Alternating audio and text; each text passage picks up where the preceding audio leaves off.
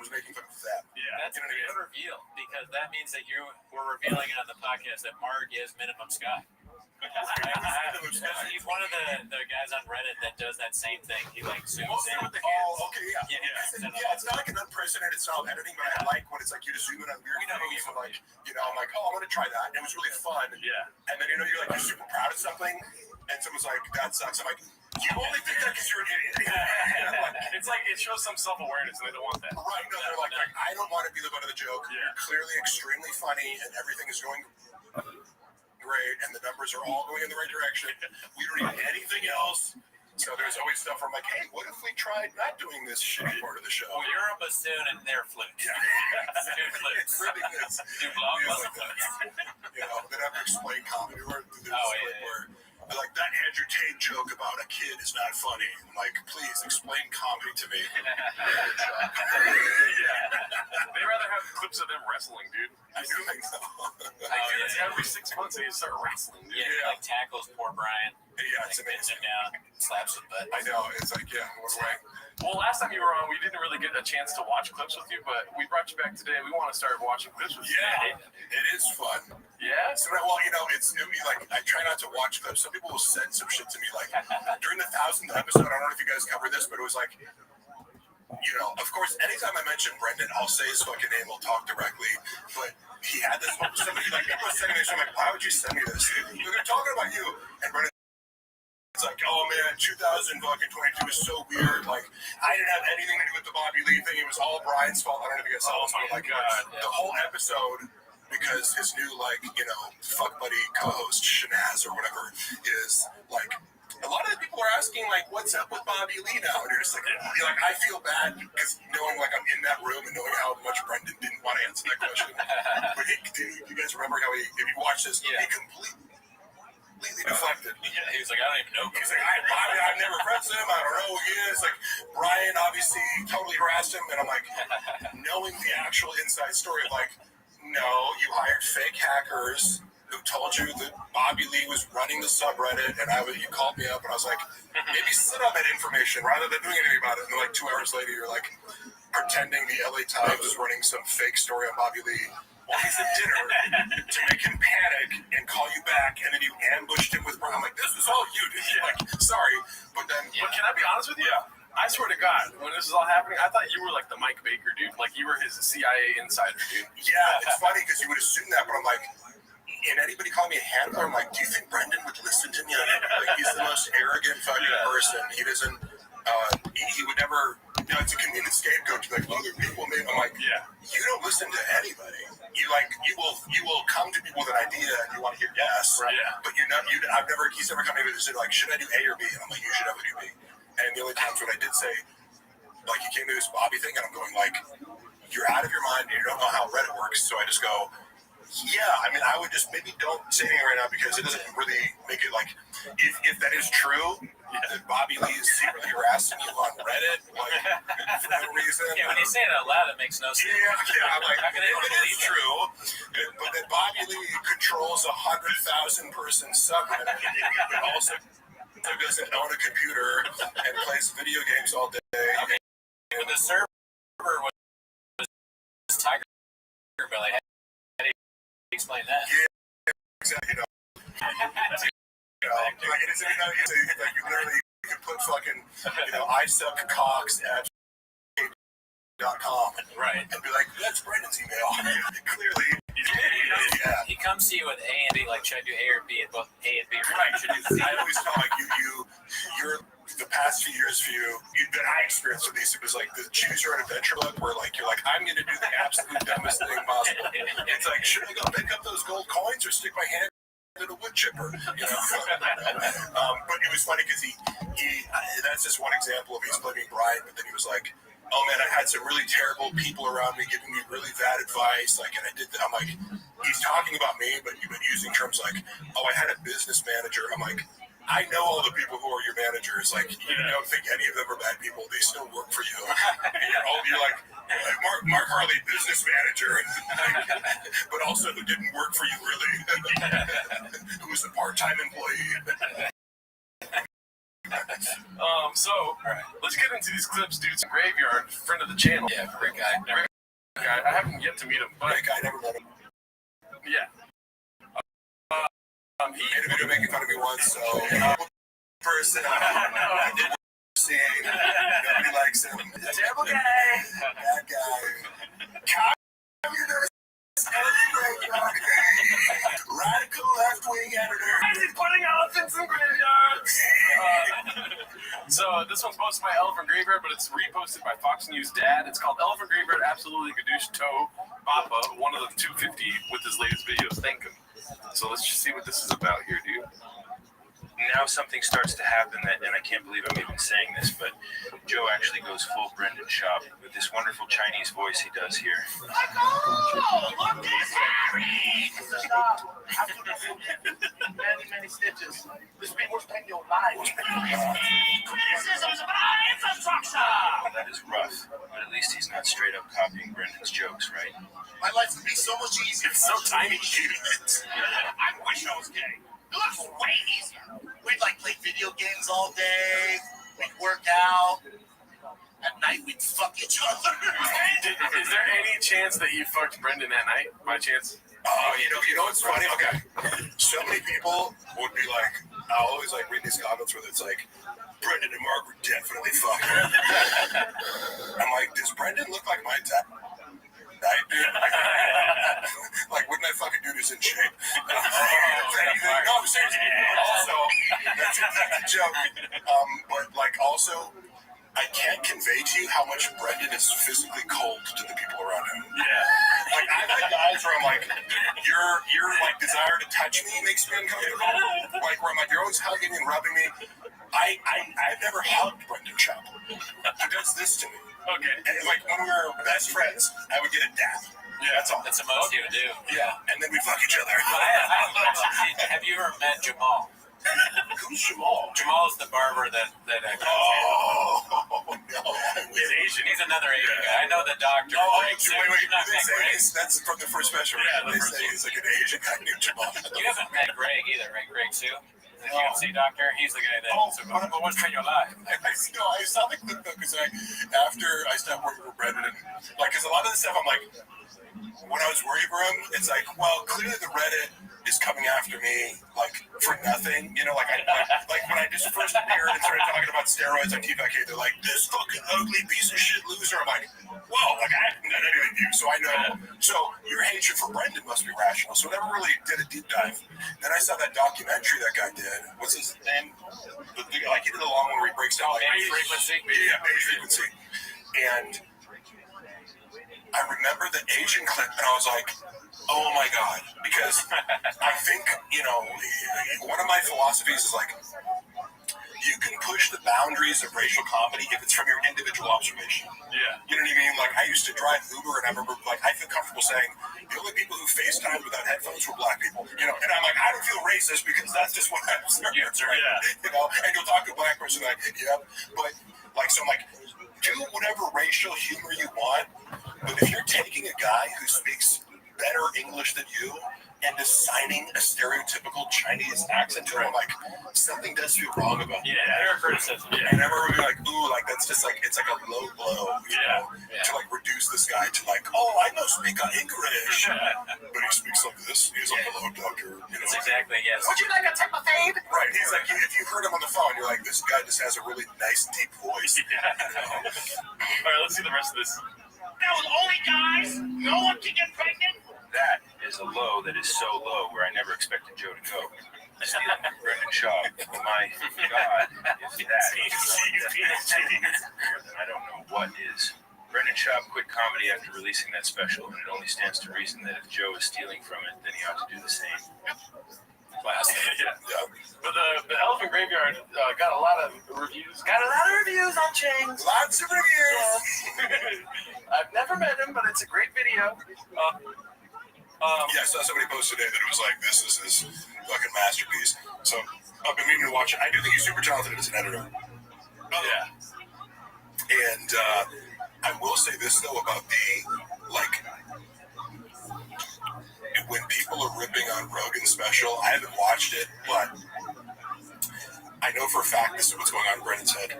He's like, see, because he has a rivalry with Joe. You guys may not know this, but like Brendan behind the scenes, like because Joe has been critical of him in private about his stand-up.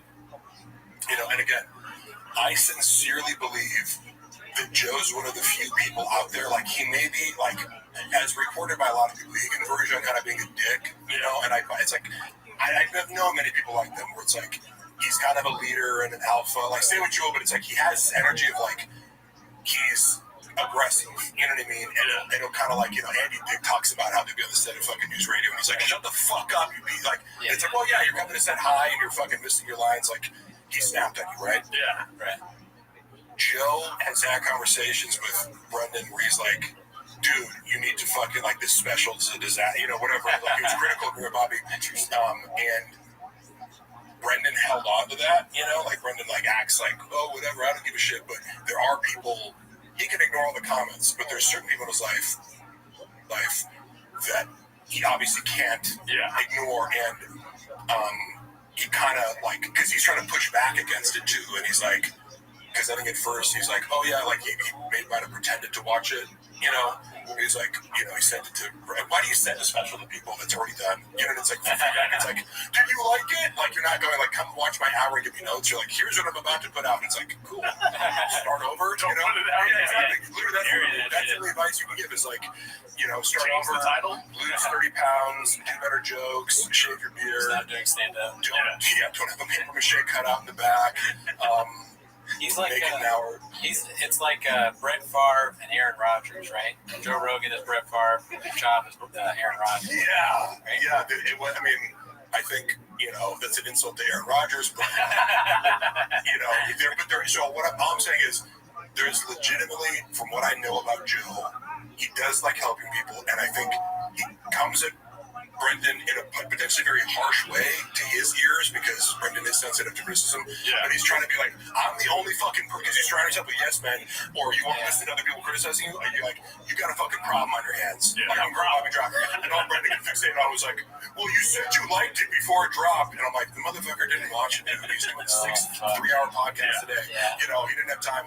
And then he sees it. It was 25 minutes, Joe. He couldn't even do 25 minutes. Why would you? You know what I mean? It's like you watch a minute of it, you're like, yeah, he still sucks at comedy. I honestly think he regressed from his first special. Yeah. I'm not even joking. And not just the production value, but like, I'll finish with this.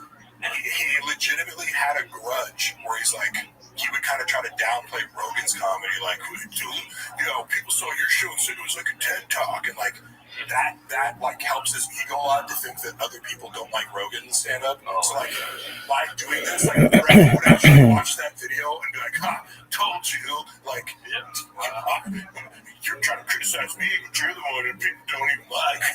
Oh my god. So he's never gonna say that in public. Yeah. But just know, for a fact, because I heard so many times, like after Rogan dressed him down for, you know, the Ringo Poppy, in private, like, I mean, it was like a, you know, a parent lecturing somebody. And it was corroborated by someone else who was in the room, you know, that I can't say who it was. At first, he lied to me about it. He was like, it was Joanna. It was not Joanna. But he held on to it for months. You know, and would like say snarky things to Joe, like passive aggressively. You know, he put out remember the Green Room Diaries? He was like where he was like, I write a bit an hour before I go on stage. You know, you work on it all week. I don't know why you feel like you lie about it. But he's doing these like city specific, like, oh, Charlotte, you guys should have a Muggsy Bogues fucking thing, whatever. He put it out, like Rogan said something positive about it, and he couldn't help but be like, oh, should I have asked your permission before that? Like, he actually texted him. My it's god. like, bro, like, let it go, man. It's Joe Rogan. Yeah, it's Joe Rogan. Brendan, can you do me a favor? Yeah. Can you show me your muscles? What do you... What the hell, dude? I know, I've been working out. I like you don't see it a lot, but like we just do 10 minutes of the show. Oh, yeah. We have all the rest of that time to work out. And every 10 minutes takes like 3 months to make, honestly. Yeah. I'm basically Truck Diaries, bro. 10 Toontown. Toontown. Defect. Toontown. I forgot I the love fucking Toontown. name. I love Toontown so much. It's like this experiment of like, it's like, I know, I'll do the most expensive thing possible for the least amount of views. I'll destroy fucking trucks for 5,000 views. What's it called? We're just kidding. That's an outfit, and Kuni is still wimp. So this one's posted by Godzilla 198219882. A Godzilla. It's called Manual for some reason. I don't know. There's a lot of posts about Manual, and they have a lot of upvotes. I don't know. Oh wait. Is that a reference to somebody sent me a picture, a screenshot of him talking shit to Sean Strickland? Because Sean Strickland is like, you gotta be fucking, what kind of doofus you gotta be? Oh, there it is. Yeah. He's like, My man, you're the only person to roll a performance truck doing a donut. If anyone needs a self-driving car, it's you. But you can't even drive a manual. You put manual. and you might have. And you put. And you read Oh, you did see that well? Yeah, manual. He's not around. That's awesome. Oh my God, you know what's funny is, so, because I saw this, I don't know, I wish I would have seen, Brendan blocked me, so I can't look at shit, but I told you guys before how when Sean Strickland came to do the Food Truck Diaries, like, he was just talking, like, now I know him more, and it's funny, but at the time, like, I was, like, caught off guard because he comes up, he's like, what's up, man? What do you do around here besides having nuts the size of raisins? I was like, okay, like, first thing you say to me, that's like opening the door for you. But it was actually very cool. Like, I was like, that's very much Sean Strickland. Yeah, it's like you got the Sean Strickland treatment. He's just like, yeah, this motherfucker, you're 5'2", motherfucker. He was on the whole time. And part of my job was to be like a liaison, like when the fighter isn't doing anything, I get to like bring them into the studio and like talk with them one-on-one. So I had a good conversation with them. Like, I do think Sean is a good dude. A lot of contradictions, and he's nuts, but like He's a rough first impression. Well, yeah. Like, He's conditionable. but knowing that, like, he went on to like win the belt and shit after that. And, like, I don't know, the whole like Brendan has his heart on for sandals. It's like, isn't that more badass? He like rides a Harley in like my outfit with sandals on. I'm like, that's way riskier than fucking having a full getup. But anyway, I forget if I told you this, but he must have cut 20 minutes out of that episode because Sean was roasting the entire fuck up. And Mr. I'll Light You Up had nothing to say. Oh, he had zero. Do you remember anything he said? Yes, yeah. He goes, he looks at the camera because he was really good to like to have this 3-camera setup. So it's like you're talking. There's a camera here, there's a camera there, and then a camera in the middle. At least like 5 times when they're outside of the food trucks, you're standing. He would turn right to the camera and like do like a wrestling promo. So he'd be like, "Motherfucker, people are soft these days. You know who's a real man? Patrick fucking Swayze. Everyone's a pussy these days. Fucking snowflakes. You need to grab your fucking nutsack, put a little hair in your chest, and he'd do these like macho, like, and he'd do it right to the camera multiple times because he'd be like talking to Brendan, and he's like, "That fucker reminds me, people are pussies these days. Fucking, what do you want? Communism and win, you know?" And it was like super entertaining. And he kept ripping on Schaub randomly. He's like, "I'm trying to put people to sleep in the octagon. This motherfucker's put people to sleep in the comedy clubs." That's awesome. So he was like ripping on his stand-up, and like, he's like, "When are you gonna fucking quit stand-up, bro? You suck." Like shit like that. Where it's just like, now you're like working there, and I'm like taking pictures for social media, like in the background, and you're just kind of like, this is so awkward. I want to like teleport out of the situation because you can't laugh at it. Right. You know what I mean? No, Like, you'll get and mad. you see Brendan like gritting his teeth, like fake smiling at him, like trying to, but he had nothing to say in response. No comment. And later he was talking about how pissed off he was. He was like, I was ready to jump over the fucking table and beat his ass. And I'm like, it's funny because he beat the shit out of Israel Adesanya. So like, I don't think you at 40 who never trains would like really stand a chance against, like one of the best fucking strikers in the entire UFC right now. But okay, tell yourself whatever you want. Now I kind of want Sean Strickland on, but I'm worried that he'll make fun of me and you, Chardo. I mean, I'll take it. I'm not going to fight back, dude. I think it's all good fun. It was just a little jarring because like MMA fighters are so respectful normally, and I got to meet so many of them, like Cheeto Vera and Alex Volkanovski and Tim Kennedy. All these guys are so nice. You know what I mean? Like, there's not a lot of personalities like Sean Strickland, but but that is just his mode. Yeah. But when somebody you're like it's like 9 a.m. I just showed to work. Some guys like calling me fucking tiny nuts. It's like that's interesting, Yeah. So it's like a little bit like it shook me up, but then I was like, okay, he does that. He just ripped on Shop for fucking 20 minutes straight. So Yeah. Call Cooney small teeth. Well, maybe, but also I have a hairy chest, so maybe you said you like to put hair on your chest. I got that already. yeah, I think he has real disdain for influencers. That seems Oh, like okay. the target of his yeah. He's like, So fucking influencers aren't human and this and that, but Like Shop. Yeah. no, yeah, I mean, I could see like my takeaway from that, where he's like preemptively going on his page to fucking shit on him is like, I think Sean has disdain for him. Yeah. And I think he kind of puts him in this because like Sean's one of these guys where like he has millions of dollars now, after doing like a pay-per-view with fucking what's his face, TDP. Yeah, how does he dress? Yeah. He wears Wranglers and fucking Walmart t-shirts. Yeah. It's cool. So this is another post about manual. So I think they're really running away with this. As you can see, it's posted by Slipstream Daddy. It's called What's a Manual, and one has a sombrero. That's Manuel, as you can see here. This also has Pun Hub at the bottom here. Right. They got the one on the right illegally. It's keto, man. Keto bitch. Yeah, you got Manuel fool. This is hilarious. How did I think of this? Yeah. It is always amazing how the crowdsourcing of comedy that PFK works is. Yeah. So there's a lot of manuals, so that's what I was asking. I didn't even see that comment though, so I get it now. Yeah, somebody said that to me, and I don't know. It's just funny because it's like, bro, you didn't have any of that energy when you saw Sean Strickland in person. No.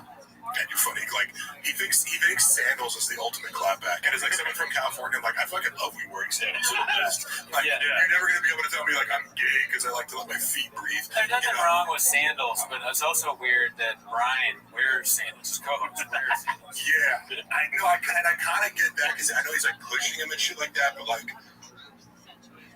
it is like I kind of get that it's like, hey.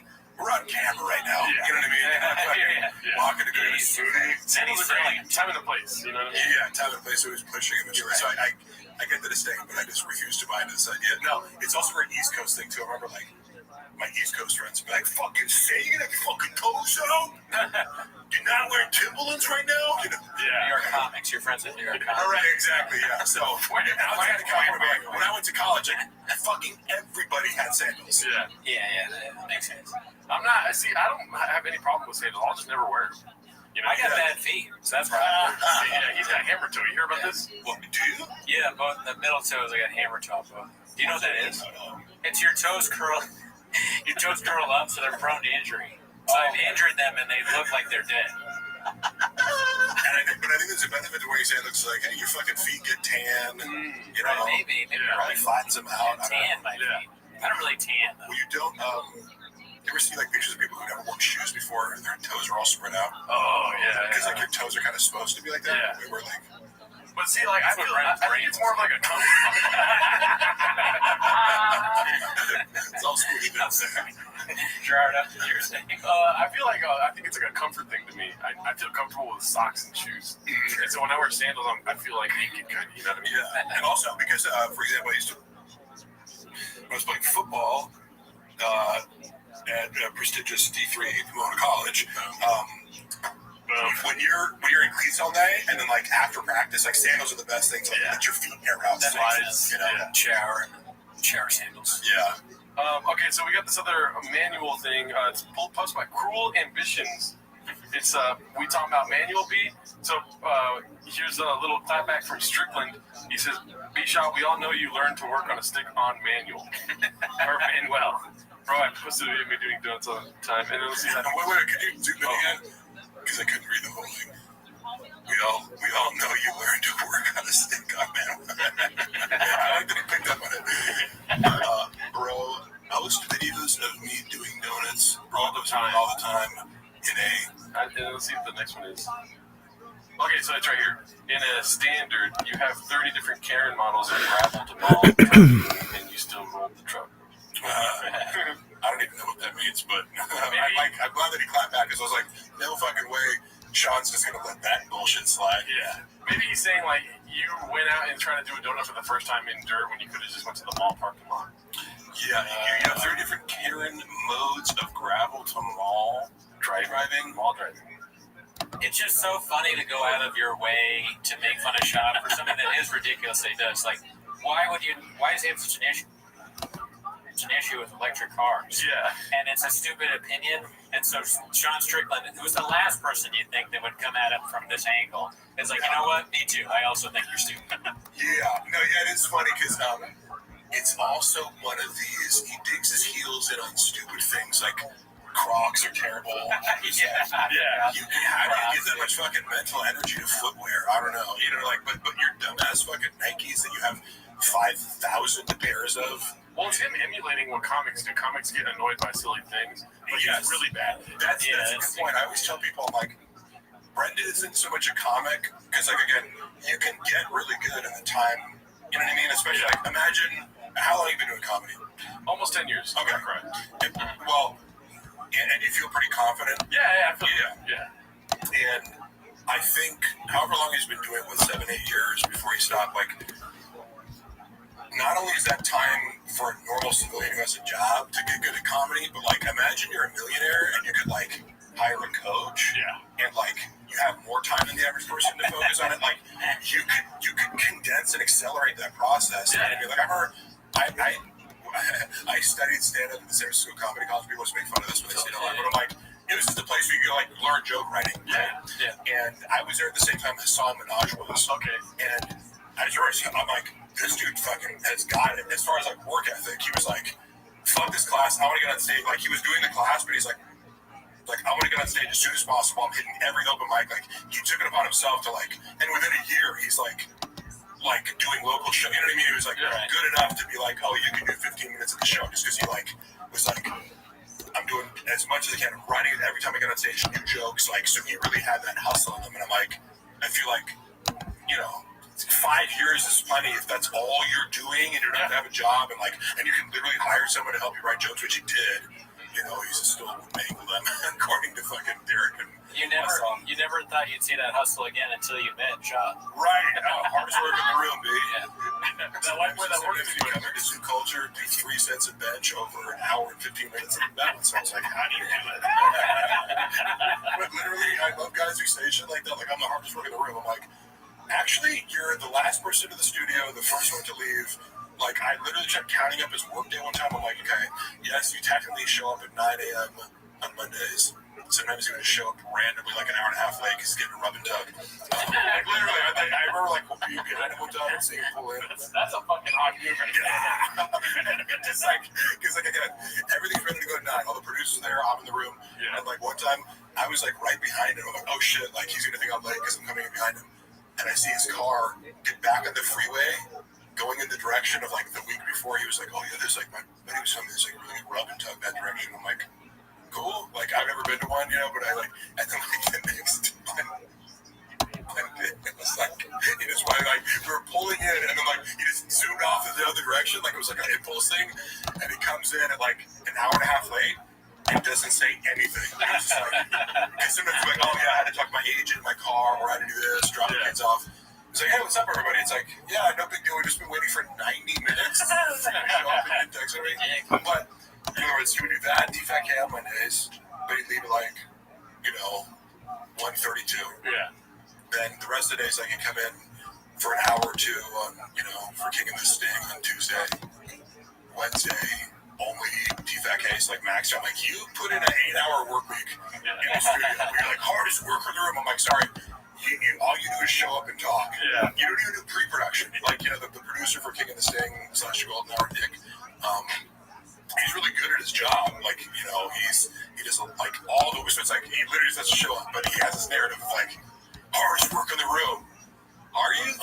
Like, in what way? By the way, Brendan, I'm going to start showing up an hour and a half late. Yeah. I heard about a rub and tug I over. did not mention it. That was the funny part. It's like, hey, what's up, guys? It's like, hey, am I allowed to ask you where you've been? Or? Okay, so this one's posted by Confidence Search 8648. It's called Former Professional Comedian Watches Videos of People Falling Over. Warning, redacted.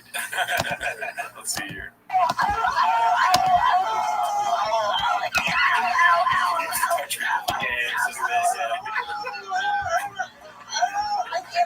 Oh, that's the bitch who fell in. Classic. Oh, sorry. He's laughing. I mean, it is a funny clip. He's laughing like a fucking retard. Yeah. Sorry, like a redact. He's laughing like he's got his favorite shoe out. He's got a drink in it. He's just taking a piss with it. But I love. Don't you love the? Look at this athleticism.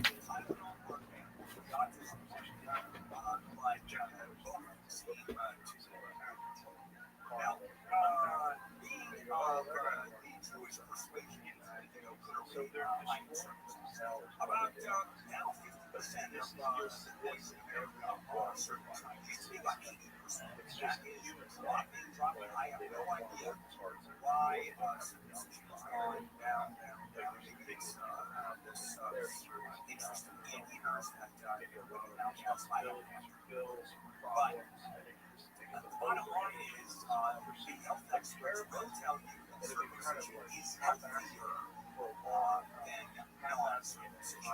That is the you look at all those things. What we're getting to that is great type of studies. For example, the anti-vaccination, they point to the thought is criminal. Vaccines, there was one study, one doctor, and he came up with all of these figures that later on he made them up. And he lost his license to practice medicine. And that is the basis of vaccines and autism. There have been dozens and dozens of studies that said exactly the opposite.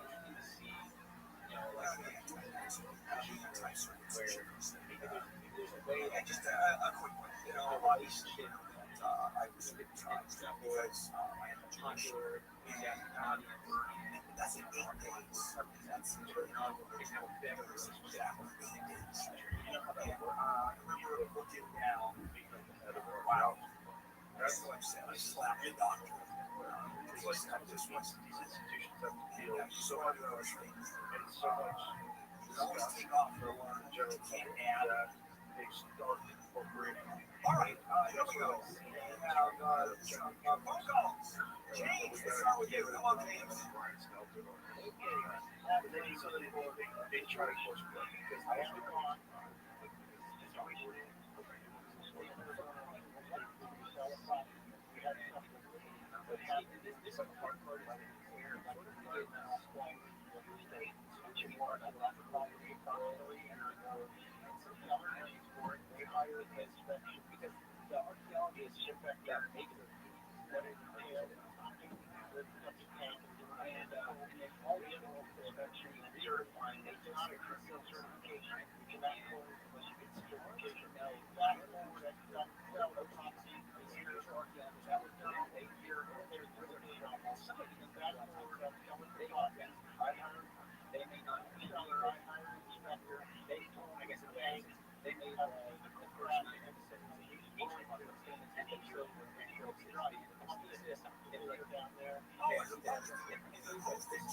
In there and do some physical inspection of a septic tank? No, you're not required to do it. It's not.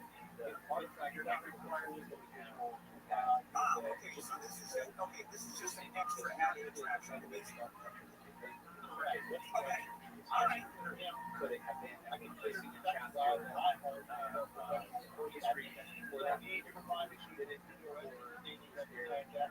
There's some cross in there. There's some hard things that cost $200 to insert. And I have to cannot as a brand new property which is certified and they couldn't come out and yell and get hurt guys and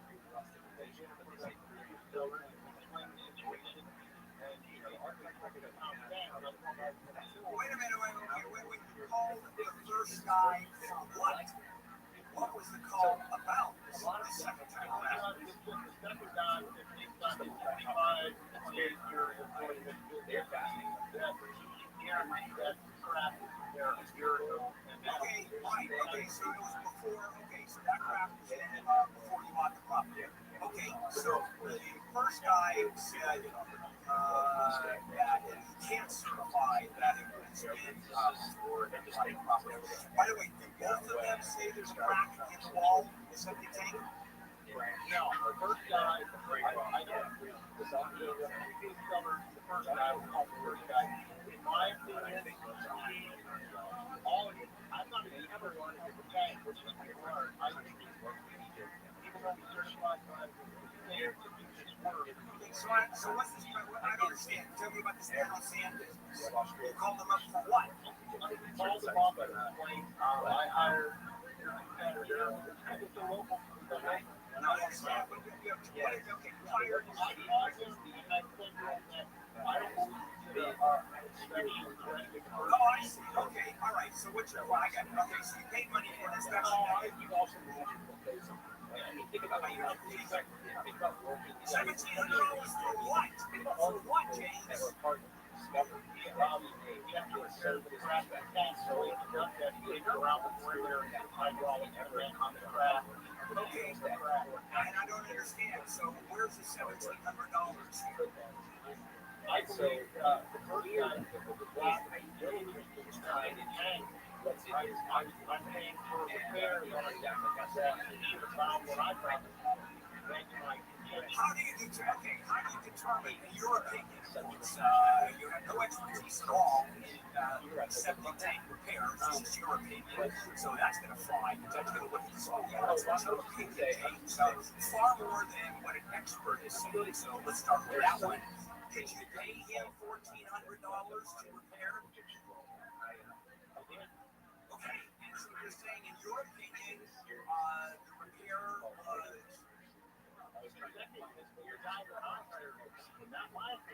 Okay, got it. All right, so you want to sue, this is okay. So you want to sue the first guy, right? Okay, so you're going to take him to court for $1,400. Second guy says he shouldn't have done it or he did it wrong. And first guy says, yes, I did it correctly. Okay? It depends. It shakes out which one the judge is going to believe. That's it. Which one is the judge is going to believe? You have two certified people. One says one thing, one says another. I shouldn't have paid the $1,400. Yes, you should have. Okay, there's the judge. If I'm the judge, I flip a coin. Where else do you know that? Absolutely no idea. This is animal law. The law. This again is federal. If I do so. No, this one. Here's the latest. U.S. troops are arriving in Israel as part of the ceasefire agreement in Gaza. More than 40 studies have found that GLP-1 drugs like Ozempic and Wegovy could be used for treatments for alcohol and nicotine addiction. And the Pasadena Public Health Department has reported the city's first case of West Nile virus in a human being.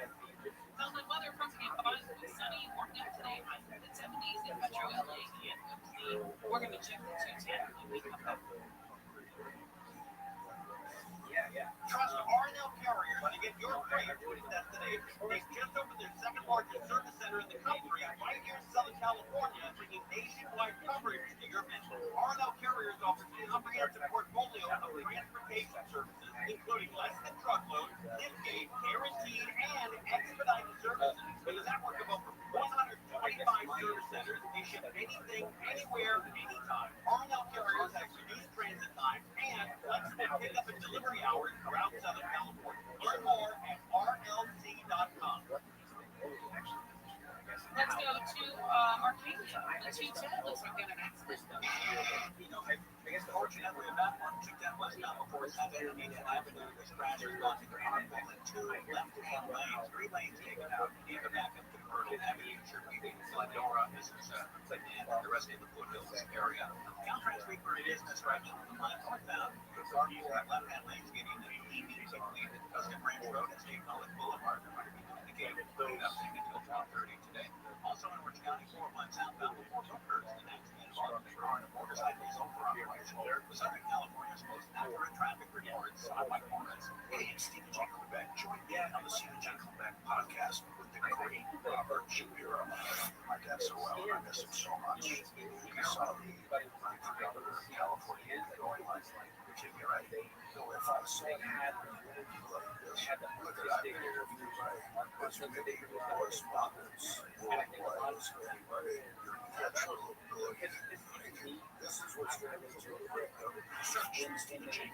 Podcast and listen now. This report is sponsored by Mothers Against Drunk Driving. For victims of drunk and drug driving, our prayers are with you. But you are not alone. You always have a place at Medic. Call our 24-hour victim helpline at 877-MAD-HELP or visit mad.org. Your house was made out of cheeseburgers, and I walk by, you would definitely have some serious structural damage. All that needs to be before the bug ban. Those termites swarming around your house right now, dive in and take a bite, poo, or they will cause damage to your home. And this is why you get termite inspection every single year. The bug ban is offering free termite inspections. They can get rid of all termites without cleansing and without a repair any damage those nasty bugs cause. I know this personally because I've used the bug ban at my home for the last 8+ years. The bug ban is family-owned. I've surveyed Southern California for over 66 years to protect your home with a free termite inspection. That's right, free termite inspection. Now, how to give yourself and save the bug ban? Call today. You'll also receive a 60-year maintenance program with a complete inspection service. For your free termite inspection, dial pound 250 and save the bug ban. Dial pound 250 and save the bug ban. My fantasy team needs a quarterback, a running back, and anyone who can stop the tush push. And now the top 5 reasons to visit Morocco. There are 5. Get blasted with the $200,000 cash blast. 10 rewards card players will win up to $500 every half hour. Friday, 6 to 11 p.m. Number 4. Big screens, fantastic food, ice cold craft beer. Football has never tasted better at Mosin and Cyclone Bar. 3. More than but a good time. French Michaels fly to Morocco for his only SoCal show, November 21st. And number 2. An espresso machine, cash, or other prizes. Just earn 3,000 points on your rewards card and get that week's prize Fridays in October. And the number 1 reason. We're giving away $10,000 cash to one rewards card play October 26th. Play your favorite slots for entry. Morocco Casino Resort and Spa, celebrating 20 years of good times. If you've been thinking about selling your home, or you've heard about Seller's Advantage on the radio, or seen them around town, you might be skeptical, wondering if they're just another shady company trying to take advantage. That could be further from the truth. Seller's Advantage has been blocking bids for sellers in Southern California for over 20 years. They hold an A+ rating for Better Business Bureau, and there's a reason they have some of the best reviews in town. Seller's Advantage will give you a competitive cash offer that can match what you end up with after paying for expensive repairs and feature conditions without the hassle of facing your home. Plus, they take pride in buying on your terms. If you want to sell your home, they call Seller's Advantage for no obligation offer. 888-321-AS-IS, 888-321-AS-IS, 888-321-2747, sellersadvantage.com. Don't worry, self-happy with Seller's Advantage. DRE number 01961658. Do you find yourself asking questions about technology? Rich DeMuro here. Join me for Rich on Tech, Saturdays at 11. What is the latest and greatest, or even not so great? Anything from home electronics to your mobile phone. Rich on Tech with Rich DeMuro this morning at 11 on KFI and on demand anytime on the iHeartRadio app. If you're injured and need a lawyer, go to handleonthelaw.com. KFI AM 640 for stimulating talk.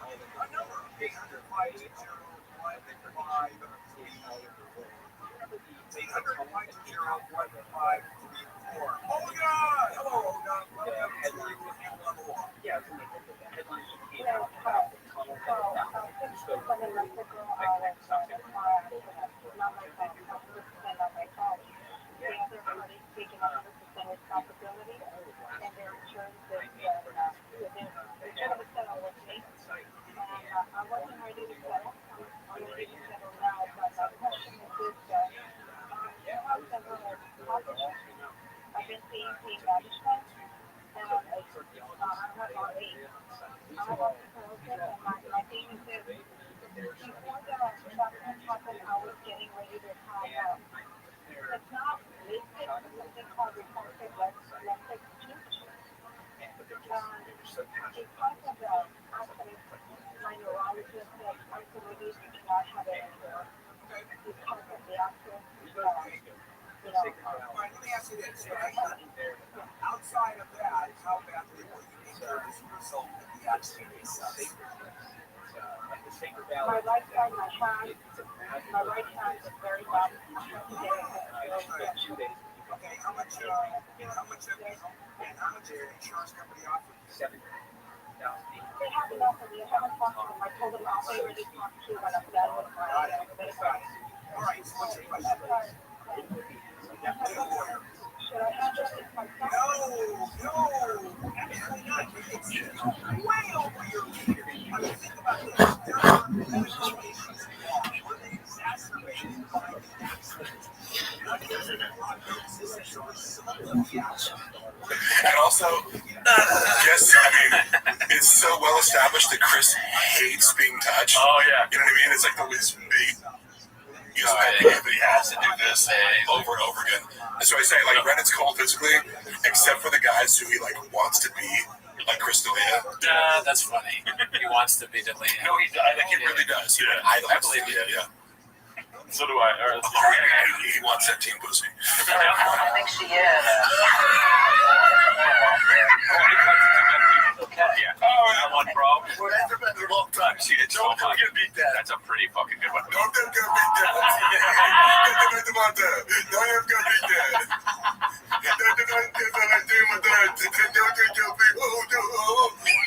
That would be kind of a funny show, just to show him the lips and have him react like a child. Child's toy. Yeah. I mean, I think that would do better than what he's doing now. Charlie bit his finger. Yeah, they should show him Charlie bit his finger. That might be too high. Too high. All like 2006 YouTube videos. Why don't talk about this?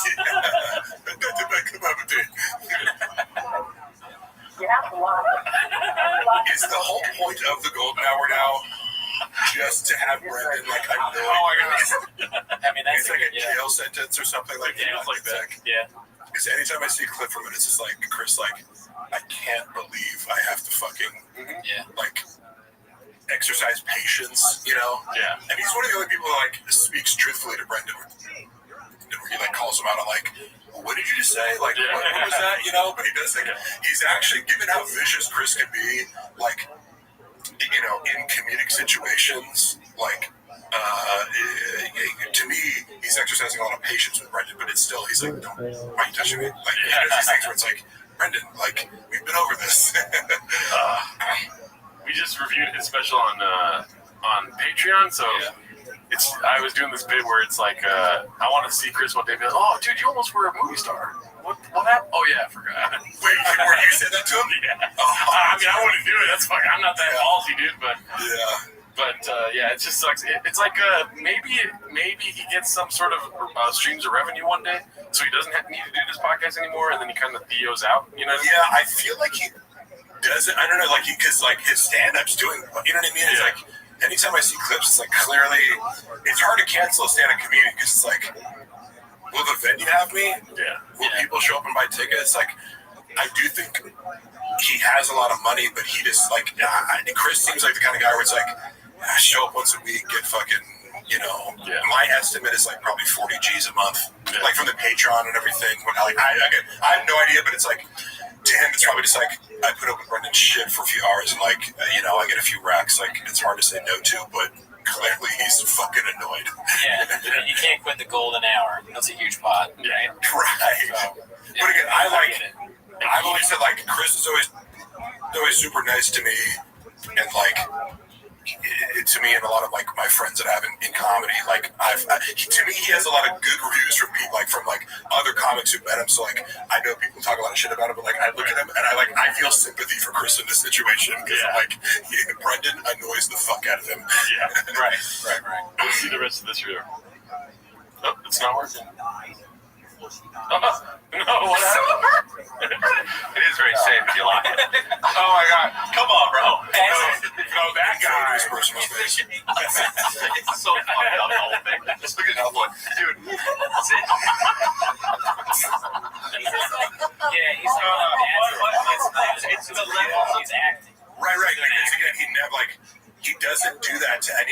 Like, you'd never be laughing with, like, you know, again, because we were, you're Brendan's gay lover. I'm like, bro, I wish.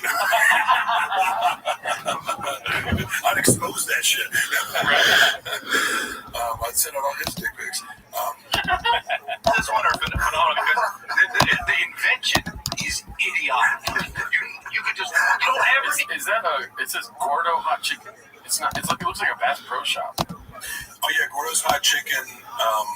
They did a food truck diaries once. Oh, see, we got the expert here. Yeah, I was there, baby. Those guys are really cool, actually. Do we have any questions? Yeah, I got the inside scoop. Yeah. But what is this? What is laughing like this? It's so performative, right? Yeah. Like, and I'll say this. If I really feel a laugh, I try to like not hold it back. You know, like if something strikes you, a lot of people accuse me over the years of being awkward, but it's like somebody said something random and like nobody else thinks it's funny, and I'm cracking up. And I'm like, I don't care, dude. I'm not going to stifle a laugh because nobody else is laughing. Thank God for you. That's what comedians love. No, seriously, because I'm like, bro, this is fucking funny. Like, if people do feel self-conscious about laughing sometimes, and it's like, Fuck that. who fucking cares? If you think it's funny, laugh. This is so like, it's like, like, look at me, I'm laughing. Real. It seems like low budget anime laugh. You know what I mean? Right? Yeah, dude. Where his arms are moving. He's just like, let's see.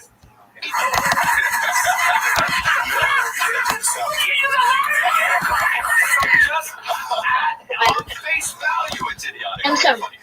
Yo, dog, you gotta be 18 to be in here.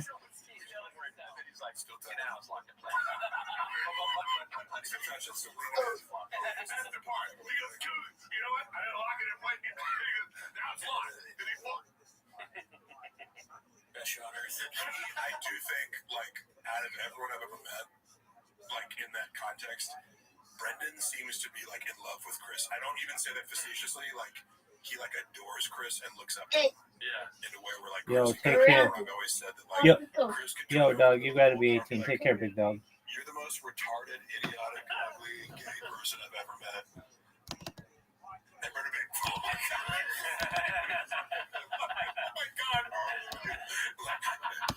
Chris is like, no, I'm dead serious. Like, please don't ever talk to me again. He's like, Chris. You know?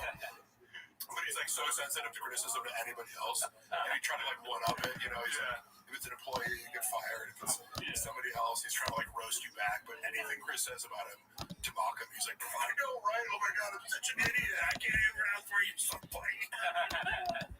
Weird. Yeah, dude. But that's it. He's sensitive to like social hierarchies. Yeah. So like if he perceives you as like, you are richer and more famous than me. Yeah, it's like he lives in the medieval ages, dude. Yeah. Like, I am Brendan. Yeah, so I'm Brendan. And so, like, even though he would tell people I'm his good friend, but it's like he still very much treated me like I'm way beneath him. Yeah. You know what I mean?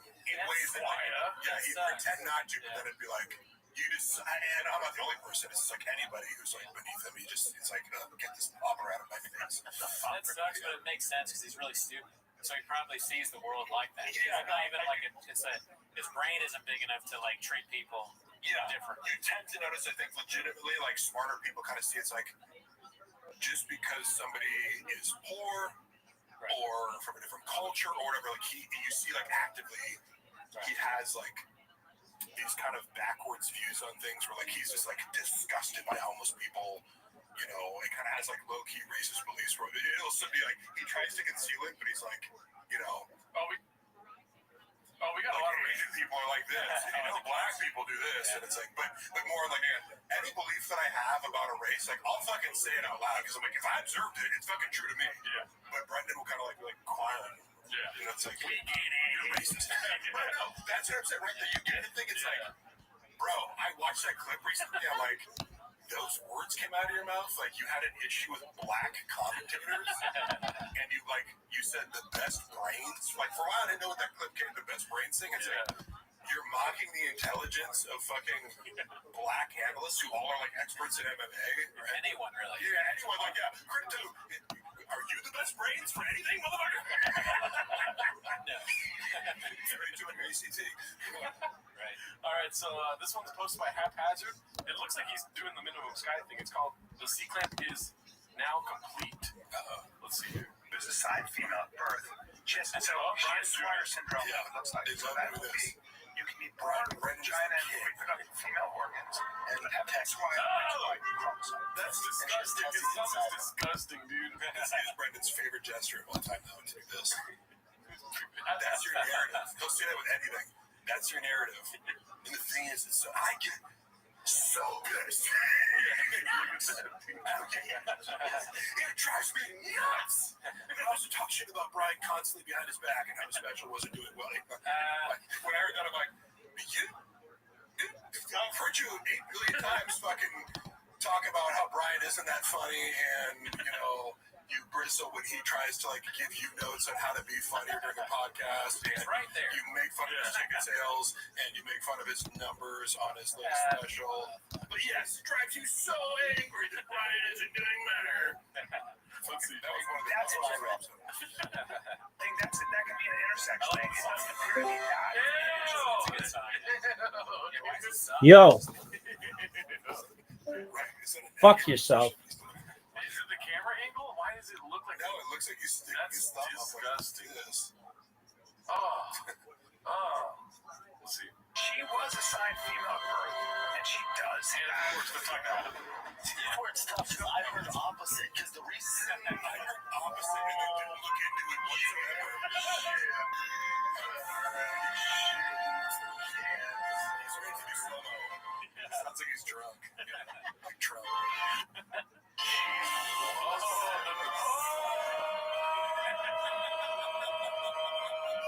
Electricity.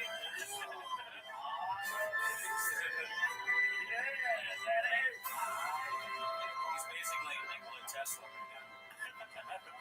all it was complicated. And here's the thing. And what I like is how people always like, it's like, if you know the topic, and of course they like, if you had bet $1 million, are they going to talk about this Amin Khalifi girl on their podcast? Of course they are. Like, they could avoid it. And he's still on there going, well, I heard that. Did you read anything? Where are you getting your news from? Some dude at a bodega? Like I overheard while I was getting to Starbucks. Like, It's kind of, I was like, oh, cool story. Make my frappuccino. yeah, like you had no curiosity to look into it? Because, like, I looked into it and I'm like, yeah, first of all, you have to discredit, like, she's not trans. She was born a female. There's this rumor out there that it might have been XY chromosomes, but then you would look for the source of that and find out maybe that's unsafe. Like, it doesn't take that much research to get a complete grasp on the situation. You know what I mean? 5 minutes, and you lack the fucking curiosity to be like, to go beyond, I heard this, and I'm talking on a podcast about it now without the most basic information. You know how we solve this problem, dude? How? Is before the podcast, he gets the rub and tug. We've got to make sure that lady knows all about the news. It just Because it is like, like they'd say with Trump when he was president, like they have to like trick him into like studying. And I've also, to be fair, I've also heard this about Kamala Harris. Like I don't think Trump is like uniquely like doesn't like briefs. Like Ronald Reagan apparently didn't, and Kamala is like notoriously bad at prep. But like that's a funny point because it's like, how the fuck do you get someone like this to concentrate? Just enough to be like, I want a definitive answer. cut out the middleman. Have Brian give him some rub and tug. Brian reads a lot. He knows how to say Afghanistan, that's for sure. Yeah, I feel like it's just funny between the two. I was always like, and I love Brian. He's always been very kind to me, and I also just appreciate like what he gets wrong or not, whether I disagree with him myself. He is curious. You know what I mean? He will go out and actually read something and like be able to admit when he's wrong, etc. So like I still keep in touch with Brian, and I just the chasm of curiosity between them is astounding. And Brendan will often like shit on him for like, I remember this one time he wanted to talk about like I just did LSD for the first time, and Brendan was like, dude, shut the fuck up. And so I'm like, that's fucking interesting. Like, I want to have this conversation. It was just like, bored. I'm like, dude, you have no curiosity about the fucking, one of the most like talked about drugs of all time, No, it's not a truck. He talked about trucks. Exactly, yeah. Drugs, shoes, clothes. Fish cars, kids. Fish. Yeah, how's that fish thing? I don't really keep up with all this shit. Like I'm not sitting here watching all like occasionally check out shit on the subreddit. Right. But And, I don't watch full episodes of TFAK, obviously, because Brendan's voice is just now too irritating to me. But I think the fish is the T-ball's cutting into the fish now. right, Yeah. but it's fun. Like, I don't think I've ever seen someone make things so much a part of their identity. I'm sure this archetype exists. You know what I mean? I'm not saying he's the only one. I'm saying I've never got to witness it. And then I was also like this whole, TFAK that like makes sure you don't miss it and finds all these patterns. But it's like for like 6 months, fish was his entire identity. Yeah. And then it's like, when was the last time you fucking brought it up? Well, a flute's a flute, man. Yeah. Flute's a flute. I don't understand. What the fuck? You gotta hit it with the bass. Boom, boom. This is great. Okay, so we got so many more clips left. This is posted by Toxoplasmosis. It's called Africa with a Gold Medal. Oh, you guys want to make a guess? I was gonna say something bad about Africa. Maybe this is where it starts I getting remember, and you guys remember the clip where he's like, Chris D'Elia and whoever else was there had to correct him on Africa being a country. He's like, it's a country. Yeah. And they're like, no, it's a continent. There's other countries within Africa. And his example to rebut this, he didn't just go, oh, yeah, you're right. Yeah. Like, because it's okay to make a mistake. You're like, sorry, I meant a country. Yeah. He took down on this idea, and he goes, no, it's like the United States of America, but then you have, like, Minneapolis and Denver. It's like, those are cities, motherfucker. Like, you're not even making the next appropriate analogy, which I'd understand if you felt like Africa was like, the United States of Africa and fucking Colorado was like Zimbabwe. But you're literally, like, confusing different cities. These with the country. Team's fault. Yeah. Like, so it's just like, it took like a good few minutes. I don't know if you remember this clip. Yeah. They had to like break it down like he was a fourth grader. Yeah. A dumb fourth grader. Because every fourth grader knows Africa's not a country. All right, let's see what this is about then. Fuck is MMA not the Olympics? I mean, it's 100%. It's also an international sport. And people will say, well, that's because you can have Volkanovski represent Australia because he's a pro. Well, the NBA does it. Yeah, LeBron's a pro. They're in the Olympics. This is one of the reasons I don't think Dana and a lot of, maybe not the other leagues, but maybe the UFC doesn't push for it. Because think about it, Francis would represent Africa. So John Africa. And the UFC wouldn't benefit from it. Oh, man. He's still doing the same shit. That is so funny. Fuck, dude. That brought me back in. Oh, man. No, yeah, because it is funny where it's like, this is, like, again, what I mentioned before, like, I'm like, Brendan doesn't listen to people. Like, anytime somebody calls me a handler, I'm like, a handler would imply that you're ceding control to someone else over major decisions. Yeah. Brendan can't even listen to somebody explain that Africa is not a country. Like that was broken down to him relatively recently. Yeah. I already forgot that. And he like, don't you have these moments where you're like, he must be trolling us? Yeah. You know what I mean? Like, he must be on some level. And I do think, not that this is an example of that, but it's almost like when Chael will say, like, Makalchev. I don't know if you ever, like, Chael Sonnen gets names wrong, but he knows that people engage with it. Yeah. So he'll be like, Islam Makalchev. And he like doubles down on it and be like, he drives people nuts with the comment more. I don't think Brendan's that smart to do that, but, like, sometimes it almost, like, people get things wrong. I have a friend who says, he's a smart guy, but he says, rather instead of either. And he goes, you either want brownies or cookies. And he'll say, you rather want brownies or cookies. And it happened too many times where you can't be like, I guess if you called me Mike 30 times in a row, I'm like, I can't be like, hey, for the past 2 years, you've been calling me Mike. It's actually Mark. Like, I can't correct him. And it's kind of a power move. So I'm like, I wonder if Brendan does this as a power move to be like, I'm gonna keep calling Africa a fucking country, and you're not gonna do shit about it. Oh, John Africa, dude, that's so funny. South Africa. What the hell is John Africa, bro? Where the hell is South Africa? All right, so this is posted by Icarus Lives. It's called It's Tricky. I don't know what it's about. It looks like it's from a while back. Let's see. That was Chateau Marmont or whatever. Yep. You stay at the John Belushi. Chateau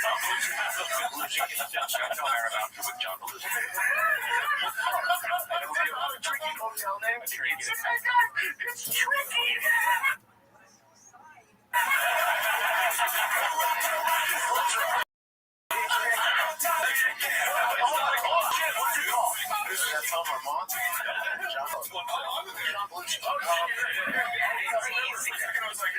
there.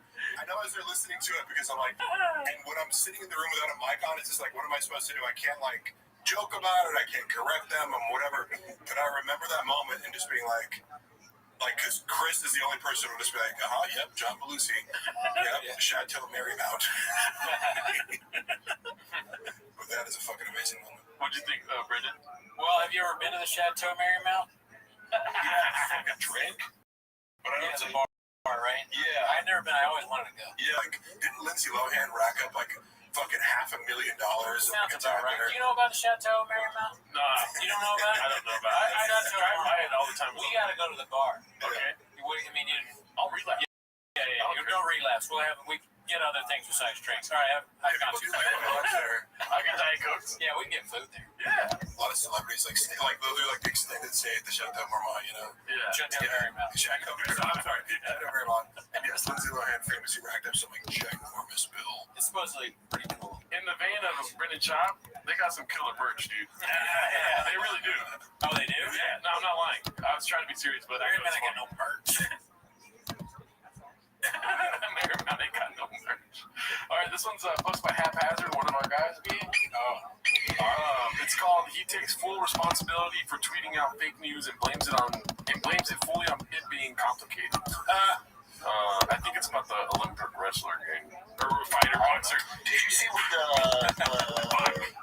even I tweet this out, where it was male boxer competing in female sports, and they get super complicated. You can go down a rabbit hole, dude. I went down the rabbit hole. What do you think? This is interesting. Technically, she was born a male. So technically, she was assigned female at birth. No, She has Swire syndrome. It looks like so that would be you can be born. Technically, That sentence is so funny.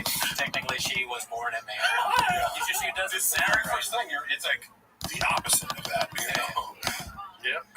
Female organs and XY chromosome. Yes, and she has testes inside, right? That's what I read. That can be an intersection thing. It doesn't appear to be that, but she was So does she have a cubby? assigned female at birth, and she does have female.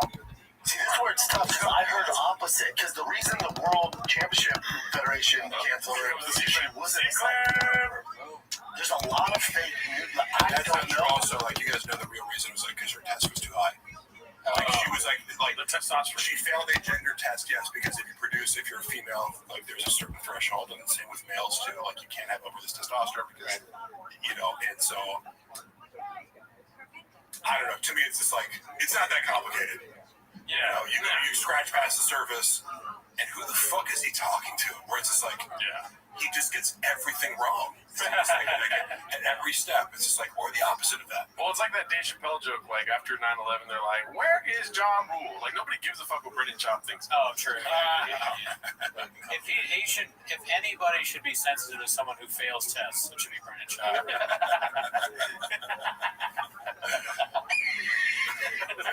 It's one of these. It's also like to me, it was a really interesting litmus test of like, depending on your political orientation, and I try my best to like if I see a story that's divisive, I'm like, okay, what's Charlie Kirk and Ben Shapiro saying about it? And what's fucking Kyle Kalinske or something like some progressive source of news? Like, you could totally get two complete different sides of the story. And this was like a great example of that, where it's like, if you're on a right-wing media site, it's like, the bitch is a man, she's trans, she has XY chromosomes, she shouldn't be competing. And then the left is like, she was born a female, there's no wrong, she's fucking just as much, but a little bit of research, you can just be like, all right, yeah, okay, it's controversial, it's a slightly ambiguous, but like you can find out everything there is to know that anybody knows with 2 minutes of research, and clearly, like, I just want to know who are you talking to? I heard from who? Yeah, who were you listening to? Yeah. God damn it. Probably. Oh, there was last week where he was like, because something about the right wing. Because I'm right wing. Like it's gonna be a big deal. Like it's gonna be a fucking New York Post headline. Brendan Chop claims. Oh, you're saying you're imitating him? Like he's right wing? It's like he said that. Yeah. No shit. But he also is like. He feels like kind of sensitive about it. It's like, bro, like you're like a race realist. Nobody gives a fuck. Also, guess what? Nobody gives a fuck. Like half the country, fucking, you go travel around. That's one of the things I realized, like traveling around them. It's like it truly is. Like there's so many people who are conservative in most places in the world. We live in a bubble here in LA, but the truth is, most people are moderate or conservative. And Joe Rogan kind of represents a lot of that, where it's like you're not maybe voting for Trump, even, but it's like half your views are kind of conservative and maybe some are liberal. I don't know. It's just, he acts like it's like, bro, fucking lean into it more. You'll get a bigger audience. I know you're trying to be bad about it. He grips. He wants to grip. He just doesn't know how. We live in Seattle. Right. I mean, this is the problem. All this is the problem. Even I tweet this out. It's tough because I think, people on the right, I'm right. That's what I was talking about. That's all. Yeah, That's right. funny. Yeah. Like, it's going to be a big drop. Yeah. Sensitive to men transition to beat up women. That's not right. This person didn't have the decision, but they're getting lumped into that toxic, horrible shit. It's a bummer. Even I tweet this out. That's why I like how he lands on this, like, it's so terrible, but it's like, you were just spreading misinformation because you're too stupid to do the research. And so when you say, like, he's doing this grift, it's funny because, a lot of these guys on the right who maybe you could label as grifters, like, and I'm not saying, because I think the word grifter is thrown around a lot, where it's like, you're really misrepresenting your actual beliefs. I think Candace Owens is actually conservative. I think Steven Crowder is actually conservative. I think Ben Shapiro is actually conservative. You may think that they court controversy with their views, but I think they're all sincere. Say what you will with these people. Steven Crowder is pretty fucking smart. Candace Owens is pretty fucking smart. Charlie Kirk is pretty, so I'm like, he would if he could, but it's just like he doesn't actually have the intellectual capacity to like hang with the best right-wing grifters. Sure. And you have to be able to debate these people on the left, and he can't even get basic facts straight. I mean, we saw what he did with Tulsi Gabbard. Wait, what did he do? Was she on? Yeah. Oh, I should watch that. Yeah. Ben Shapiro on that would be great because he went to Harvard. The job, that'd be something. But I was going to ask, how did they get into it or something? From my recollection, he basically just claimed that the Democrats tried to kill Trump, if I'm not wrong. Oh, they're going to try to kill Trump. He was like, that was a prediction. Nostradamus. So let's watch what we say about him, because he might claim we're going to this. I'm super quiet about it because it's different because she's not taking hormones and trying to turn into a man, right? She was born with it. And then if you're just talking about advantages you've had when you're born, well, Michael Phelps was born with bigger lungs. He has 20% bigger lungs than the rest of Brittany Griner. I don't know what you do with super Even I tweet this out. But the problem is the right is like, look, they're doing it again, which we all thought. They're like, look, it's a male that can hang as a male boxer being females, and then you're like, oh, but because we're so triggered, we see the left push of that agenda, we're like, oh, hell no, and you fight back on that, and this poor girl's like, no, hold on, I'm not that. And also, I thought and have some like winning career. This is recent. She's coming into her own. I'm kidding. And I don't think it helps to make fun of her, and I don't think it helps to say that you're trans because she's not. Even I tweet this out.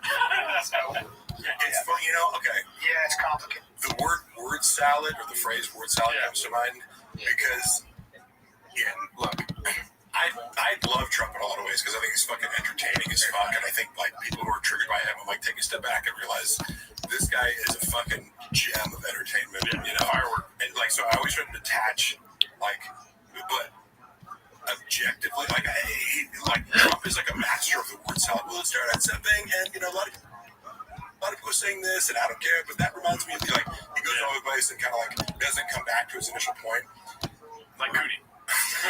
Hey, it's complicated. But that too was such a red, and people will accuse me of that. I'm like, name one. Like I get defensive about it because I contend that I'll go on tangents, but I keep my original point in mind and try to come back to it.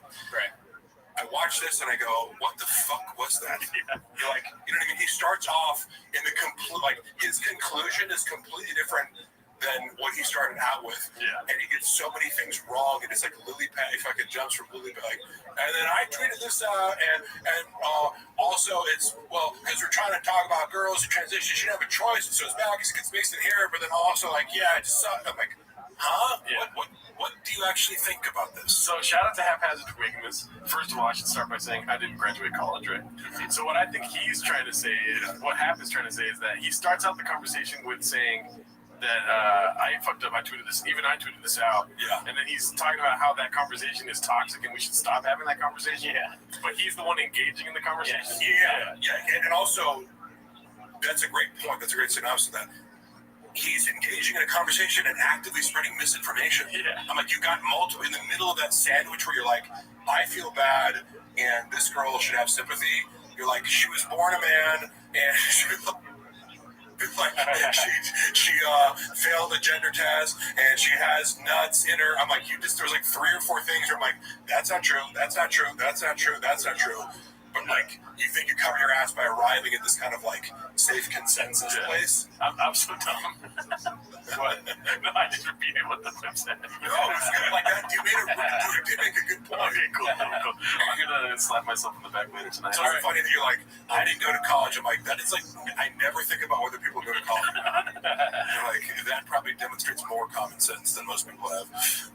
So I had the chance to graduate, just chose not to. I put a Sharpie in my butt. Here's the post by Real Steven Smith. It's called Somehow I Don't Think This Is the Reaction Toe Was Expecting. Don't Want No Short People Around Here. So this one got a lot of likes over the last week. I don't know what it's about. I've never seen it. Netflix special that's live Saturday night from San Antonio. It's tight now. So I'm very happy with it. 4.9. Joe Rogan burned the boats review Netflix special relies on same old COVID and gay jokes. Joe Rogan burns the boats with self-stop provocateur jokes filled stadiums too late. Joe Rogan is a cyber joke of comedians. Joe Rogan is weirder than J.D. Vance and gay sex obsessed. That's a great headline. Joe Rogan covers a little boring showcase for the Dunning-Kruger. This is my favorite one right here, guys. These headlines are great. Now, I feel like I never trust it when people write shit about Joe Rogan. I'm always assuming like you have a vendetta against him. And I haven't seen the special, so I'm going to reserve judgment about like whether or not this is appropriately harsh. However, some of these fucking headlines are creative as fuck. Yeah. Dunning-Kruger effect. So the guy's dick's on his phone. Do you know about that? So one thing I will say, I might have mentioned this before, but like Brendan's whole take on like I don't read comments. Yeah. Comes directly from Joe. Yeah. And working for him, I kind of like came to this conclusion that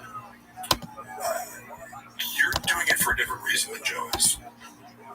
We could watch all this and like everyone in the world can hate Joe Special, and he's still sitting on $500 million. Whatever the fuck. So it's like there comes a point where it's like if you've reached escape velocity from the atmosphere, or metaphor for the comment section, it's like you legitimately like it doesn't fucking matter what you put out or what critics say. You're going to keep generating a ton of money, and people are going to like just based on your podcast.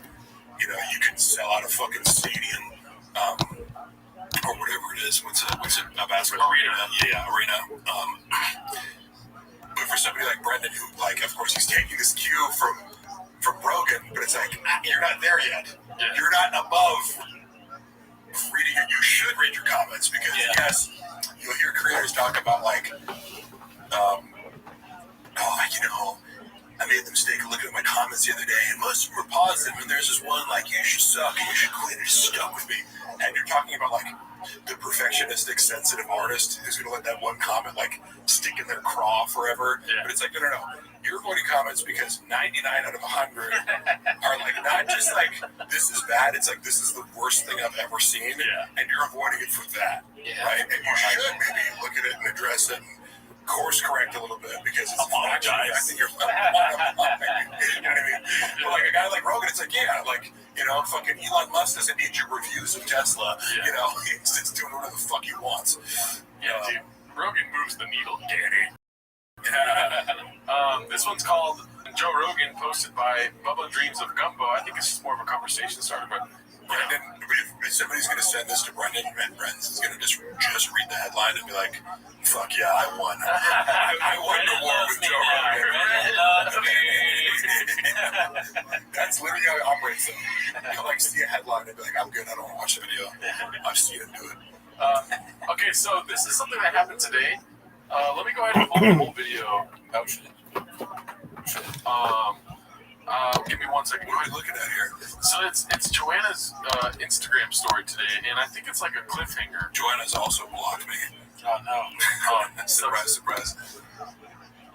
Did you guys see this earlier or no? No, I haven't seen it. I don't know what's going on. That was a test to see if Mark created a Finsta. Actually, dude, you can. There are places you can like view stories like anonymously, right? Yeah. But I don't give a fuck. Like, I legitimately have zero curiosity about what Joanna posts. Let me see here. So it's Brendan has her page favorited. I don't know what that means, but Yeah, right. so this is a story from her today. Let's go ahead and watch it here. It's very weird. So here the first slide says, "You were my superhero today, and always I hope you talk about it," which I think she's saying mentioned on the podcast or something. Yeah. That's nice. But just know your kids and I were so proud of you, and how sexy you came to my rescue at Starbucks. Today I'll forgive you leaving your shoes on the floor and leaving a mess. Right?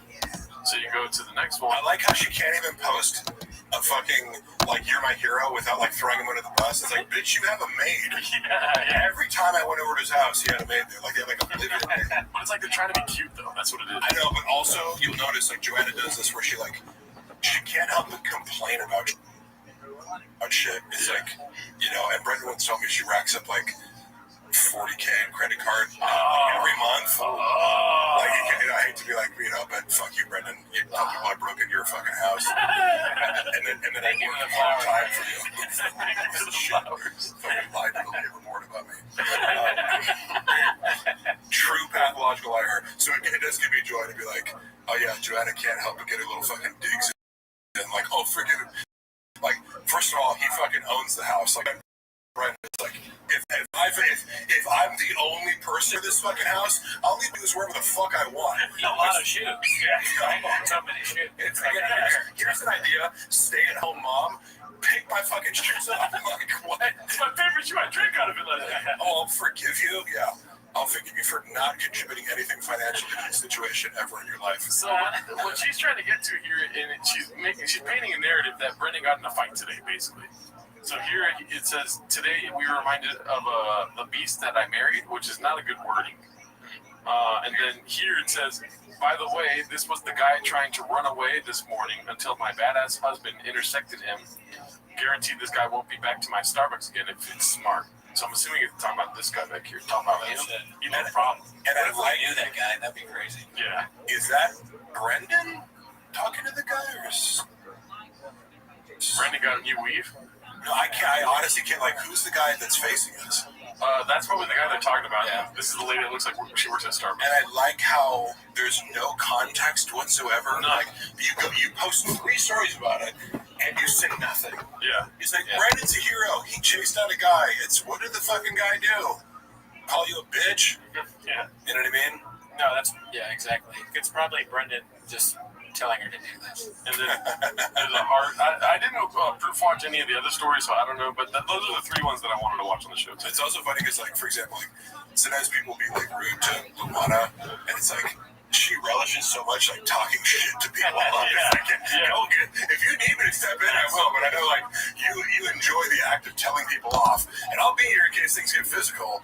But go fucking do your thing. So I didn't see this one earlier. It says, I want to end the night with saying someone today done messed up. He messed with the wrong girl, and he learned today. First of all, that's Black Sin, dude. We caught him. Yeah, dude. He don't learn today. What the hell? She's never talked like that. This motherfucker tried to roll up talk shit, and I said, The biggest flex for me was saying, oh yeah, I'm going to call my husband, and you're going to regret what you just said to me in about 1.5 minutes. He took it as a joke and said, oh, cool story, bro. Bro, call your little husband then. Little did my husband know, or little did he know my husband is not so little and, well, just not the guy he wants to mess with. 1.5 minutes later, Bren, screeching tires, shows up, and I said, he might have flipped the truck right there. He was pissed. Shows up, I say, okay, go ahead and say what you told me now that he's here. I've never seen someone legit shit their pants instantly with sheer terror. Is that how you spell sheer? I can't. How does he spell it? S-H-E-E-R? Yes. Okay. I don't know how to spell sheer. In his eyes, knowing he had just made the biggest mistake ever. On that note, treat everyone with respect because you never know when a Brendan Schaub, almost spelled his name wrong, can show up to rock your world. I'll be making a video to tell you guys the story because this is a worthy one. Okay, wait. So the 4 stories with like wall-to-wall text wasn't enough to just tell the fucking story? Yeah. We still don't know what the fuck was said. Yeah. This is so annoying. Yeah, so Ryan Pliskin posted this post on Chang's, and there's other ones from it, but let's go to a different clip for now. This is, it looks like from MSG, so if this part gets cut out, it's because we got Ben Pixel. This is available online right now. All your friends over the weekend at MSG laughing at your band, or your brand, Humboldt Samo. I haven't seen this yet. Neither way. About a month and a half. What does she do? Whiskey stuff. Kill me. Whiskey stuff. She's a whiskey rep manager. She's gonna kill me right I see now. where this is going. Why would she kill you for that? Just out of curiosity. I don't know because I feel like I always get her brand wrong. When else would it have ever mattered that you got our brand wrong except for right now? This would be the chance to get it right. Right, you get a brand wrong, like during sex.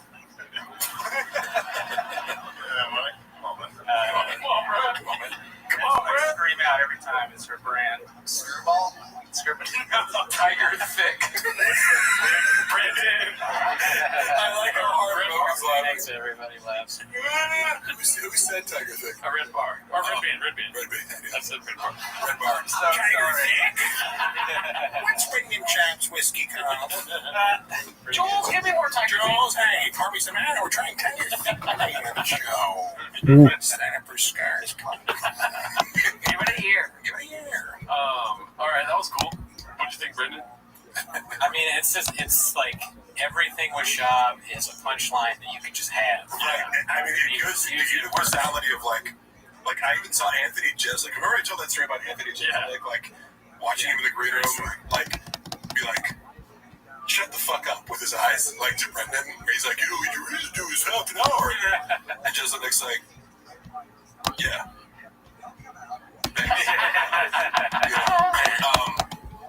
And I've heard Anthony Jeselnik drop like some catnip. I don't know if you guys have seen these clips. Oh yeah. You know, he'll say some shit like, I forget what it is, but like clearly he pays attention to the subreddit. Yeah. And it's just funny to hear it. Like when you drop these things like Tiger Thick or Blockbuster or You'd Be Surprised, like, and then a bunch of people after like, oh my god, like people know about it. And also it's funny with comics, like that clip of where Steve-O and Tony Hinchcliffe, and Steve was like, wasn't that the Arlington? Yeah. Yeah, I know the guy who did the paper machine. Mark Arlington. They're trying not to laugh, but they're just like, why do you know that? I was intrigued by it. And then they all just start laughing. It's like, oh my god, like, you know, I wonder if Brendan actually sees clips like that, because it's like, literally just like, they say Gringo Poppy and like 5 dudes just start laughing uncontrollably when they like clearly don't even want to laugh. I don't even want to make them laugh, but I have to. And that's what reminded me of like Rogan. Rogan hears the term Tiger Thick and he starts like laughing like uncontrollably almost, you know. Yeah, I'm trying to get Brendan Cooney to stop saying "look at you guys" when he gets on stage. Oh, no. Every time. No, not really. Wait, I did say that. didn't you do like a rendition of the Gringo Poppy? Yeah, I did it for 5 minutes. Or actually, for 10. One is on So half the special.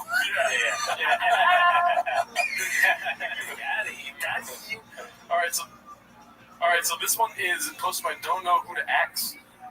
It's called Bappa, about to drop a hot take on the Blacks. Real contest up in here, huh? Yeah. Great Photoshop job. You can't even tell that he's not in that Quentin Tarantino movie. That's a good Photoshop job. I think there's going to be a racist thing coming up. I hope that becomes a meme. Yeah. Like with Brendan's face in it. This one's posted by Successful Egg 8345. It's called "The Hate from Bappa Runs Deep with Their Black Power and All This." So this is the racist part. Okay. Let's see what happens. What I don't like is when they're like, I'm going to get started on it, but when, you know.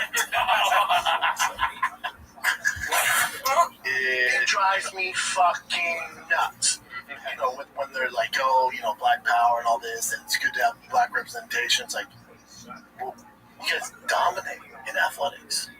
Like, when has that ever been did? Like, why is this a race thing?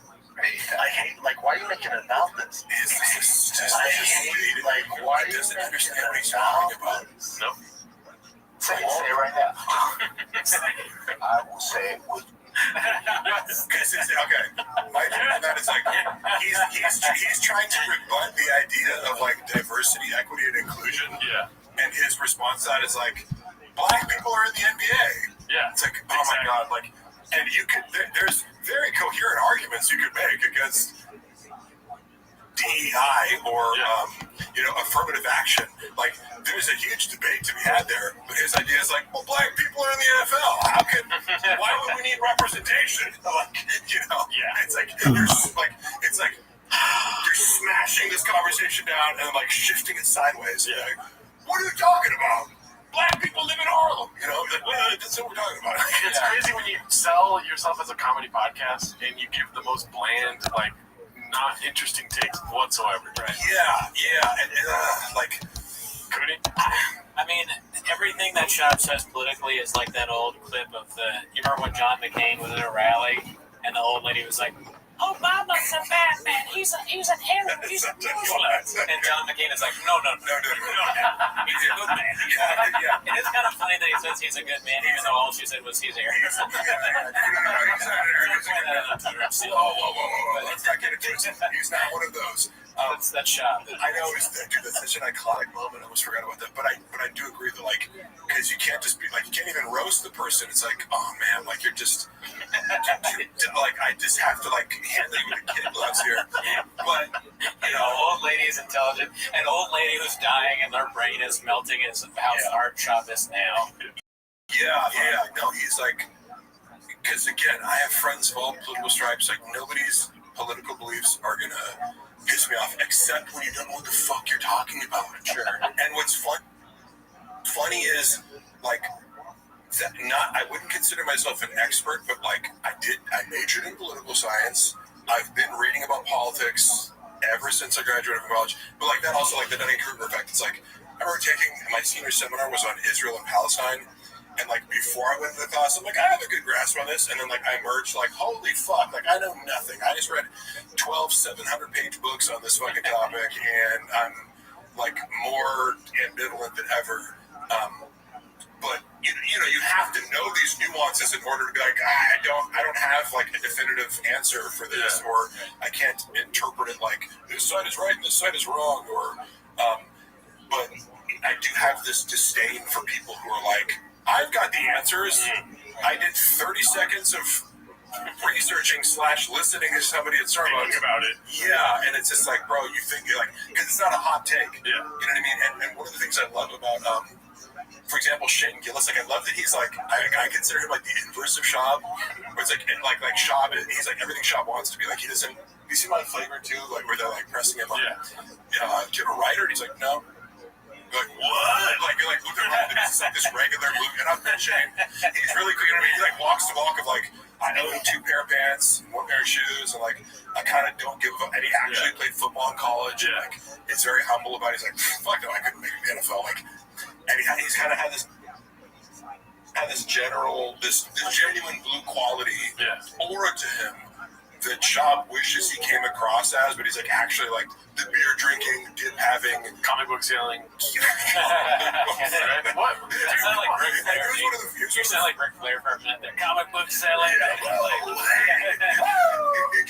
Whiskey drinking. But like, I don't know. He's like secretly smart. You know what I mean? Like I think Brendan tries to come off as like I know more than I do, and like Shane almost conceals it until it's like something kind of like irksome. Like when Rogan's talking about how all Vikings were 7 feet tall, and he's like, actually, they're like 5'4", and they never wore the horns. And he's like, oh, this motherfucker actually reads, and that's why when he does Trump and stuff like that, like there's no malice to it. Like he does this Trump impression. It's just like, you're coming from a place where you lack disdain, and therefore it's more accurate. You know, it's like you're just true to it because you don't have an agenda.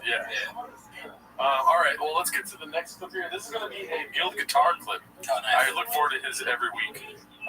Let me know if you guys want to end anytime soon, because there's still like 10 more tabs. Oh, I love tabs. Oh shit! Here we go then. I want all the tabs. This one's posted by Gil Guitar. But you see, I wanted to ask you before we started, what do you think about the red chair? Because I'm sitting in not the red chair right now. Like a legit I like chair. it. Where'd you guys get this? It's like a movie chair. Right? That's the top. We can't reveal where we got it, but it's how similar is it to the studio? Oh shit! I never even thought about that. Yeah. Because I never fucking got to sit in these chairs. You know. I don't mean to rub that. Oh, you know what's funny, by the way? So, like, Brendan like took all my episodes of like Haters Will Say Off Boy, right? So like, but they're still like up like on the original Haters Will Say channel. But he like erased. He tried to like erase my. But you can still find it on like Apple Podcasts and Spotify. He just like took it off YouTube. You know? And then also. The only fight companion that I was on, he took down with like TJ Dillashaw and Brian Ortega. So it's like he's trying to like erase me from like the whole thing with it.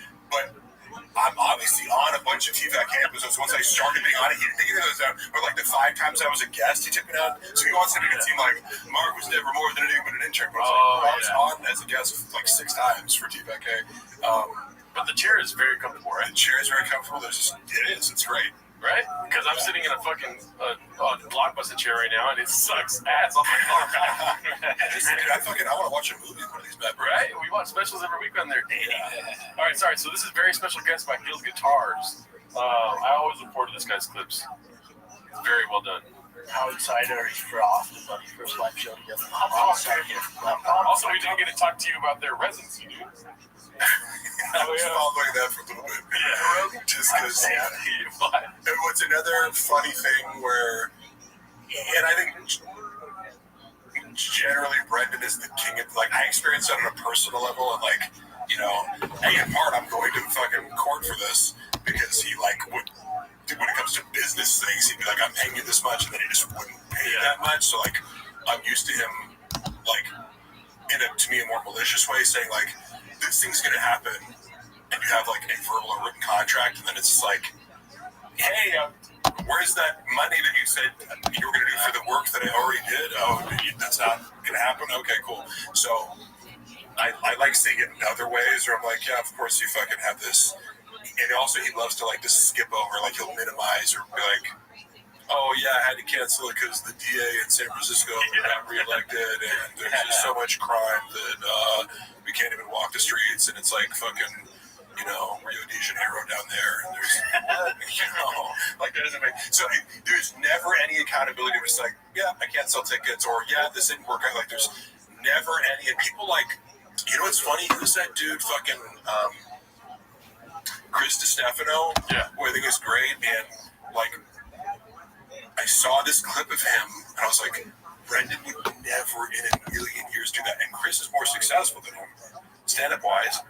He goes, he posts this thing to Instagram. He's like, guys, fucking, I'm going to New Rochelle. You guys are not buying tickets. What the fuck? It's fucking, you know, I've sold 30 seats in 2 weeks. You guys can do better. Come on, don't leave Chris CD hanging.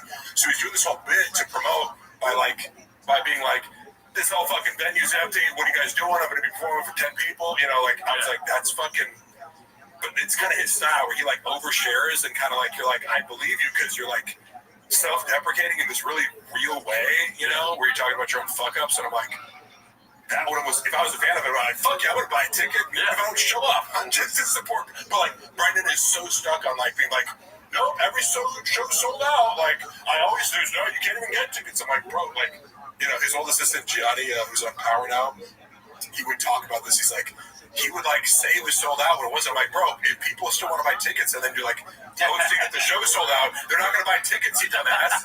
But your ego's so set on like appearing as though you sold out every show, and you're literally preventing people who would want to come with the last one. He's not I'm a business shark, but also I'm not a business shark. Yep, I talked to Rogan yesterday. Told him we're coming. And what do you say about Parkins Live? Or I said to him, I just said, hey, that's all I'm gonna say. I said, hey, you're in the area. You're on stage. I go, I'm just saying. I'm not saying. I'm just saying we're in the area. You could scroll down. He's like, I don't know, man. I might be busy. Whatever he said. If I'm gonna count my money Thursday night, he's at the mothership. It's a stroll. How long of a walk is it? You throw a hush puppy across the street. You can throw a hush puppy across. That's a phrase. You can throw a hush puppy. He's trying to be Southern or something. Yeah. It's throw dead cat. You can twirl dead cat. You can throw an oil rig and hit it. Yeah, you can throw a Texas Longhorn. You can flip a truck and hit it. There was some clip that was in there where they were like, he's in Austin. Like, how do you know that? He's like, he's got the Longhorns. Back. Oh, yeah. He's like, that could be anywhere in Texas or in the world because I think people like, you can't have a fucking University of Texas flag anywhere but Austin, Texas. He's like, thinks he's fucking. Oh shit! Why is it not playing my bed? Being handed. I'm saying you two old buddies, good old Brendan Schaub and Brian I love the music every time. Every time, Dylan, that's great.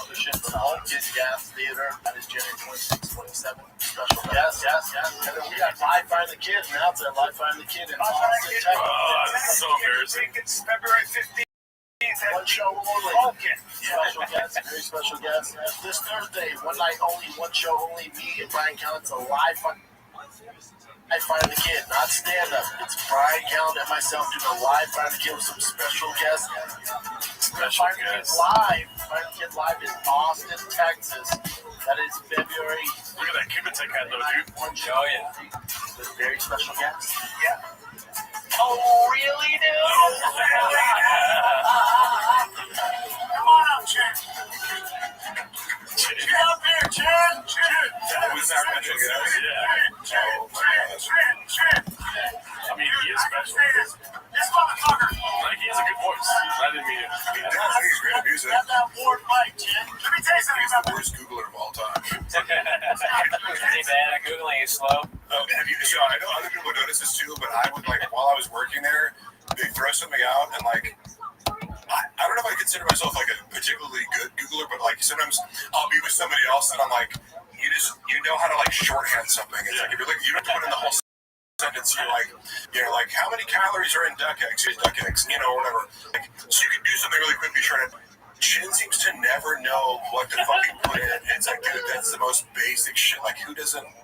I don't know. You know what I mean? People our age, it's like you came up with the internet. You know how to really quickly Google something that's 99% sure you're gonna get the answer on the first result. And he seems to always be like, wait, what should I? And even Brendan will make fun. It's become a running joke, and then other people notice. But it's this very basic element. Because Jamie must be good at it, right? You know what I mean? It's Jamie will never be jumping. Yeah. That's our rock. Shit, no matter what. Through thick or thin, this motherfucker has been there for us. This is the guy who always keeps us together, no matter what. He goes, guys, fucking just stay positive. Brendan also hates shit. Nobody tougher. Nobody better than that dude. Yeah,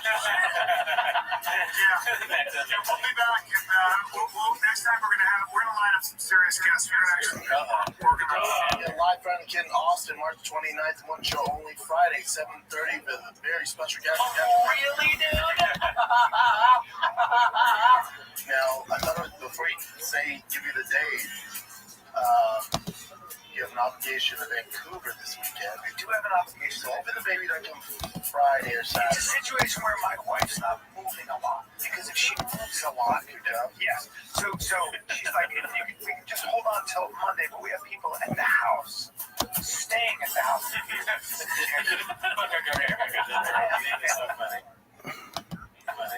So it's We're not gonna do the show because my wife. My wife is pregnant as shit. You gotta go to Vancouver, and then I remind you yesterday, I'm like, well, remember, we gotta be in Austin on Friday. Yeah, it's right. That's not happening.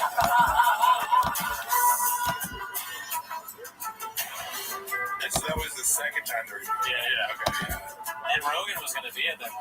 Oh, for sure.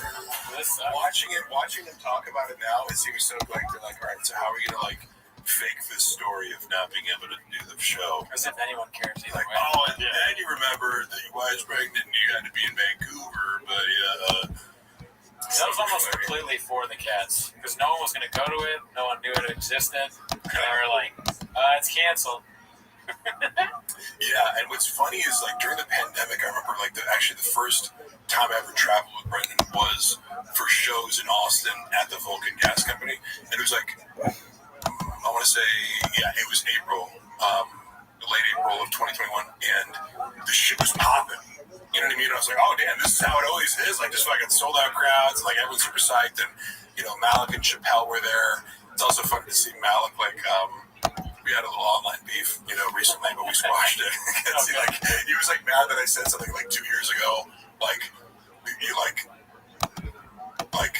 about how he acted. But like, in fairness, it was like I was only getting Brendan's side of the story, and so I didn't even know that Malik. I was like on some, this podcast with a few hundred listeners, and somebody just sent him like, "Mark's talking shit about it." I'm like, to me, it still wasn't talking shit, but anyway. He like chirped at me like on some skit, like saying my shit sucks and blah blah. And I'm going back and forth with him, but then we ended up talking and watched it. Yeah, just because I'm like, look, bro, this is fucking stupid. Like, we like, I'm sorry that I got one side of the story when I recorded this podcast. Like, I was only like, now I know how Brendan lies about shit. Like when shit goes down, he makes the other person look like a fucking maniac. So that's all I was going off of. Yeah. And but it's really cool to see, like I don't know if you guys follow Malik at all, but he's like, he's crushing with these like online skits and I've seen Twitter. The Cheesecake Factory one. Option 1. I think that popped up because I didn't know what he was doing. And, I saw Option that 2. like, oh damn, it's got like millions of views. And then it's also doing really well on Twitter, which I guess is monetizable. So anyway, marketing genius. And then I saw Option 1. that was like Option 2. Option 3. Content creators, it was kind of weird. But like he was like Malik was like number 9. Option 1. Like let's say Theo was like number 5. Option 2. Option 3.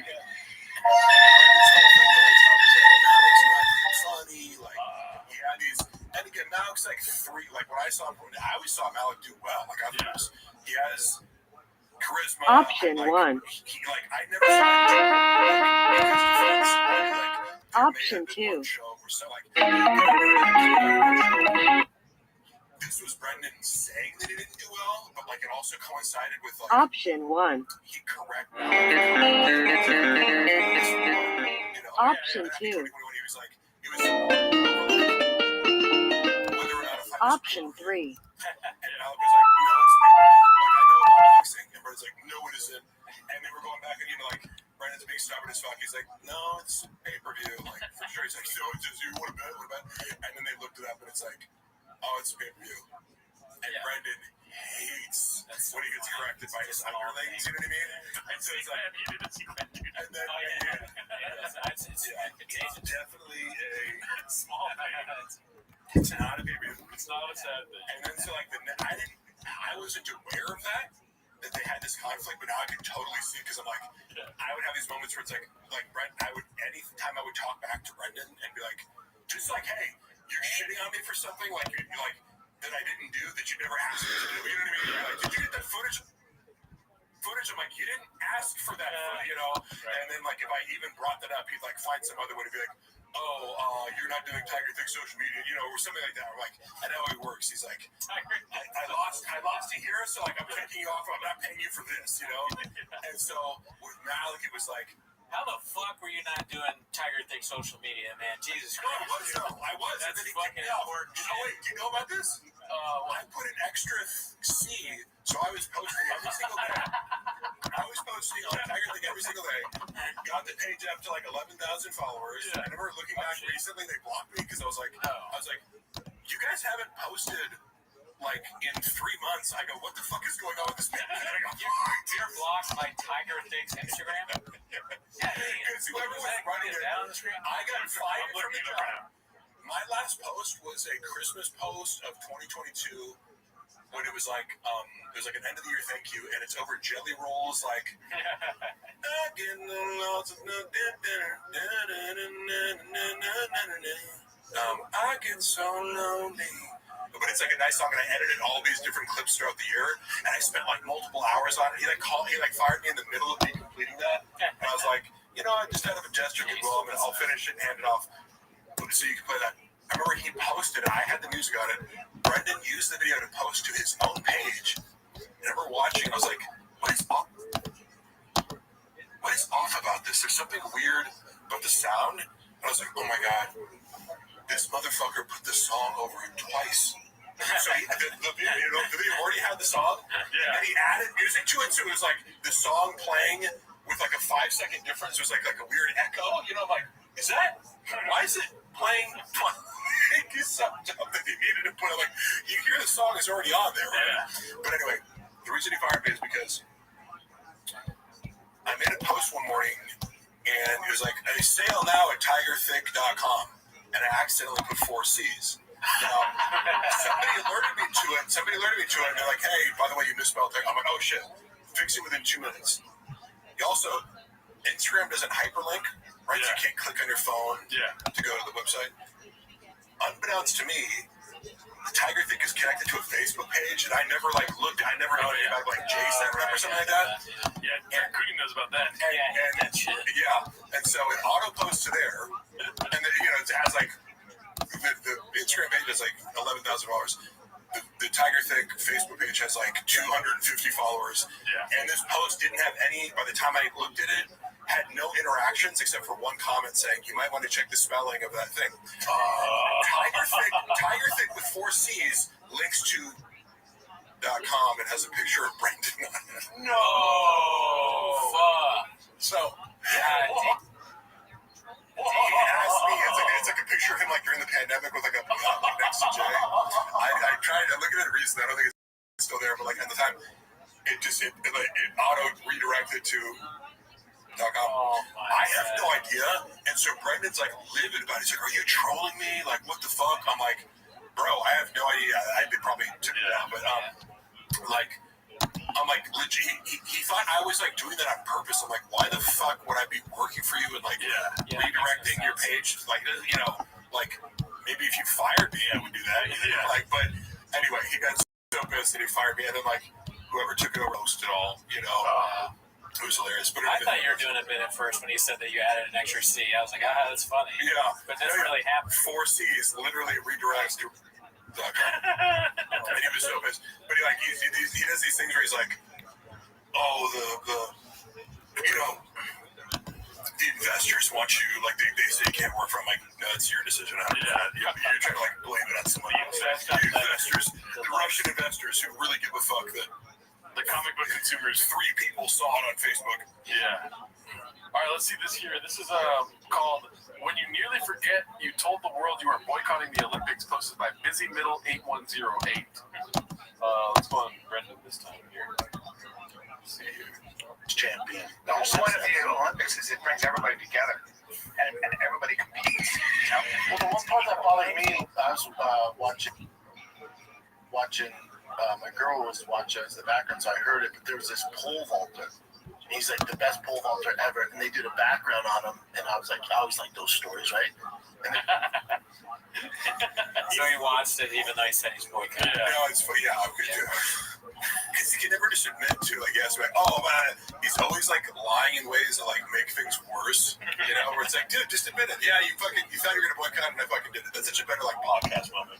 Yeah, it's honest. It's like, wait, did you guys see the Shane Gillis moment where he's like, it was kind of dark, but it made me like, I'm like, dude. And I'll keep using Shane as an example of like the anti-Brendan, because like he can be honest even when it's unflattering to yourself. And he was talking about like people who he knew who were addicted to heroin, and he was like, I hate to admit it, but like by the time like my 3rd friend that died from heroin, they're almost like good, because like when they're in the midst of addiction, they're like such a like they're not who they are. They're mean. They like disrespect you. They're fucking they just like fucking. So I was like, damn, he just actually said that. But it's like people can relate. It's like it's real as fuck. It's just like most people don't say it because it sounds really callous. You know what I mean? So I was like, I just gave this respect for him. Like, you'll be honest even though it's risky and it might make him look bad. Yeah. And like Brendan can't even do that with you like watching Olympics. You know what I mean? Where it's like most people are like, I said I was gonna fucking I fucking love the Olympics. Wow, pussy. Like I boycott shit.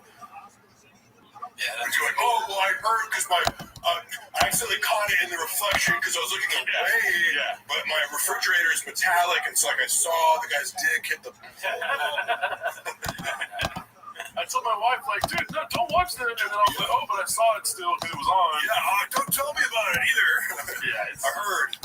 It's way funnier as a comedian to be like, fine, I watched it. Something right. He never. Yeah, I always say this that he never truly self-deprecates. Like he'll do false self-deprecation. Yeah. But like throw people under the bus. Like his. I summed up his comedic style as. I'm a cool, normal guy. Look how stupid, crazy, and incompetent everyone around me is. Yeah. That's the theme of all of his jokes. Well, speaking of which, he drinks like a zesty Neanderthal, according to Worldly Cake 3871. I mean, that's pretty funny. Yeah. His full lip commitment, and also like because it coincides with like eating with his tongue out, where you eat something and he was like this. Yeah. And then wasn't he going on a rant about somebody? There's a clip where Yo, what up? they put you there like, oh, you do 2 drinks from a fucking straw. Yeah, he said he did drink from straw. Yo, dog. That's a big straw right there. He also like has 85 What up, Tiger? selfies of himself with big gulps in his. How are you? What's up? Good. What about you? I'm amazing. How'd you find out about me, my friend? I got an invite by John. You got an invite by John? Yes. Okay, very well. Not from Twitter, right? No. Okay, very well. Well, welcome. So basically, a friend sent you my Discord link? Yes. Excellent. Do you know how your friend found out about me? I have no idea. That's okay. That's okay. Do you mind if I tell you about myself? Sure. Excellent. I'm Rabbi Rothschild. I stream my life 24 hours a day, 7 days a week, 365 days a year for world peace. I've been doing so for more than 3.5 years. My streams go back to the pandemic. We've seen the death of a queen, the birth of AI, the coronation of a king, and everything in between. Have you ever seen the movie The Truman Show or the television show Big Brother, Tiger? Yes, Oh. I did. Excellent. Well, that's essentially what I do. If you didn't know, in 2018, The Economist magazine stated that data was Earth's #1 resource, and I have more data archived on the internet than any person ever, which may make me an influential person. And if and when that happens, I'm going to make you, Tiger, I'm going to make your friend John, all financially independent. If you're not already, I'm going to make sure that you have the ability to have generational wealth. And most importantly, I want you to be able to start charities and philanthropic organizations of your own. How does that sound? Sounds great. Excellent, my friend. How about you? Tell me about yourself. I'm a Christian from Europe, and there's not too much special I could tell you, to be honest. That's okay. What are your interests? What do you like to do?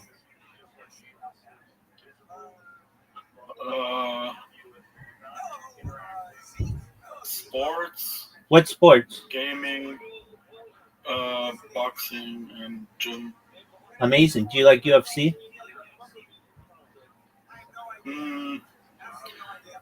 I wouldn't say it's bad, but I don't like the fighting on the ground stuff. You know what I mean? Like if let's say I knocked out somebody, I wouldn't continue fighting him. You know what I mean? I understand. Like, that's what I don't like about UFC, but I respect the people that do it a lot because it takes a lot of courage. Absolutely. Did you watch the Canelo Crawford fight? No, to be honest. That's okay. It was like a big boxing match. It happened earlier, like a month ago. Okay, well, very well. Well, you're always welcome here. I'm live 24 hours a day, so feel free to chill whenever you want. And it's a pleasure meeting you, Tiger. Thank you. Sorry, language barrier. Nice to meet you too. You're good, my friend. You're welcome anytime. So, how come Truman Show? How come Big Brother? For world peace, I don't want war anymore, and I want to be an example to the world. Essentially, that you can live your life peacefully, and you can discuss pacifism, not hurting anybody, and really, it's to be able to study a human life. I'm creating a time capsule of human data that goes back 4 years, and I'd like to do it for the rest of my life. About yourself, the data, or It's not just about me. I keep a radio going in the background 24/7 that documents all of the world's events, which I think are important. So it's always got the news going. And I've been able to document 3 Olympic Games, 3 Super Bowls. The WNBA championship just happened last night. We have NBA championship, the World Series, just really like every aspect of a human life, and do my best to share my interactions with the world. I see. Is there any lodge you belong to? Yeah, I'm a Freemason, Lodge 674 in Long Beach, California. It's Los Cerritos Lodge. How about you? Are you a Freemason?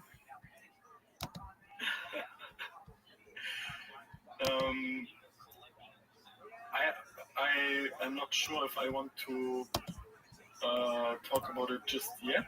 Okay, that's all right. That's okay. Absolutely. Yeah, I hope you don't feel. No, I understand. I hope you're not disappointed because I asked you and I didn't want to answer. Not at all. Not at all. I understand. But yeah, I've been a Freemason for quite a few years now. I've got a really great lodge, and Glad to hear. yeah, really good group of people around me in that lodge. And then, So are we alone right now? no, there are other people in here. Okay, but they are also Masons, or No. They're just random people I've met on the internet. okay.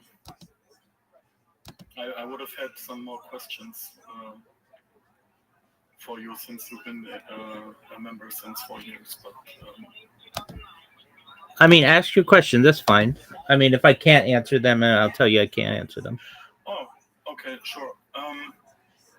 So, did you speak to any high-ranking members yet about how to become a bigger role, a more influential persona? Yeah. So I've spoken to former Grand Masters of the state of California, which is the biggest state. Okay. Yeah, big time. Big time. Some of the most powerful Freemasons in the, well, at least in the United States, but some would even argue the world. And they're very, very intelligent, particularly when it comes to the memorization of rites and rituals. I think those are, I'm just kind of amazed at their ability to memorize ritual and just how specific they can get and detailed. So yeah, there's always a path to get higher. And I mean, like, I have friends who go to Grand Lodge in San Francisco, which is. So did you take your oath yet? Yeah, I had to take a revised one though, because as a Jew, I don't take oaths. So basically, like I had to, instead of swearing, what we do is affirm. So I affirmed, and yeah, I became a Master Mason many years ago. And yeah, I mean, it's kind of, I hate to say it, but it's kind of boring to go. And like, I went every week for years and like never missed. And that's fun and all. And then you become like a member of the ritual and an officer and all those things. And while I've done that, it's kind of boring, to be honest with you, and it takes up a lot of. What rituals are we speaking about? Are you speaking about the ones that just anybody, no matter what rank, can attain, or are we talking about the ones after you took that oath? The ones, What are we speaking about? yeah, the ones that I affirmed. So these are ones that are done behind closed doors in lodge. Okay. I see. Glad to hear. Yeah, and it's it's a really great fraternity, and the friendships that you make are wonderful. But again, it's kind of I agree. it's kind of It's real brotherhood. It's like the family. absolutely. I don't know where it is where you are, but like the average age of a Mason in the United States, last I checked, was like 70 years old. It's like it's an old man's game. Just we're trying to recruit, even though we don't recruit, but we're trying to get younger members, and we have some, but people are just busy doing other things with their life, so they don't have all the time to be able to network and things through the lodge. But You don't have. go ahead. I apologize. No you need to don't have, apologize. Any women there either, right? Like this is a proper lodge. Oh yeah, definitely. Yeah, no women. And there are some states that are opening up to trans people, but we haven't done that. It's just all men, like you normally would have a man. Um, we do have wives who come to like dinners or like events that we have, but they're not allowed in lodge. And then there's Eastern Rite, which is a different kind of group, which does have women, but that's traditionally had women. That's had women for over 100 years, so that's different. But no, we're a proper Blue Lodge, just like we have throughout the United States and throughout the United Kingdom and throughout Europe and really globally. Um, but yeah, women, no women.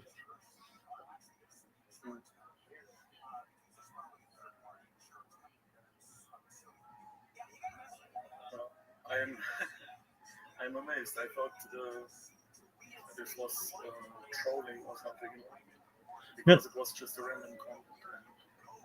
Yeah, no, very serious about masonry. We Yeah, I can tell. when I I can tell you're actually a part of it. yeah when I took when I affirmed, basically there were two ways to go.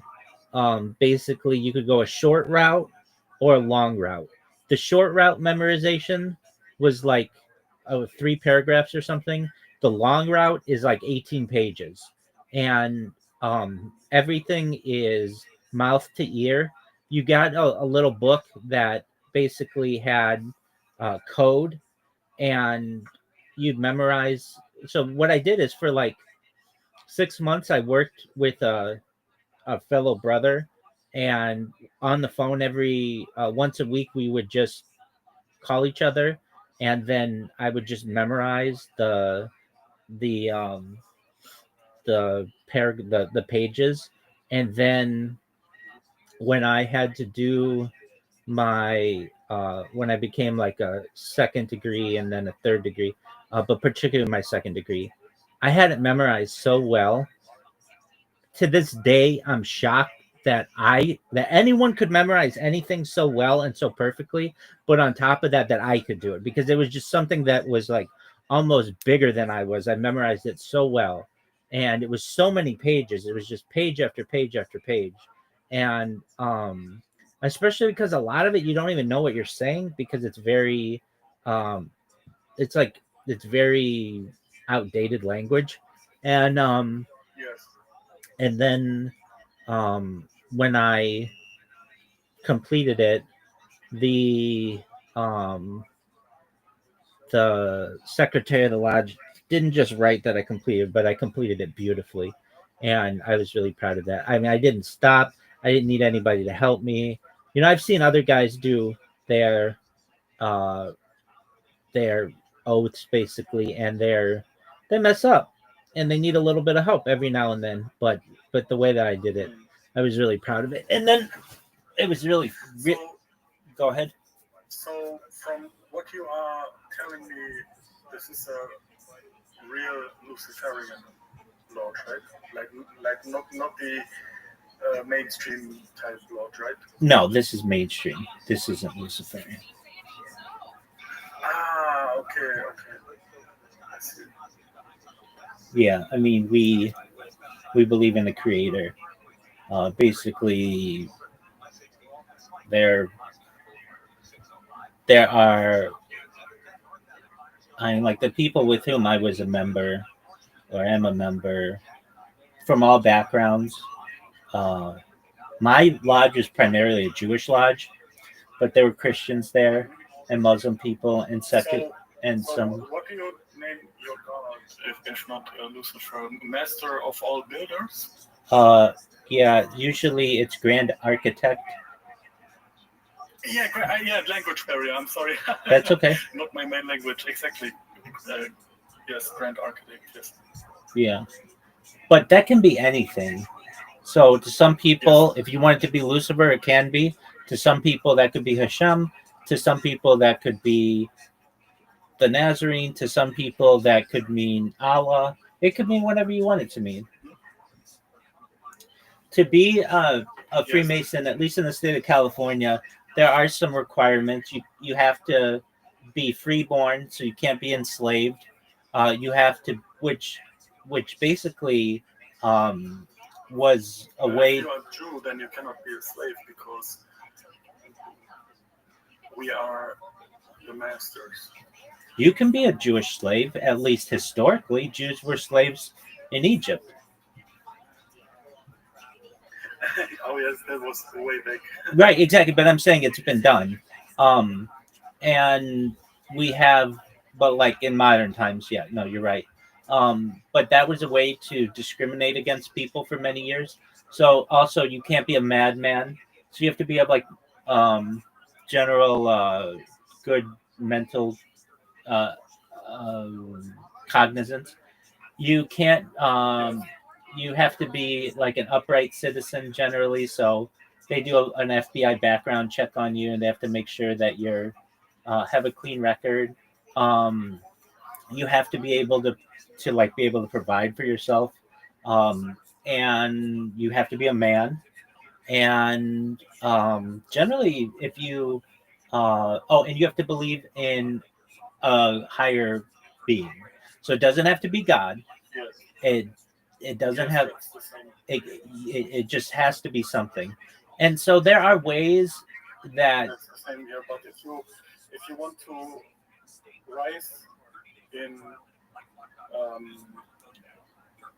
rank, then you will have to worship somebody specific.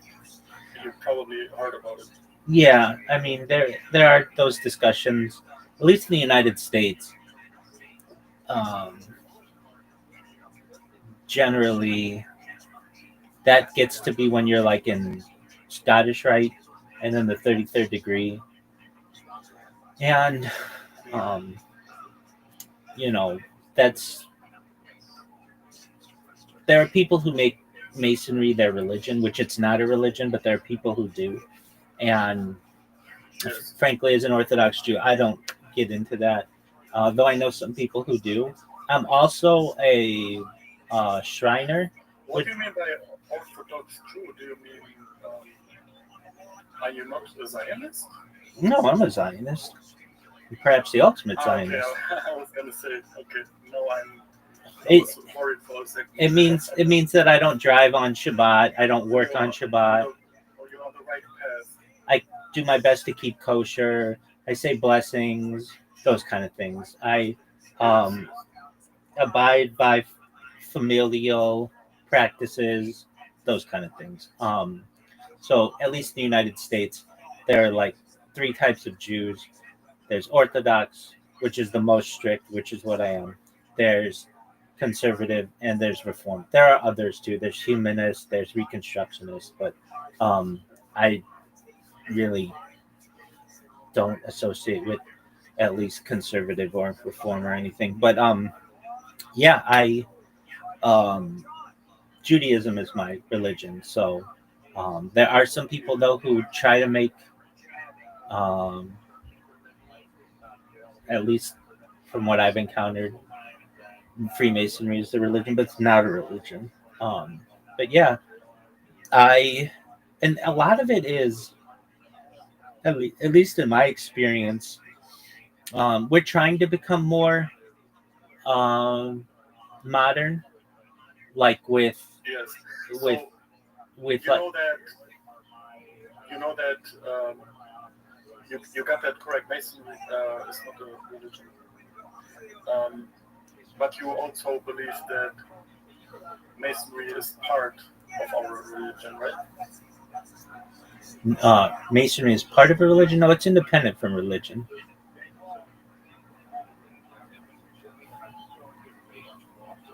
Okay. Maybe we are in a different type of level. Well, I mean, I'm in the lodge that was basically established in the United Kingdom in 1717. This is what. Oh, okay. I apologize. I was getting a little bit too enthused this.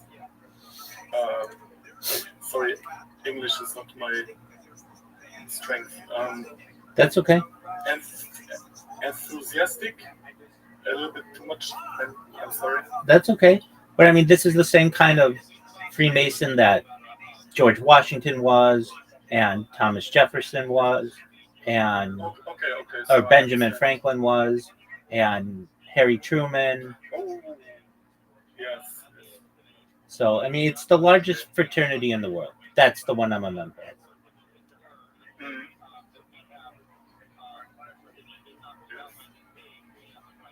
I was getting a little bit too excited about sharing details. That's okay. But yeah, that's what I do. Freemasonry is just a slice of my life, and Yes. frankly, we do during the pandemic we would do like virtual lodge. We do in-person lodge now, but it's rather boring. I'm not gonna really beat around the bush, as they say. It's boring, and I'd like for it to be more exciting, but I mean, every Monday night we have a dinner, which is fine. The dinner's fun with people, but then the lodge is like the boring part is lodge. Lodge is boring. Public part, I agree. And especially if you don't have a lodge that has a lot of new members, you're just basically spinning your wheels, doing the same thing routinely. So But you also have, for example, I don't know how it's in your country, but if you have a brother which is a lawyer or a brother which is a judge, then they help each other out, of course, right? There are some advantages, yeah. Yes. Yeah, so it's pretty much the same in your country. Which I'm not wondering, because you guys are more powerful, more influential over there in the United States.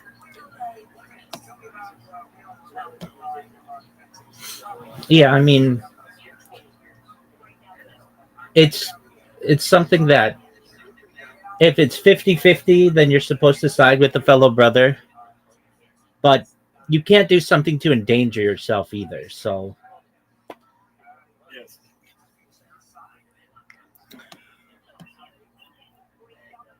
but you still have to protect each other from bullying, of course. we have to protect each other from, what'd you say? Goyim. Well, that's Judaism. That's different. Oh. Yes, you're Orthodox, you said, I remember. Yeah, so that's a different thing, which is amongst Jews. I'm talking amongst Freemasons. But Yeah, definitely. Again, we do our best to protect our fellow Jews and to do business with fellow Jews and to ensure that Jews everywhere in the world are protected. But Yes. Judaism and Freemasonry are very separate.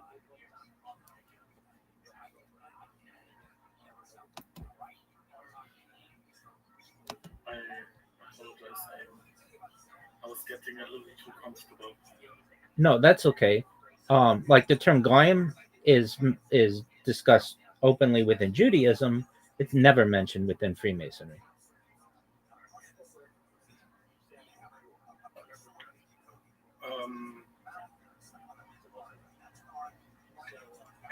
Anywhere?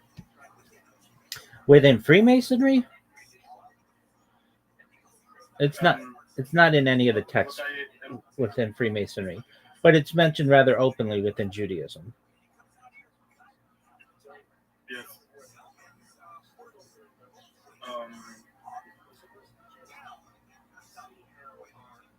But is it common for you as well that Talmud is the most important thing for high-ranking members?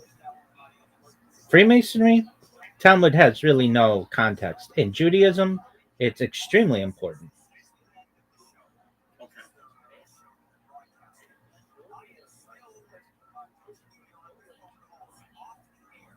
Maybe it's a cultural difference.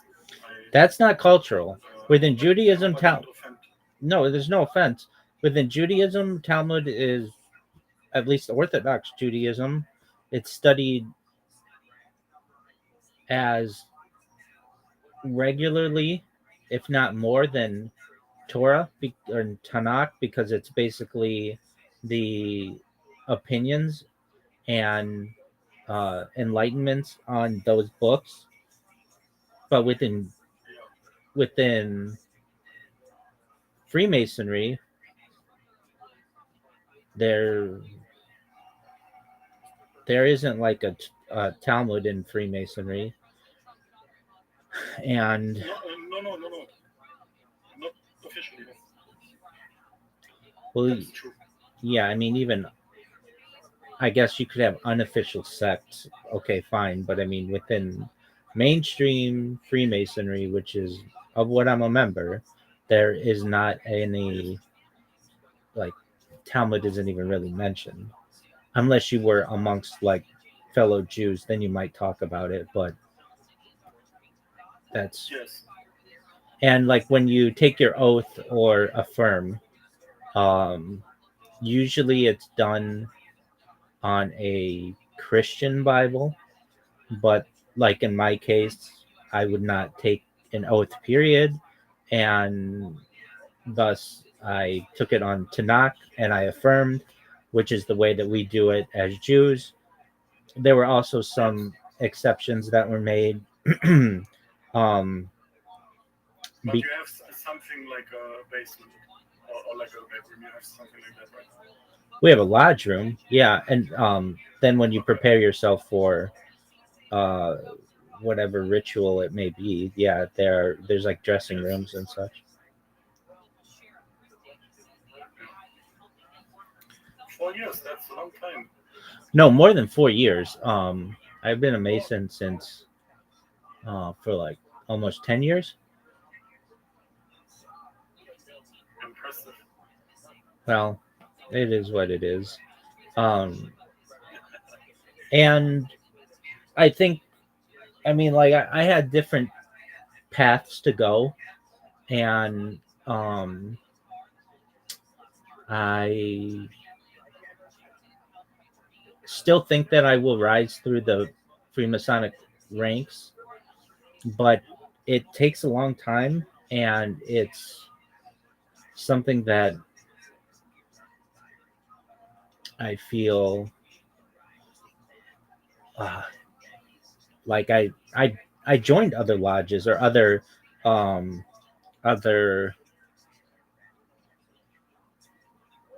other types of Freemasonry. Like I'm also a Shriner. Do you know what a Shriner is? You mean it's a German word, right? No, it's an English word. Do you mean when you work with wood? No, it's an English word. Oh, you mean shrine? SHRINE? Yeah, exactly. Ah, okay. So basically, I thought you were talking about your profession. no, I'm in IT. So a Shriner is basically a higher level of Freemason, and we have like a different word in my country. I'm sorry. that's okay. So like basically we have hospitals around the United States that help burn victims and children. So that's some of the outreach that we do.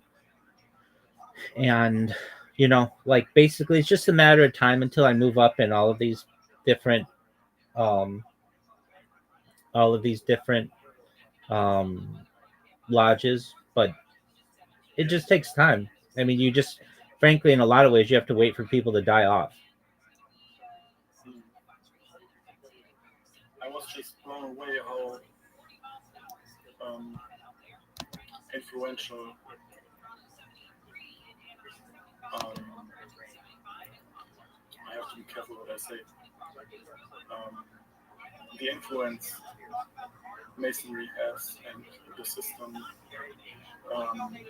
is very well thought through. And for example, you could meet somebody in a certain town, and we have visitors from USA, from Memphis, Tennessee, for example, and I was amazed by how well organized and how well connected. Yeah, no, that's definitely true. I can go to any city basically in the world and be welcomed in a lodge just like I would in my home lodge. Exactly.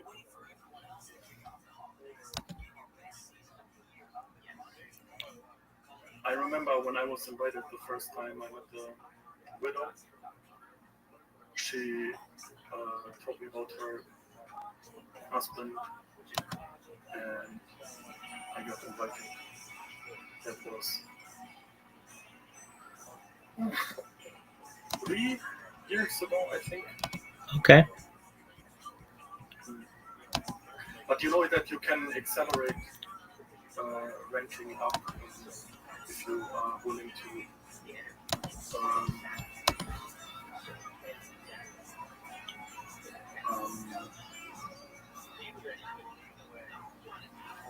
how can I explain? I think you know what I mean, right? Yeah, I mean, at least with like there's a way to fall up the stairs, basically. You get what I'm saying? yeah, I mean, it depends. It depends on how quickly you want to do it. At least there are some rights within, and I say right like RITE, within the United States. Like for instance, if you want to become a 32nd degree Mason. What? Hi, Miss Aquarius. How are you? Hey, Rabbi. I just heard my name. I'm over there minding my business. What happened? Well, we weren't talking to you. Apologies if you heard your name. Hold on, wait. Hold on, another Discord of him and multitasking. What happened now, Rabbi? Hold on, I gotta cut the volume up. Wait a minute. Hold on. What happened now? We're not talking to you. I heard my name, Rabbi. We didn't say Miss Aquarius. Tiger said my name. No, he didn't. Maybe on other Discord. Okay, let me go over there and see. Somebody said my name. All right. Sorry about that. You're okay. See you later. Absolutely. Sorry. You're good. Nice to meet you. Nice to meet you, Tiger. Let's see on this other Discord. Let me go see what the word they said my name for. Okay. You're good, Miss Aquarius. So it depends on how much time you want to invest. I know that we have a program that if you want to move from basically a 3rd degree to a 32nd degree Mason, you can do it all in one weekend, or you could do it over the course of a year. It just depends on how you want to do it. But you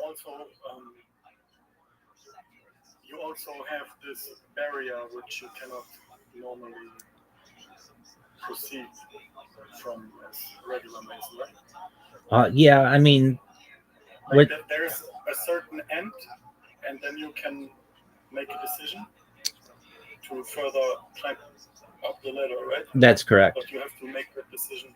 Okay. Yeah, so definitely a real Mason, that's for sure.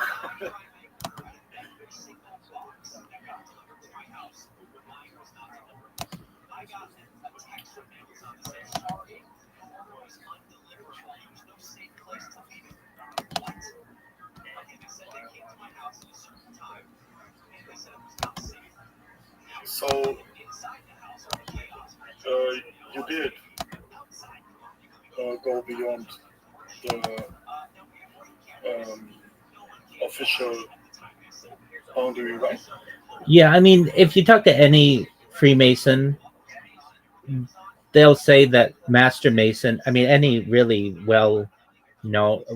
anyone in there with true knowledge will say that Master Mason, at least in the Blue Lodge, is the highest you can go.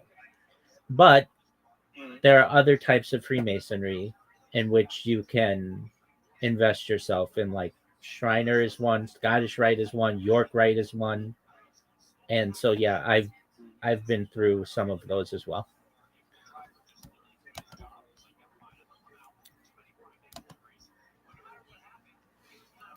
So, have you ever heard about Order of Malta?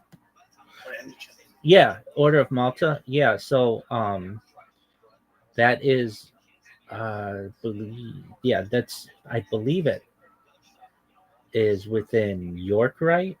But yeah, I know of it.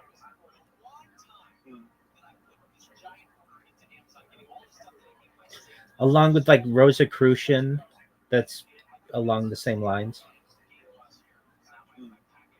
Did you know that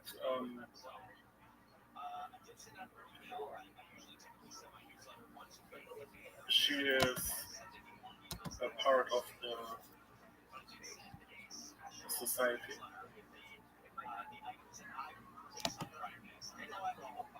Who are you talking about?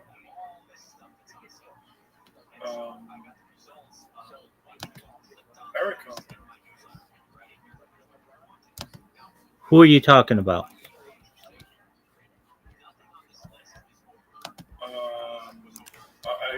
I cannot say that. Okay, I don't know what you're saying. Yes, I have memory loss. That's okay. I don't remember what I said either. You said Erica. Do you know that she's a member? And I said, who's Erica?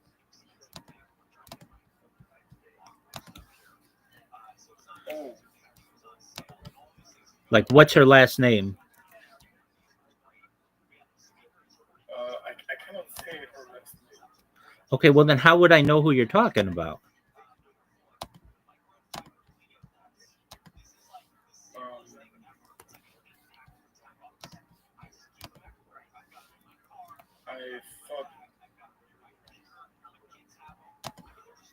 I thought if you knew. Sorry. If it's a girl, she's not a Mason. Yes, I agree. But you know that she is cooperating, right? Dog, you just said one woman's name. I don't know who you're talking about. Like, if you say her last name, then I'll be like, oh, yeah, I know who you're talking about. I was talking about the order. Okay, I understand. You've mentioned one woman's name. Yes. Mention her last name, and I might know who you're talking about.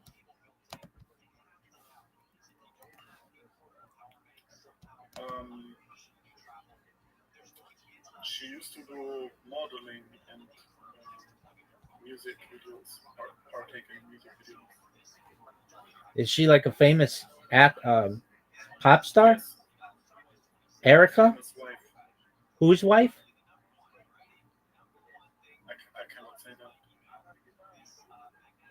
Okay, is she American or I was just curious if you knew. is she American Recent, or is she European? Yes. American. I was just curious if you knew about the recent success. There was a lot of collateral damage stopped in time. Without you saying her last name, I know a lot of Ericas, none of whom are Freemasons. But if they're pop stars, then they can have Freemasonic influence. Exactly. Yes. Cooperate.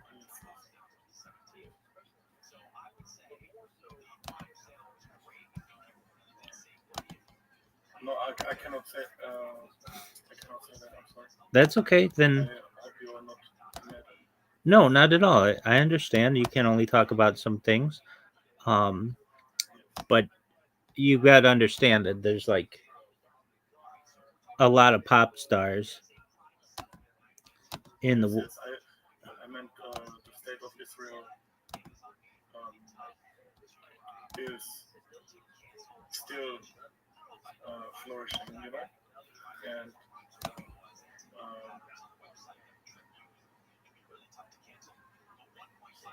there was a successful intervention taking place. a successful intervention with Israel. Oh,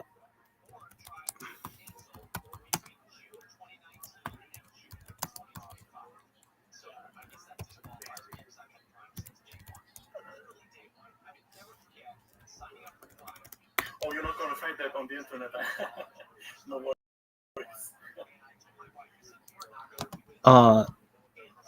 Okay, so it's not Erica Campbell, it's not Erica Badu, it's not Erica Banks, it's not Erica Mena, it's not Erica Jane, it's not Kendra Erica, it's not Erica Van Pelt, and it's not Erica Schiff, right? None of them. Well, those are the most famous Ericas. I mean, I know many Israelis.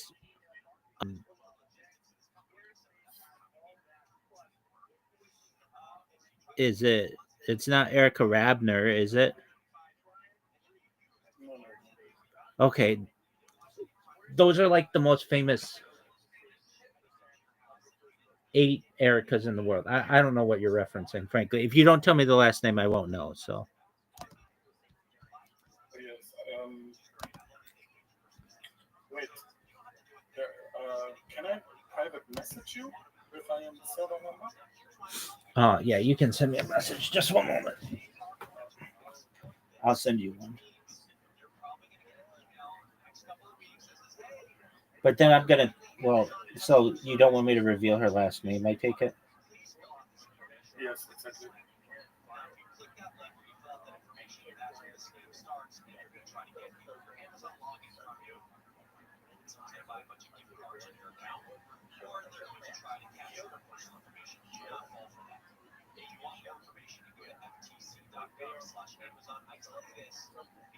I just sent you a.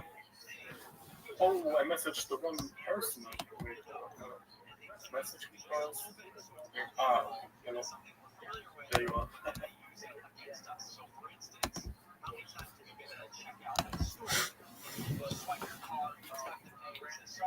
Oh, that person. Okay, so she's not a pop star. No, she used to do modeling and. Yeah, I mean, but she's not like. And participate in music videos. Okay, but she's not. So she's very well connected, just like you. But she's not a pop star. Okay, yeah, I know who she is. What about her? She did a great job. I mean, without going into specifics, she's basically taking on the responsibilities that she's been given. but she's not. Yes. She's not Jewish. She does have a connection with Israel, but she's not Jewish. Yes.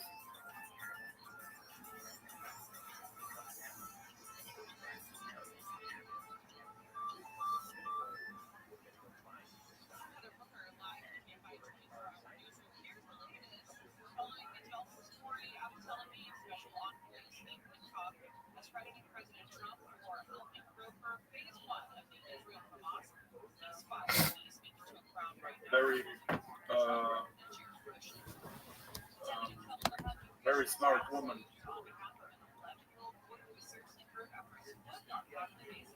Very intelligent and reliable partner. Yeah, I would agree with that. I would say it's too early. Israel. Yeah, I mean, she doesn't really have a choice. Yes. That is also true.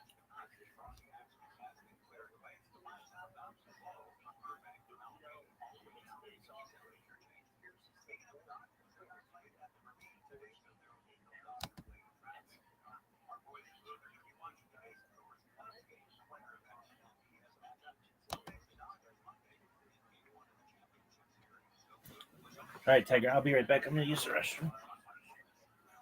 All right.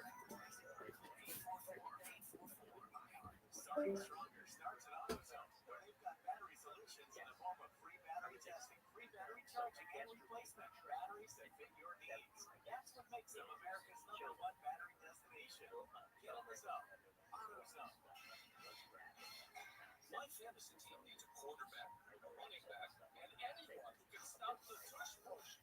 And now the top 5 reasons to visit Verondo. Number 5.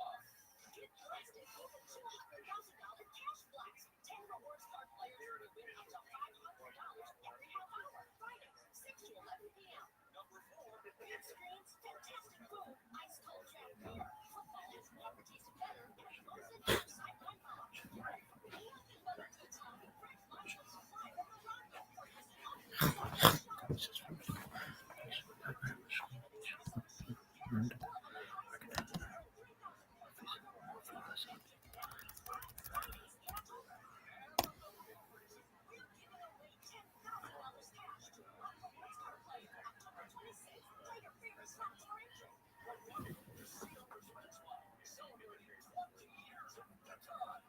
Car doing. Yeah. It's like his go-to selfie. He does have a lot of pictures of himself drinking. Like, big goals. Imagine be like, I don't do this thing, that's gay. And then it's like every week you have a picture of yourself doing that thing on Instagram. Like, I will say I've been streaming at twitch.tv/Gerardo Comedy. Yes. Yeah. So I started eating on because I cook on stream sometimes. Yeah. And I cannot help but like watch myself eat because I'm so scared of. But I don't do it naturally. I don't stick my tongue out. Right. Do you ever think about this? Yeah, I do. Like, I don't think I do, but then watching him, I'm like, it gives you this. I'm like, do I just fucking do that? Like, holy shit, I should start filming myself just to make sure I don't, and what's funny is, I don't know if you ever saw this clip, I remember Brandon one time was like, have you ever seen Mark eat? It's so disgusting. Oh, yeah, he told us about that. Isn't it? Like, it's just a weird thing to say, like, thanks, like, for throwing me, like, I don't think I eat a lot of food. I don't think I pretend, like, and again, Brendan, I've seen you eat, motherfucker. Yeah, he's a last It's like, The only thing I eat on camera is hot Cheetos and Mexican cookies. We did that a lot. But also, I'm just like not self-conscious about it. You're like, I don't even feel like, don't watch me eat them. Yeah. You don't like it, don't watch me. Yeah. However, you happen to be someone who eats like a fucking retard. Yes, that's true though. Hot call, the kettle redacted. I just don't know how to put your tongue out, like to touch the food first. I don't think you do. But does it taste better? That's like These little it's like a little kid mannerism or something. You know what I mean? Yeah. It's like grabbing a spoon, like like. He probably does that too. Yeah. It's like grabbing a cereal and eating like this. Yeah, no brain. He's like, oh, okay, so. Yeah, that's how he eats. Jane has to come out and do that with a spoon. Like, airplane. Yeah, especially now that he's on Ozempic, it's got to be like, Brandon, remember? Here comes the airplane. I want it. I'm full. I'm not hungry. That's how the rub and tug starts. She goes. I'm happy now. And by the way, that story about the rub and tug thing, like I put together at the time, I was like, he must be going to the rub and tug.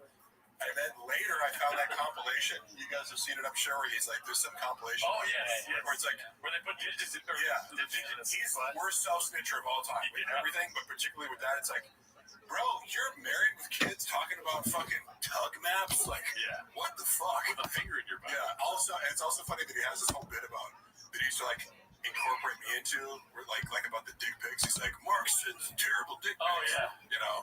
And luckily, I have it in writing. I'm like I called him out, and he's like, okay, you don't, so I've never seen a dick pic, you know. It sounds weird out of context, but it was like in the context of something, because I'm like, are you serious about your dick? Because you also say like, I'm bad at security, so you're gonna get murdered, but I also said like in the same thing, like, so like, I'm like, which part of it is true, which isn't, you know. But funny coming from him, because you know, I heard through the grapevine when Chris D'Elia got canceled, he had the person running his social media at the time go through his Instagram and unsend every dick pic that he had sent to a bunch of girls. Little folklore there, huh? That is a 100% true story. Project much? Yeah, dude. All right, let's see this clip here. I don't know what this fight. That's a fighter, right? Yeah, that's Bilal Muhammad. Yeah. Oh, okay. It's called Great Question, but here's a different one posted by Haphazard, one of our guys. Let's see here. Because for me, I felt the pressure for you because you were Palestinian. You know, the entire Arab world is watching you. The Muslim world's watching you. The Palestinians are watching you. Like, I felt this weight. I was like, damn, how's Bilal going to deal with this? Because sometimes people impose a crown on you, right? They'll impose this responsibility. They'll put all up on your shoulders. And you came in there light as a feather. Well, because I could go on, correct me if I'm wrong here, but the pressure's not on it.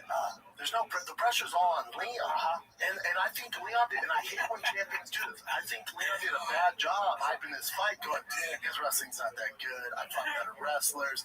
Canelo striking's not that good. It's like, dude, you have to fight him. You're minimizing who you're going to fight, and there's a potential he could beat you. And you're saying how bad this guy is, he's not the greatest, he shouldn't be here. It's like, well, if he beats you, what's that say about you, dude? So I hate when guys do that. I don't like it. Yeah. Holy shit. When they...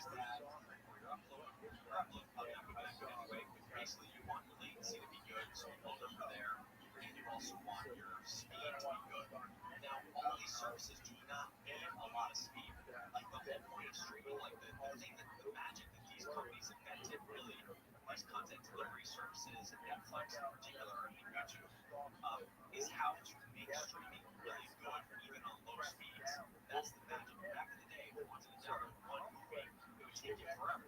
Now, you just stream it because they think about how to get those packets separated. Somehow on the back end of your device. So that's number one. You got to do a speed test, and not getting the speed that you need. You may have to consider moving this device to a window or closer to somewhere in your house where you get a better signal. Do you have a T-Mobile phone? Okay, so you can shortcut some of this stuff. The signal that the box pulls in is going to be better than your phone. It has a stronger antenna, so you can just go with your phone. Right, but because I think that, and not to say that it's right, but I think if people would have came to you and been like, yo man, I gotta distance myself. Yeah, I'm not that computer savvy. So if he'd have sent me something that I plug into my computer, I don't know if I would have heard. All right, hey, download this. I don't know how to do that. But that still hurts too. Yes and no. I think that would have been better. Just if you're a friend, be a friend. That's it. Just be loyal. You know, these people, even the people that, like, when you see all this stuff happen in Hollywood, somebody goes through something, whether it's fucking accusations or whatever, and then everyone's all like, well, I don't know. Yeah, you do. You know your friend. You know what they did. You know what they didn't do. Fuck you. Dude, don't be a fucking bitch about it. Don't be like, well, I wasn't in those rooms. Shut the fuck up, dude. You know what kind of person your friend is. You're lying. You're lying. Agreed, but also, Chris, I think to the point too, to help you out, like, you realize that they ain't shit. You know what I'm saying? Like, you thought you had a lot of friends. You did not have a lot of friends. Yeah, no, I know. Those people are not your friends. No, I know. We're brothers. That's right. We're brothers. You're brothers. We're brothers. I'm not arguing with you. Everybody's a brother. That's right. Everybody's a brother. These situations, I can't talk.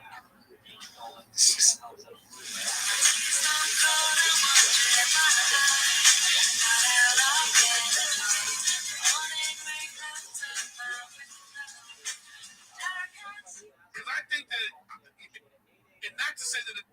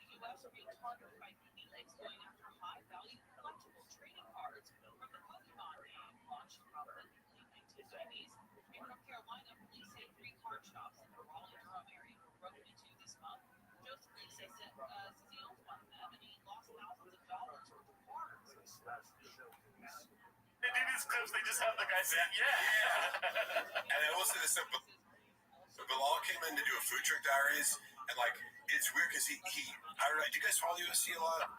Somewhat. Yeah. I like it. But Because Bilal, like, for whatever reason, like, people like shit on, and I'm like having met him, I was like, he was so cool and so humble and so nice, and like, to me, like, I thought he had a lot of charisma. People were like, oh, he sucks, he's boring, and like, I love the fight, like, the fight against, like, yes, he like wrestles, but like, it was pretty fucking action packed. So like, I've been a fan of Bilal for a while, even though like a lot of people hate him.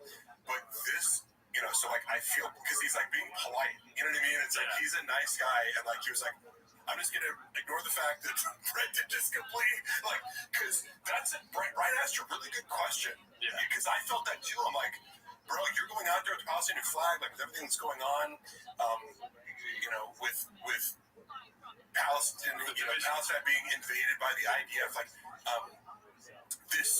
that's a great question to be like, what did you feel? Did you feel like you had to win for this besieged territory? You know what I mean? And Brendan was just like, fuck that question, and then doesn't even ask a question. Yeah. Like, he ended in a way where it's like, what? How am I was ready to respond. Like, you saw Bilal be like, yeah, like, he was like ready to answer with gusto, and then what the fuck did Brendan even?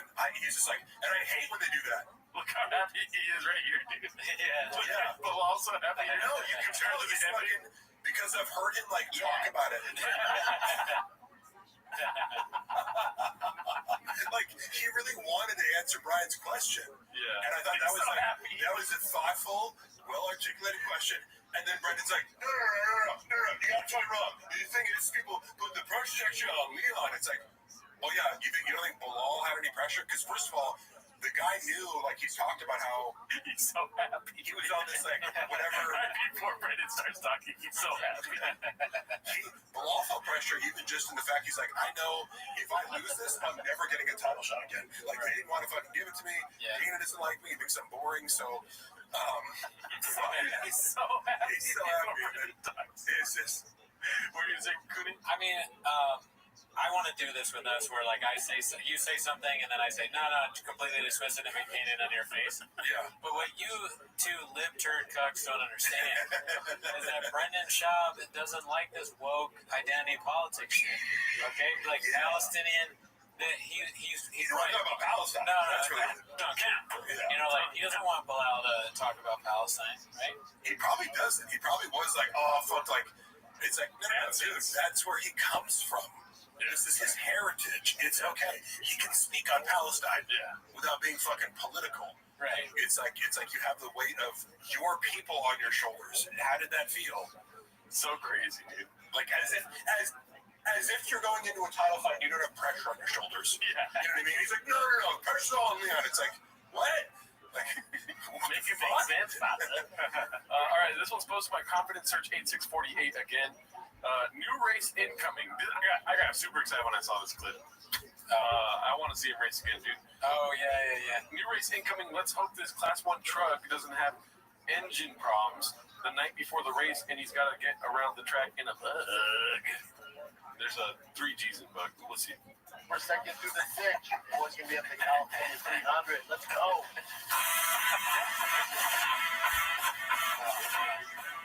yeah,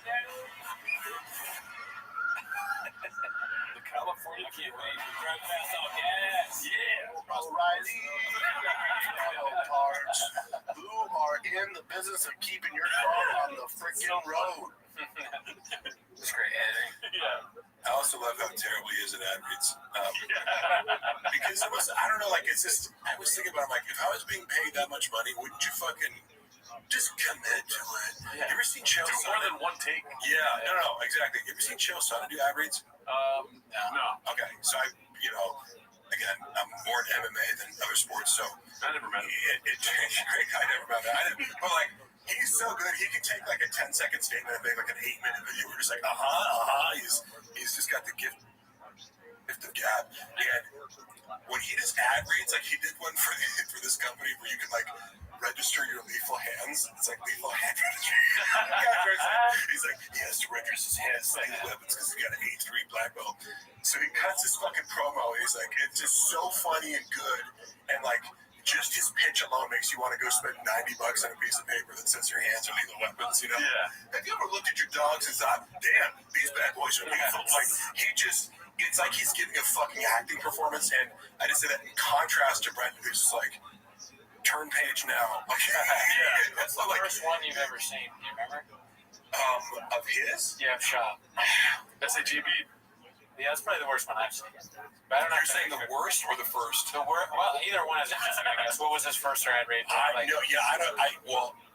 What strikes me, I can't think of the worst on top of my head, but when you guys said like he let his one take, I'm like, I've watched him fumble through words where you're just like, I'm somebody like, I did ad reads for my podcast because I had a couple sponsors, and I never had a script.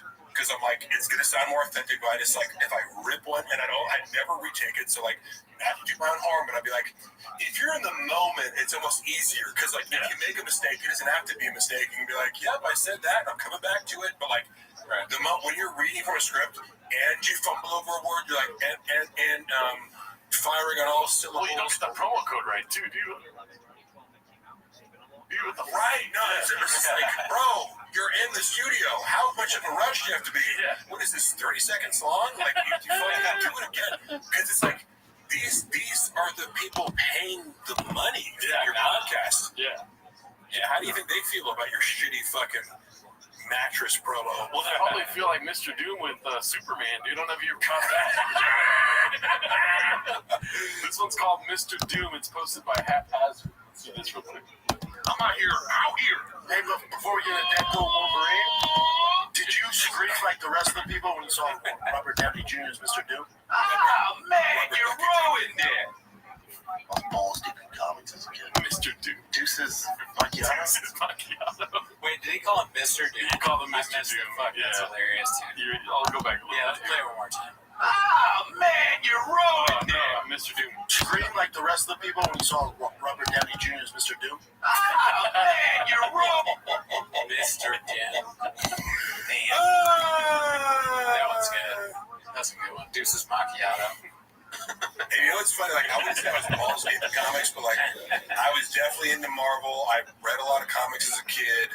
I used to like draw and make my own comics, and like, but this is somebody who dabbled in that. There was a period of time, and Like I remember I used to read a lot of like Dark Horse comics. You know, in like there was a time in my life when I thought I was going to be a comic book illustrator. You know, in like elementary school. You know, Abraham made a comic called Fat Man and Blubber Boy.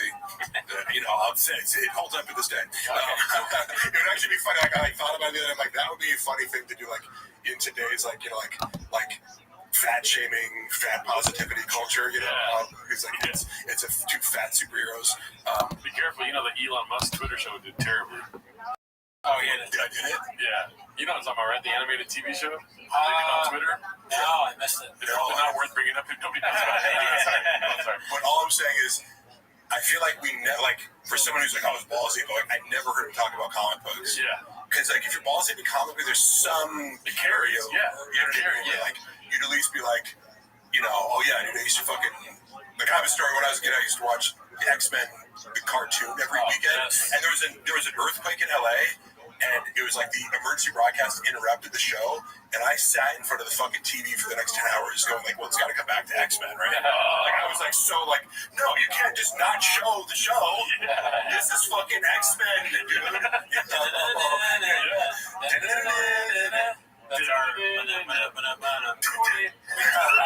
Small team. That was the shit. So like I little like it's like it's like I've known you for quite some time. You've never brought up a single character that you like. You didn't talk about like do you go see the movies? Like did you watch The Dark Knight? You know, like just no conversations like that whatsoever. So you think Mortal Kombat is a comic book? Probably. He's not going to see Black Panther 7. Okay, so I think this is the last clip for the day. I wish we could do this for 8 hours. That'd be epic. Like oh, Jules, give me my tiger thing. Jules. This one's called posted by Successful Egg 83. Successful Egg 8345. Sorry, it's been a long recording session here. It's called The Hate from Papa Runs Deep Part 2. Goat athletes suck as people. He's so amazing in tennis. She's the GOAT, and sometimes the GOAT, like Michael Jordan, a lot of people They suck. great. They suck. They fucking as far as like they fucking normal day-to-day stuff, they fucking suck, man. They're just very, very. You won't be their friends. And then they should put P.S. Why don't you try not being such a? Let me know how it goes for you. Yeah. You're a piece of shit. Nothing's worse than her husband. Yeah, they are. I think they are. Oh wow. Why? I don't know. Yeah, she doesn't have a reputation as being a bad person, does she? Not that I've heard of, but Shab yells at people that get his coffee wrong. And No, I feel like what I heard from that was like, you know, when you're as fucking talented as I am, like, you just don't really need to be conscientious towards other people.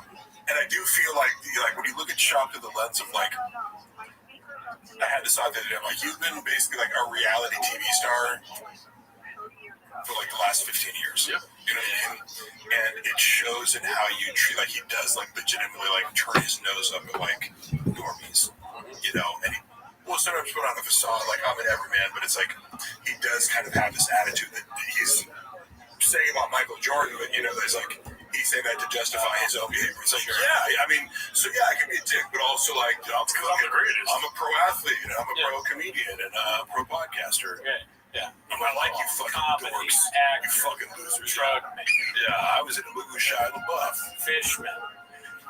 Hey. How many chicks you fuck? That's what I thought. I've been dying to say that the whole thing. And then a moment to come. You texted me that once, it made me laugh so hard. When we first started texting, I was like, I can't remember. I was either asking you for something, or you were telling me you were going to come on the show, or maybe it was the Twitter hack.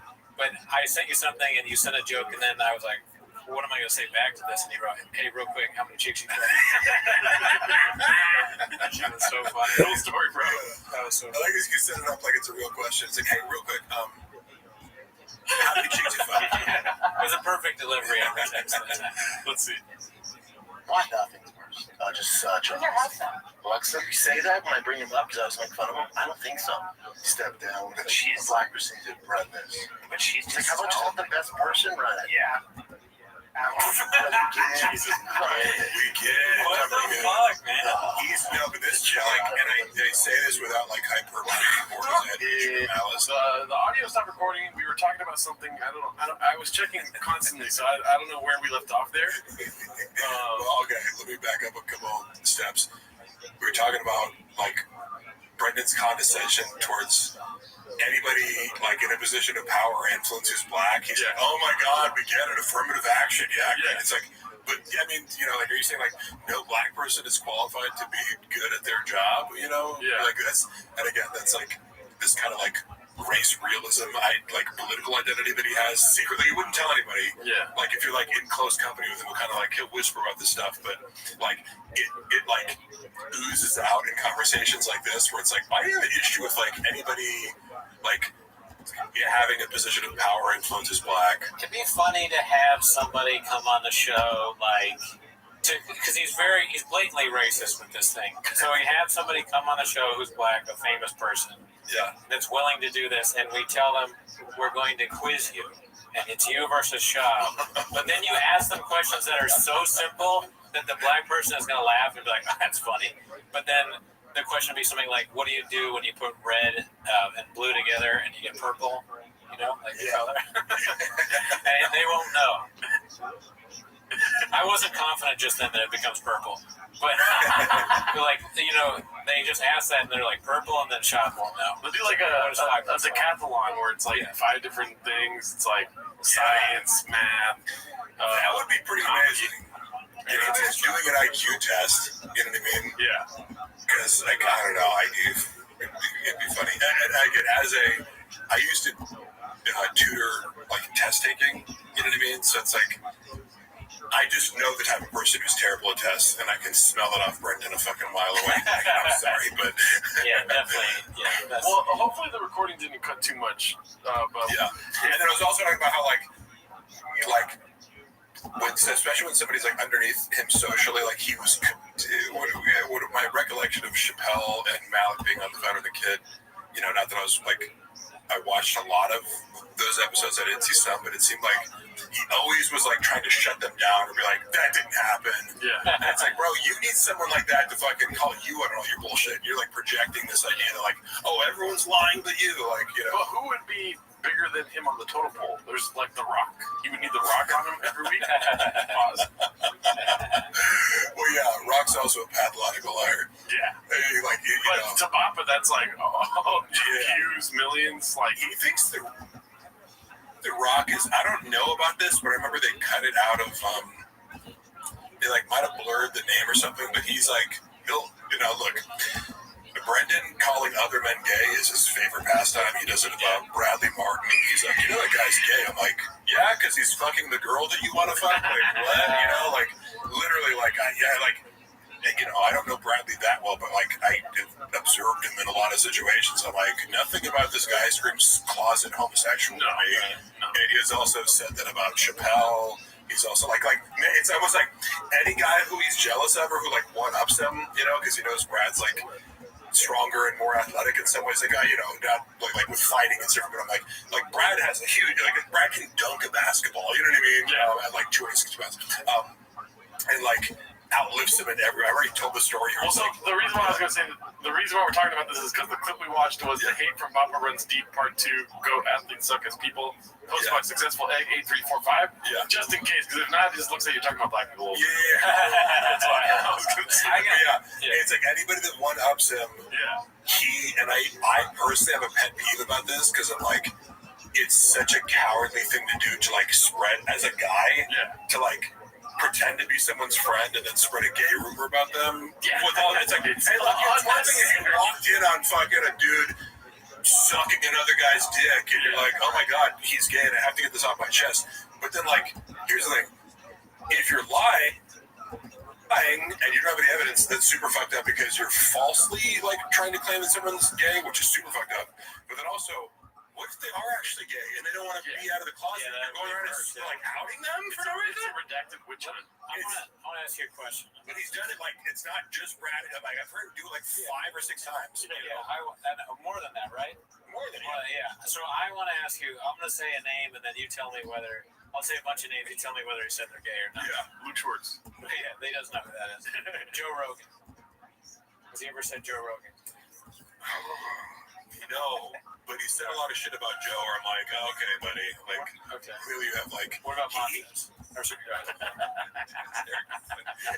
the way, every person you're gonna mention, like I could rattle off like shit talk that Brendan has said about him. It's just like I'm not gonna do that because like Eric was always super nice to me. Like I'm not gonna, but like just know, yes, Joe Rogan. He didn't say he was gay, but like it's like.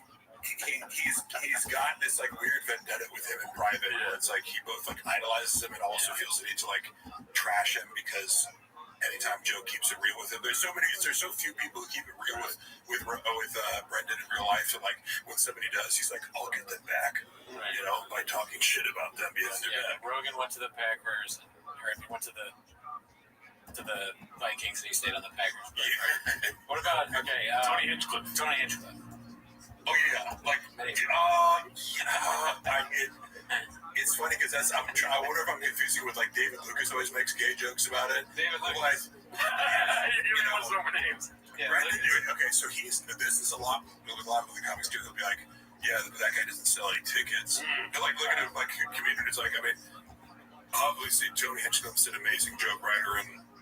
His off the cuff like roast, like see what I'm saying, like for the skill of like if you want somebody to write fucking a certain kind of comedy, you know, like he's very impressive to me, especially like watching Kill Tony, like his off the cuff like insults. I'm like, that's fucking good, you know. And so Brendan looks at these guys, gets jealous, and then has to be like, well, he can't sell tickets. I don't know if that's true. He probably does sell tickets these days, but I've heard him with like 12 different people be like, he didn't sell tickets. Oh, he has his own shit with Andrew Schultz.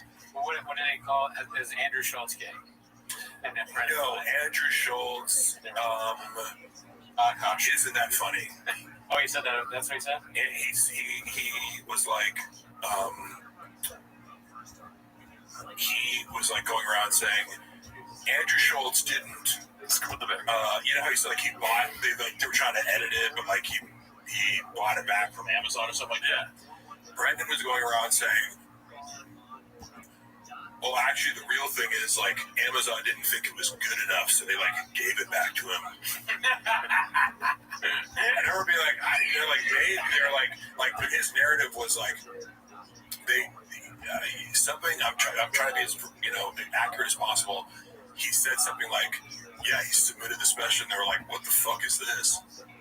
Like, implying that it wasn't up to stuff, but it's like, look, I don't give a fuck what you think about Andrew Schultz as a comedian. Like, it's not as if that special didn't play to, if you're an Andrew Schultz fan, you know what I mean? Like, it fucking blew up his entire career. So, like, I don't think, like, a major company, like, all the bullshit they put on Amazon and Netflix, like, so many bad specials. I'm like, you think, whatever you think of it, you know, like, there's legitimate critiques, you know. Gorilla. Okay. Right. But, yeah, no, it's not like, but he, in other words, it was after this whole, like, remember he had that beef, and I tried to explain it. Somebody corrected me, though, who knows more about it than I do. Remember, I told a story about how, like, Schultz was like, oh, we got a fucking problem.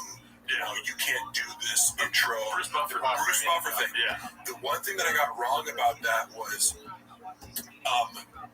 it was less Andrew saying, you're stealing my idea, and it was more Andrew saying, like, you ripped off, like you're coming across as mocking me. You know what I mean? Because the content of the video was Bruce Buffer is in the Bronco with Brendan, and he's going, and now it's time. And Brendan's like, bro, like, relax, it's just a comedy special. You know what I mean? Andrew took as, oh, are you making fun of the fact that, like, I haven't come out? Because you're like, oh, it's just a comedy special. Does it need Bruce Buffer announcing? So, like, that was it. It wasn't, like, but Brendan framed it to me like, he thinks I stole his idea. He's like, no. He thinks you're making fun of the fact that you bring Bruce Buffer around. Like, it's directly mocking it. Which I'm like, oh, that makes more sense why you'd be like, because the energy that Andrew called him up with, which is like, dude, like, we got a fucking problem, you know? It was more like, are you trying to, like, diss me, you know? Which, again, makes more sense. But, I another thing to like. That would be the worst diss songs of all time. Them two, you know what I mean? Just so bad. Which we were like maybe that. it makes me have more empathy for, Andrew Schultz, I guess, because it was like, I can actually see how you'd interpret it that way. You know what I mean? If someone's like, I'm doing the SIG, and then somebody else makes a promo, we're like, well, you do that. That's stupid. Yeah, like, I think I know merch, you know? Right? Well, dude, this is great having you here. Here, man. We did 2.5, I want to say 2 hours and a half, but better fucking watch the whole thing. Some of it might not have been downloaded or whatever. What is it called? Yeah. Recorded. We were just talking about, to recap, how Brendan can't stand anybody being, black people, and especially black people that work for him. It's like, no way you could be faster than me. No way you could be funnier than me. No way you could be smarter than me. It's like, well, I hate to break it to you, but that's every black person you've ever met. Anything I can do, anything you can do, I can do better. Anything I can do, black people do worse. You know what he needs is a black dude to come up to him and tell him that he's Blockbuster, dude. Yeah. Because you're black. But yeah, dude, if you guys haven't already, check out the Patreon. We did Joe Rogan Live, and what is it called? Crystalia No Pain. Yes. Yeah, a lot of pain. And Wednesday will be live streaming, every Wednesday. Yes, we're going to be streaming tonight. And the episodes will come out Tuesdays. We just did a special episode today on Wednesday because we got BGL and the motherfuckers. And when you guys watch these, do you like stop at like Joe Rogan critique it, or just kind of like what's the gist of these Patreon videos? Go for it. We review the special. Yeah. And there is some stopping, but we don't want to talk about too much because we don't want to reveal. It's because he doesn't know how to if you fucking want the real juice, he just doesn't know how to you want the real dick juice. This fucking wig is killing me, and I can't do it any longer. But I will keep naming people if you want to say whether. But go for it. What we do is, sorry, I always. I always say, while I contend I don't make word salads, I do get sidetracked. Oh, you're going to go more in depth than was warranted. What we basically do is like we watch the special, and whatever bits are running bits, we just do that and we fucking kill the jokes. Yeah. It's just like a very slow consumption of the special itself. Yeah. That's cool. Yeah. Sometimes they're good though. Sometimes watching the specials are good. Yeah. Like we watched a couple of Shane Gillis's ones, and those are good. Yeah, I'm a big fan, obviously, and because I'll send people his fucking, people be like, I'm like, this is how you should look at Trump. Like, don't get fucking your panties in a bunch because this person exists. Be grateful it exists so we can get Shane Gillis making fun of him. I moved my car, all Baghdadi died like a dog. Okay, so he cried quite a bit. I would have cried. Cry, baby, Baghdadi. Does Brendan John think Shane Gillis is gay?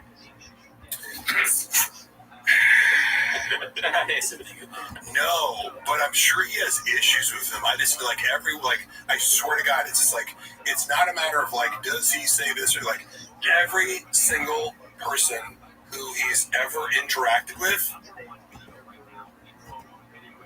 he's talked shit behind their back. Yeah, problem. Like, I've never witnessed it.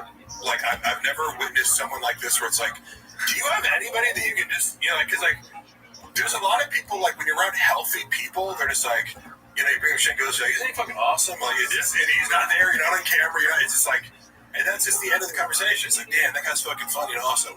Moving on. Yeah.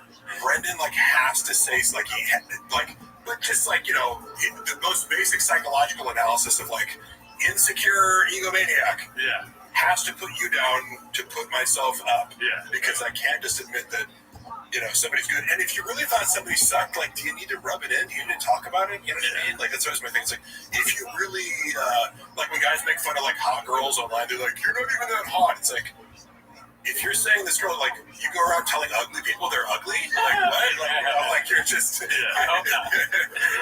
Then you're just a sociopath? What?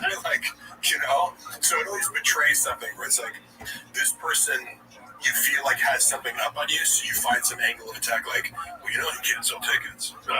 Or, you blog at the show, or, things aren't going well. It's like, he gets digits in his butt, dude. Yeah. Right. Yeah. Jeff Dye. What's funny is he when Jamal Hill came on the fucking Food Truck Diaries before, and he like he was high as fuck, you know, and like not to talk to him, but it's like hearing him talk about like, oh, dude, that guy will never be fucking champion. Like, it's like, well, you know, That's fucked up. you know, yeah, like a lot of these guys like end up being like huge, like Sean Strickland, but yeah, he's like, he thinks he's doing Sean Strickland a favor. It's like, yeah, he's bigger and more famous than you'll ever fucking agree with me. True. All right, well, let's get out of here because I gotta edit this tonight too. Yeah. Good luck with that. No, you're good. Don't you? Thanks for tuning in. See you next week. Thank you, Mark. Mark, shout out to Mark. Yeah, Mark's the best. All right, later.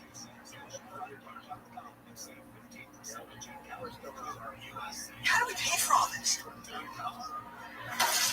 It's an oldie thing. Oh, yeah. Once I was a stand-up comedy.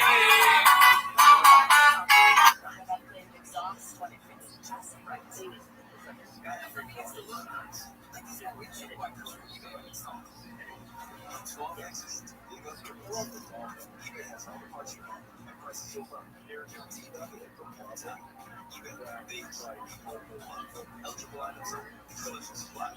Portions of the following program are recorded.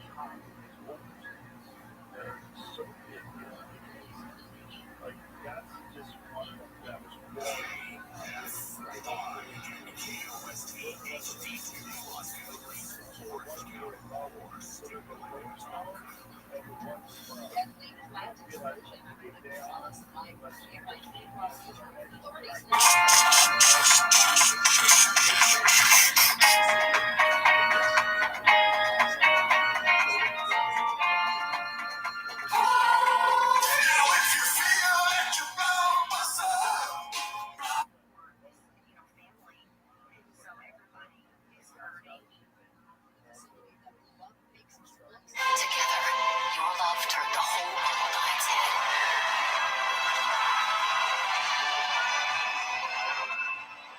And all the while, you were watching clothes dry. Audible. There's more to imagine when you listen. Once I was a stand-up comedy. Working at the Brian Calais.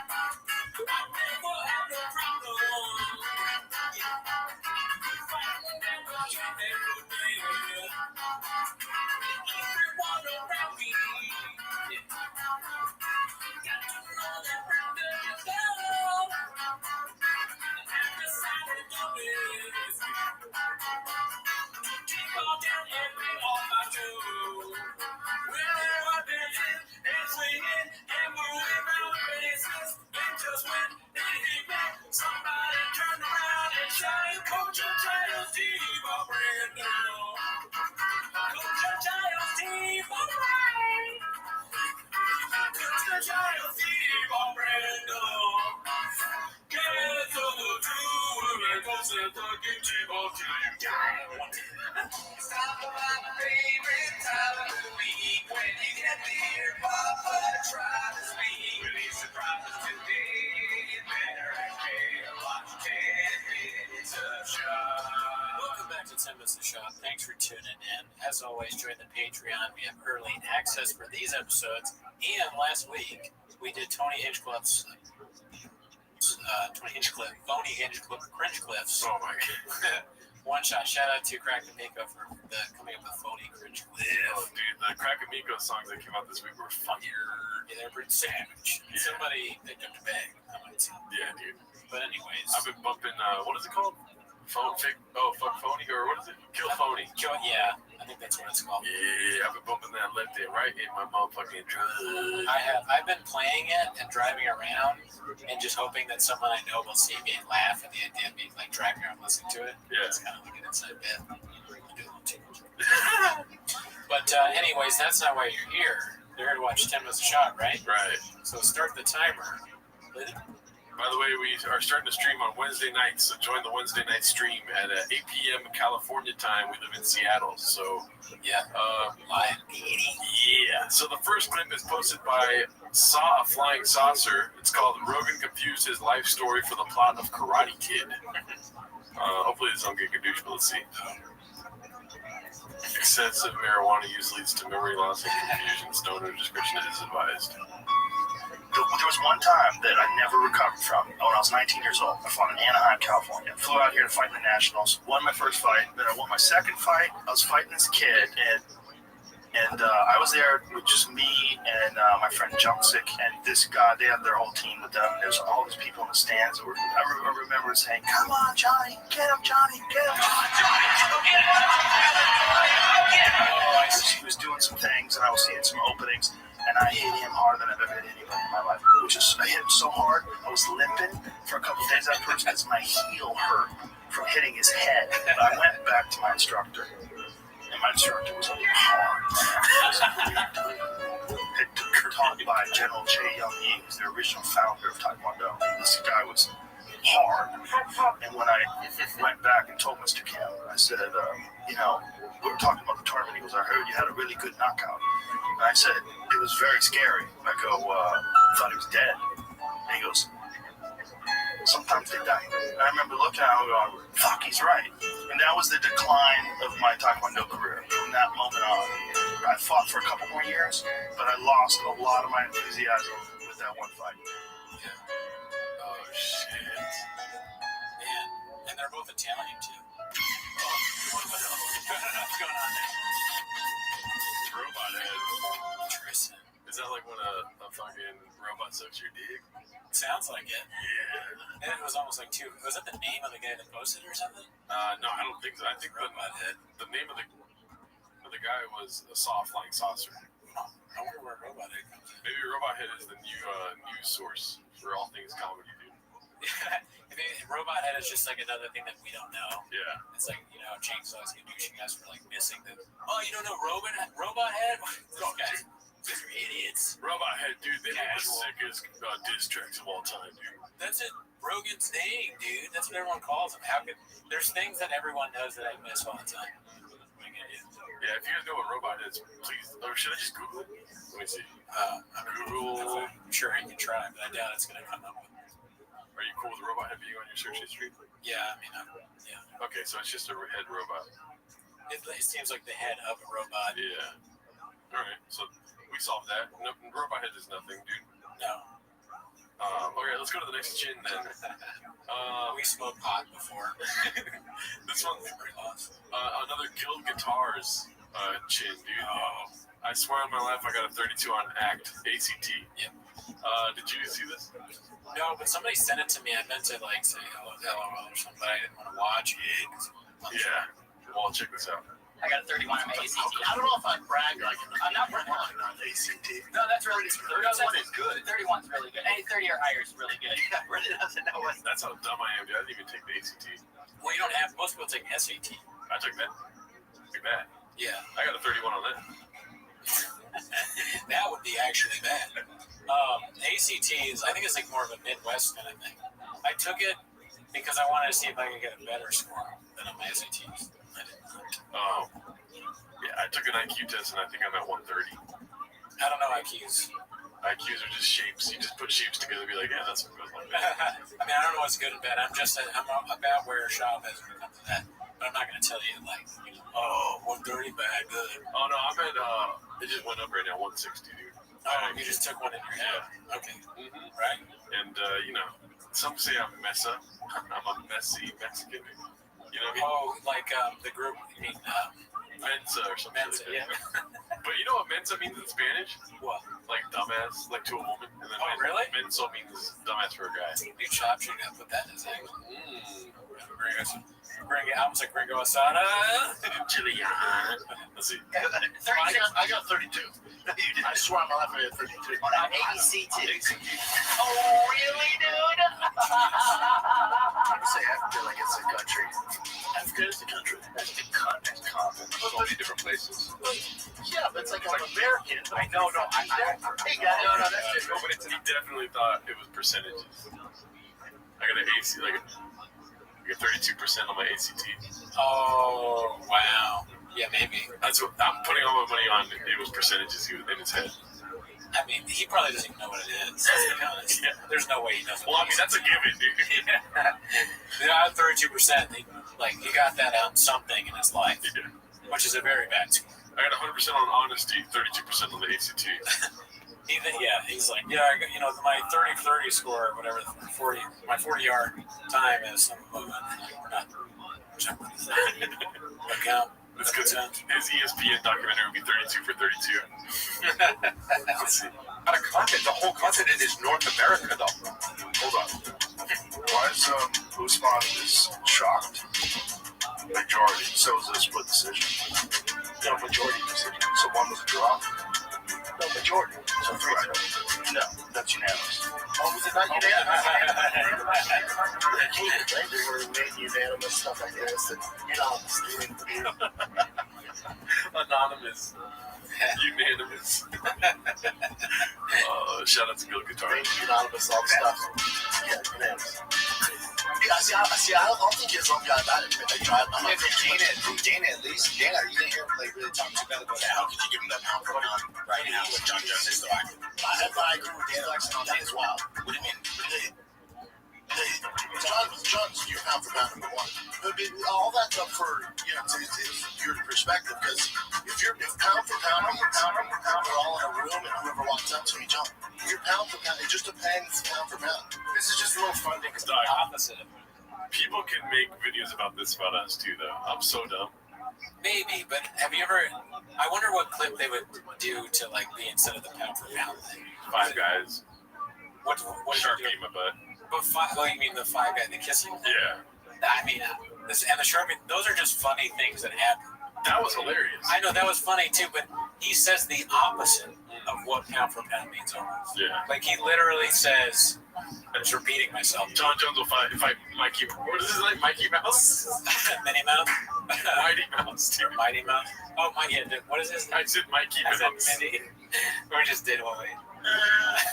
Should we start measuring the years? Yeah.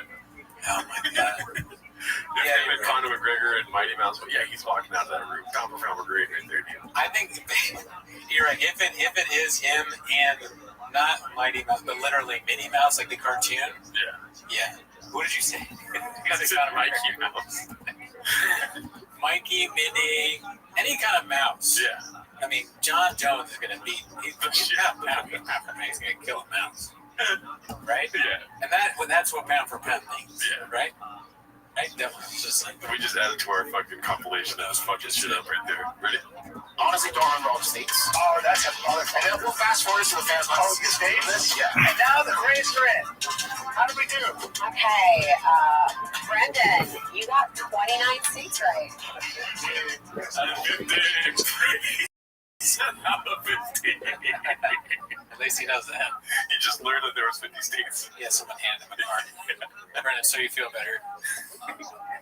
Let's see. So technologically advanced. Are they 2 days ahead of us? 2 days ahead of us. Korea's 2 days ahead of us, dude. He's lucky the ACT didn't have any questions about time and days of different countries. What is Tuesday in Australia? He writes Thursday. Next week. Thursday in California. He'd be so bad at one of those train questions. If a train leaves, he's like, trains are gay. Don't count. Or he just writes doesn't count. He hands in his test and there's a bunch of things that say doesn't count. That makes sense. He's on. If the train leaves at 2, what time does it arrive to the other station? I'm on the plane. Yeah, I'm taking a plane, bitch. I'm Bahama, dude. I drive a truck. He slides the paper bag. I mean, he thinks he wrote truck, but it's just a bunch of scribbles because he can't write. What is this? Just draws his own face. That drool on it.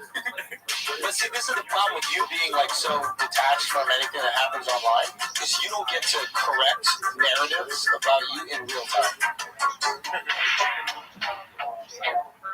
This is that we're going to fall from the tree, my man. That there's 2 sides of the story. There's truth. So that, and then you were talking about somewhere in the middle. I like that. That almost sounds philosophical.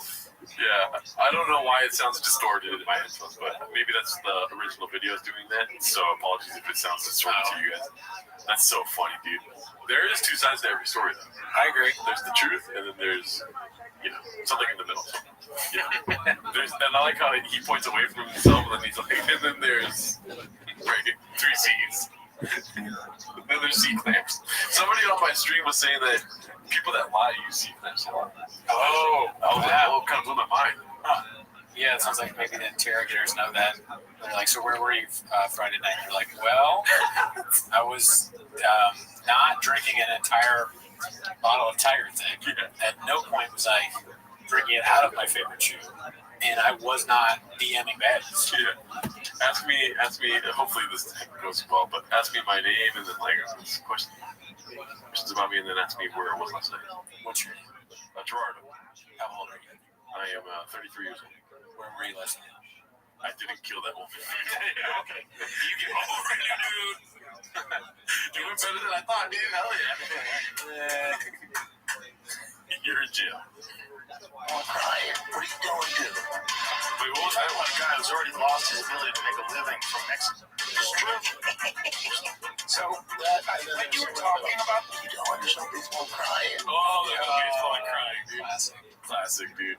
You're talking about a guy who's already lost his ability to make a living from Mexican dick pills. Like, why would he ever just take something off the shelf at GNC? Well, we're not giving the guy kudos because he's the smartest tool in the shed. Sharpest tool, I said. Smartest tool in the shed. I love Game of Thrones. The last season was true. Oh, this one's great, dude. Way terrible. And I do think it's fun that the country came together and finally agreed on something. That is. I disagree. Oh, I don't want to like you. I like season 8, though. Everyone hates on it. I think people are just mad that the series ended. And all the nerds like, I wish I could do it better. I think we're stupid. I think that there are stupid people that did love it. And for you and them, I'm happy that you found your little simple TV show.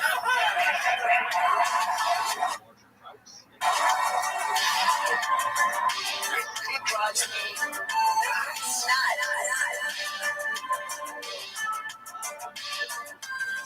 That clip might be cut out. That Megan Gailey thing. It's so good though. Yeah. I think you're stupid. Yeah. But you spilled the beans on that one. Spill the beans on these motherfuckers. So what do you think? Okay, if you were to grade his ACT test, what would you do? I would probably like, and I don't remember that well the specifics of ACT, but I'm assuming maybe like 18. Het is al geregeld. Met Allianz might be like way too, I don't know if that's like way too low. En als je naast je autoverzekering ook een loon of doorlopende bedrijfsverzekering afsluit, krijg je direct extra korting. Allianz Direct. Makkelijk en snel. Bekijk de voorwaarden op allianzdirect.nl. The parents, Glenn and Gary, were the sons. And when they were in college, I would go in there in high school. I was like a junior. Mrs. Hatcher would take over, stock up the used, because we're also, used would sell by 10 o'clock. They put 100 used in that fucking case. But it was all day. It was all day. The teachers Busy all day, The school got so pissed that they told people that you weren't allowed to leave the school for lunch. Why? Because they wanted the cafeteria to make money. So, and they caught you with hash You have to understand, all the food distribution in North Jersey is handled by a lot of people you don't want no fucking problems with. You know what I mean? All right, so people stay and eat the goddamn food. They would suspend, so you would suspect us, but Mr. Hash would go, fuck that, go in the back. I'm not going to let him go in the back. But if I say, hey guys, that means run out the back door. So for a year, until they moved that law, we would sit in the back of Hashways and delete the fucking thing while the school teachers were in front looking for it. And the truant officers and the whole thing. Fucking hysterical. Man, there was no goddamn good place in my shit town. I got no good stories. You know, we had fried bologna sandwiches. Like, oh my god, you hear that? That's your grandma rolling off. When I went back in 93, like you say, you just flip it right in the grave. My god, when I went back in 93, I stayed with my buddy in Seacaucus named Mike Ronnie. And down the block from his house was a fucking deli. I'll put it up against any deli ever. But their fucking claim to fame was they had peppers stuffed with mozzarella sauce. Oh my god. With mozzarella cheese and a little sauce. And I'd go in there in the morning. Just the green peppers? Just a fucking, like a pepper. And it's a spicy pepper. It was like that peppercini, So right? you had to get 3 of them and a sandwich. So you could eat the pepper while you're eating the fucking sandwich. That type of old school deli. You have different types of delis, but that was... Right. What the fuck 3 fat guys got talking about food for? Because we're all stoned and it sounds great. But it's crazy what today signifies in the Catholic religion. And a lot of our religions, it's all folks. Well, I mean, our good friend George, God rest his mama's soul. She's passed this year, and you know it's hard, man. My Uncle Jim passed this year. It's hard, you know. You see people at the end of their life. That cancer is a miserable thing, man. I mean, it is a horrible way to pass, you know.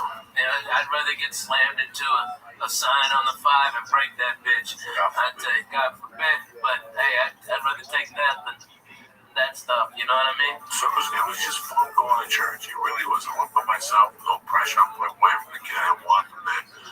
I just wanted to go because we did that church over St. Bartholomew. We did it over. So I just went in there at 7:15. I tell you what, man, it just brought back a lot of fucking memories. That's what happens in church for me now. When I go to church, I look at the 12 stations of the cross, and it's like a fucking acid trip, man.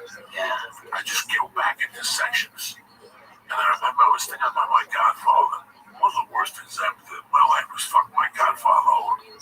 After church, I went home and I tried to find him. On Facebook? Nah, he's no fucking Cubans on Facebook. He lives in the Keys. When I was a kid, my God, it's amazing what has happened. Did you see Mad Max? Yes. Okay. The question that fucked me in that movie is who killed the world? Oh, yeah, man. People ask me, who killed the world? You know what, man? They killed the fucking world. I mean, the world is half dead. We don't even know. No, it's more than half dead. Trick or treat this week. I saw Trick or Treat now. There's no kids out in the daytime. I mean, these are great areas to trick or treat. I didn't get one. At night, I saw kids, but they're confined. The parents put the fear of God into these kids. Yeah. You know, Friday night, I went to this trunk or treat. You know what, man? Did Mercy have a great time? Fuck yeah, she had a great time. You know, did I have a great time? Fuck yeah, watching her and watching the kids and watching my wife. I dressed up. I put fangs in my mouth, and she kept saying, No, thank you, Daddy. Take the fucking fangs out of your mouth. No, thank you, Daddy. And she would keep tugging my cape. No, thank you, Daddy. It was the cutest fucking thing. I went in there and I had a great time. We got that 5:30. The dinner they made us was, you know, not bad. It was a cheeseburger with macaroni salad. It was a barbecue. I enjoyed it. And then I watched her play ball with other kids. And I could tell that we're halfway there. We're okay. We had an okay kid. The ball hit her in the face 3 times. She didn't cry. Some little boy dressed up as Captain America got hit once. He wouldn't stop crying. But when the kids left to eat, she didn't want to eat. So she stayed with me. She goes, Daddy, come in. And I started playing ball with her. So when kids came over to play, she was like, it's me and Edna. She was going fucking nuts. That was the only problem we had all night. Everything was great. Back to trunk or treat. It's like that. Cars get together. It's like a beautiful car show. And they back up and they open their trunks and they hit kids and they sit in front of the trunk with disguises. And I tell you what. Is it like a lowrider club or hot rods and stuff like that? No. It was just all these fucking Studio City people. Oh, yeah. You know, whatever they are. I don't know what was. I didn't talk to one. I talked to maybe 2 parents and the principal. Man, you know, I've done that same thing with Mexican car clubs, bro. They are the nicest. They had a whole goat cooking. Okay. I mean, it was the real deal. Old ladies was making tortillas. Okay, they was handing out good candies and stuff like that, having a blast. They had a band, a salsa band. It was on, man. I'm telling you. This was for fucking kids. Yeah, it was for kids too. Yeah. There's no fucking salsa band with this kids. I'm telling you, there was. They were all white kids now. This is white kids. There's no salsa band. There's no Beatles. They're barely walking around. You want to hear about white people? So these motherfuckers, I mean, the most interesting thing in the world was I looked at my wife at one point and I go, what the fuck is this? I know. Like, I almost have a nervous breakdown. I'm like, what the fuck is this? This is like Puerto Rican shit. But I go, this is what we have now. The parents scare the kids.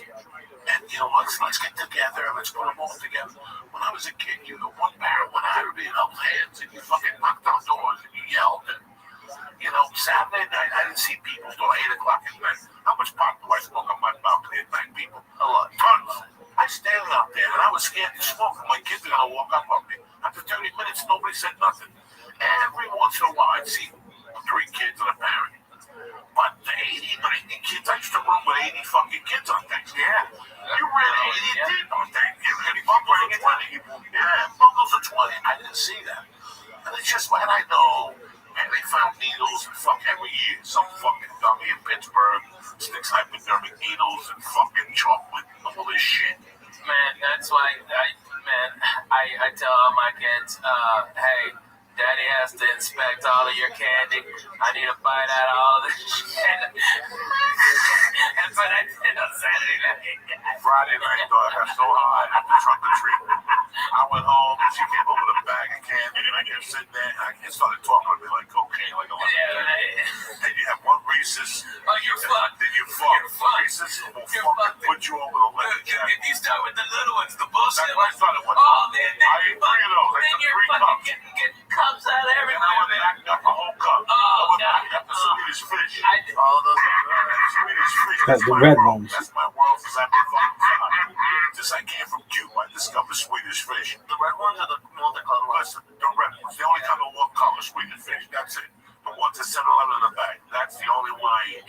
All those imitations and skinny worms and shit. Shove those up your mother's ass. I don't eat none of that shit. I'm a fucking Swedish fucking fish fan since day one. When I was a kid, I'd buy them by the box. So I could get a brown bag and I'd stick my hand and put them in my pocket. That's how it was. That's how when I was in your pocket, in a bag, in a brown bag. You get there's a tray of them. No, I bought the box from the wholesaler. Oh, really? Holy shit. 6th grade, I used to know where to buy the box. Wow. There was a fucking wholesaler for candy when I was a kid on Dudley Avenue. And I would go down there, I would tell nobody. I would tell nobody. I go down there and I get a box of Swedish fish and I get a box of a thing called devil gum. What's that? Devil gum. Way before fucking these other gum thieves thought about Big Red. See, Big Red, who makes Big Red? Wrigley. They bumped devil gum. When I was a kid, devil gum was cinnamon, but it was hot. Like if you ate 3 slices, the asshole was gonna be on fire. Though that's what Mexicans give their kids when they're in daycare. We had atomic fireballs. That's all we had. No, atomic fireballs. But you also swallowed gum. You know, swallow gum. That's why your asshole's on fire. My asshole's not on fire because of that. I'm telling you, I've been swallowing gum since day one, so my body knows how to process it now. See, if you start swallowing gum when you're 8, then you're fucked up. I've been swallowing gum since day one. Can the doctor please email Joey Diaz? And do what? What's he gonna say? I think to learn how to. Listen, I have pulled the gum out of my asshole. I have pulled little pieces of gum sometimes. That don't get processed. Yeah, out of the hair. Oh, God. Or sometimes you're gonna pull the shit out of your head and you can hear the gum going. You can hear it go? It's like it. Let me tell you what. Have Joey, when he gets one of them good ass zits above his asshole, to come and pop it like a 1.5 foot away from you so you hear it. Okay, he did that in my fucking apartment after he drank all my goddamn orange juice. Alright, he drank a whole fucking thing of orange juice in 10 minutes. And then proceeded to pop his zit on his asshole? Yes, no, not on his asshole, in the crack right above it. So to get any pressure behind it, he had to take those big ass fingers go one knuckle deep. I know all the stories. I was there. Man, ashamed to say, I used to travel by bus to a lot of gigs. Greyhound was my sponsor for a long time. The Joey Express. Joey Express. I would get on that fucking downtown bus to El Paso. And I'd drop you off and pick you up. The longest bus ride I did was New York City to Dallas. That was the longest because I had nothing going on. I'm going to go all the way to Kennedy and drop 200. I'll be right here and I can pay the express for $48. I looked at it just to get to Boston. It's like only like 2.5 days for like $100. So I'm just thinking if I had to. You'll never have to. Man, I travel by bus because I own one. Get a king size bed. Don't do that. I could never sit up. I could never sit like that. But you guys ought to jump on the bus sometime and we do this church at other parts of the country. Yeah. Where's the bus now? The bus will be here tonight. It'll get in tonight from Tennessee, and then we're here. We're gonna be driving it around Wednesday and Tuesday and Wednesday, and then we go north to do some gig. I don't know where it is, to be honest with you. I don't look at my calendar. I didn't travel with no fucking Foo Fighters. You guys would kill each other. You guys would before you got to the first rest stop. You're retarded. We would hotbox that bus. It would be just look, bro. Yeah, Shut the fuck up, okay? Me and Coco lived in an apartment smaller than this fucking studio, okay? And we laughed our asses off. And when the doors were open and the windows were open because it was so fucking hot, and we couldn't hardly go to sleep because it was noisy as shit, we put on Joy Medina. 5 minutes sleeping time. Wake up, don't get for Jesus. Making biscuits, and I had him on the floor, futon, okay? And John Wesley on the floor. Jody Purdy on the bench. Yeah, it was crazy. We were in it to win it. This was Team Us, 1440. You don't even understand. Killers of my brothers. Are you kidding me? Well, not literally. I'm just saying, like, you put something on the TV that he doesn't want, or he'll start. I got 5 fucking TVs. You got 5 TVs. 5 fucking TVs on that goddamn bus. Pick what channel you want. Player, I got it. How many bedrooms on the bus? I've got a king-size back bedroom that pops out, okay? And then the living room pops out, and then there's 3 bunks. It's got a 2 bathrooms and a shower on it, and I think there's like 6 air conditioners on it, so if we go someplace where it's hot, like I went to Bonnaroo this summer, and everybody, all these dirty white people are out there like 100 fucking degrees. Fuck you, campus is 3 showers a day. I was the sweetest motherfucker out there. People are like, dude, I was for real or something. On a 3-game homestand. And after the 0-2 start, Irish fans and their team win 3 straight to continue to rise in the rankings at number 16. Jeremiah Love continues to be one of the most explosive backs in the country with 9 touchdowns through his first 5 games this season. Meanwhile, since the counter for the Wolfpack to Notre Dame Stadium, which comes in with a 4-2 record in hopes of upsetting the Irish and derailing their playoff run. Dan Hicks back with Jason Garrett. Zora Stevens will be joining us in just a moment. Coach, it was really the Notre Dame offense which seemed to steal the show in the early part of the season, but lo and behold, the defense is catching up.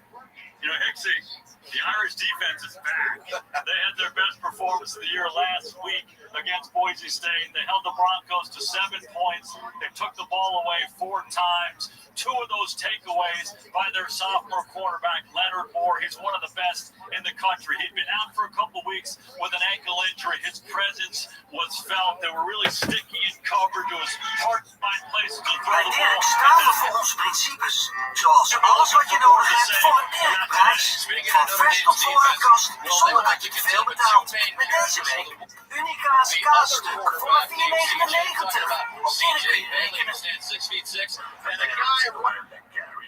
Of Hollywood, he's a superstar for NC State. Sure, and CJ Bailey is 6'6", and he's really, really talented. He can throw the ball from the pocket. He makes a ton of plays with his feet out in space. And he's going to be looking for that guy, Hollywood Smothers, all day. The runner and as a receiver, this guy people that you weren't allowed better be ready to tackle number 3. This guy's something else. Yeah, Smothers comes into the ball game.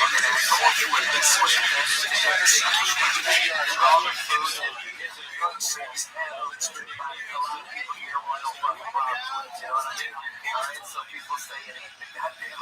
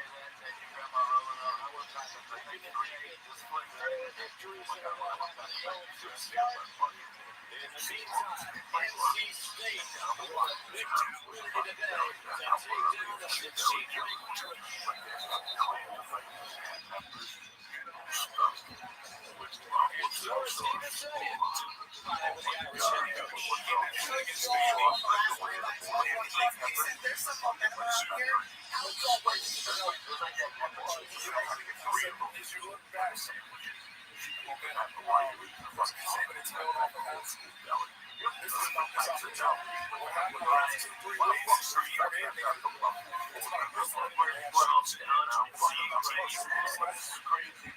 What can they do to find His team has a running back so excited. We'll take this slow down. I'm super enjoyed that Mama Soul she passed this year. And it's hard. Mom is in that this year. It's hard. You know, people take their life.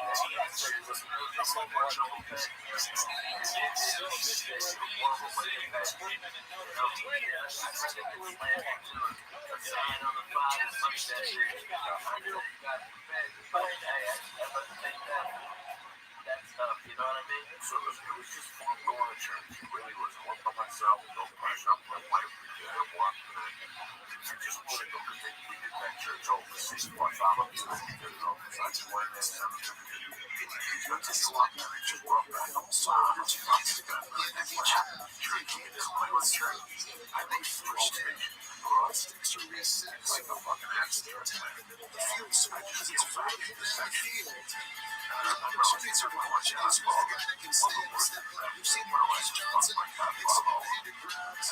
And look over so good at the end of that last occasional touchdown. Mizzou has won 15 straight home games. Indiana has come to town with so much momentum and to play down to the wire. Shaquille is going to check to others and hours his time is. Jefferson it's just a fight to try to get out of bounds to at least Jefferson. The Rothschilds of Alabama is trying to get out of bounds for the game late points. That was a massive game, but it was really nice to have a great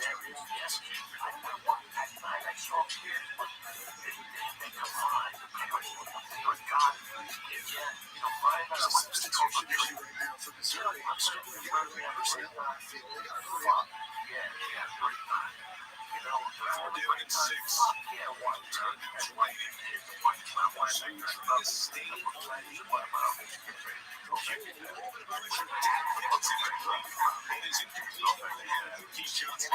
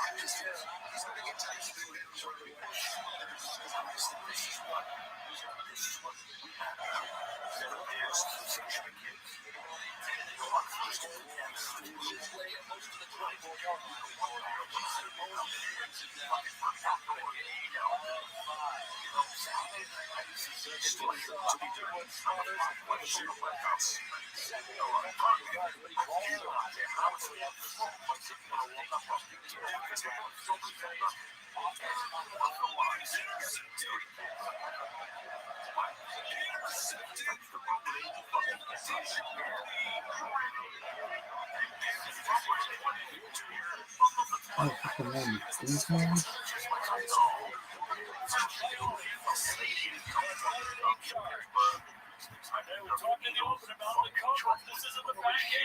Man, that's why I tell all my kids, hey, Daddy has to inspect all of your candy.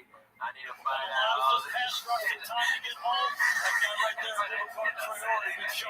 Friday night, I got so high, I truck the tree. I was all over the bag of candy. I started talking like cocaine. And you have one Reese's. Oh, you're fucked. And you're fucked for Reese's. What you on the left? He's telling the journalist to listen.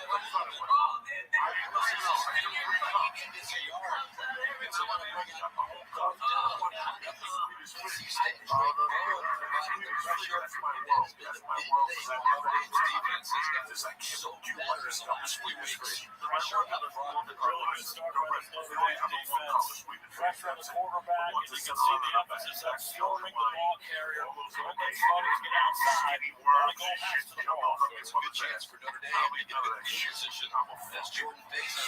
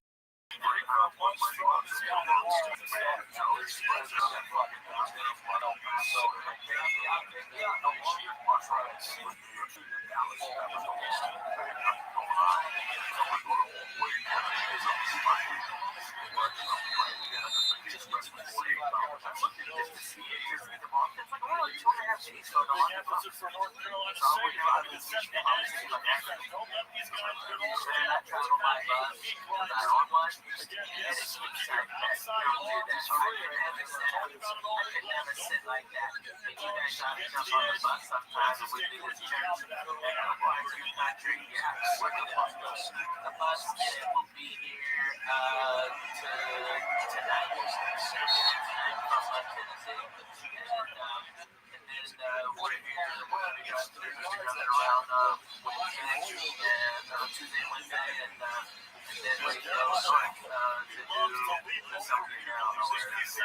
We're kind of all at once now. That's true.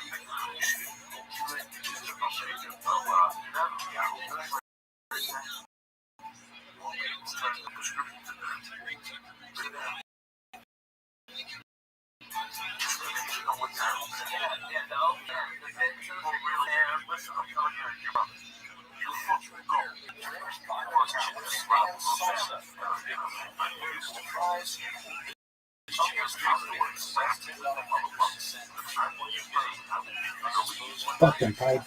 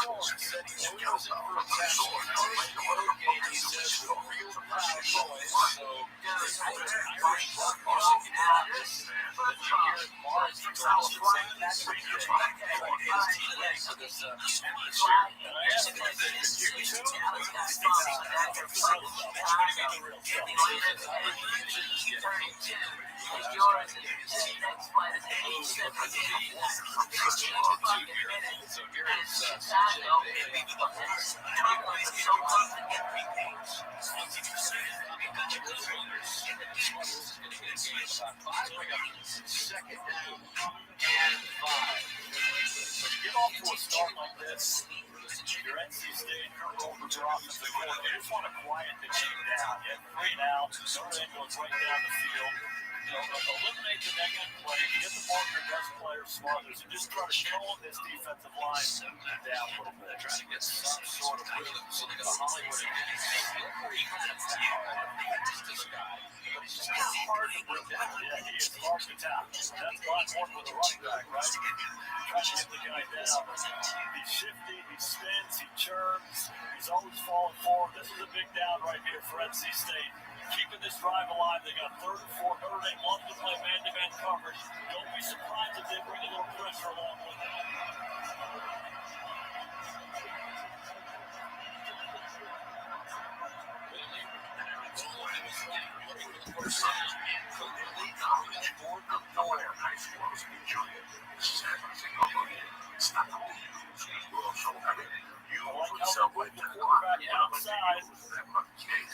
Just an out route. We talked about this a lot last week when they played Boise State. NC State looked to come into Notre Dame Stadium and knock off this team. They have to make those plays. You saw Dallas Gold on the coverage there of Peter Jackson Gold.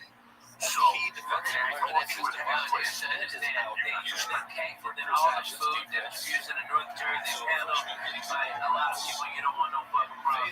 You know what I mean?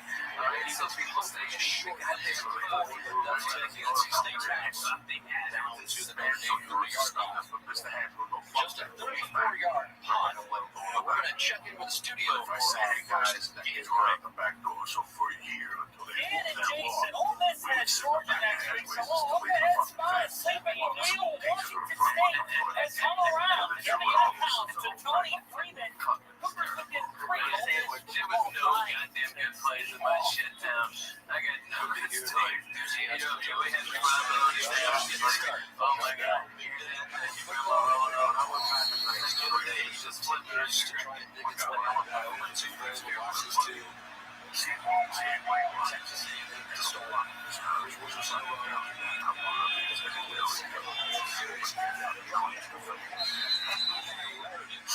CJ Carr's tomorrow. Just one.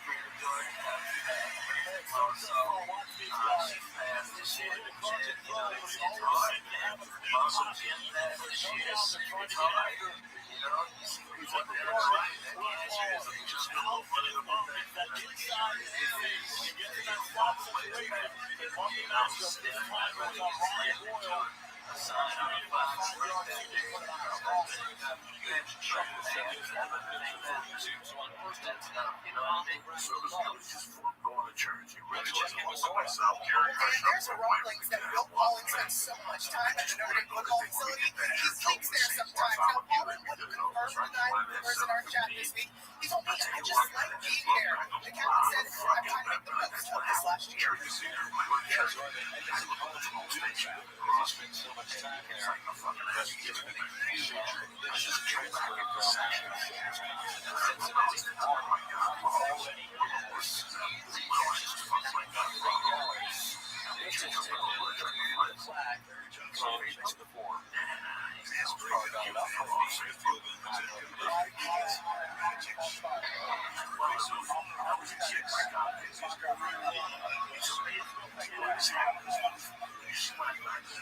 Washington coming to motion here. Inside. Easy one to call. They'll talk about Paul transfer from Wisconsin. That's been really important. Since this week prior to that, the guy's name is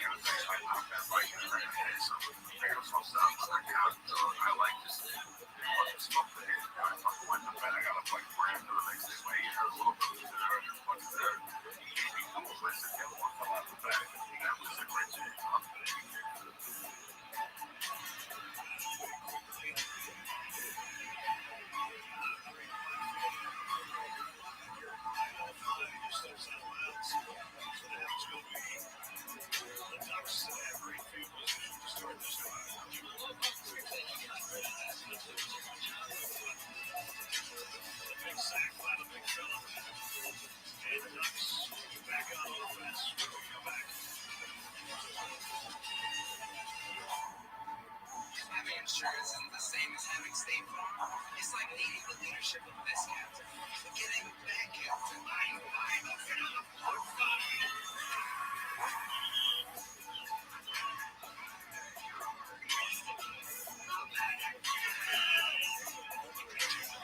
Also, just any insurance, there's State Farm. State Farm is there.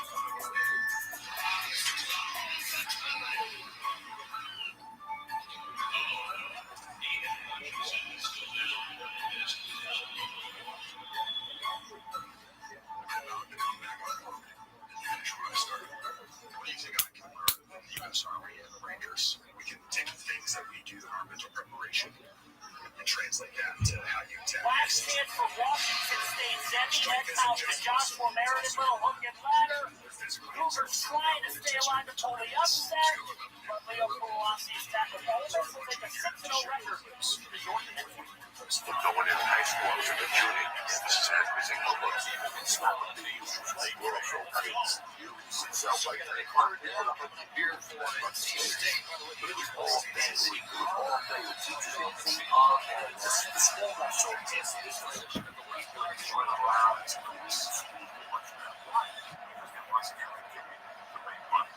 so,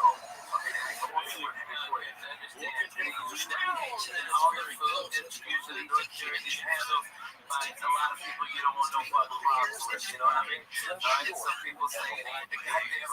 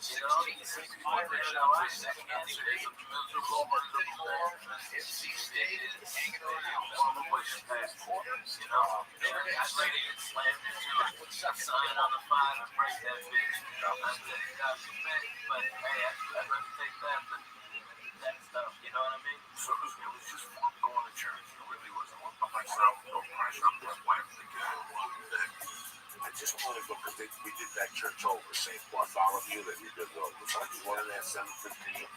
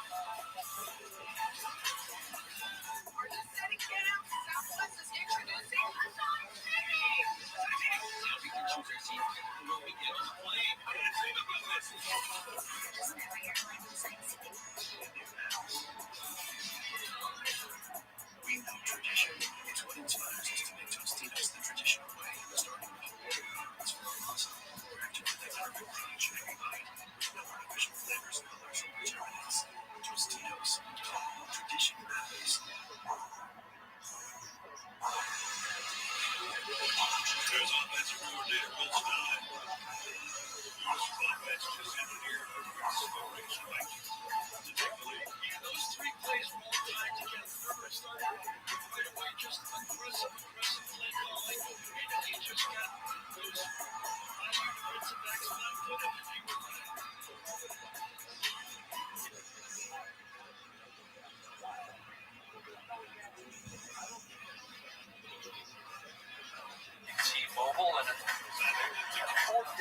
Bailey and Coach a little reminiscent of last week as we brought up.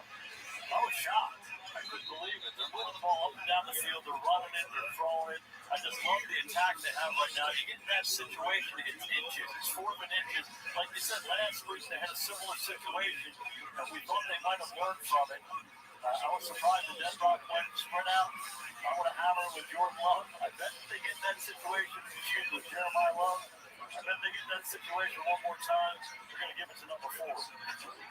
C.J. Carr, 5 of 5 today through the air. Love has been the main man on the ground. We've not yet seen Jadarian Price. But this is NC State with a 2nd and 8. From zone 46.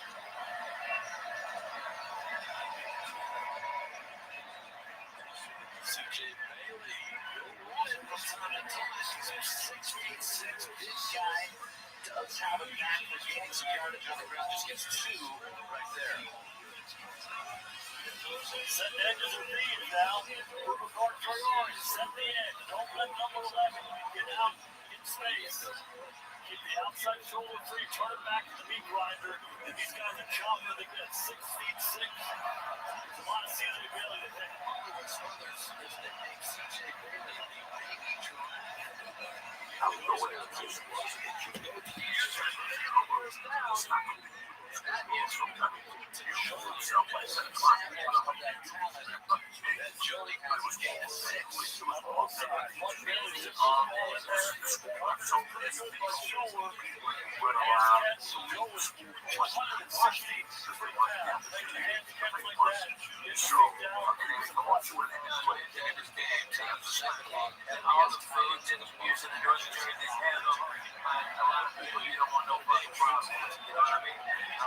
people say you need a goddamn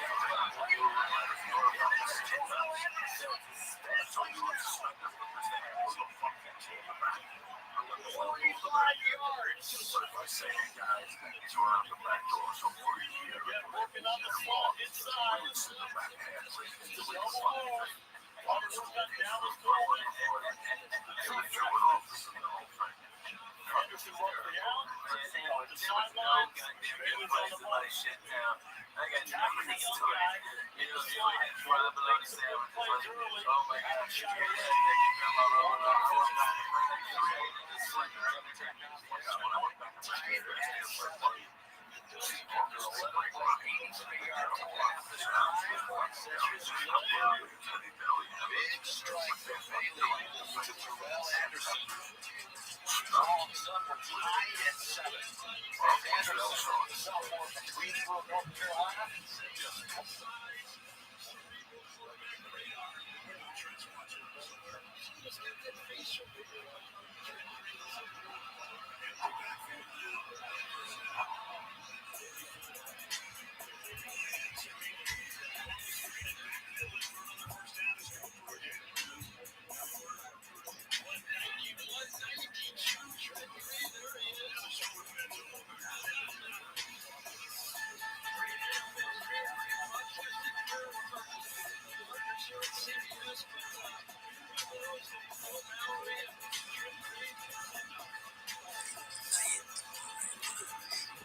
Yo, dog, come to my Discord.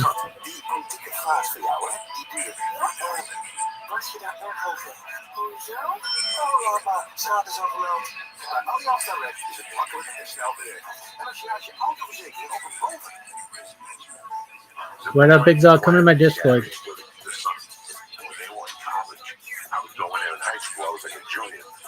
Yo, dog, nobody wants your fucking IP address. Listen, if you want to come and talk with me, come to my Discord.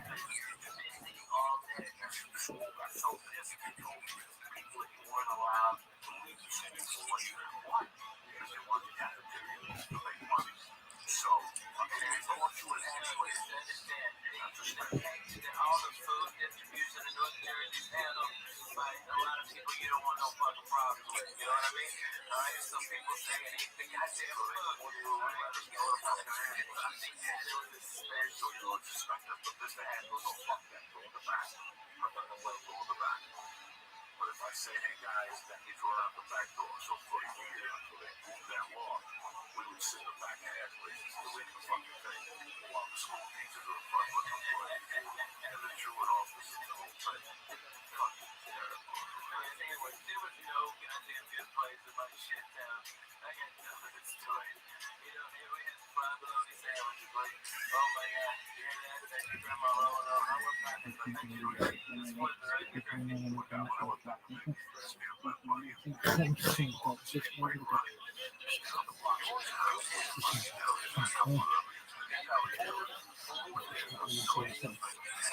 Yo, dog, love to talk with you, but I can't even hear what you're saying. You want to say it again to me? Cool story, dog. Loser. Hey, what are you saying? Talk to me in my Discord. What's up, pimp? Dog, I don't fucking know.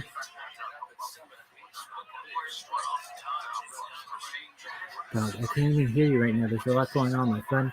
Come to my Discord if you want to talk with me.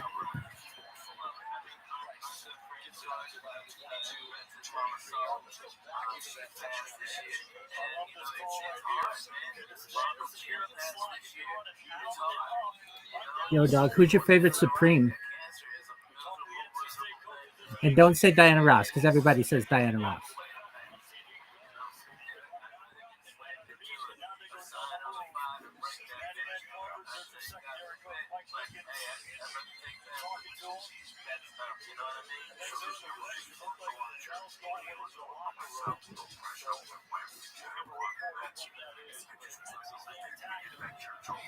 Oh, sad. The motherfucker's gone.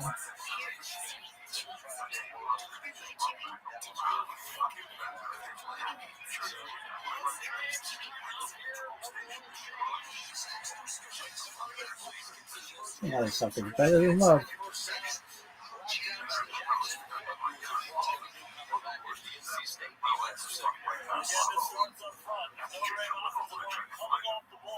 Watch how they put all the defenders in NC State laterally to the side. Dorian Price agrees that he fires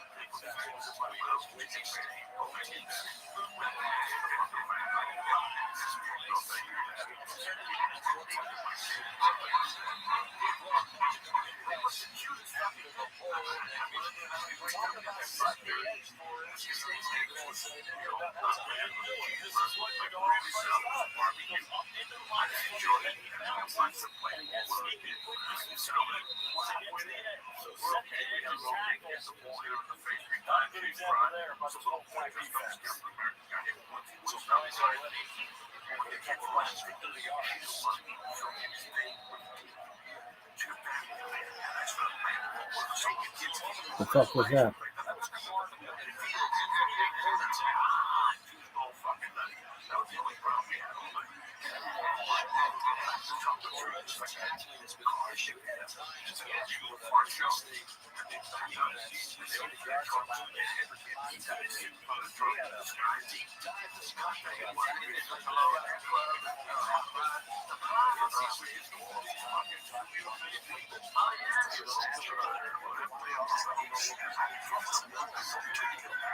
End zone.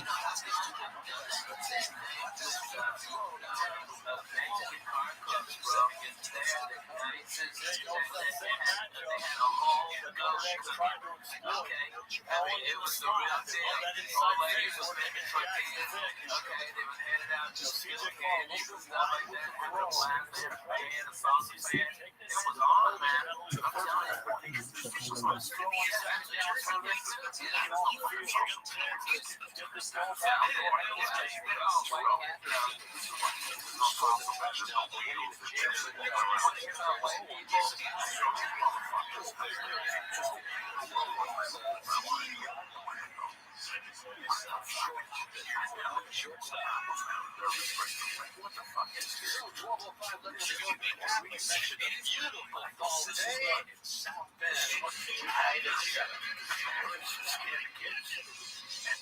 Let's get together. Let's put them all together. I was in you the one year when I was out there. Fucking knocked out the door. Saturday night, I didn't see people till 8 o'clock. I was talking to I spoke up my mouth this night. I stand out there, and I was scared to smoke one kid gonna walk up on me. I said, Billy, what is this? Every once in a while, I see 3 kids on there. One thing, like the one with 80 fucking kids on there. Yeah. You ran 80. Okay, get ready. I'm putting it on you. I can see that. It's just what I know. And I find needles from every year. Some fucking out in Pittsburgh. Exactly, they're needles and fucking chocolate. Man, that's like, man, I tell all my kids, hey, daddy has to inspect all of your candy. I need to find out all this shit. But it didn't say that. Friday night, I had no high from the tree. I went home, as you came over the bag of candy. I just sit there, I just started talking. I'm like, okay, you know, they have one racist. Oh, you're fucked. Then you're fucked. It's racist. You're fucked. Switch you over to less. If you thought it was a little one, the bullshit. I thought it was bullshit. I ain't free though. They can free cups. Getting cups out everywhere, man. I got my whole cup. That's my world. That's my world. Just I can't let this stuff is way straight. If I wanted to more than other person, the rest, they only have a one color swing. That's it. The ones that sit out of the back. That's the only one. All those different skinny worms and shit. Y'all those up your mother's ass. I'll be none of that shit. I'm a fucking Swedish fucking fish. I was a kid at mine by the bar. That's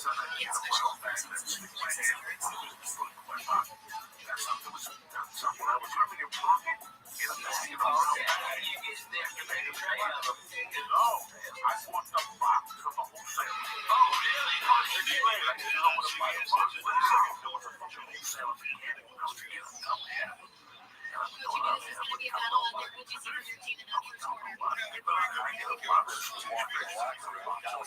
Also wears the jersey for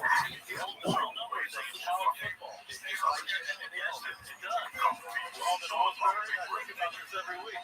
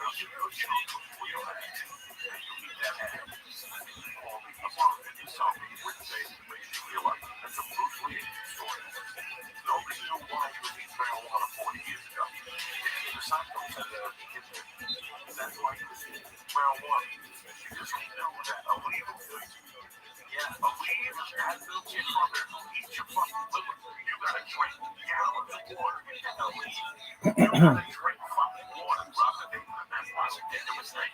I take the record for jiu-jitsu man from kettlebells. I'm not sure now later what the fuck I do with it. Sometimes it's so fun. Dude, I just wiped the whole out.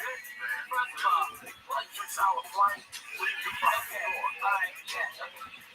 Fly in your connection is Dallas got fucked, so now you're fucking Chicago. And you land at B32. And yours is next flight is H17. You have 15 fucking minutes. And Chicago fucking terminals are so close together, there's no room for a fucking one of them chairs. $20 to a black guy with a golf cart. No, you gotta fucking hump it, dude. You gotta fucking rock. And then you're hungry. You're hungry. You gotta rock. You know what? Sometimes I take it. I'll just go one night with my ear infection. You know what? Somebody gave me these 2 rifles. And they told me to get them. It's why I'm just going to pull it. That's how I'm fucking get them. Because I know I'll leave them. Like I hate accidents. That was years. That's why I'm not fighting. I could say something. I got fucked up with my couch. I like it. I'm supposed to hit. I fucking went to bed. I got a fucking brand new. Like, my ear hurt a little bit. It hurt. It fucking hurt. He gave me 2 plates. And the other one fell out the back.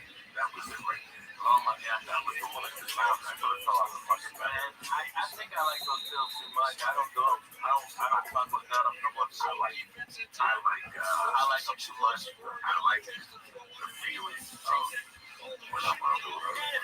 That's where I like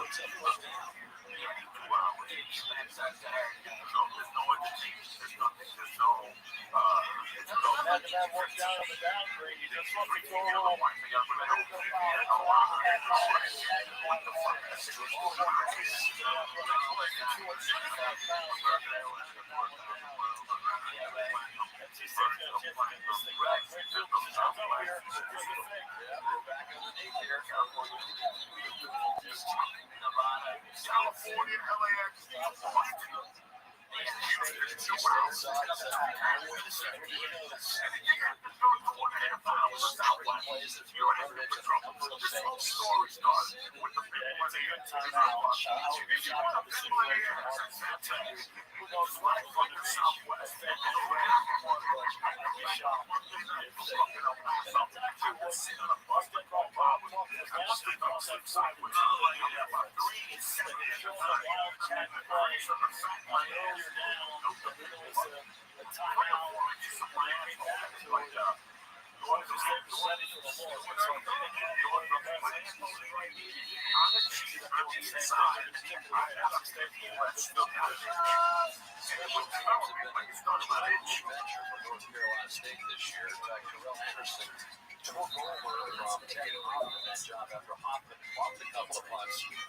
But Jordan said, one other good thing about that game last week is we found our punt returner, Ace Anderson. He's done a nice job.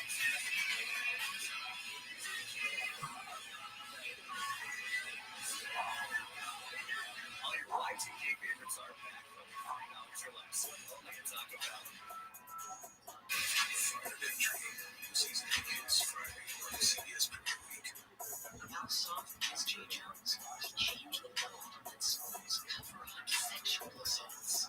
And now, J. Jones wants to take a place in our schools, SROs, school resource officers. I think for a lot of us, it's a trip we have. SBU, SROs, and our schools is possible. SBU, SROs, and our schools is possible. No police in school.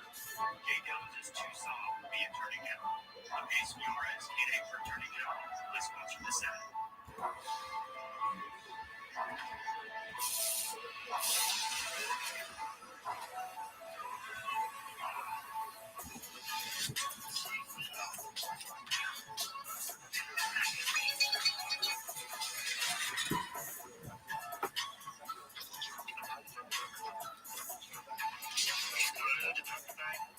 Smartest Wi-Fi at one price for 5 years. Guaranteed. Xfinity. Imagine that. I'm Winston World Series candidate for governor, and I sponsored this ad. Jay Jones says he wants to Dude, fuck this Jay Jones cunt. Sucks. Jones says he hopes that opponents and children die. Let rage fuel you. Now, Spanberger continues to support Jones. The parents, when Gary was the son, when they were in college, I would go in there in high school. I was like a junior. Sad to think of stuck up the youth.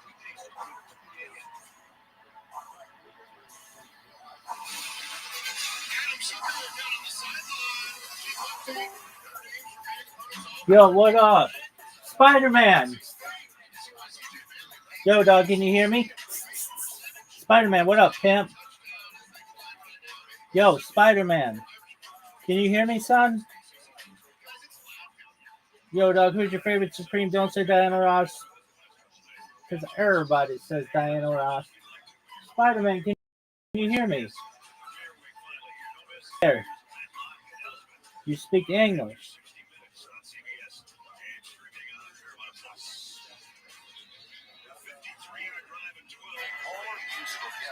Yo.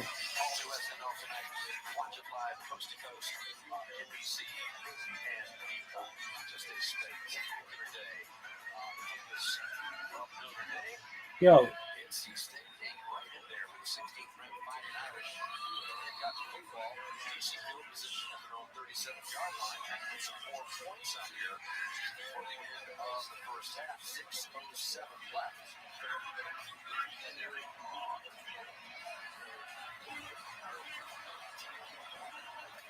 Yo, Spider-Man, are you there, big dog?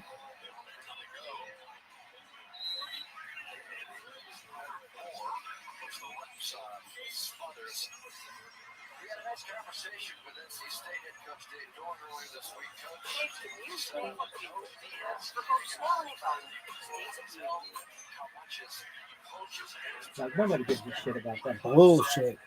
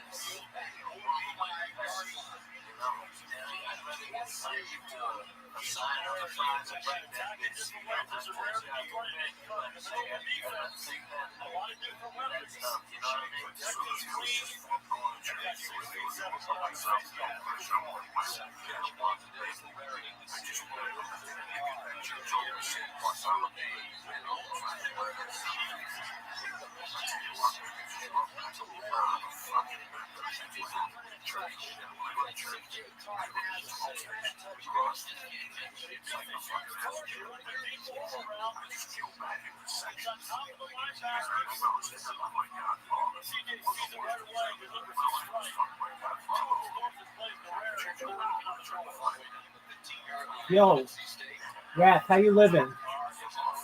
Wrath, can you hear me, dog? Yo, can you hear me? Hello? Hello?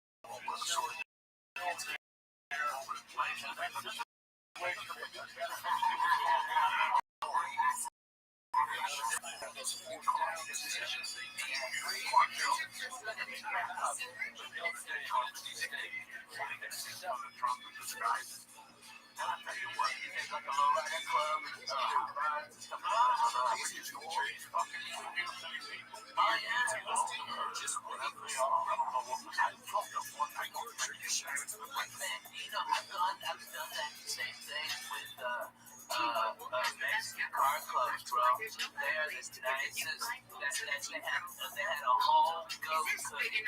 Okay, I mean it was the real deal. Old ladies were making tortillas. Okay, they were handing out good candy and stuff like that. Having a blast, they had a fan, a salsa fan. It was on, man. I'm telling you. Yeah, it was freaking food.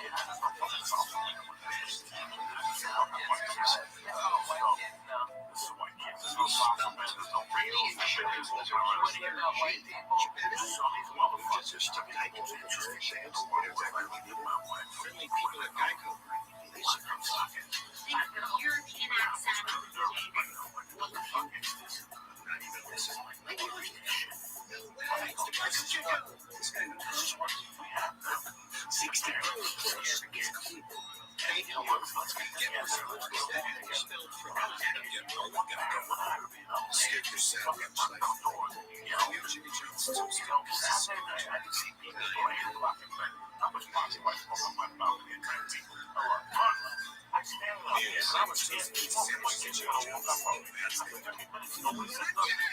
Yo, can you hear me, Raph?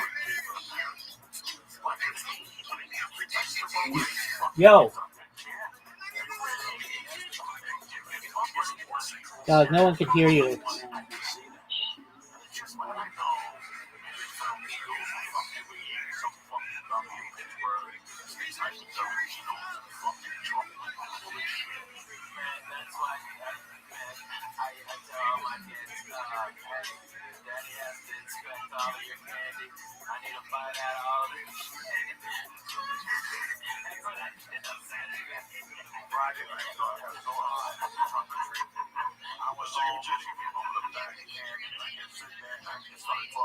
Yo, who's your favorite Supreme? Don't say Diana Ross, because everybody says Diana Ross. Go.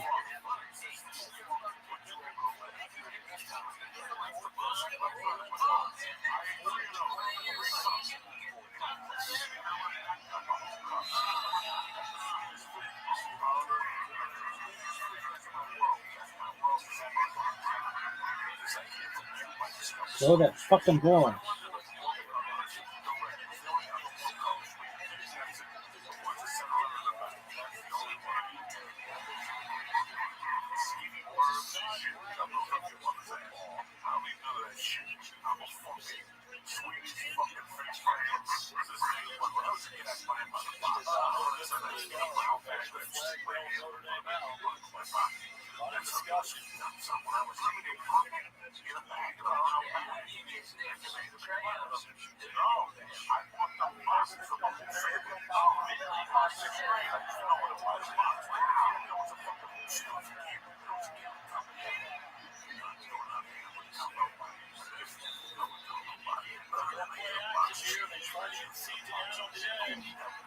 Yo, dog, nobody thinks voice changers are cool. Go.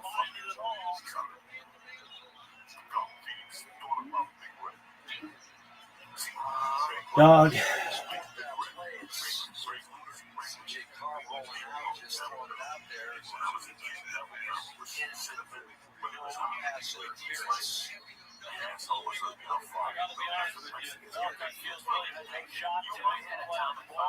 The only way you're not getting banned. What's your driver's ass?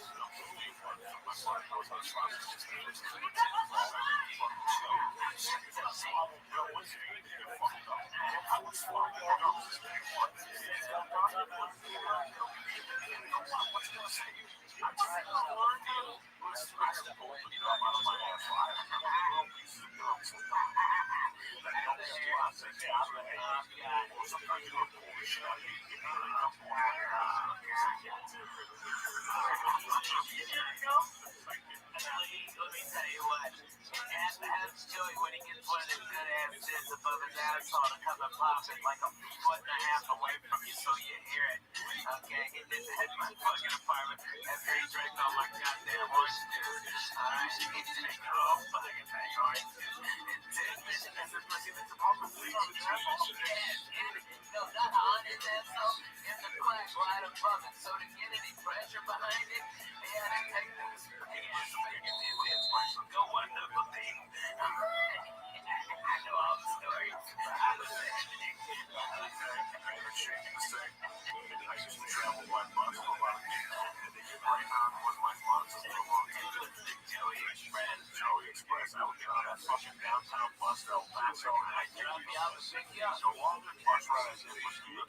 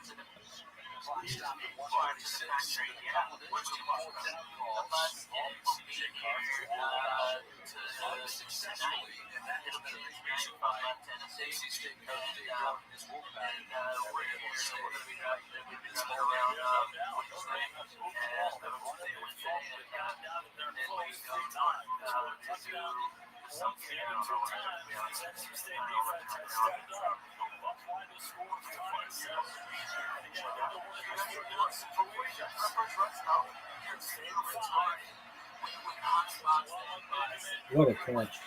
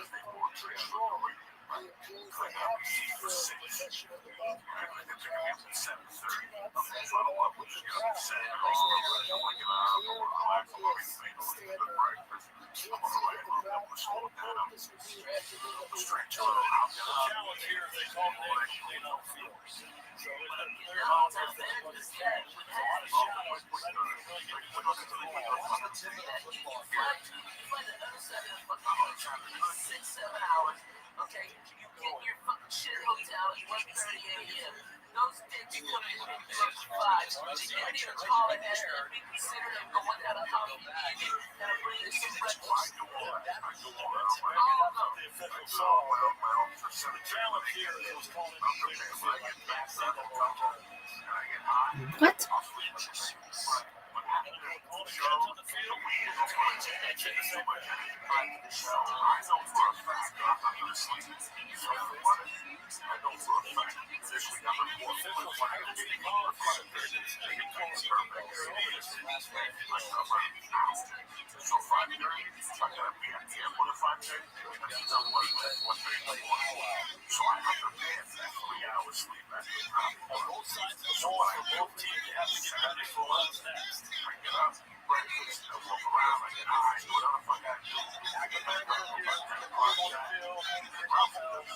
What? This is such bullshit.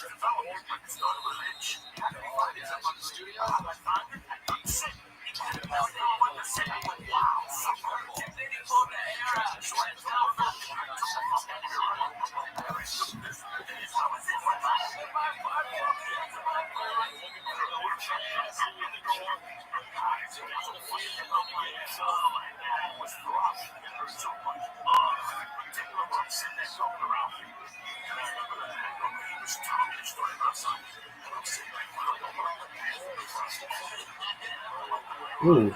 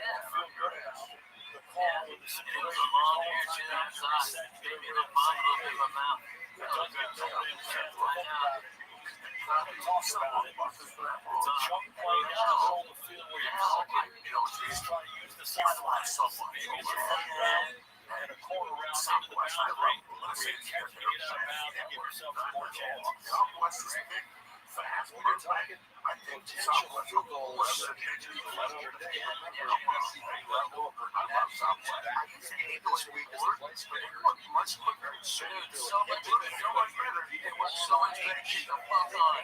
Fuck you, get on. Fuck you, get on.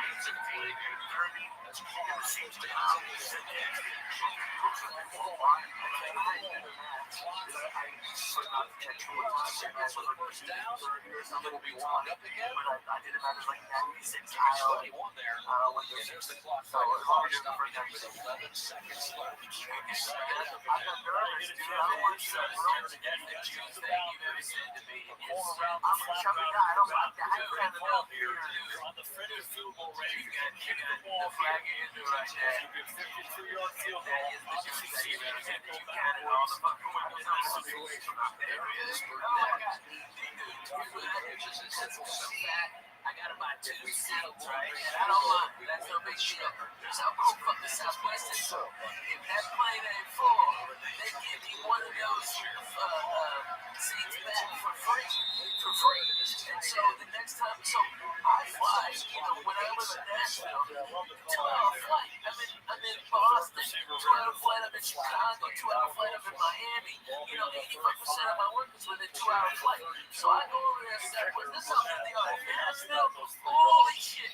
I got there 10 minutes before the plane was supposed to take off. And they go, well, we've already got you checked in. The plane is now having mechanical problems. And as soon as you get on, it'll be fixed. Okay? And they should before the TSA bypass all that bullshit. They're like, dude, pat it down and get him on the plane. And they wheel me from and on one of the go-karts. This is how much that was worth. They took the guy to that plane. As soon as I stepped on, hey, the problem solved. Everybody clapped. I had like 2 seats right there waiting for me like a doctor. And those guys love me. They come out and do this and that.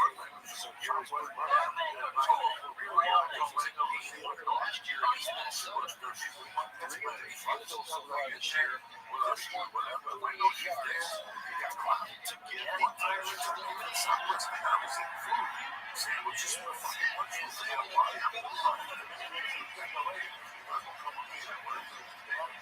Time runs out. They were getting the point thanks to the leg of Jalen.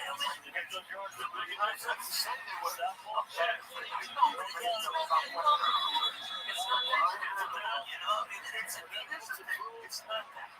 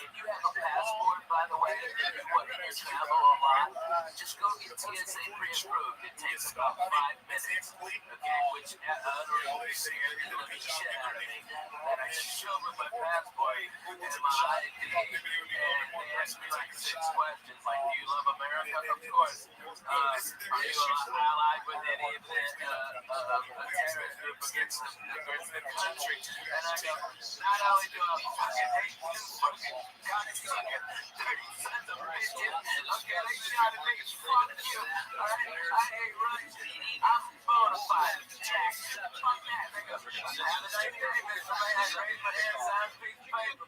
Boom, had it then. And all you do is go up there. You don't have to take anything off. No shoes, no fucking email me. So my wife, so you have to give them like access to your social media or something. No, that's bullshit. I'm talking about. That's bullshit.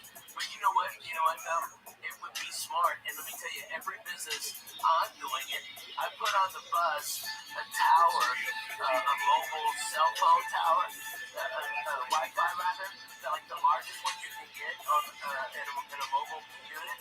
And so it's free Wi-Fi at all my shows. Alright, but what happens to log in is I get all your information.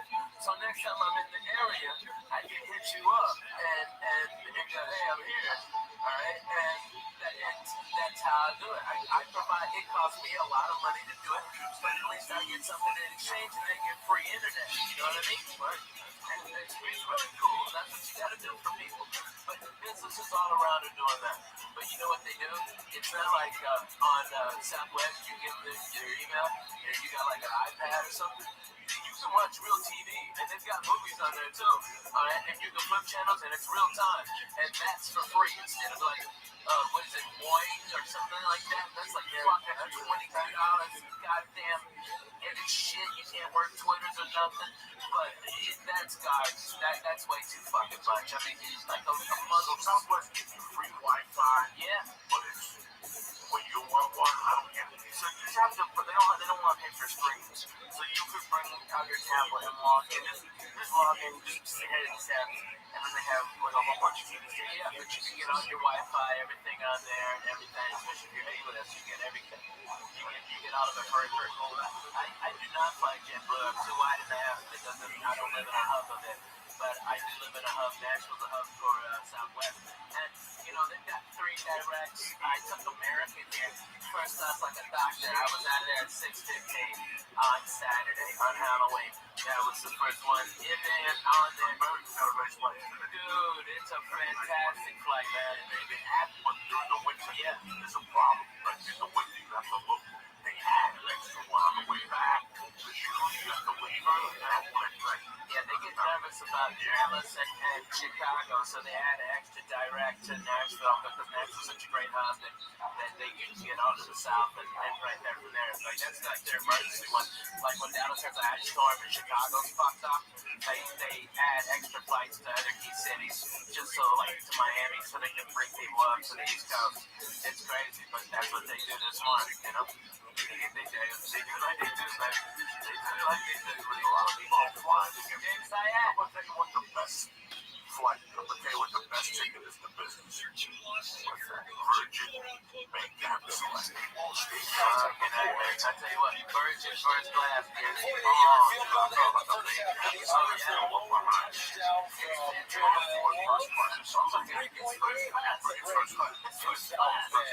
Like, yes, first class is first class. What happened, right? You are first class.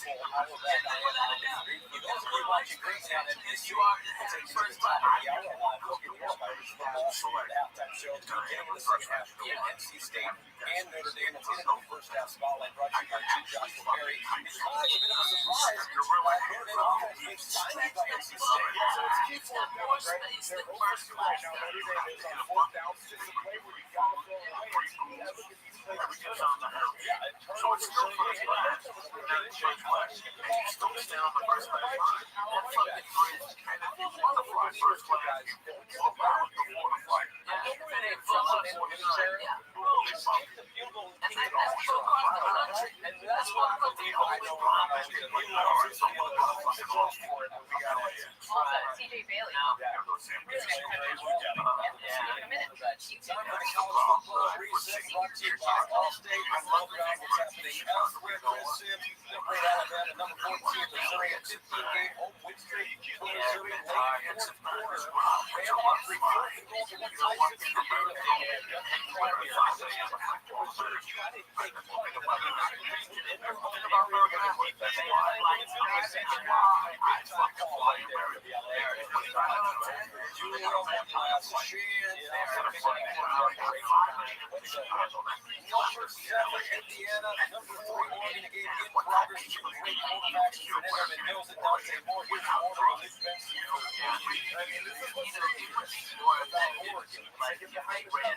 Southwest is almost a 24-hour airline. Especially when they go to international flights there. But I'm telling you, American is the smartest. And I wonder what they could. But they run up all the fucking time and keep lower the rates on that so they can go to the off times to a market hunting like the rest of us used to, and then make consumers can pay at accelerated rate for the last 8 short flights that aren't as full because the cheap people got diverted to the other flights. It's a goddamn beautiful business model. That's how you fucking make money. But to make more money, these companies chase your customers like crap. There's no fucking way to money. Right?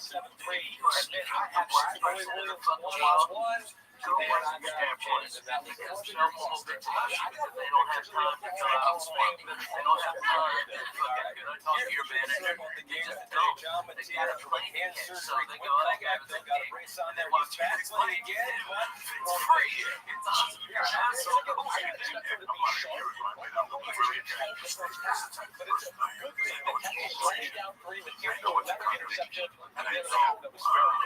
one more to show you from earlier, UCLA, Michigan State, that Jerry has an interim OC, great win against Penn State, with 100 points last week.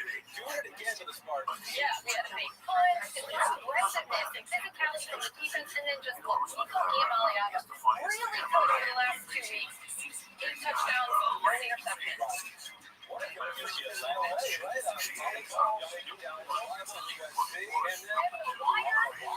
I love this. Word is out.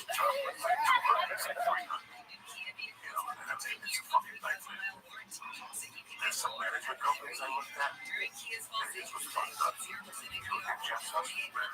They have 4,300. A regular person would back off. I would be off that management company. Yeah. What do you mean 4,000? But that's how they cost. That's how, like, that's the rating. That was the rating that was as far down the list. But they got 3 players. It doesn't fucking matter. It doesn't matter. The standards are all bullshit. What are the rankings say? The client's earnings. And the client's earnings. And so, like, I'm with William Morris, and they're, I think worldwide they're number 1, but I here in America, CAA. The fuck, Jay Jones. Especially in LA. What? But William Morris is badass because he has a fat baby stick. And so at that level, they're, I mean, unless they're worthless, they're fucking strung out on something. I mean, there's been a lot that have risen and fallen because of what they're snorting, what they're drinking, or their fucking expenses. But, man, if you got one client, and you're that guy's manager, and that fucking guy is Kevin Hart, your rating would be, you only have one client, and you're so far down. But Kevin will work hard and make a ton of money. But what if he takes 2 years off, just to relax and build up a new act? That's when your rating drops to 5,000 likes. I mean, but how much do Steven Joe and Kevin do? No more. I mean, it's just he's still throwing people around in UFC, right? But that's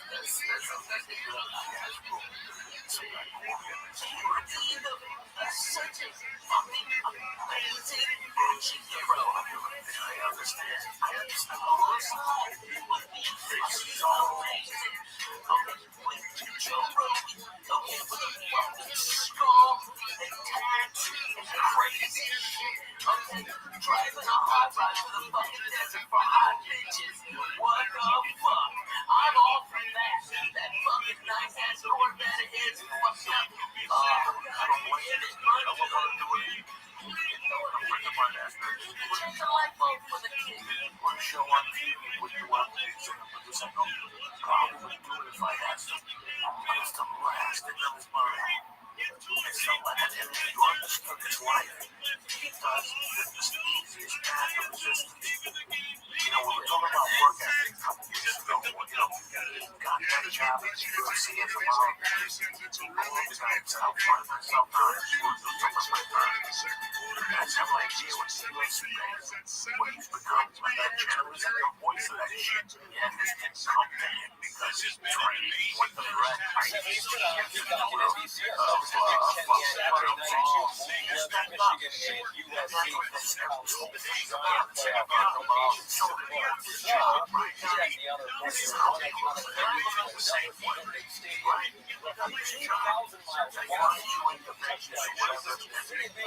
walking on the ground.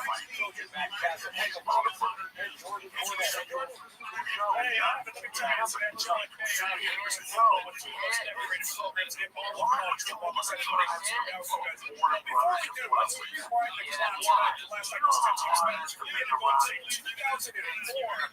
Baseball national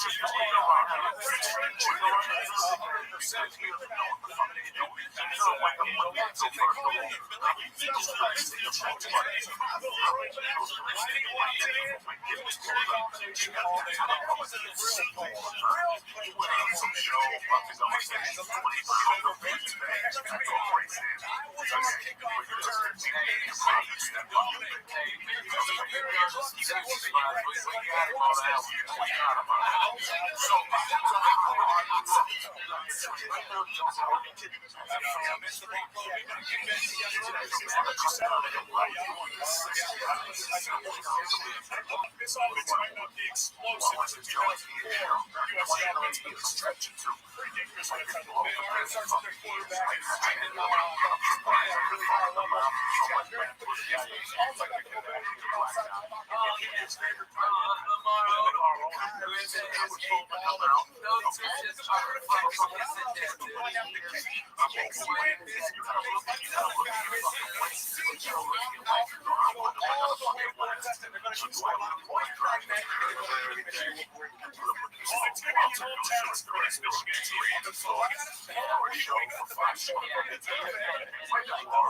The last 11 times Michigan got what's practice, he's 4-1-1. For now, we're taking a break. We'll return with more on Countdown after the break. Oh yeah, people make me laugh. I know these come going. So what's it gonna take?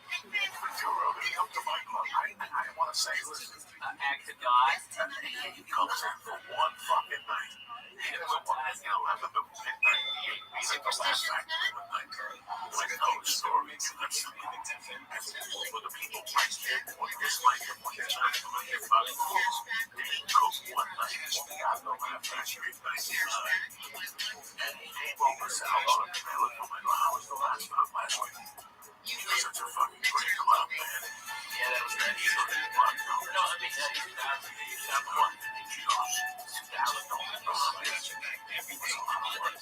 Not so much. Yeah. Just look at the facts. Let's get through something. I love that. I didn't think about what he was saying, but I got it. And that guy had a ton of money. And we had $2 to our name. And we would have been. And we would have loved it. But no, he just that's what we that's it. One shot. Put that out there. Put a plan together. Changed comedy with that motherfucker. And I saw it happening. I remember Zane started it. Zane is the one who started. You know, everybody before, from Mitch Hedberg, everybody, Wednesday through Sunday, maybe say until Tuesday, the drugs are good. Every fucking body, everybody, Dougie Stanhope, everybody did it. Fucking Dane Cook was the first one that broke the fucking bottle. The clubs had the control the whole time because there wasn't after comedy died after the 80s, the 90s were fucking dead. There were no headliners that were selling tickets. Okay, so when comedy started to come back up, the clubs, there was less clubs, and so these comics, so they could fucking keep the money down. But now, the dumb fucks, they got greedy, like they always do when they fucking start making money. They start putting all these comedy clubs everywhere, and then they go, oh, I got no fucking headliners. And then that's when we got the power, and it was fucking Dane Cook that showed the way. You can say, go fuck your Wednesday, eat a dick on Sunday, I'm doing, you know what, I'll come in Thursday for Friday morning radio, and that's it. That's it, and I'm back at home in LA, playing for Friday.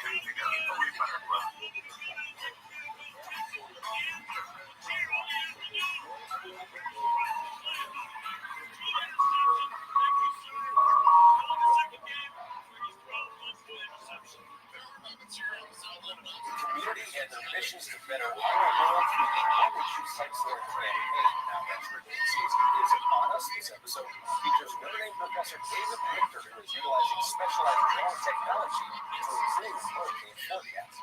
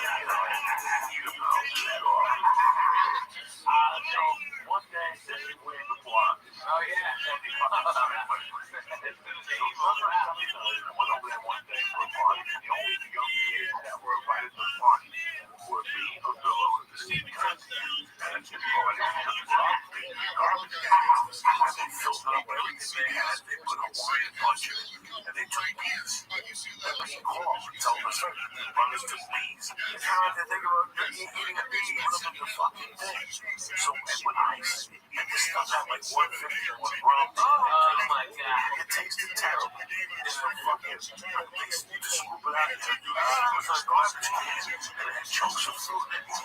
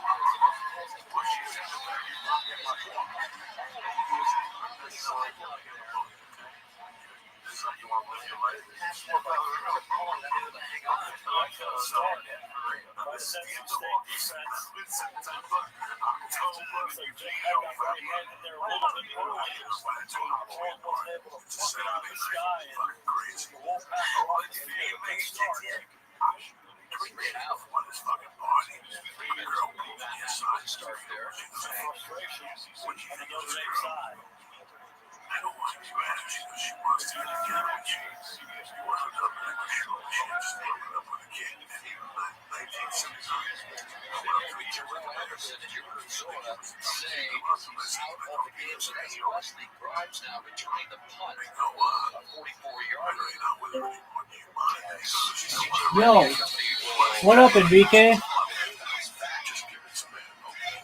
Can you hear me? Enrique Lou. Yo, dog. Hello. Hello, can you hear me?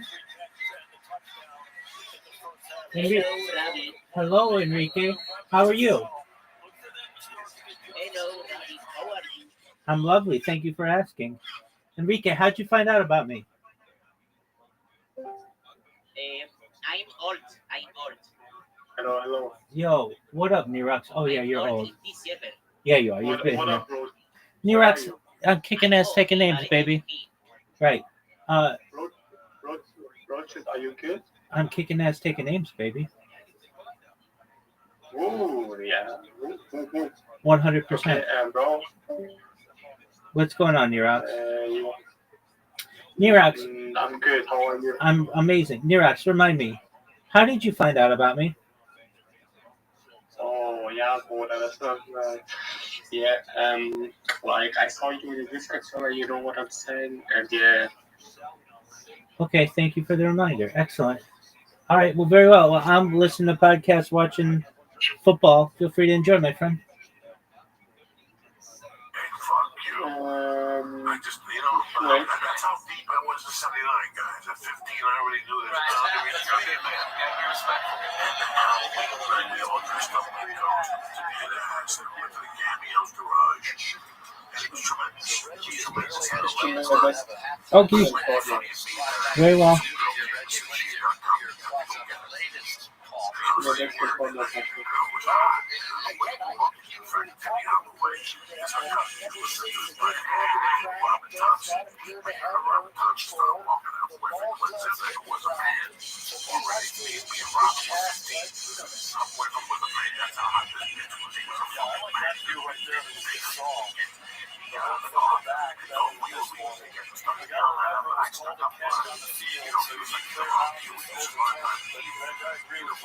Yeah, you know, yeah.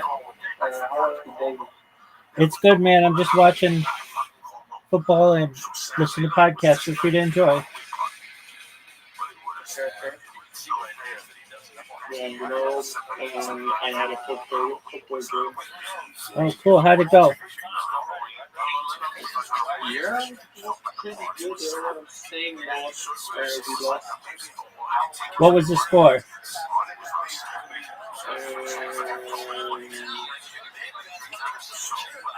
Say Saturday.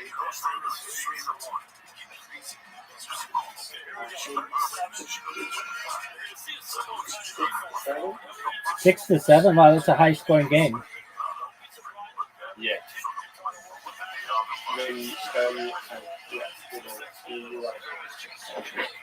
Very cool, big dog. What else is good in your world? I should have changed to Jumanji. All right.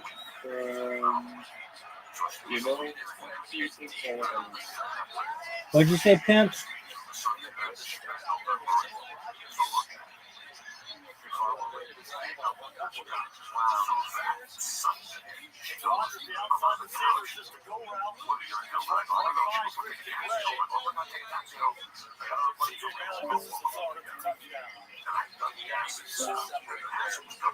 Yo, big dog.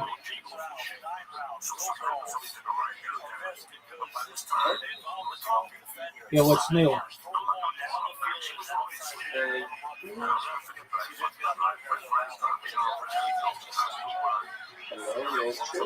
Yo, I'm Rabbi. How are you, big dog?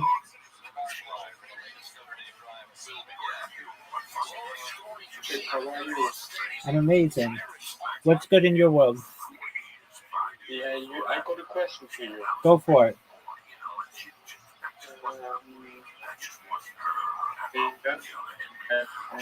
Broke off and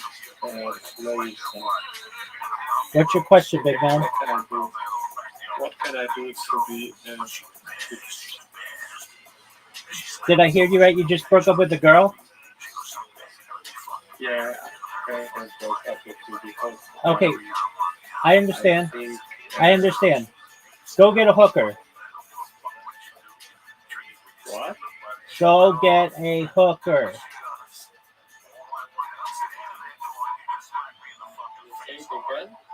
Go get a hooker. Go get a prostitute. No. Oh, yes. But you know, I don't miss her, but I miss her. Yeah, that's exactly right. That's why you get a hooker. And you'll forget about this girl and you'll move on. Yeah, talk. If you get a hooker, if you have sex with the hooker, your mind will be off the other girl and you'll be able to move on If not, you'll be like, ooh, I love you, love me, please take me back. Fuck that shit. Go get a hooker.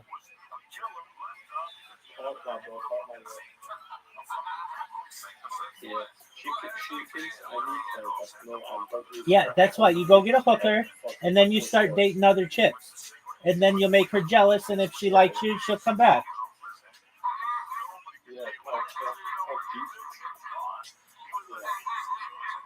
Thank you for your help, bro. You're welcome, pimp. Enjoy the sex. Yeah. I have school tomorrow. All right, pimp. Peace. All right, well, enjoy. Take care, big dog. What does big dog mean? Means like cool person, friend. I think he said it dog to me like a word. Yeah, big dog. It means like friend. Oh. You know, bro, you know Turkish, Yeah, I know Turkish.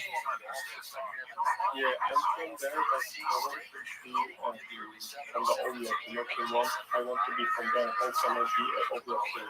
Where do you want to be? An Overlook King, you know, King One? What country? You know, King One, King One. What? You want to be Iran? I want to be King One. What's King One? That's the boss of Overlook, you know, Overlook. Where's that? Like Overlook, it's places that's very scared. Like people grab your things and kill you, you know. Yeah, I mean, I get what you're saying. Streets in America. You want to come to the United States? Yeah, like from the streets, from the basically from the Overlook. I want to be from there. From what city? Yeah, you know, I want to be anyway. I want to be a motherfucker. I want to be from the streets. Okay. Well, go start taking some jiu-jitsu classes. They'll straighten you up really quickly. Yeah. And you know Juice WRLD? Do I know what? Juice WRLD. Yeah, the pop star. Yeah, the rapper. Yeah, I mean, you know Dubai? Yeah, I know Dubai. Huh? Yeah, I know Dubai. Oh, you know Juice WRLD died? Oh, Juice WRLD died? You know that? When did he die? Like 2019? Okay. Yeah, but you know, you have to know I miss it so much. I can't live without it. All right. Well, you gotta I listen to his music. you gotta keep living, baby. LIVIN. Yeah, but I miss it so much. I can't live out without him. Don't worry, we'll get him back. Just be patient, baby. I hear his songs all day. I can't live without him. I'm forever. All right. Well, keep listening to him. You know? So long as you listen to him, his memory stays alive. Yeah, of course. That is one of them. There you go. Yeah. You know Mine? Mind of mine.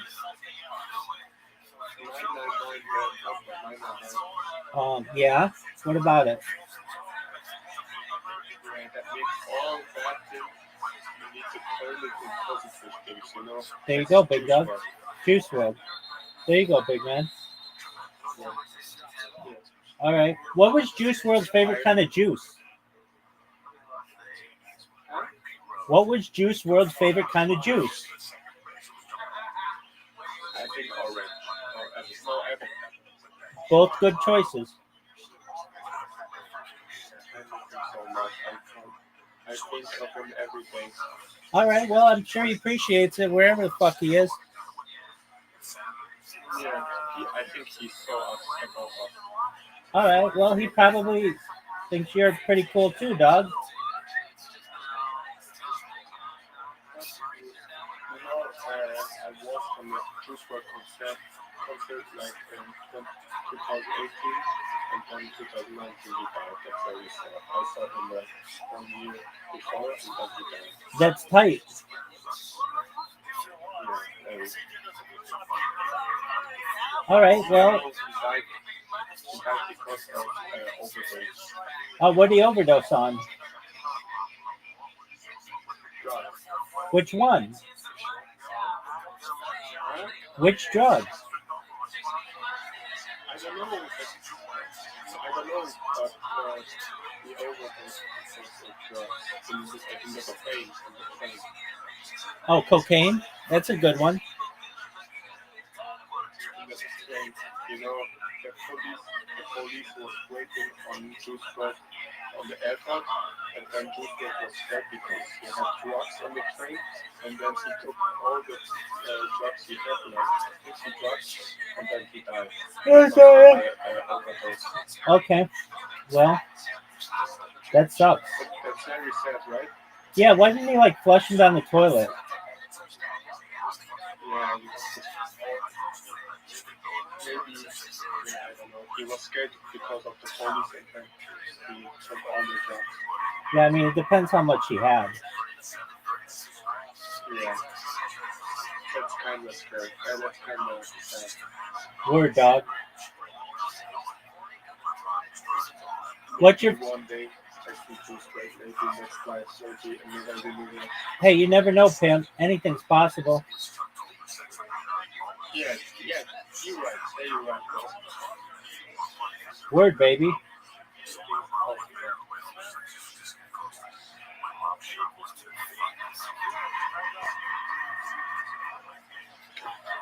Chicago put my heart in the bag. Everybody get that.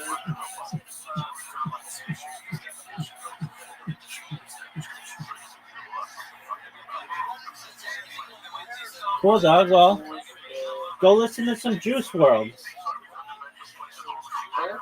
Go listen to some Juice WRLD. Can you turn Juice WRLD on? Do you have a music guest or something? I do, but I don't want to get a copyright strike, so you can listen to it. Okay, how can I listen to Juice WRLD? Go to YouTube on here, and then just watch Juice WRLD. Yeah, okay, but then I need to read the call. Okay, but I mean, you can just play it if you want. Yeah, can you play it? No, you can, big dog. Okay, but then I need to read the call. I don't want that. You don't have to leave the call.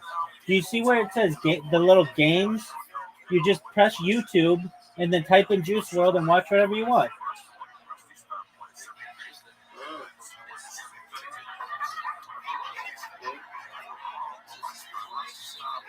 There you go. There you go.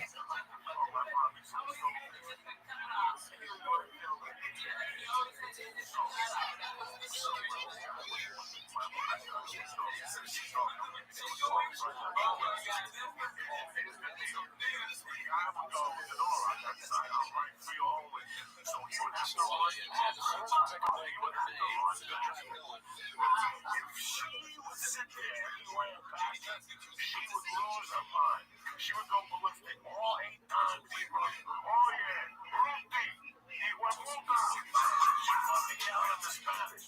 And then she was talking to him. She put up chicken wings. Like, oh yeah, you Ruthie. So when the guy would ask her, when do you want to sit? I'd say, like, when do you want to sit?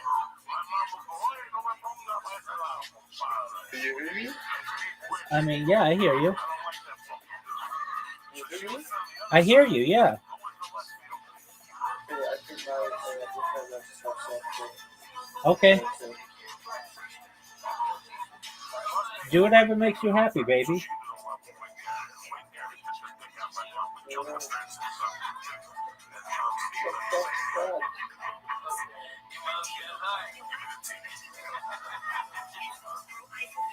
By the way,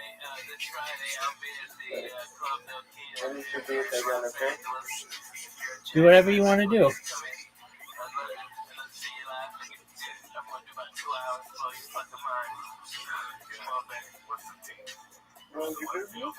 Yes, I hear you. All right, play Juice WRLD.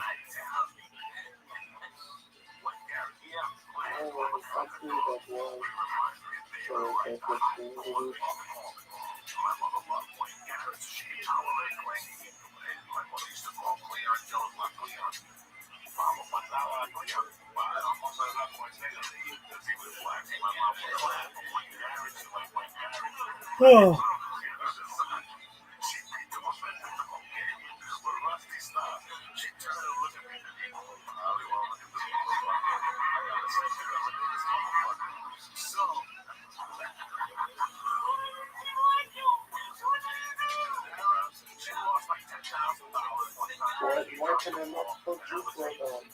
You just type in Juice WRLD, dog.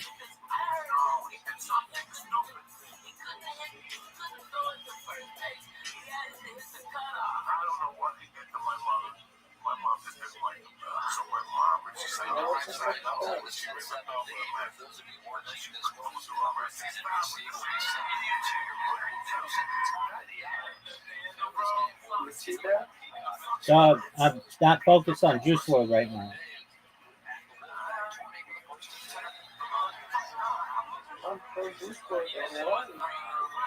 Dog, I don't know. You can also share your screen and put on Juice WRLD.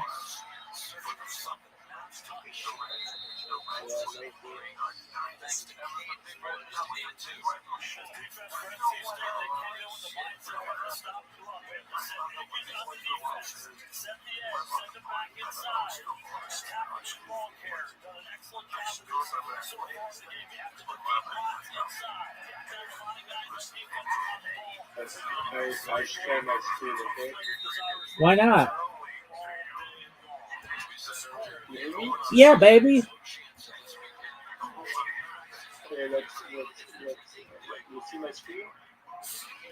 Just one moment.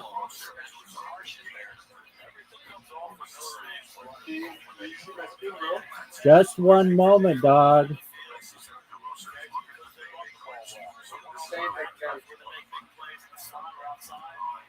All right, let's see. Dog, one moment.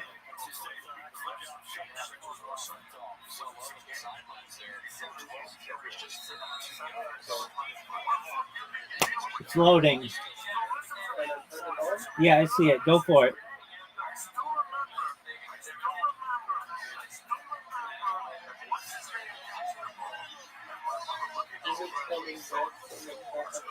All right, turn on Juice WRLD, son. Put on whatever you want.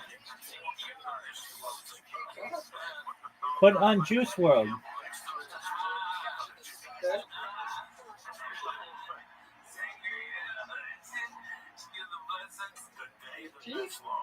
I see, dude.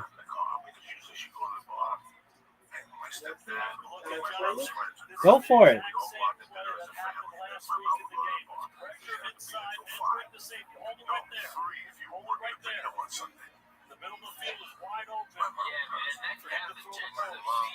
Last week, CJ missed this throw on a 4th and 8. Right back, they call it the same thing. It's a post coming from the other side, this time to KK Smith, and he is right on the money.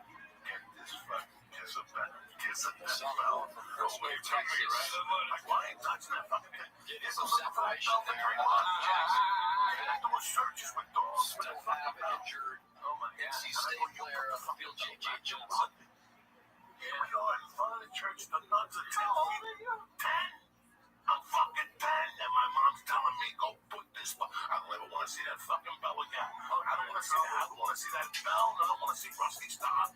As long as I live, I swear to God, I don't know what I hit. My mom used to get superstitious against certain things. Okay, so now the bell that carried it throughout the whole baseball. Not only that, the bell helped the Mets beat the Cincinnati Reds, which at that time were royalty. Okay. Now, because they lost in Game 6 and Game 7, the bell know it was bad luck. You don't want it to fucking out. Take this fucking fella out of here. Like I said, she personally. How much you think she lost on that bet? Because you know she bet the shit out of the bet. Jesus. I hate that motherfucker too. My mother, I burned that bet. My mother had a gambling problem with women playing games with no slot machines. My mom made you look like a fucking. My mom was a bet. And that horse, it's every day. You can't do anything every day in life. She lost everything because of her baseball bet. Everything. And her teams were betting baseball with the Red Sox. At that time, actually, they were hot, man. Those were so this whole last week was really, I watched the fucking night game. I watched the night cheer for them. I got that excited. I was cheering for them up to when they went to Shea Stadium the first night. And when I saw them singing, Ring Man song, you're a sheriff, whatever. Amazing, dog. It was amazing. Amazing.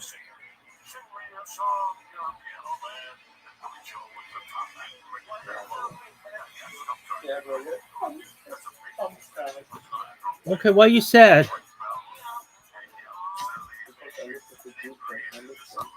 All right. Well, I mean, we'll figure it out.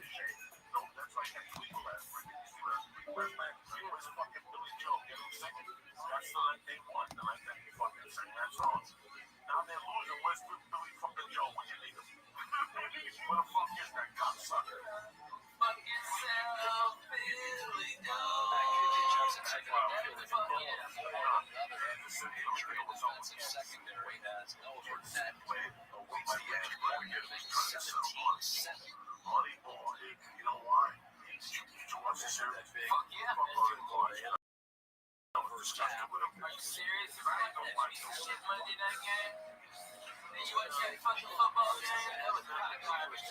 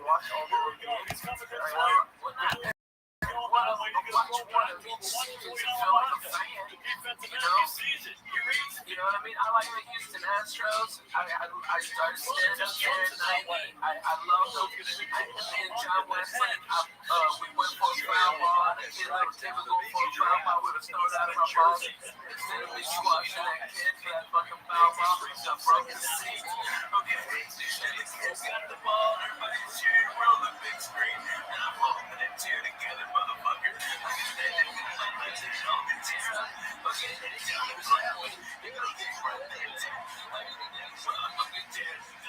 I wrote that as a number been there 30 fucking years. And I slugged that tear up. We got up, it fell apart. You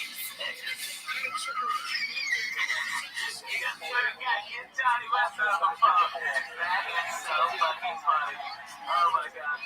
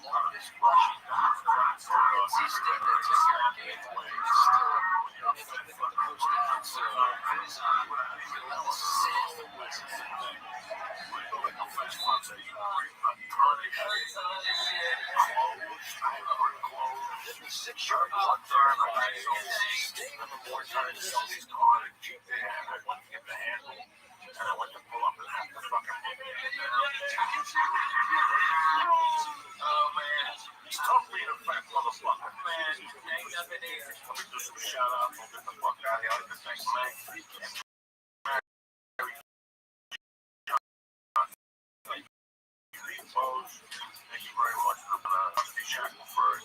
That's what Dallas, the rest of the motherfuckers, Sandman, Benito Munoz, Sean Cappuccino, Jimmy Carroll, and Chris Brooks. You know, I know Dwight. It's my man D in Colorado. He's a cool motherfucker. I know D in Colorado. And that motherfucker got weed 15 foot tall. 15 the biggest ass bud. Dude, he's a great guy, man. That guy's cut from rare. I just talked to him on Twitter a couple of days ago. He's a good dude, man. What's up with you guys? I'm going to both of them. His name's the Jitsu Left Buster. Let's do it. Let's fucking go. I got shit. I got to take headshots on Wednesday.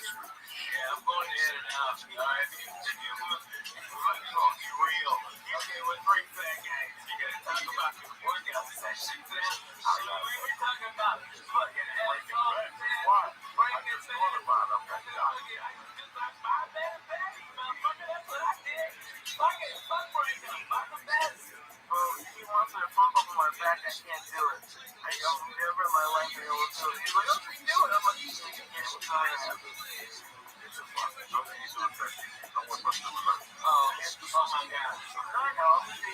Okay. can't believe I can join this conversation, but I can't actually and be relevant. Holy shit. Okay, I've been trying to look her up and like, because I'm traveling so much it hurts. And so my doctor, as part of, I broke my wrist, and said, you know, as part of my physical therapy, go to yoga, okay? So I'm having this one-on-one with this yoga stuff, okay? I'm going down and I got my legs spread as far as I can. And the fucking yoga mat split in the middle. And my mom is in the fucking floor. And I was mad at my fucking God. And we feel it in my shirt was defense. I swear to God, I did the most wins. Like I was just trying to block it all. And I'm so worried. I don't know what God did. I think that was my growing muscles. All that shit. I was that yoga mat. I ain't never about this shit on them. You know,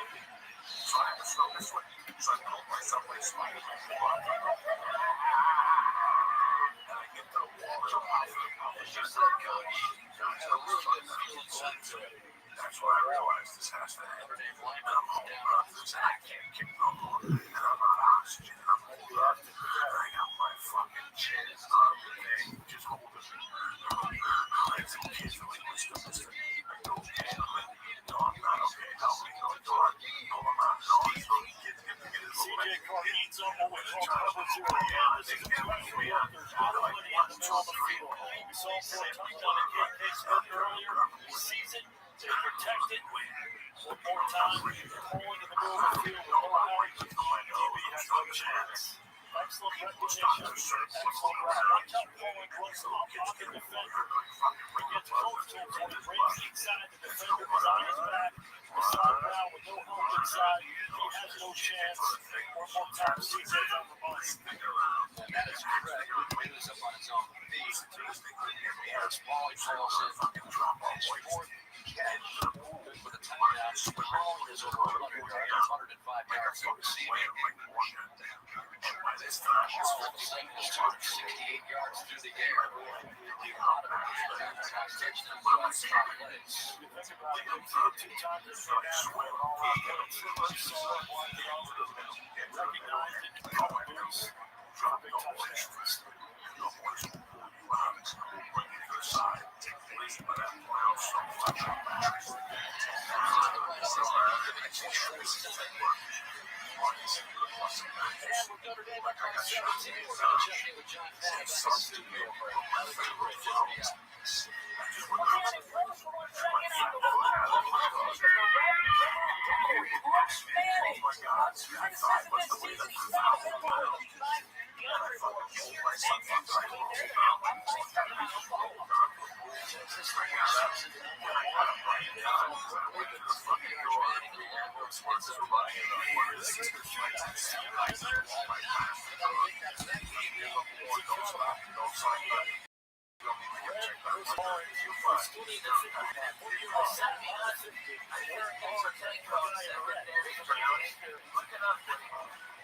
Boots. Big touchdowns.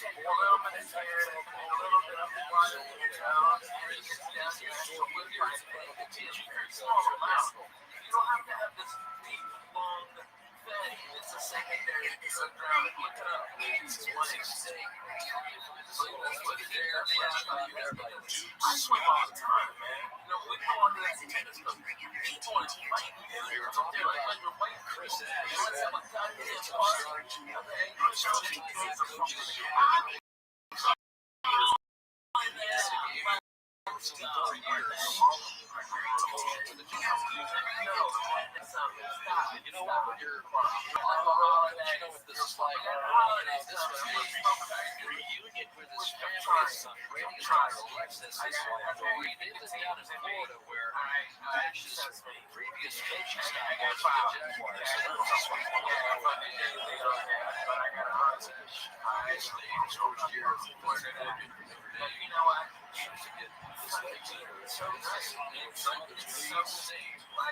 Freaking from both of us. Yeah, I still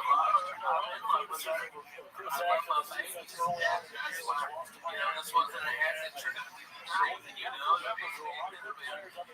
it's simply one that I got enough shit to do tomorrow. You know, I got two beautiful days of actions, and I so much bullshit, you know, about being the right spot for the board to play.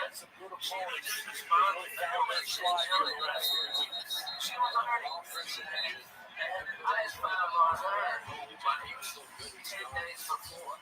Okay, and just so there was going to be this big jurisdictional matters and my lawyer Texas and you're going to speak on all the to figure out $1,000 just fight number one state for about okay, that kind of my money. Alright, I'm going to write her taker tomorrow if she wanted to go to court for like $50,000. Okay, this is more than 10, alright? Which is cool. It's like, I always want them supported. My wife will never want for anything. She'll have the house that she decides. Okay? She can be free and other mental person from her way. She is taken out all the fucking time. Always. I've got babies that have to be in school. This thing's all about the coverage down the field.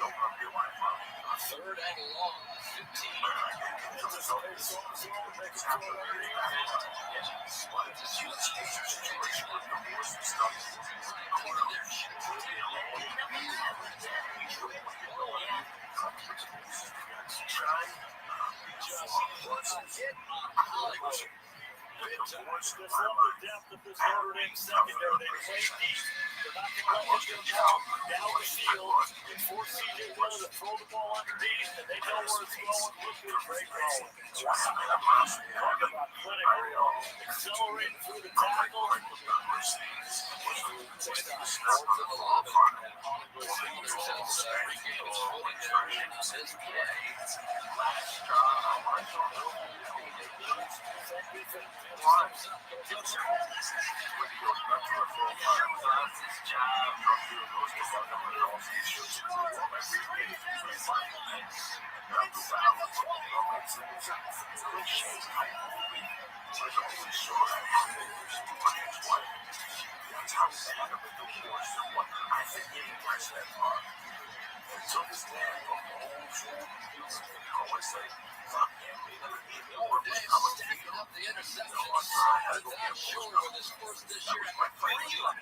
It's the same defense. Rules on show, you see Nacho dropping in. CJ Dillon gets them to see the Nacho, excellent job. He'll find the boundary. He gets a block from Victor Gray. There's Taylor. He's going to take this the long way. It's really well done. Good defense. Watch the Nacho read CJ Bailey's eyes.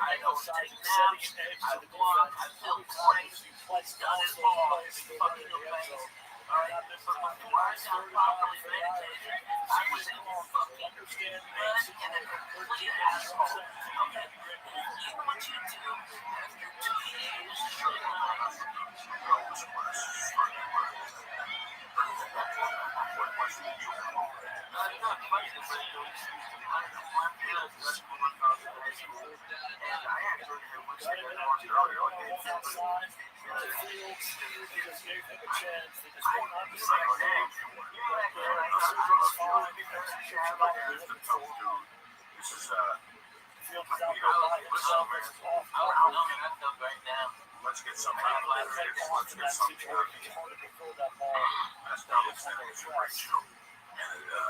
shows what a comics country or a place where it's short that is 48 yards away. Well, just clear So the last I was crossbar and was close already out. over that line. It's already that line. Just inside, good for the It's just accelerating. in cushion. What now these kids become somebody. Ralphie was already somebody. You follow me? Ralphie was already somebody. Went from one thing to one thing. Ralphie and I judged it. I was there. I was there when you were, going for us with no money. And also next thing you know, we're sitting on Bullshit Boulevard with Charles reading a little, with this thing in the hands of we picked over. Nobody can give a fuck.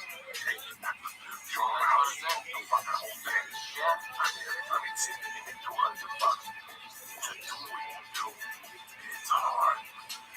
First, you gotta learn a marriage. And this is their journey. What, I hope that And find a way to peace in my life. I've got so much less stress and less anxiety. I don't have nightmares every night. No, that's hilarious. Hey, that was 12K. Shut your mouth, cocksucker. That was a good angle. Alright? I broke my fucking phone, but hey, I fucking got 12K out of it. Worth the month. No, it's when I had bilateral double pneumonia and pulmonary embolism, and I had to stay awake for 9 days. Because they said if I couldn't help my lungs expand, I would die.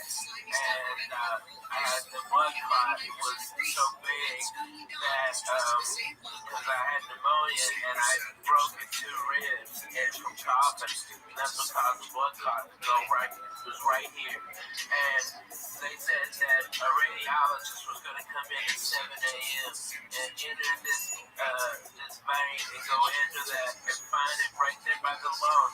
And he goes, "You have to be awake. We can't give you any anesthesia, and it's inside you. It fucking hurts in there, man." All right.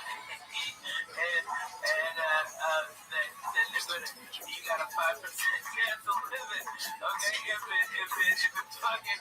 it blows the clot out, okay, you fucking live. And if not, you'll bleed out in your brain and you'll have a stroke. Good luck. Hey, sleep tight. Boom. Motherfucker. I was fucked up, Dad. That fucking snapped your fucking head. And so, what happened to what happened? Like, I got a PTSD group, so man, I was like, what the fuck are you doing here? And I'm like, fuck it, I'm just fucking with you. Let's get to the real deal. Let's talk about this shit. Well, I can't even know about what you ever turned them overseas for the military, like 19. There's a 44 forward operating bases. It's multiple warzones. Okay, by the way, Afghanistan is telling you fucking beautiful. All the Taliban servants take me to the summer season inside you. They'll tell you what the fucking red and yellow is beautiful. Okay, but and then they start getting real to the those guys get real, you know, it's like, sounds stupid, right? But it's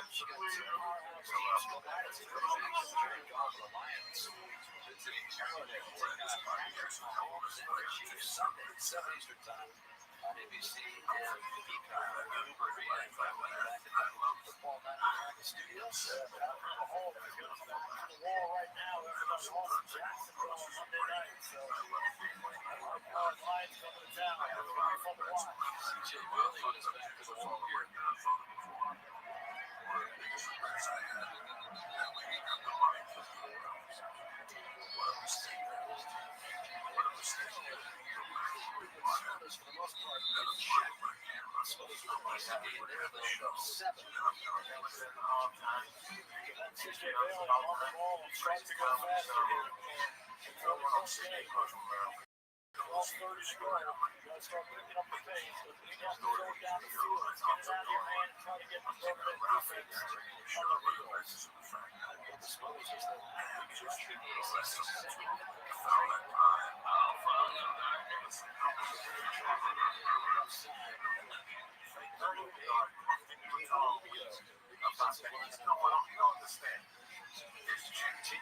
It's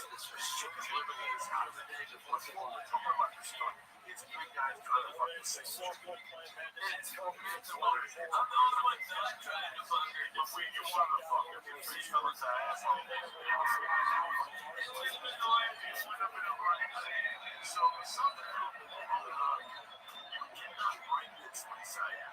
This is not profit that's living whatever around me. I'm sorry. I'm living on around here. I got broken nose to the body around making money around here.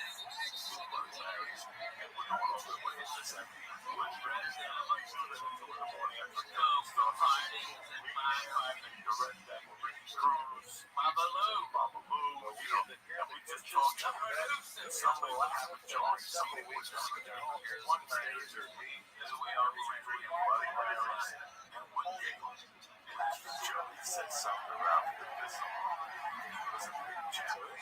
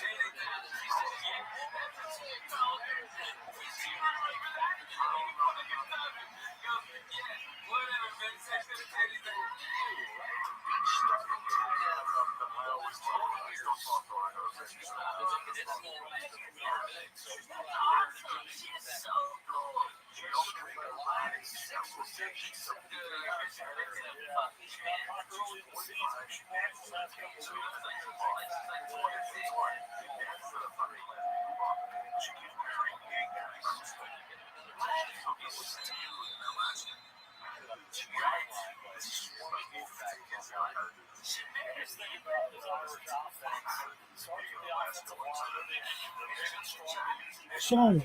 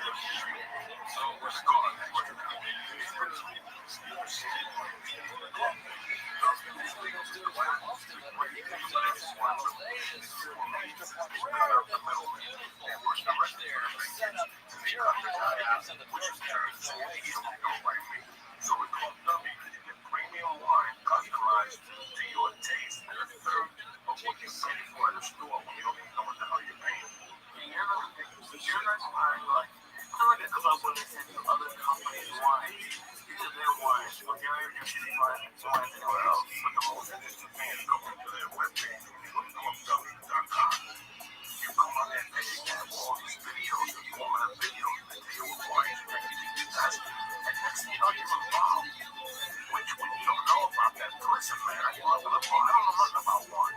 So when I went to Club W, guys, I was blown away by how much interaction they have. They'll put it down to the exact day. There's nothing that great what games of this thing anyway.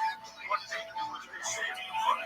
It comes down to maybe $13 a bottle of wine or something like that. And there's even a low risk 100% guarantee that you love what they say. It's really right now. What they're doing is all the listeners.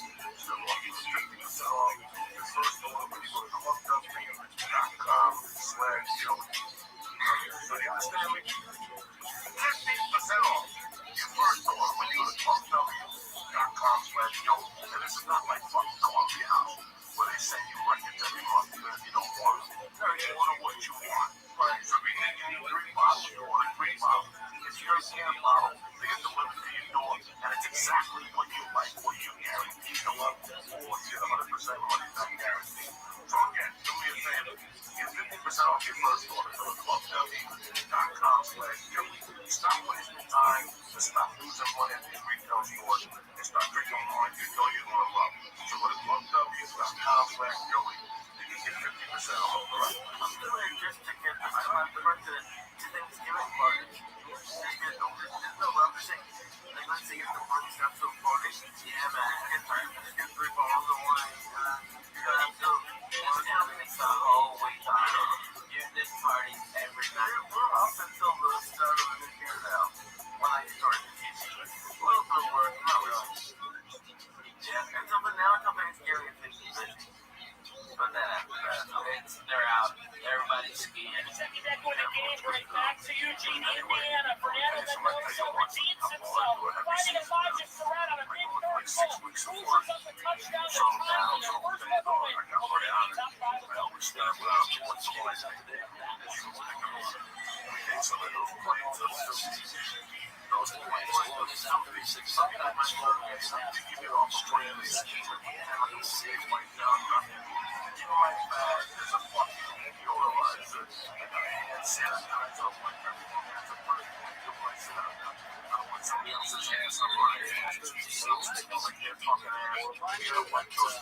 Saturday night, it's coming up. You got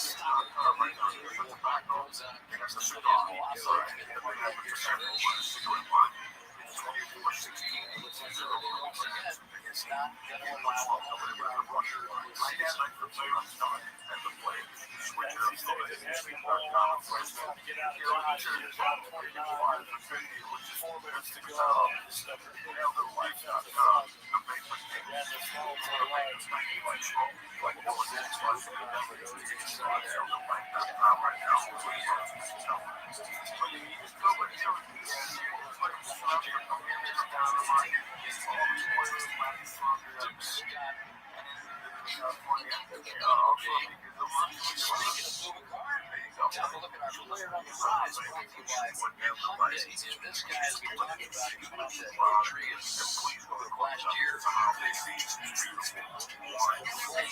Since that injury, last year he sees the tree that was like Arizona. We're getting sunshine.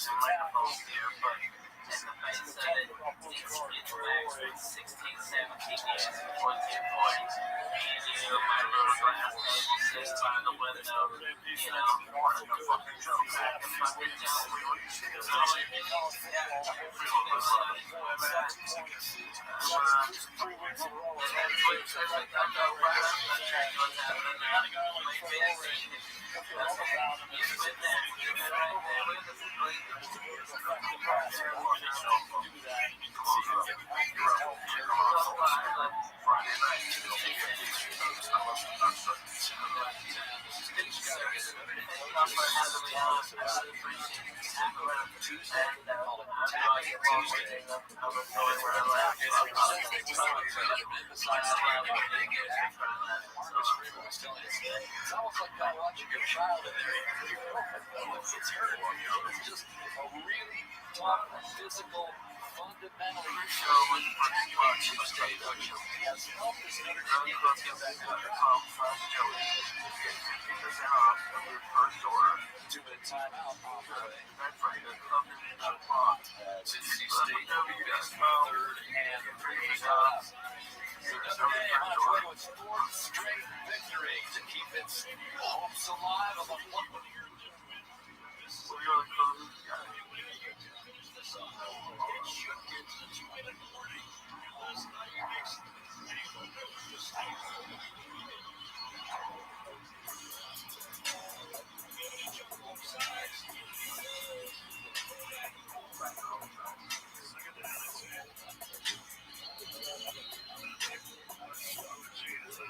Zeg schat, die antieke vaas voor jou, hè?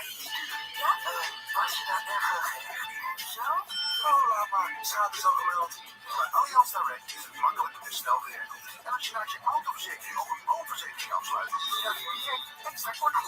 Allianz Direct. Makkelijk en snel. Bekijk de voorwaarden op allianzdirect.nl. This show, the trend to what's happening now, would like to introduce you to Pet Net. Stop worrying about feeding your pets the wrong amount of food every day. The Pet Net Smart Meter will feed the healthiest portion at the right time every time automatically.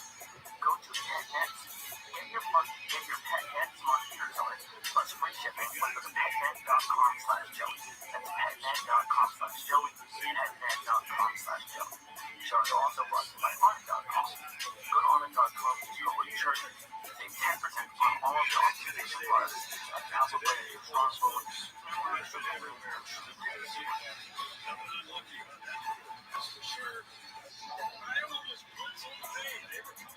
Oh shit. The church was not the house, but it got me over.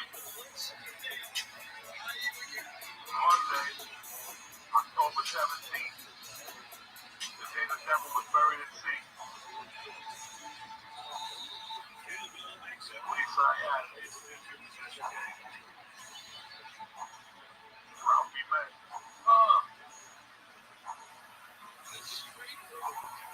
Uncle Joey. Little Michael Shaker.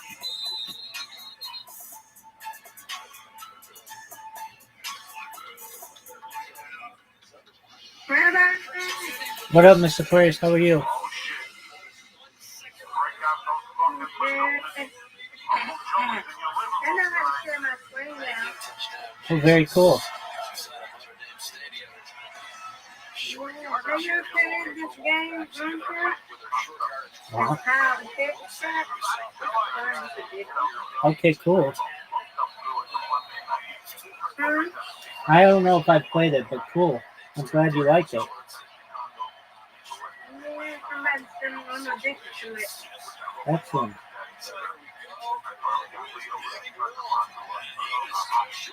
How are you?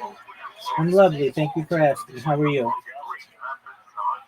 Doing good, doing good. My ankle gave me this thing for 4 days ago. It was bad, so fish shot. Doesn't get working, so I take another one tonight. That's, And it makes me sleepy. that's excellent to hear. Yeah. That's what I'm saying, that's bothering me. Are you at 99%? Are you at 99% yet? All right, well, you'll get I there. would say 98, 97, 98. Okay, that's an. 99% soon. God willing. Yeah.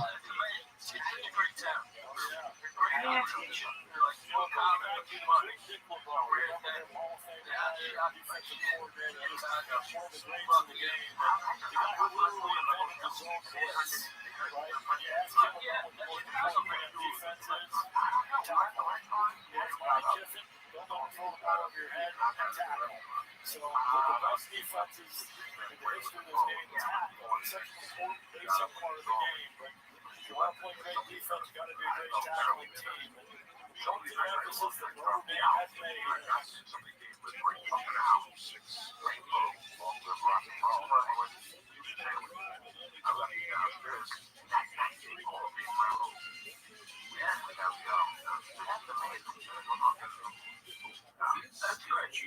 Alright.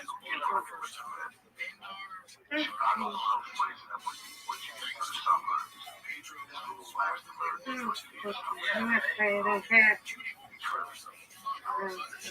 There we go. That's it.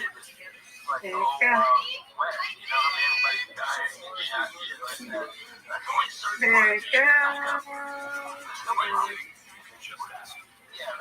There we go. There.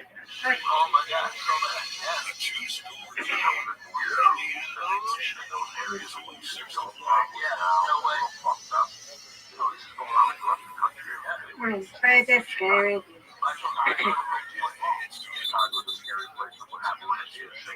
Oh my God, yeah. You know, that's so crazy because I used to go to St. Louis as a kid. And man, I remember in like 84, they had this whole 4th of July down there. Okay, I mean, for every white guy, there was 2 black guys. Okay, we're all losing cool gang, eating fucking hot dogs like Americans. All right, fireworks, everybody was having a blast. I can't believe that town went to what shit is today. You know what I mean? And it's like, I've never seen more people having more fun and no racial BS bullshit anywhere than at that fucking 4th of July. It was fucking outstanding. Cool in the gang. Because I think that this game is going to find themselves squarely in the college football playoff conversation. Maybe even the Big Ten race as well. Maybe don't forget Indiana. Who knows? But I think what you're talking about here is that the path opens up after this for a one-loss team. You're losing money with a lot of losses to a lot of top teams. They're going to have an opportunity. Michigan maybe a little bit easier with their schedule. I think they'll be facing a bad team outside of Ohio State. But the opportunity to see the point here for them. Go to St. Louis to watch the games, and then we go to Memphis to watch This really is cool. Hot Springs to go to the horse race. My grandfather was just oh shit. Oh no! When we saw him on local TV, I mean, that's when I first met Nick Murdoch, fucking the Funk Brothers, okay? Man, Jerry Lawler, I saw Jerry Lawler and Coffin fucking wrestle. But then, like, 2 weeks later, I saw Coffin get beat by a woman. One of these big bitches from Tennessee. I mean, she is probably Mississippi, North Mississippi. Okay, this big bitch whipped his ass. Okay, so that it's 13 it's legendary. You know what I mean? It was Mid-South, and I forget the name of it, but I mean, I went to so much wrestling. I saw Ric Flair win the heavy metal belt from Harley Race, and that was the second world championship. And then I saw Dusty Rhodes beat it, and then he beat Dusty Rhodes again for his third championship. It was tremendous. Blood was everywhere. It was fantastic. That wrestling was so fucking good. I remember as a kid spitting on fucking at Billy the Butcher. Spit on his foot. You dirty motherfucker. Okay, I spit on him. Who else I spit on?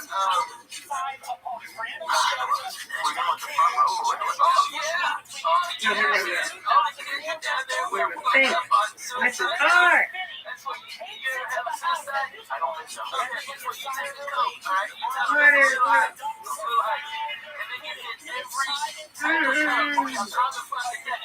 The hardest meal I ever did in my life. The hardest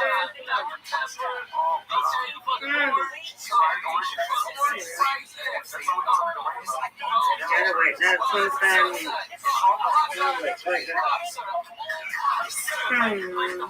It is the hardest level. I never played it. I'm looking. I never played it. No. Never played this before. No. This level is hard. This level is hard as I don't know what.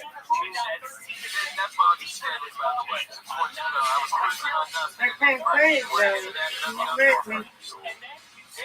Have to look at it. It's hard. It's cool though. I like it.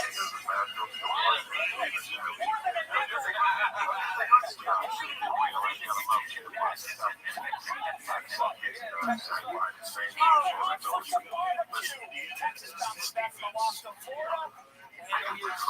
hard. This level is hard.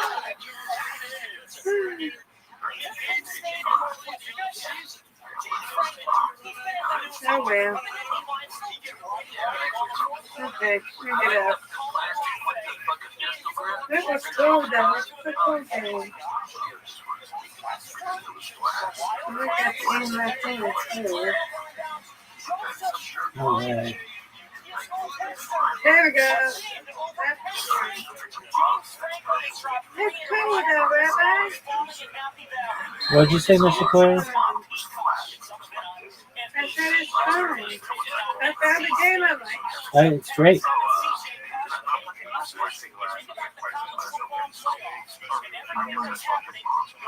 Okay.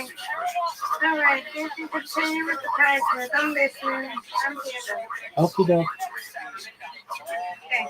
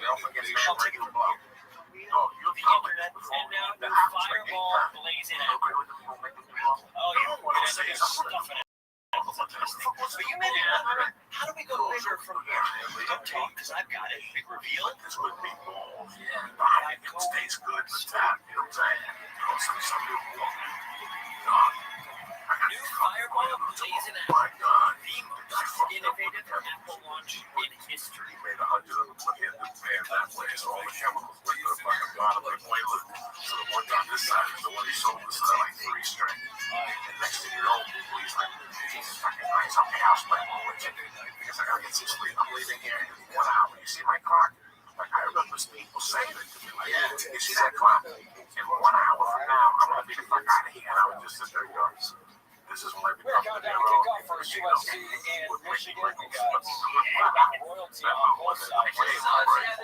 With the play, bro. So I'm like, gotcha, that's me. At that point, That's fucking goddamn it, what's his name? Don Rickles. At that point, we actually come back and go, that was my life. I would joke something. Anything but a slam dunk. The quarterback this week with the Wolverines. I'm not gonna have another drink with you. Ralphie just walked fucking around. And I was gonna fucking drink. And that meantime, some skinny fuck with a missing tooth walks in and goes, no. Hey man, you want my grandma blow for $75? Give me 25 and I'll give you 50 next one. I mean, and you sit there going, it's Monday fucking night. What else could happen? And all of a sudden, Fire walks in. This kid Fire. Jump with his gun. Did he hit a light bulb and set his hair on fire? All of a sudden, he walks in with fucking value. You know, this was a concert. And now we haven't had anyone come up to ask me that. I don't even ask. What's it like the first time you ran out in front of 7,000 people? Oh, you want to buy it? $10 a piece to for 7 each of whatever. What are you gonna do with pass out to the bills we was getting? Crazy. Come on. Give me fucking 20. Let's get the 6 bills, all right? You said that you idolized Kennedy That's how growing up. it happened. You went out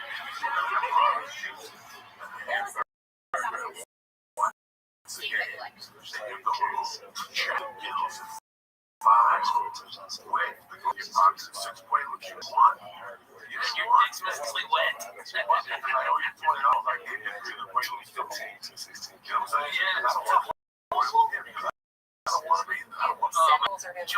George would be home and didn't even know it. He didn't take the inside back. You set goals for yourself. Sometimes. Dr. Cole, we went home. Don't get me wrong. The package. There was no foot away. There was people that said, oh, yeah, grandma's PhD. I put 2 lines from the way. That's right. Once I stopped, and then I stopped. It's like M&M's. It's like cigarettes. So It's like how's anything that else. translate to a successful night I on think the that road honestly, for okay, for the people at home, okay, Coco is the head preach man over the church was having there. I've been a member of the church. I might have been the first member. You mentioned that throughout the changes up a couple It this was week, bringing the team out on Thursday after recognizing last year that travel to the West The Coast last was time I saw difficult. Coco do exactly what he's, because he's talking about the 80s, like he was like even then. 10 years ago, Christmas, no, Thanksgiving, pardon me, Coco did a quarter ounce of mushrooms. He smoked nearly an ounce of my weed. Drank beers all day long, and then went down and did the Comedy Store and copped. Okay, and that was the last night of evil. Oh, and acid too. He had 4 hits of acid. He ate a quarter ounce of mushrooms. I swear to God. Okay, 4 ounces. And then 4 hits of acid. Smoked at least an ounce of my weed, drank all my fucking orange juice, okay, I had to call the Canyon store twice to come up and bring the orange juice. Oh, dude, okay, I get them set up fucking chicken salad, a toast, stop, chicken salad, avocado, tomato, damn, wait, I'm a fucking straight Jew food, but it's my Biggest challenge has made defensive players. Think about if you're in a cover sandwich, for example, you got the guy running down the middle of the field. Get the sandwich oh, yeah. and hit it right on target. It's very difficult. Oh, what's that? Oh, my God, where the fuck is that spot? I think that's the place next to the left factory. Oh, my God, yeah. Greenblatt. Field pressure. Greenblatt. Fucking fix the church for having sandwiches and Defense. How do you affect the quarterback? oh, my God. Hitting the guy, and he's unaffected. Yeah, it's the moralizing for the defense. No doubt. It's like 3 after you got 2 off the night on sandwich. Quarterback has all nice to show it. Just like 3 years. That was on me. What side was So, great quarterback. USC offense definitely most explosive. What stands out to you? Just that Miles is averaging They must hire Think about how ridiculous that is. Now per completion per attempt with Lemon and Lane at wide receiver. This is super the time before specifically that, Makai Lemon. and One of the I best got separators this in the entire country. fucking salami and egg USC in sandwich. 2.5 That's points. strong vote. Okay. Late at night, Michigan to be able boom, to had a keep couple up that pops, track was down meet as where well. this is where I'm Boom, looking that's for the great. Trojans in this one. And Michigan they will try their fucking fed best up to the keep the ball away salami, from that and offense. the goddamn thing left the plastic on the outside. outside, so it Right, burned. and It's what all happens toxic. if it is I'm on like, what horizontal the with fuck? shoulders Okay, just send this because back. it's Fuck hard it, to I get don't that want to going. eat Yeah, it. it's making And I got to hire you. it's hard to merging, the whole merging. But I'm with you on, I don't know, getting cultural Oh my God, that way. I mean, nobody that's something we gives a haven't shit. necessarily seen in their biggest games. Don't get pepperoni. The reason I have pepperoni in a few months is because they don't use the plastic on. They don't have plastic on with everybody.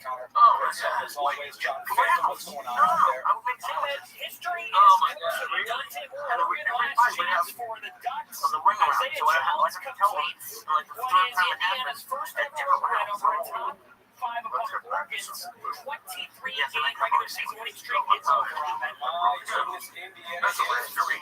minutes away from kickoff. That was the Yeah, like it's a I know. I don't think LA's problem is it's like the airport. Well, they cut it this way, right? It's like the plastic. It's the plastic. So there's a difference between the Lambo and the case. I'm used to that. So it was fucking it was like you can't take casing like around it. It is like I've had pepperoni. Trust me, I've had pepperoni before. I know what you're thinking. Here's Kristen Bell on a luxurious vacation with her pretend kid. But that's why I don't go to the like. I did something really weird today. My city struggling with the car. I left my car at well. I got pissed off. But what I really They love didn't have what I wanted. The Dell counter was full. Way full. And I was looking down my car. Magnolia.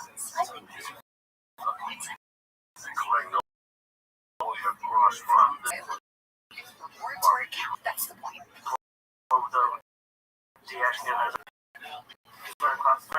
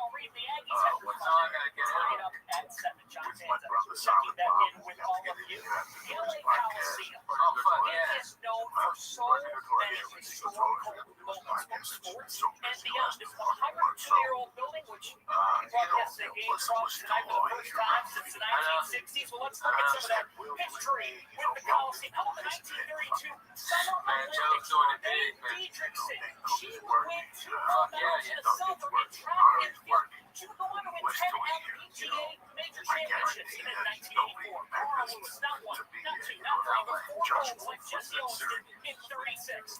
How about Super Bowl? Yeah, the only Coliseum hosts the Super Bowl Oh my God, oh my God. and in Super Bowl 7, the Dolphins completed their perfect season. The no-name defense, Larry Rothschild, and the Dolphins live on forever. I just hung out with us to just come and stay with me. And Andy just said, fuck that, just stop y'all. Alright, say, okay. And hung out my house. Fucking hilarious. Fuck those motherfuckers. Oh my God. If anybody out there is an entertainer, put a camera on those motherfuckers. They're all degenerates. They're all fucking weird. And they're extremely goddamn fun. And they brought over these singers, Bird Cloud, which are fucking hilarious. Google Watching My Big Old Pussy. Okay? Yeah, that's a real song.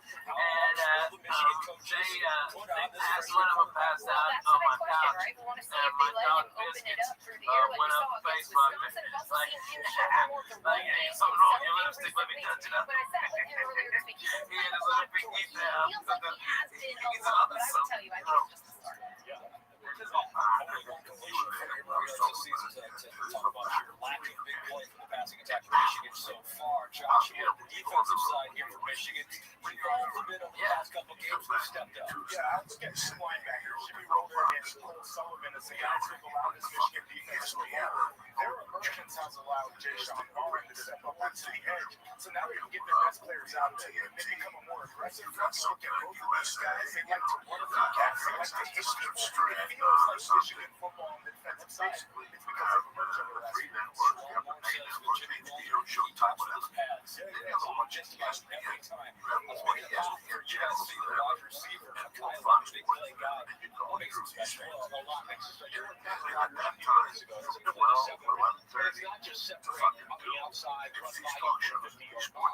It's the jitterbug stuff inside, right? Those slot receiver tangibles, really quick in short areas, can pull away from there. And then at 5'11", 198 pounds, he's stronger than you think, and he can run through hard tackles and be physical. So he will be the go-to guy for this USC offense tonight. These offenses are going to put up some big plays tonight. We know that for sure. How about the Trojans defense specifically? It has not been very good under Lincoln Riley. No, so they need to play assignments down. One thing that I saw was they got tape. Sometimes you can see two linebackers in the same gap.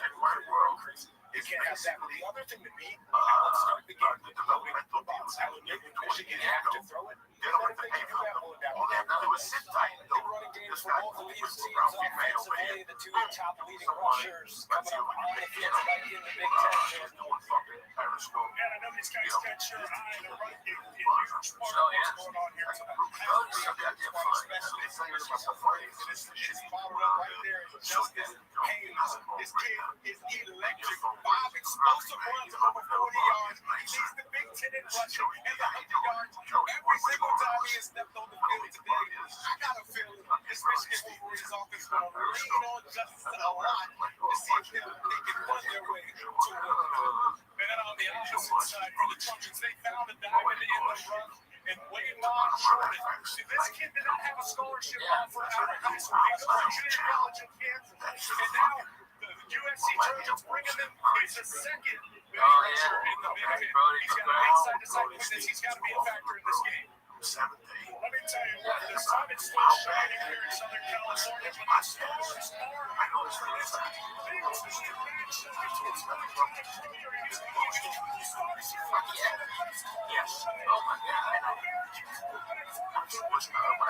I think what I'm seeing, and everyone like sports radio, sports podcasts, leisure podcasts, but they're not, they don't have personality and entertainment. And I think I think the big people like ESPN and Fox Sports don't really want that. They want to a degree, but not really. Because comedians, comedians have taken over politics. It's not even close. It's not even, and some of them are bad. There are a lot of bad ones. But the good ones are good. That's why Jay Moore, he's a comedian, he's entertaining. And there's people on those sports talk shows that you're talking about that are just awful, and they have the ESPN voice, which is annoying to listen to. So it's like almost like the athlete when they have those athlete interviews, like, oh, we're just on to the next one. I remember saying anything. Why are you playing this? Fighter's got a man streaking downfield. He's wide open in the end zone. Touchdown! Headliner of the big Texas on the last play of the game.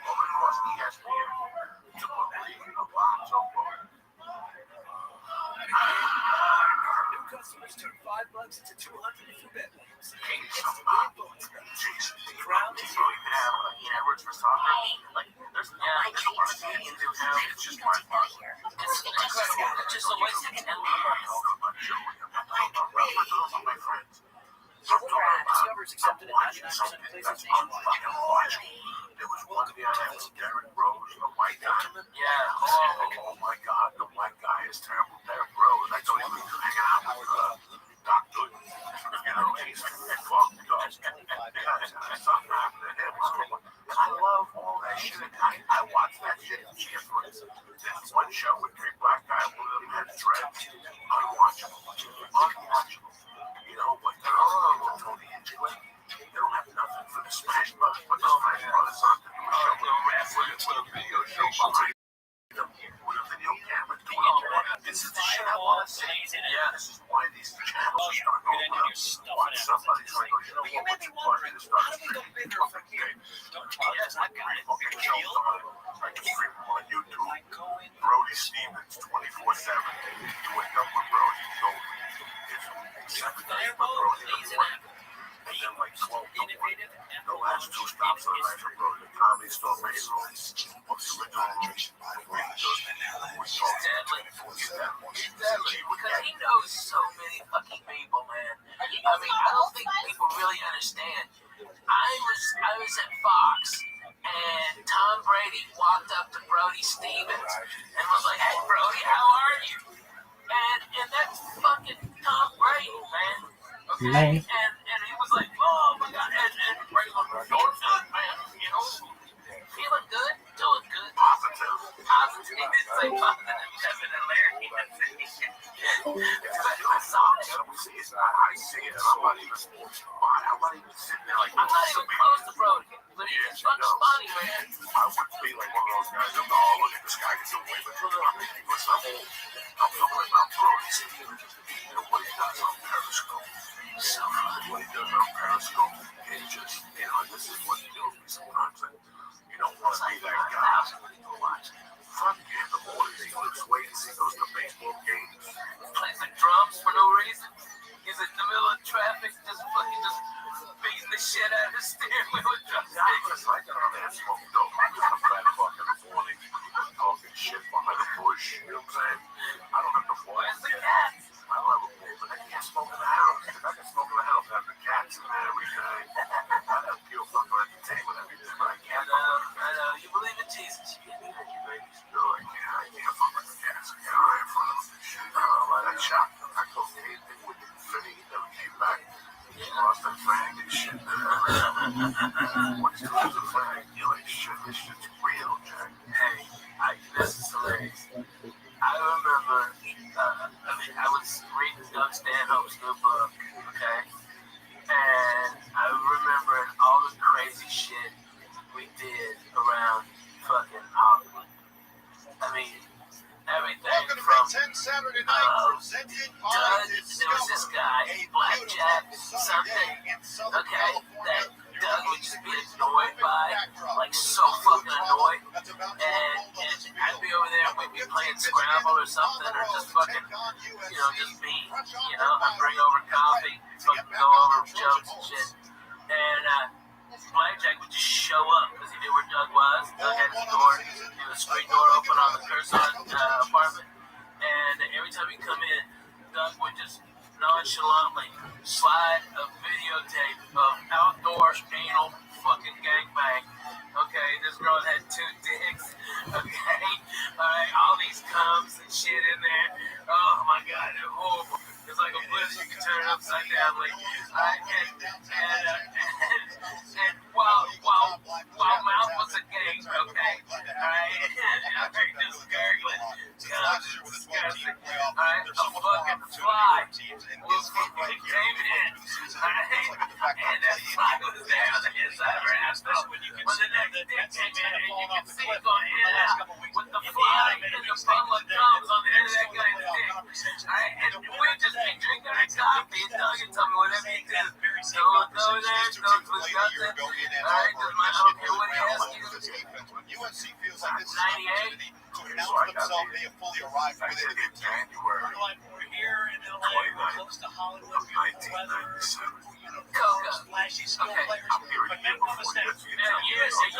Look, bro, okay, you gotta understand. that's going to decide Alright? which of the better team performers, how We're they all show up, disciples. who runs the ball, Everybody that's really been on the road, affects the fucking quarterback, knows who Doug's protects the down. quarterback. It's all coming down to That's that. rocking. Looks going to get all the dirt on the glitz and glamour of this Hollywood script. Right now, we're in a major environment, and UNC has their fifth biggest season and a much long Rest his soul, he was a dumb stuff. You know, he was a fucking dumb. He was like, so making big enough of his bodyguard to get a big jacket out like he was. So I get here with the blood, she drove the trail to get the blood. She drove me out with no, just somewhere, I don't know what the fuck. Dougie's ain't the limit. Oh yeah, from fucking The TV show. God damn it, what was that show? Head of the Class. God damn, she was hot. With the girl with Tyson's wife.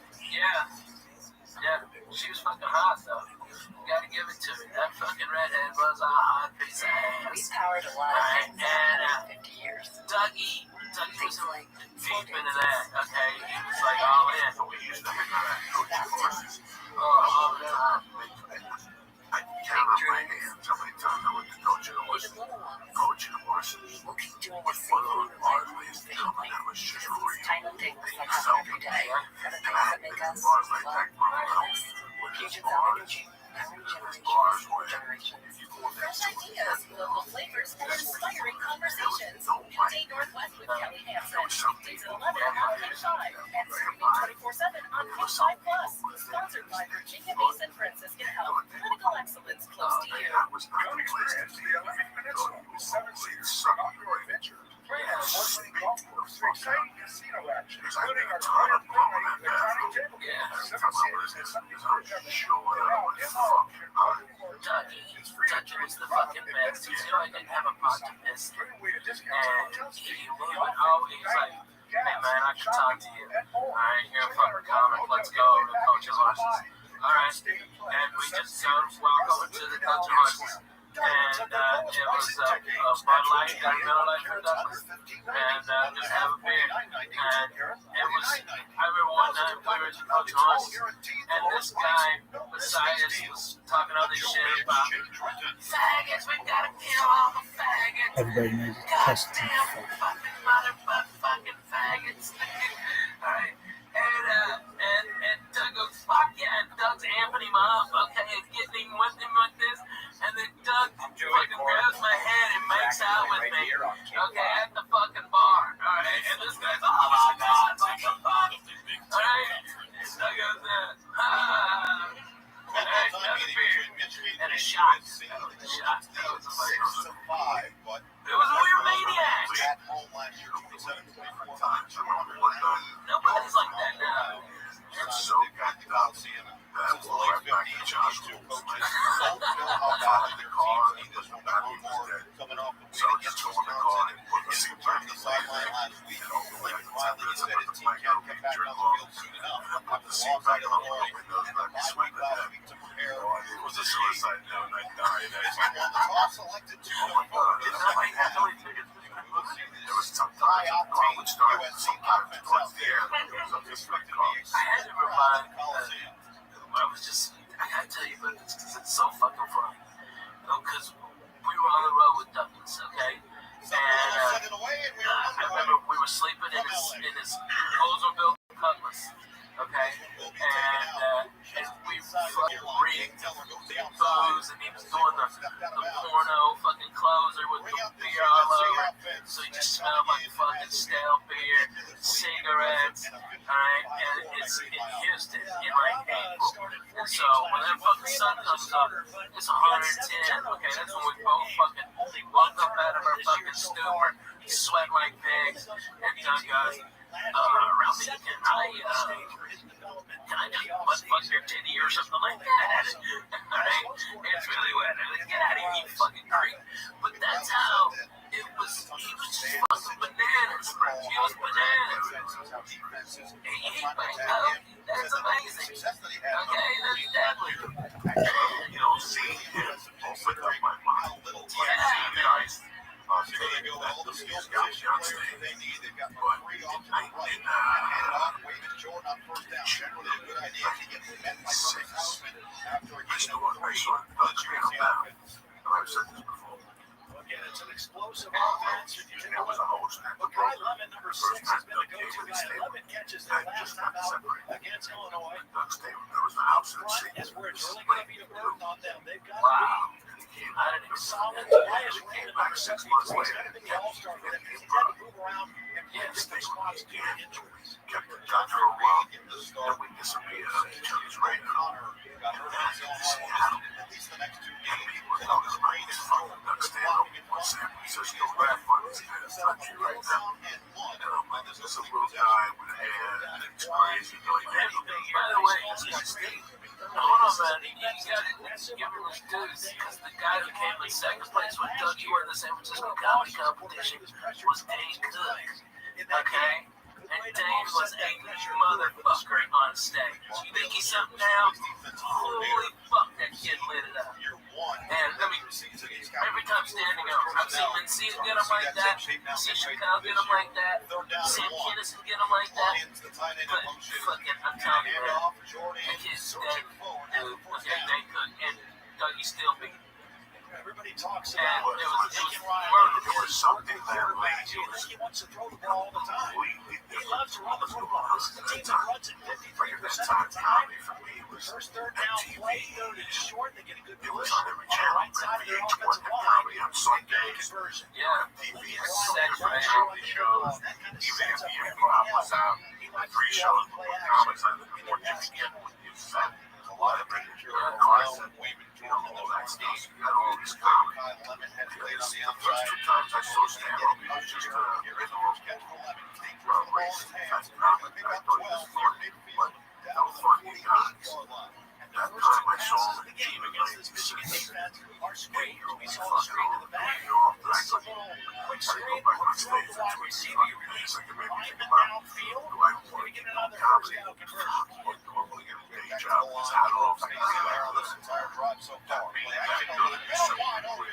caught by the tight end line. I had that feeling when I saw these for the first time. When I worked in Kinnison, and when I worked in Dougie, and then I worked in Players, I got the same thing. Like, what the fuck am I doing? USC having the tempo right now on this drive.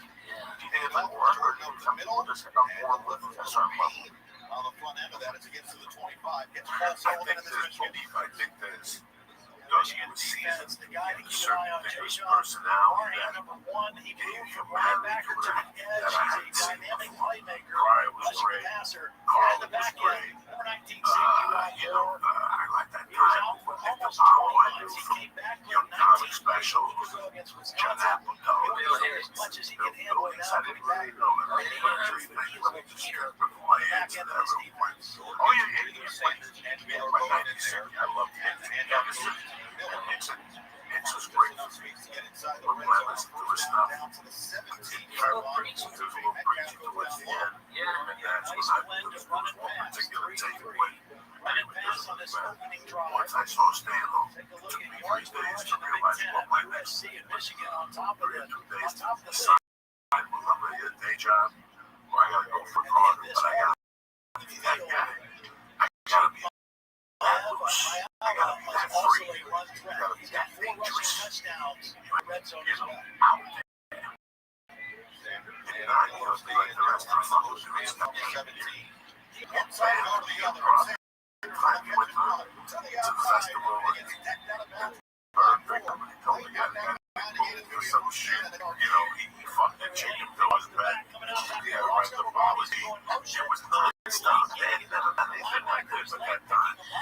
He just walked into the improv. At the improv, you know, then at the comedy store, they're like gangsters. They're writers, and they, you know, oh my God, you know, they're witty and shit. Walked in there and changed. There were rumors that he was walking people on Sunday nights and walking the improv and shit already.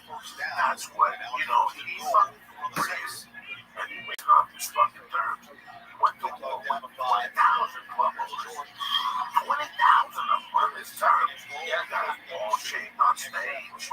Oh my God. The chick never recovered. Yeah, who shaved his balls. The chick gets raped. The magician cat. Sanders is former perimeter guy. Jordan is a bigger guy with a more patience. We're not laughing about her getting raped. No. If you know this girl, it's a fucking nightmare. Jordan. That was like the 30th one, right? 5 touchdowns on the year. 5 10, 210. Following his robbers, he can go back in. Jimmy Roller was the first one down. Jimmy Roller was the first one down. You know, sometimes they stay in bad hotels. They stay in bad hotels every night and they actually sell a stolen hotel and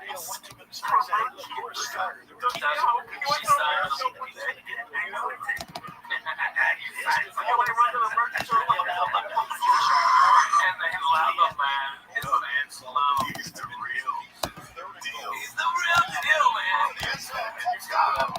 You really have to appreciate that. Especially when you're here, you see all this bullshit. You see people pull up with a nice car and the blue jeans. They got the angel went up and the whole thing. Stanhope has a fucking manager that Carrizo was an assistant manager. But he just met him. What's his name? No, I don't know which one is that. You never know what's up. So one time the guy had rolling papers. He just met him. No, this is a different dude. He's professional. Yeah.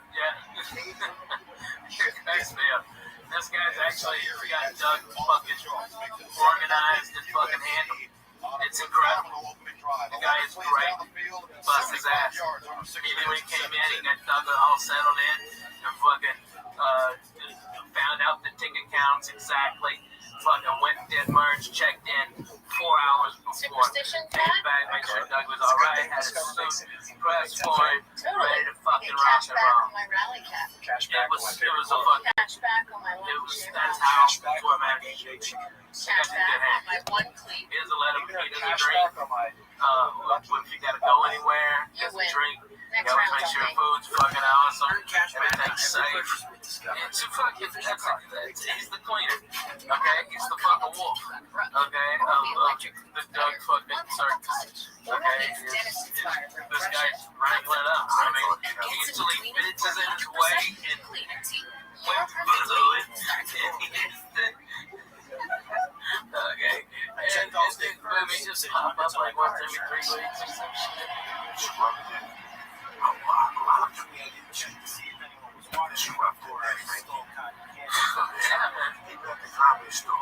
Checking off their purse was really smart. Yeah. Because he looked like a nice guy. That's what made it so different. He was just $10.99, and that's 85% more beef than some quarter-pound burger. Yeah, hey, fast food. That's just how you value me. This too. It's over. This $10.99. It's fucking over. Everybody knows. I've been Doug Stanhope. We go up at 8:45 this fucking night. Yeah, it was deadly. I lived with him, and it was great. I got to be honest with you, I used to get up early. He slept late, so I get up and leave. He had an extra car for the comedians. Yeah. They got to put gas in it because the gas meter was broken. So you never knew who you stand. It's Target Circle Week. The daily deal is so big you can't miss them. Yeah, total scam. That's the only way you can get comedians to put gas in stock. Yeah, man. Was the needle buster or not? No.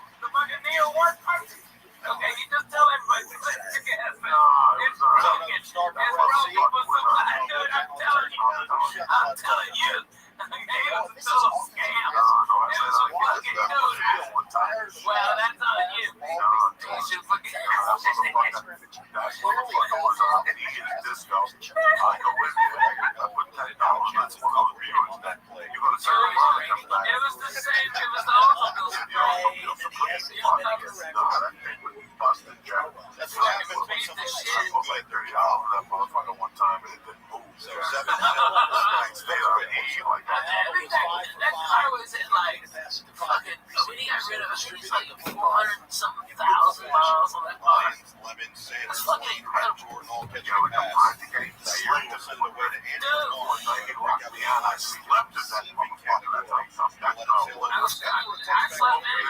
Michigan Sports West Coast Road Trip last season was the start of their undoing. They lost 4 of their next 5 games, starting with that upset loss at Washington. So head coach Sherrod Moore felt these long-haul trips left his team groggy. He changed things up this week.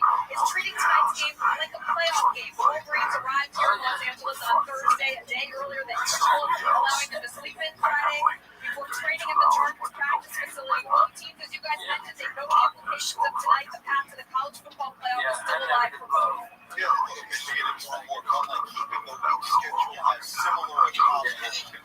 I talked to Jim Lindsay on the field the offensive coordinator. He said it was Rocking, man. coming out here and there.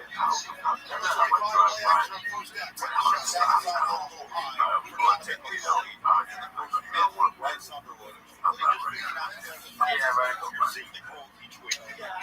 For a career high at season high 270 yards last week against the Giants. And his completion percentage is something that needs to go up. That's your approach, but very, very talented. He's also become more of a factor in the Michigan run game. Different than what it was. Last year with Michigan, beat USC and then Harvard. He was a quarterback getting 32 yards. He ran out for almost 300.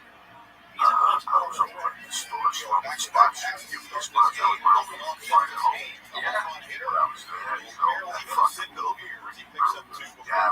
I'm working with him in December.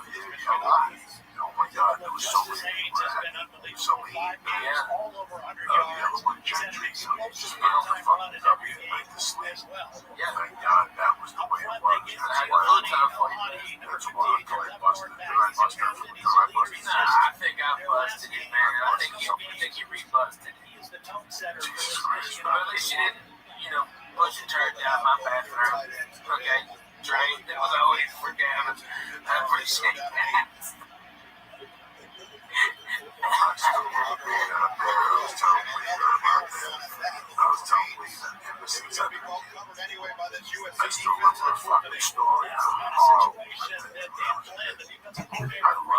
Wanted to get Michigan into definite third and long passing situations, and there's that error in the throw. I mean, that's a throw that should have been completed. Rice was just a little too fast on that one. Take my mother's 45. Their defense and ask for a better start if you're thinking wildly on The singles.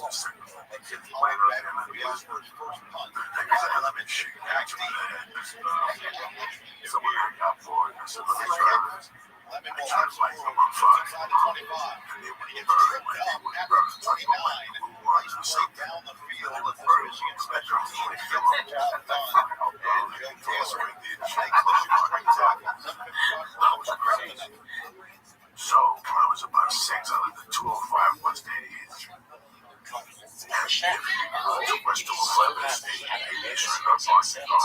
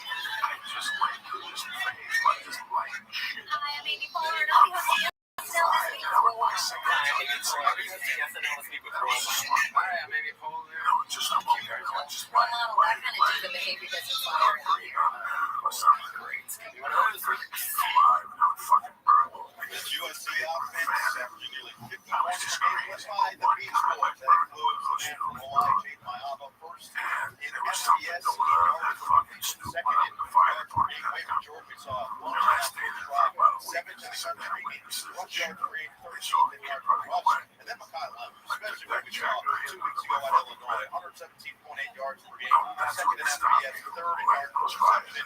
He's also leading the Big Ten in receiving yards after that game last week. Oh yeah, we were great. Once that shit got out of popular, I was the king of that shit. So far, their offensive line off I to a good love start. all that shit. Just getting a bunch of sticks like fires and shit. I want to like fires like California. This is what Jersey. A gain of 9 for Jacoby Blake. They shut off on man. You know what I'm saying? Those are Jersey ones. They just shut off. No fire. They need to shut off. Nice job stopping It's not a young year. It's fire. That's what I'm there. But it just went away. It's the phase I was going through. But, you know, I was telling him, that was smoking that flick the fucking ashes. Always have to be on They like to catch me, when they 3 out 5. Story about living in pass yards as well as the rushing attack. impressive as well.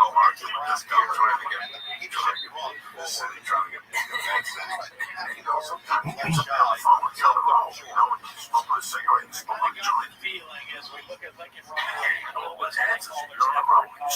Smoking. I got the feeling he felt like he was stayed in the 20s. Michigan got into the 30s. USC was going to have the advantage. This is so the window's open. Like a motherfucker.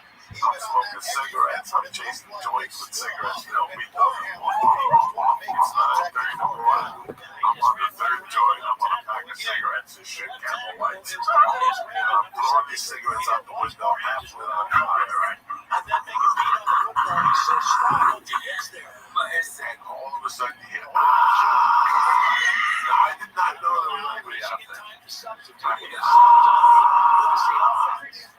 I go, what the fuck? And I keep hearing this, who the fuck lit me on fire? And I'm sitting there, oh, lights are back. I was like, oh, I did. And I was like, I'm looking down there, the guy fucking smoking his shirt or something. It's not on his way because the poor fucking guy. I go on the phone. I cops don't know. Nobody knows nothing about the project. I take in the back. 10 o'clock at night, I walk back. There's the same old guy with a blanket on the casino. Cigarette versus this is all on fire. You're set on fire.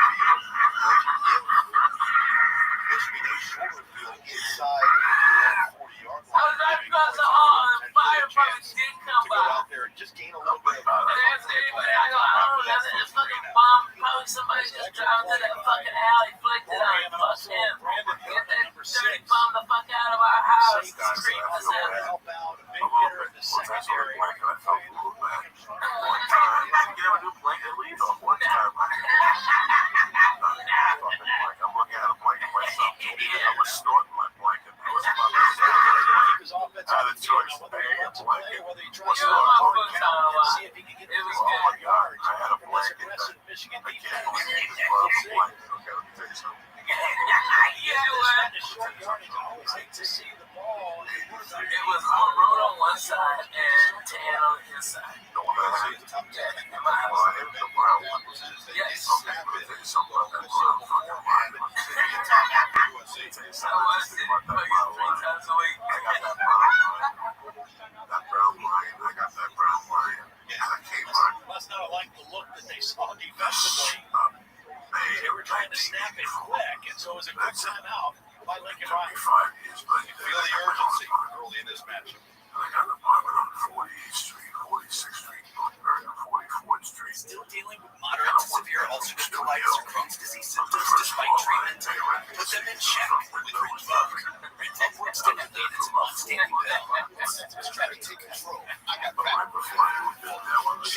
Revoke helped visibly repair my intestinal lining. Check. I got lasting steroid check. Rapid symptom relief. Visible repair of the intestinal lining. And lasting steroid check. Check. Revoke lower ability to fight infections. Before treatment, test for TB and blood. Serious infections like cancer, cancers including lymphoma and skin. Serious allergic reactions, GI tears, death, heart attack, and stroke occur. CV event risk increases in age 50 plus with heart disease risk factor. Tell your doctor when you have these events and infections. Hep B or C, smoked or pregnant or planning. Don't take if allergic reaction. Put UC and Crohn's in check and keep them there with Revoke. Ask your gastroenterologist about Revoke and learn how Epi can help you save. I would take it back to the Ruddies and put it in a little corner. This is Jess, Take the fucking blanket. Peloton instructor, educator, game changer. She needs her money to work as hard as she can. That's why she uses U.S. Bank Smart to check and save, which does exactly that. Helping her track her spending and grow her money. Together, we'll achieve more than any of us could alone. You got this, Jess. You got this. That's the power of Jess, and this is the power of us. That car, that blanket was even with me when I went to prison.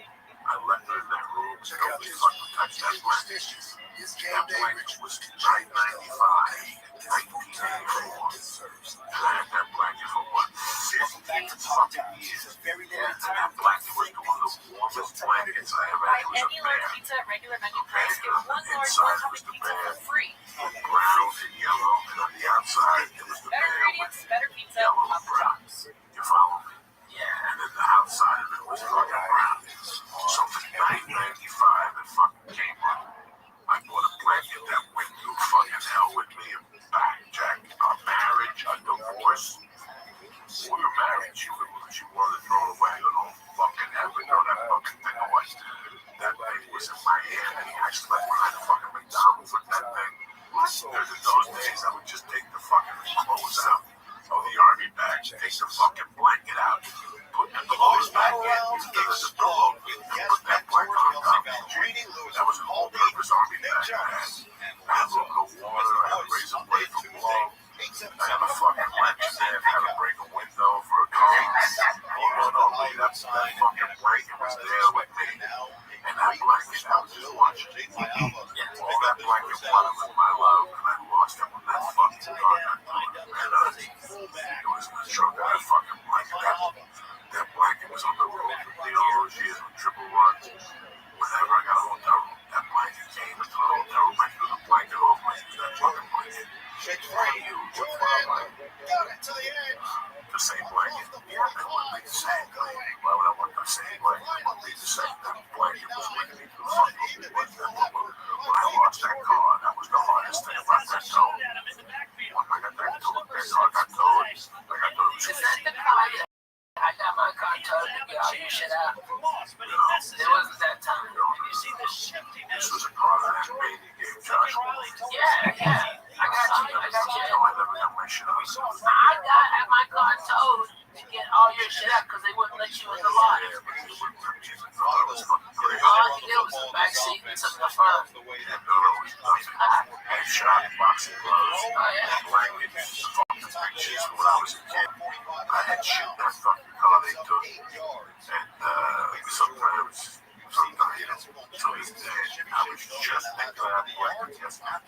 Knowing Jesus Christ, how long I had that goddamn blanket for. I wish that blanket, fuck, I would have taken it for the next eternity with me. That's what that fucking, let me tell you how deep that blanket was. This kid's story is great. In 1985, February 1985, I looked at that blanket one day and there was something wrong with that blanket. There were crabs on that blanket. I had crabs in that blanket in the family. Who the fuck gives crabs to that blanket? I did. Where's Tony, brother?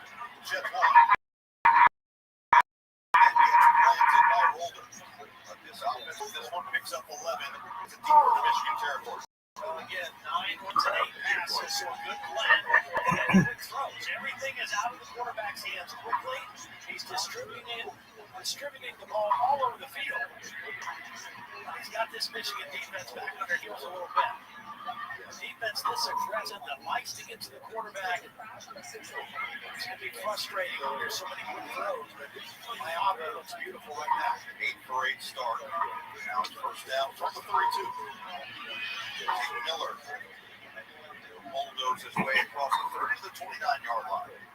After 400 Last year when episodes, these teams still played, fucking Lincoln Riley said, look, they've got a lot of yeah, depth when I was up front. fucking 6 They years don't old. have those two monsters like they had inside last year. I mean, Graham and Grant, they were first-round draft picks, and they're a little bit different this year. They've got good players up there, but not those dominant players. Their more dominant players are on the edge as opposed to inside this year. Set on second down and 7. Always put the song on. When she went to the bar, she up on the bar, you can hear it, and she up on the back door. Plug the fucking Miami stands off sideline incomplete. Just past the fingertips of Jacoby Lane. So, he's got him in the slot, gets a little jam on the receiver, then gets caught up. But it hasn't been a perfect throw to connect. One of the things that Wayne Martindale said they need to try to do on these receivers and tight ends, they got to get hands on them. They got to jam them, disrupt their timing, disrupt their releases. That time, Jair Hill did a nice job of doing that. For Miami. Jordan out wide. Eyes throw down at 7. Miami. Cut here. Quick throw. Later to the 3.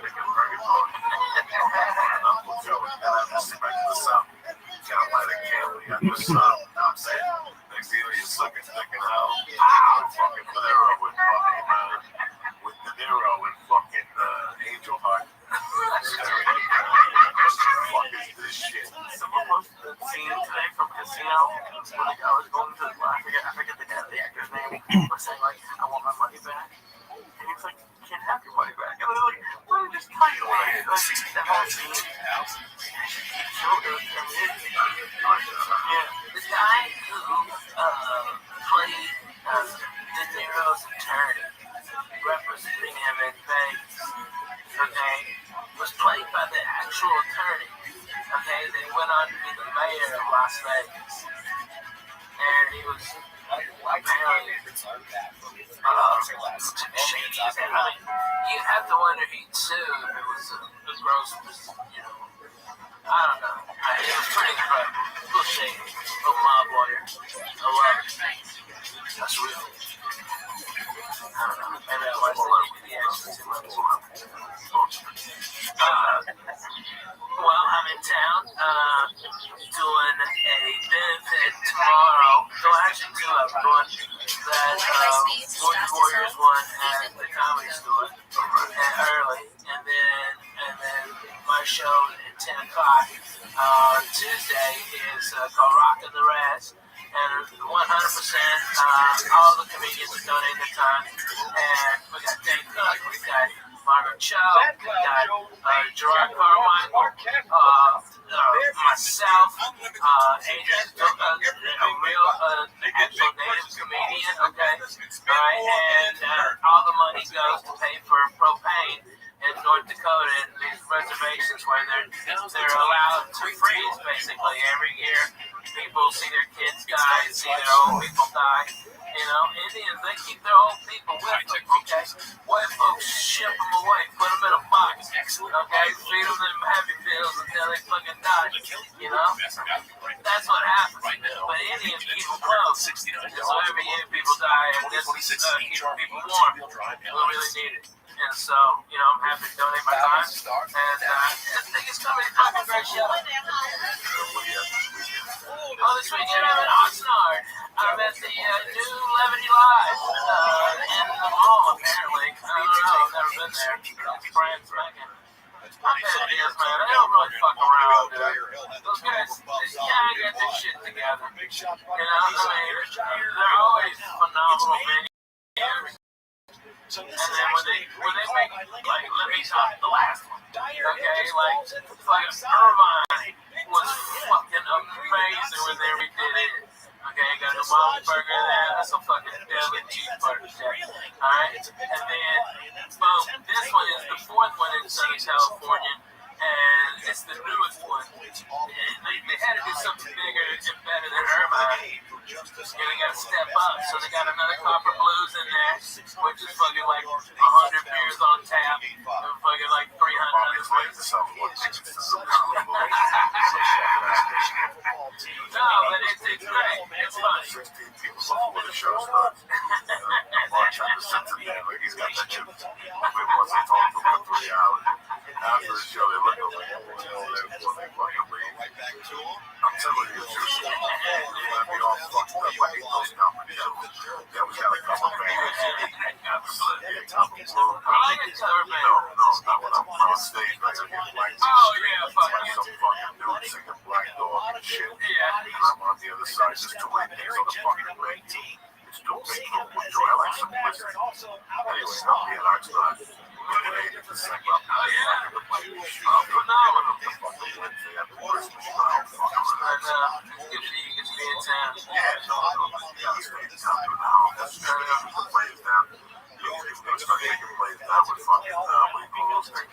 A fucking 50 cal bear, it'll take down an airplane. A drone.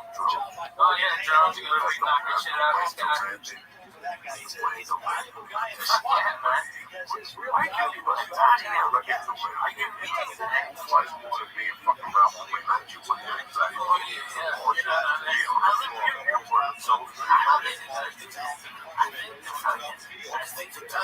Honestly, I think they're gonna attack each other. And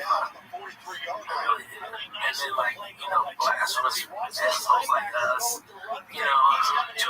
somebody gonna get shot. One of us gonna get shot on stage.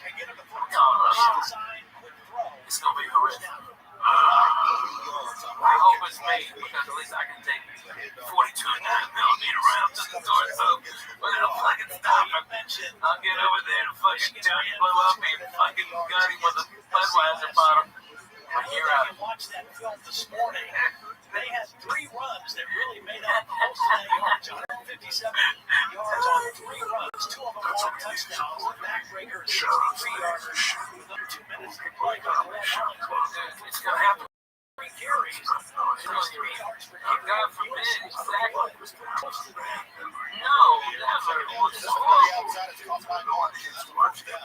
When are the people still start watching all this shit? I watch this shit. That weeks from New York City to Central Park. I'm like, how much security they got? I go to a place, man, I see 10 machine guns. I was telling somebody tonight I was supposed to be to see someone I had a bunch of meetings to buy at one day, and they couldn't do it.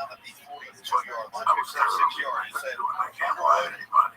Last time I went to New York, Offensive coordinator Chip Lindsey all came in at the same time. It's been great for their development. Flowers They're looking to take advantage of the early he's out. He's unstoppable. 7-0 after one. You're watching Big Ten Saturday night. I grew up yet to be used to going to a stadium. What's Alex Jones crazy, man? He said something when I saw him at the UFC 5 years ago. He said that in 10 years is like PSA in parks. What a shit. I can't see it now, especially if you want to get shot in the fucking golly, they are people there with 40 feet. In a lot of states, Tennessee, I'm sure that when I was working at the head guards, like, hired security or cops during the weekend, That's when I get shot to get fucking down. Yeah, so the sergeant has to. That was so long. So what I'm trying to say, there's a bunch of realities involved here with life. Every time I see the fucking plane, every third listen to the fucking plane. Right when I put my luggage up at the top, I said, I put my seatbelt on. Fresh ideas, local flavors, and inspiring conversations. New Day Northwest with Kelly Hansen. Weekdays at 11 on King 5 and streaming 24/7 on King 5 Plus. Sponsored by Virginia Mason Franciscan Health. Clinical excellence close to you.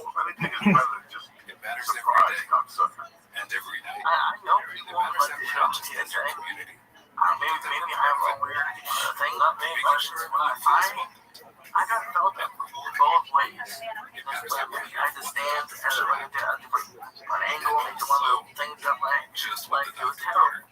But it happened both times. As far as, no.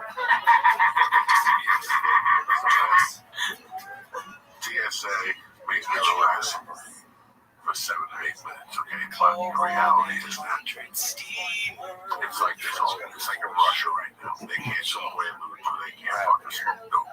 They gotta do some drug for your skin falls off. Right, did you see that shit on that G-Hub?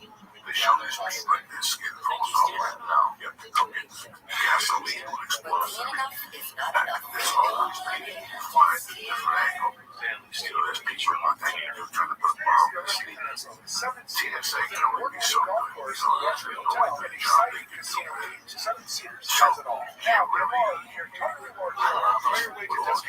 attacks or whatever. Listen, man. My guys in Nashville are so fucking cool. I mean, like, they're like, everybody says hello. We have to go through all the pat downs and stuff. And they just like, everyone's having a high five. Everybody wants to I mean, these guys are easy breezy. Those guys are great. And they just breeze you right through. I fucking love the guys. You know, listen, man, I love Burbank and stuff, but these are the Burbank's a good one, dude. fucking reality. You know, I tried taking my daughter somewhere, like somewhere crazy, like a fucking crazy airport or a Disneyland type event. You know, but the sound is kept living like, you can't live like a fucking human down there. You have to live your life, man. That's what you live America. Absolutely. I mean, they came out trying to throw early, maybe that's how they're telling you, man, blowing up planes and shit. Once you start fucking with them over there right now, they're shooting people. I saw them world news today. Down in 6 minutes. Searching territory for the Michigan offensive attack. I'll watch them. That's what I'm looking at. I like that guy. George Stephanopoulos. Yeah, I'm watching. He was in some White House aid. Yeah, he was good. Just a quick shout out to my man.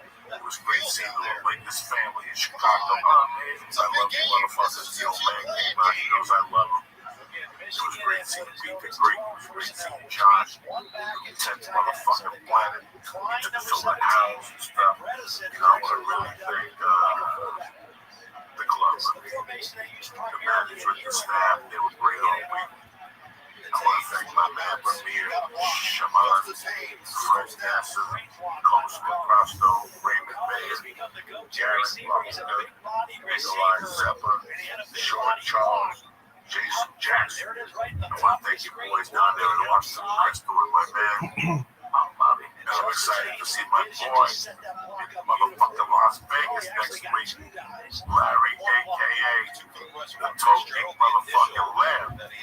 All next week at the South Point Casino with my man Larry. He'll be there Friday night, fucking lurking. We'll do a little something. And I'll go to bed at 10 o'clock when they always do. Nobody's dollars, nobody's having around. That's fucking how you feel about it. I'm feeling good, man. Wednesday, I'll wake up at radio at 7 o'clock up in Fresno. And my coffee and just go inside and do my show. I really don't like the morning because I got that LASIK eye surgery and I have to wear sunglasses in the morning. Otherwise, it gives me a migraine headache now. It's a little stress. And I get a fucking bad headache. I think it's because of that surgery. So I have to wear shades and look like a douche in front of people. And it's like, it's so annoying. I have to explain myself. I feel like a douche back then too. It's like, you know. Just push my eyes. The LASIK work to the tape. Yeah, man. You know, I've got great vision. I'm 2010. When I got it done, I was 2020. The next day, I was 2015. The day after that, everything was healed up, and it was 2010. I figured out like 40-something. I'm terrible. I can't see the shit. Oh, really? Yeah. I can't see the thing either, so, you know, if you're down, I don't know what happened. I can see little things. I know this is long. You know, I know this is Paris, so you fuck me like like my Jonas. I can't see Twitter or nothing like that. Like I can't see my Twitter feed or email. Oh, really? Yeah, I can't see none of that shit. That's crazy. That's the reality. That's what happened. You don't really post fun shit, man. I mean, you guys get very eclectic taste in music, but they're always jams, like the cross genres. You know, it's really fucking, you put out good vibes. I love it. So when I get up in the morning, I get up like 8 o'clock. Get up on shit. Like one time, this time, like I went to bed last night, maybe 10 o'clock. Because I had my next up to all the afternoon. I got those motherfucking plays. I got 2 hours before I got up Saturday. That's not enough. I got to 3 a.m. when it's not done. 3 a.m. when it's not done. I laid there for like 7 days since the women in them. I'm going to go back to bed. I went to pee. I went to robot. I went to the office and got a podcast. Fuck you, I didn't know on the computer. So it was cracked a line. I went right out and pushed. I wrote my agenda for the day. I got my week ready. Right, what are you doing right now? It's fucking amazing. Oh my god, I did a couple more. I didn't Like the Army did.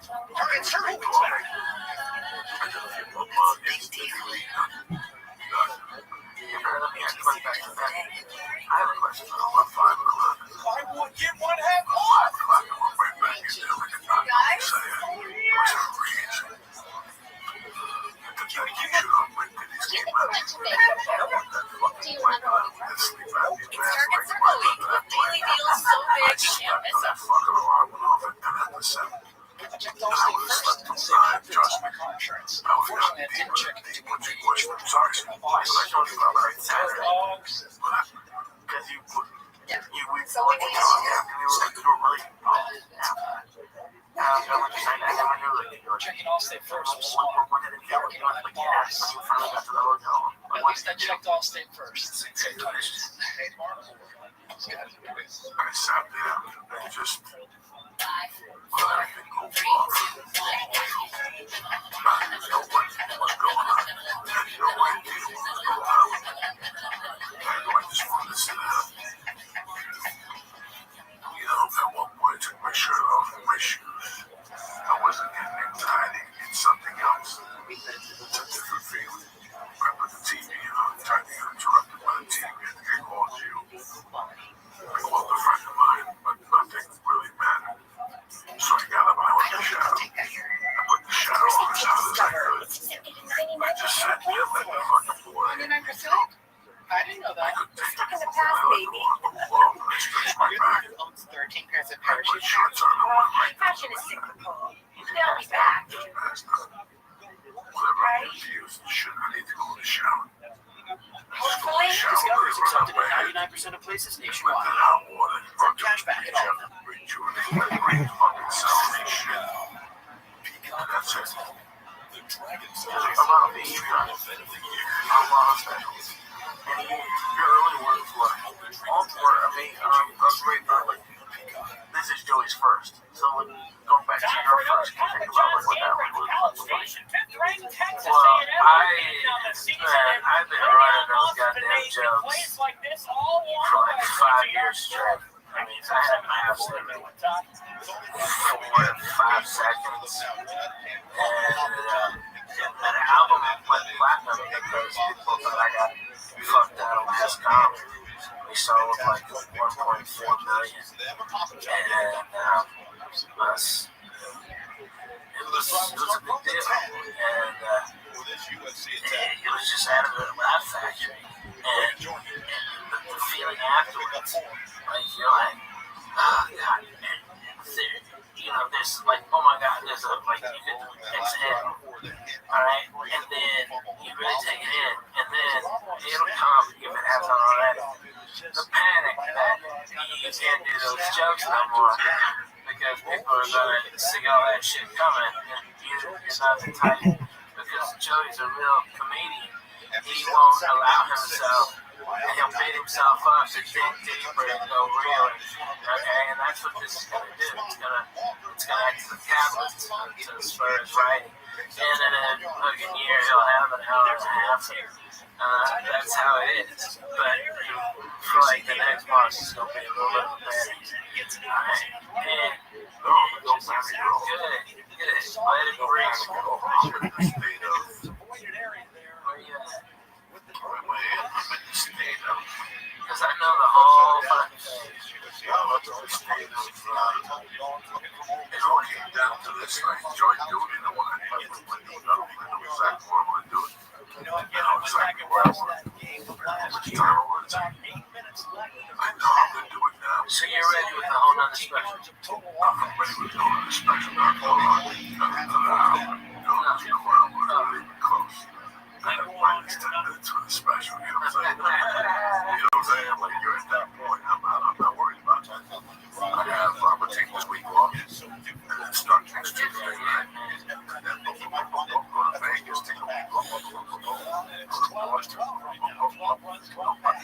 going to have get some material put together for these tours until you start to run. I'm like Janet Jackson. When Janet Jackson starts his tour, she lives in. She's got no car, it's tough to sing at the same time.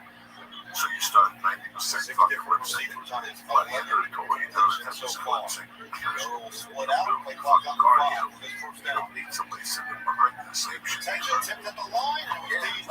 try. I'm in no rush, you know. Plus other tours before, but there's a lot of people always say you think you're in a rush. No. We're in no rush. I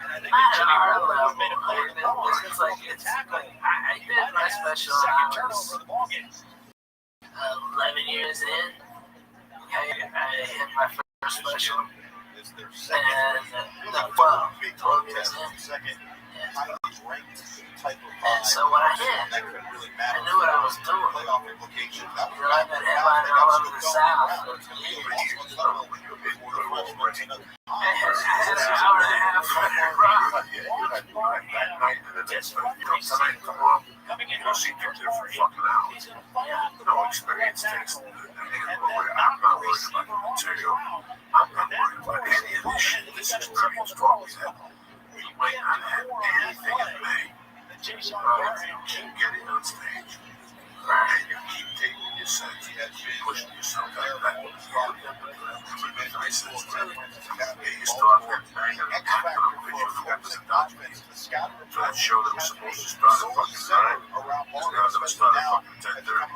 So you don't have to do 2 minutes to work. Material was pretty fucking deep. But every spot works.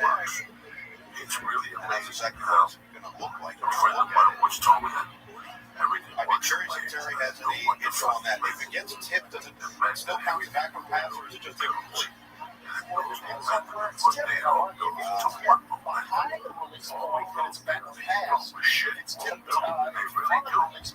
I've seen anything obvious.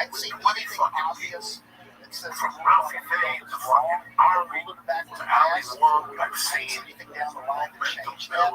over fucking night like nothing happened. So, stand up and think, I can't imagine being down that line is counted as backward pass as well. I can't imagine waiting Take to a go see couple angles at this because those guys a ain't couple yards for this third they down. put them out there. Might be third and These 10 guys or can't write 12 fast. 13 based on These guys where they can't spot write this fast. football.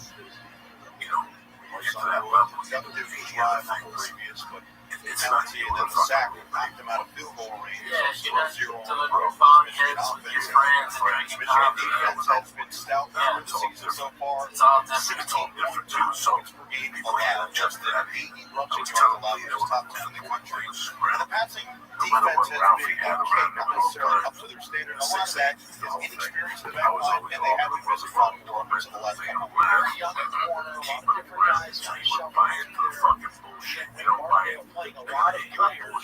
That's it. There's a ton of bullshit that comes. This could be your friends around. You don't run around with that joke in your front. When the agent tells you that the joke is funny, we love it. You're up there on the dog.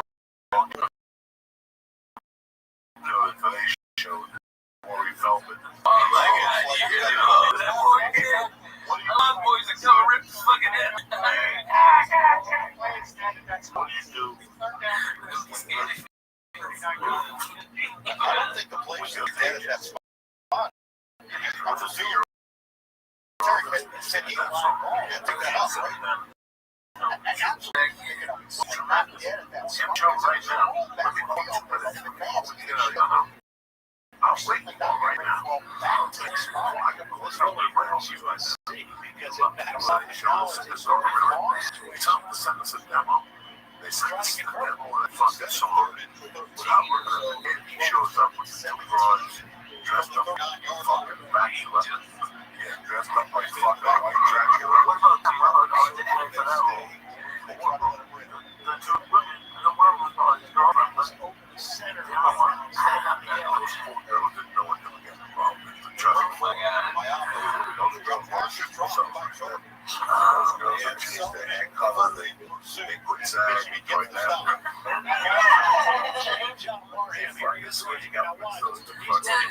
Our generation has those chicks from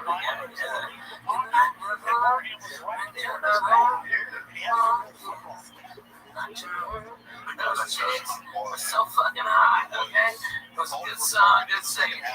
Basic same formula, minus good singer, good song. Okay, if they just had a good singer and a good song, it would have been great. You know, that was music at that time was like something. The video was the CD, it wasn't the show. It wasn't about the music, and the music was good. The visual effects of the fucking videos they made were fucking brilliant. Sledgehammer, Thriller, those videos, and that's what sold tickets in those times. That video of the lights are, you know what he's talking about? Yeah. Thriller? Yeah, you know what he's talking about? Put on YouTube real quick. We'll give you a lesson. TV music right there. What's that? Just put on Robert Palmer. Just put fucking YouTube up. He has like, well, goddamn it. Please, it's time for another mushroom chat. Excuse me. So, like I said, because I'm only getting off a little bit. It's time for another mushroom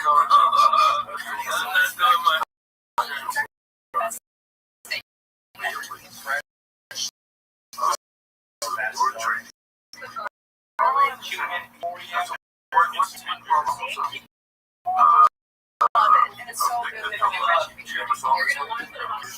different things to copy this. This guy was the first guy. That's why I don't want to say for sure. This is the first guy I saw do it. That really made an impact. T-Mobile has the best network. You never saw this. Why there's no better place to get the new Oh my God, seriously? Is this big enough? We should have music, lights, banners. I mean, you gotta feel it. Get the most powerful iPhone ever on the best network. I should dance.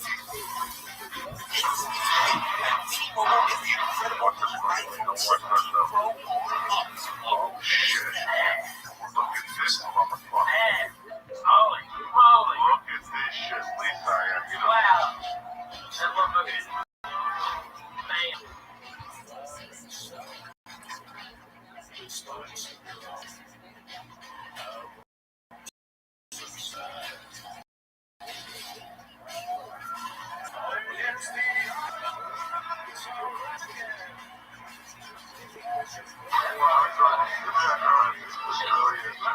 Now look at him. He's such a bad motherfucker. Sound. Nobody's got a sound like that.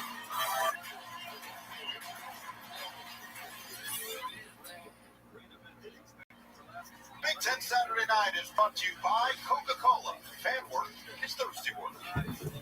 By Genesis Motor America. Learn more at genesis.com.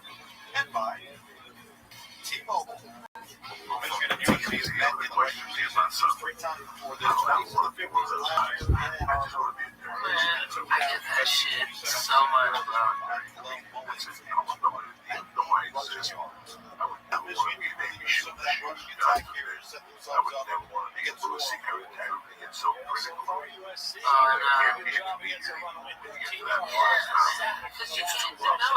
It's too rough. No, it's too rough because other people get offended on it. So it's too rough. So you don't want to be in that particular spotlight. If you're going to be in that spotlight, you have to have three writers that write, material that's policy friendly. I'd rather shoot myself in the fucking head. Next topic. Oh, stop sucking talking. You're smoking weed. What's going on? You doing jumping jacks over there, Lisa? Ready for another mushroom? I found some acid under one of the albums. Shit. Half a piece. We can break it over right tonight, Lee. Leave me out of this, man. Oh my God. All right, Lee. The sofa is a safety safe, okay? Lee, okay? If anything, if you feel anything weird, okay? You go to the safety safe, okay, Lee? Write it out, okay, baby? You want to take a shower, take a big old shit. That's where it goes. Lee knows all about the soldier. Lee has been a soldier a couple times. He's a soldier. Leave my little Lee alone. I love it.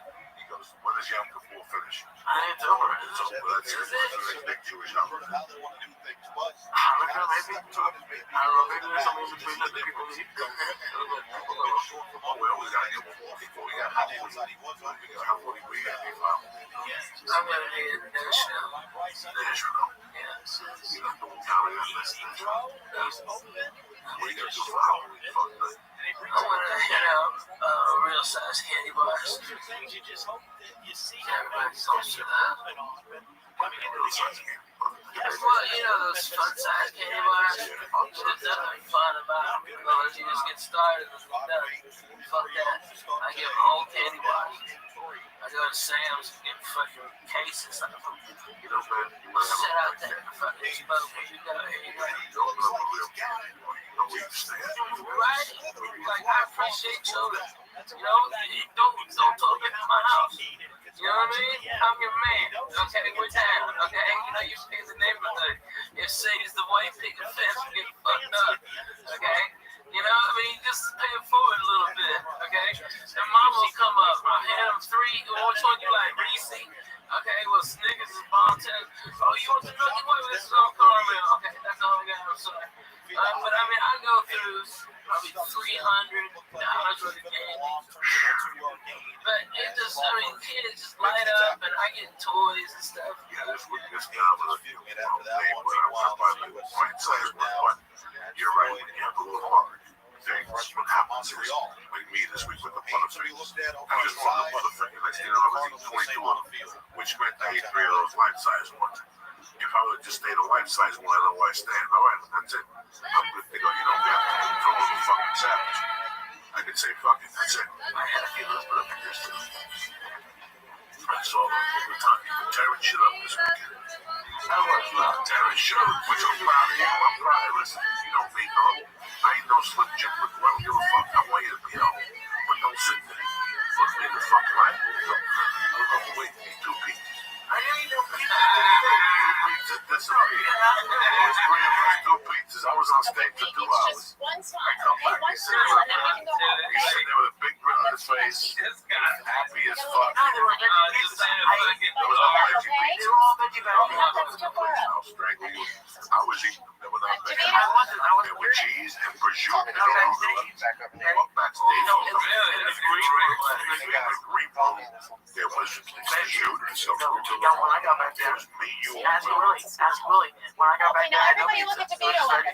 Ask Willie. Get Willie on the phone. Wait a second. When I got back there, it was 2 slices. Please stop. So good for He's saying that's it, folks. It was one fucking right. I ate 3 slices in the big room. I did. I ate 3 slices. That was like it. Yeah. No. Somebody ate the orange in the green room. Not me. When I left, there was a pizza and a fucking ham. I was sitting at the table. I just saw a wing. No, I wasn't winking around here. No. I wasn't there. I was in Portland. There was a whole pizza that was Willie's. There was a pizza. I took 2 little slices. I'll leave. Okay. I gotta be out. Fucking pan pizza. Yeah, there was 2 little strings saying no way. 2 little slices around that bag of smoke. He ate one. I watched him and he ate a piece of chicken nugget. And he was eating he said one vegetable and just watched the vegetable. No. Stop with the fucking vegetable. you're thinking. Next Here's thing you know, Crystal Bell on a luxurious vacation with her pretend kids. I come back and there's no beats. He's sitting there with his rails high as fuck. I live for a fancy dinner where I don't have any idea what I'm eating. But what I really love is 6 times more pizza. Stick your points. Chicken cutlet parmesan. His wife just got sick eating shit on the road. That's where it counts. Yeah, no, the whole talent. They're talking about 2 different nights. Are we talking about Saturday or Friday? Friday night. Friday, no, Friday night was the chicken parm. This one is no really There's no pasta. pasta. Yeah. Straight pasta. Just a little bit of that.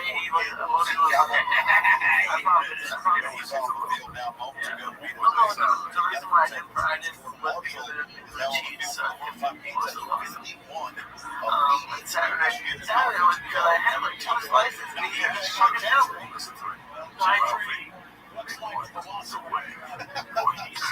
Yeah, John Pizza. That's so cool. Your caterings are always good. Yeah. Sausage, 20 slices. I had 20 slices. What's the 15 No, but that's like a pound of pizza, right? I was talking to the photographer, so I asked him. What's the whole packet? What do you think? No, it's not. Ladies and gentlemen, on the court. I'm watching like a So it's not even. He's sitting there listening. I wanted to take 2 slices. And Lee was like me in the 80s with cocaine. Cocaine landed right here. And he sits next to me. Lee wasn't there. How was that cocaine? That's not much. You know what I'm saying? Lee was sitting there. At one time, we had 3 fucking boxes of pizza. Sitting there like Sinatra. Regular with the boxes of pizza. You yell at me all the time for eating garbage pizza. I'm surrounded by cookies. I want to take them home. I want to take them home. You say no. No, I didn't say no. You did too say no. No, I did not. I go, Lee, you're embarrassing me to eat the pizza and cheese. I want to have a slice of pizza or something. He always likes stuff in your pizza. No, it was good. I went to the front desk.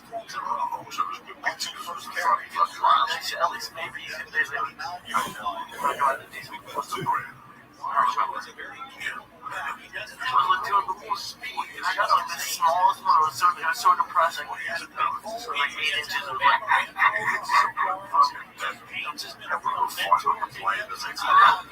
Where were you? You wasn't only there. We had a skinny guy which would just almost jumped into the plane.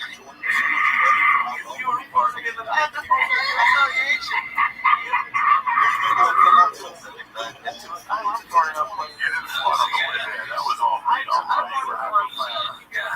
You sat like a half a fag. So funny. I blew this guy out the first time. My back was bothering me. I bent over this way to form an impression. Yeah. It blew out of my back. You know? Yeah. When I heard it, I felt the back of the flapped like a fucking like a guy.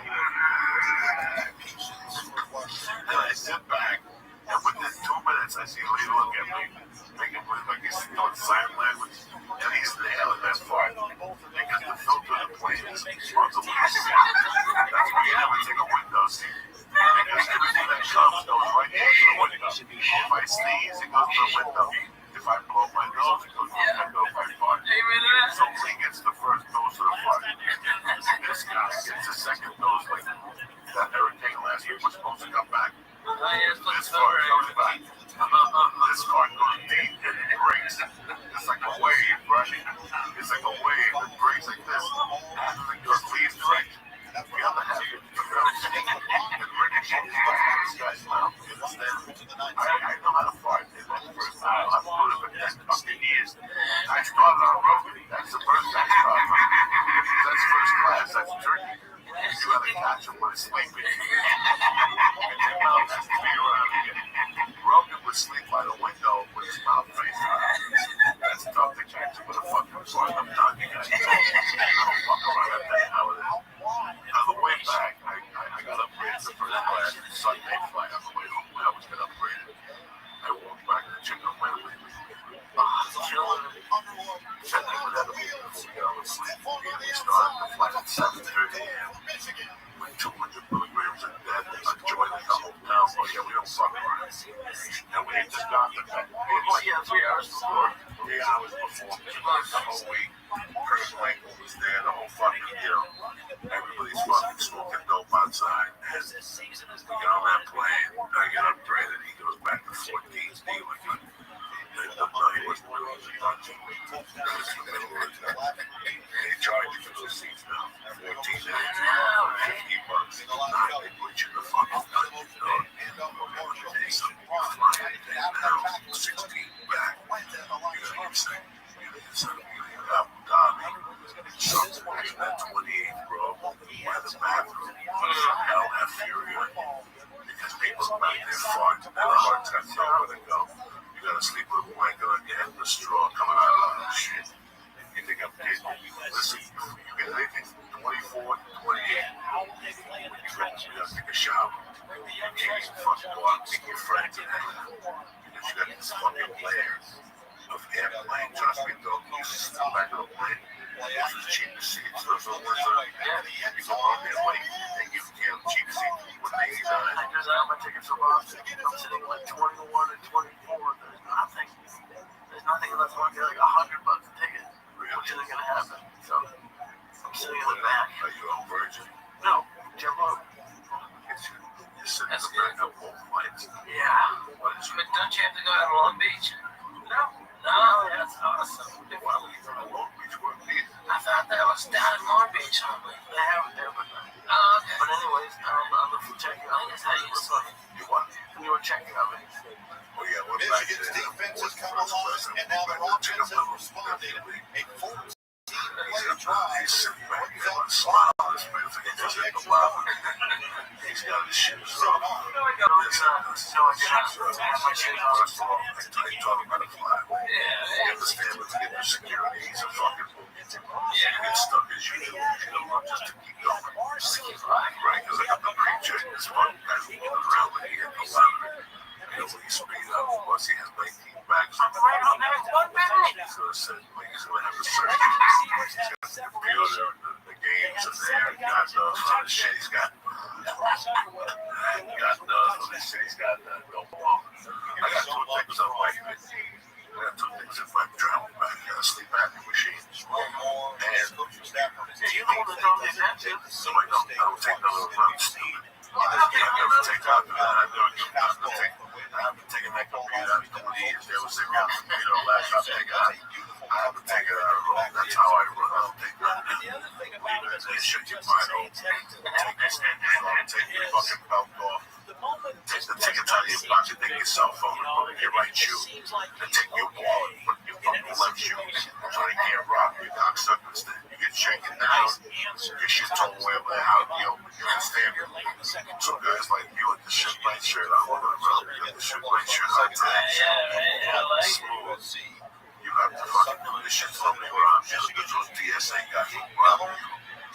Oh my God, you're wild to go place it. You got to run the tape, don't get rid of the tape. It's a conspiracy to bring the trouble. And thank you. Fuck that. Oh my God. So, get to the airport. I was on the way from like, he ran the happy away from a nice breakfast waiting for him. He fucking goes through security, takes him an hour. They search him. They put the fucking bug. They brought the donkey here for his sniff. I go to that fucking macaroni grill. I got a nice sausage platter with eggs and potatoes and sausages. He gets out of security, gets all that food. He's got to wait for him with a fucking Diet Coke. Perfect, like a fucking doctor. I gave him 6 minutes to eat. You know what? I got to get on the fucking plane first. This motherfucker don't work out. That's what my station. I got to get on there first. So I got to get So I tried to sneak in my bike. He went to the back. It was cool. It was a good little flight. It was a good little fucking trip. And I like I simplified traveling on the way out. I had to yell at a guy with a Volvo. Because he tried to play the white fucking supreme game on me that he was bad. Take him 2 miles. So I played this fucking card. The guy fell apart at the seams. At the parking window, even the black ladies were laughing at him, dog. It was fucking embarrassing. He wouldn't pull up. He wouldn't open his window. It was no ordinary talent. We scared the shit out of me. Don't go fucking mother. He was hysterical.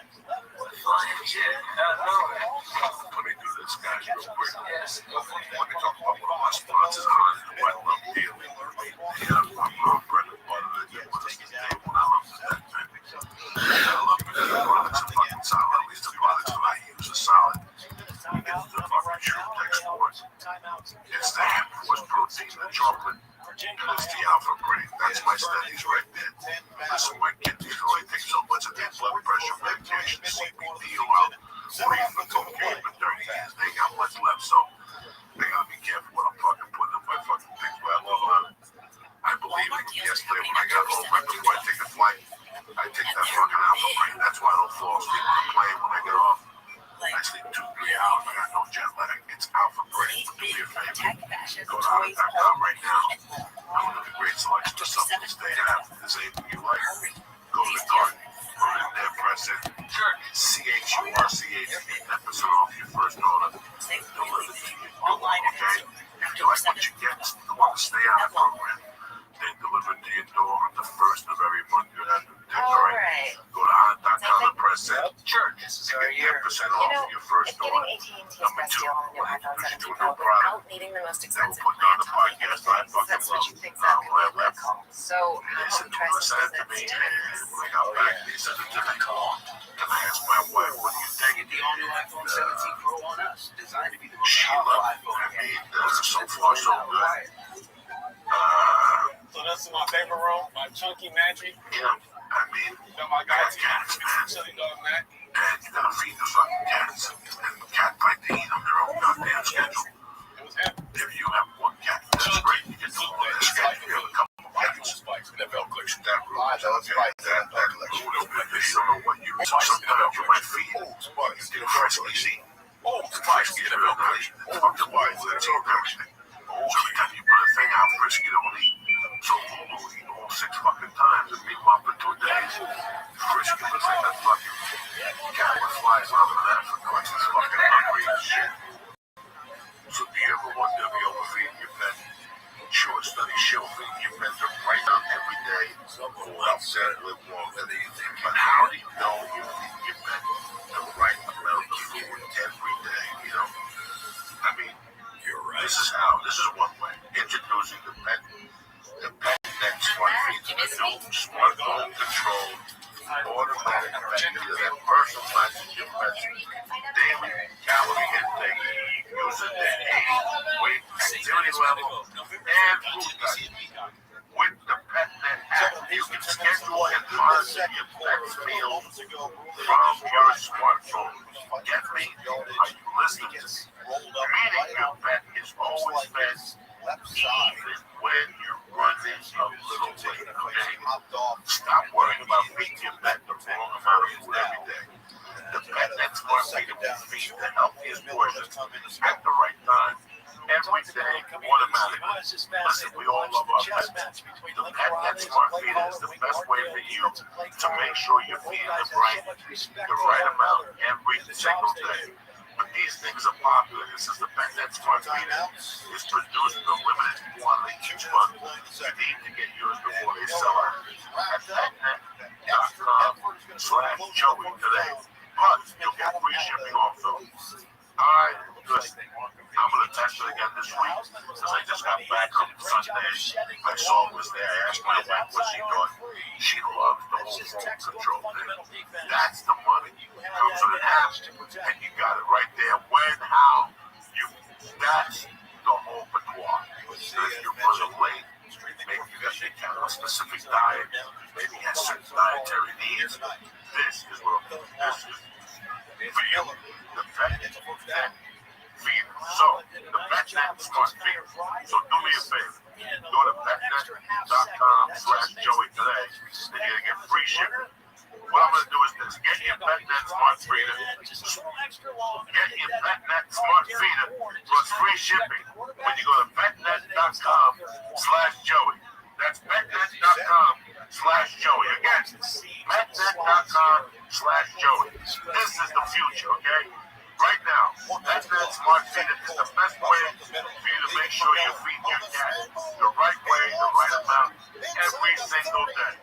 So again, get your PetNet Smart Feeder plus free shipping when you go to petnet.com/Joey. What do you think about that, cocksuckers? I love it. Strong. It's cool. Yeah, I'm drinking. Can you show the dog too? Dog, cat, whatever. And also my man Biscuits. He is fucking the greatest. My little English bulldog puppy. That dog is on a regimented thing. I would love to be able to, I can hook that up to my camera to be able to feed it, make sure he gets exactly what he's supposed to get, and shut it off remotely. Go to tattoo.com/short.com. Done. Look at it, see the options you got. I guarantee you this one. That's what you really like. Yeah. Way back Wednesday, that Ralphie was a place to have. You also was a place to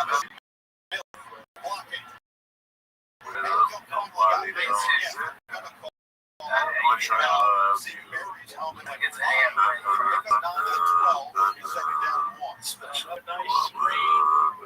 Took the pass by Alba, had to really get that in the air. The alignment downfield. Get the quick it's just kind of offset.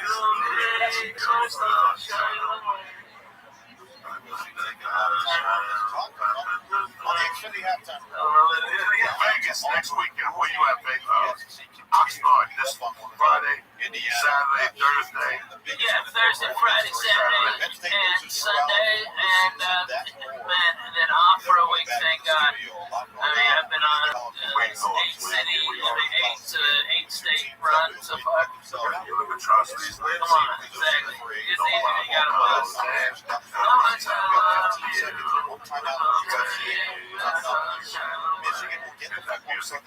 Tuesday, I'm at the Improv, for helping Native Americans get profane, keep people alive in North Dakota. I swear to God, it's a great cause. They're nice people. Alright, they don't deserve that shit. I remember we used to have fucking holes in the walls that weren't the windows. You know, it was fucking times of time. You know, come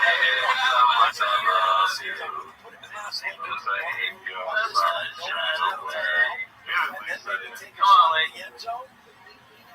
Second and short. Jam it, Lee. 15 seconds, you've got at least 2 plays, if not a third play, with 1 timeout. Alba in this game, 15 of 18, 167 yards, the touchdown on the opening drive.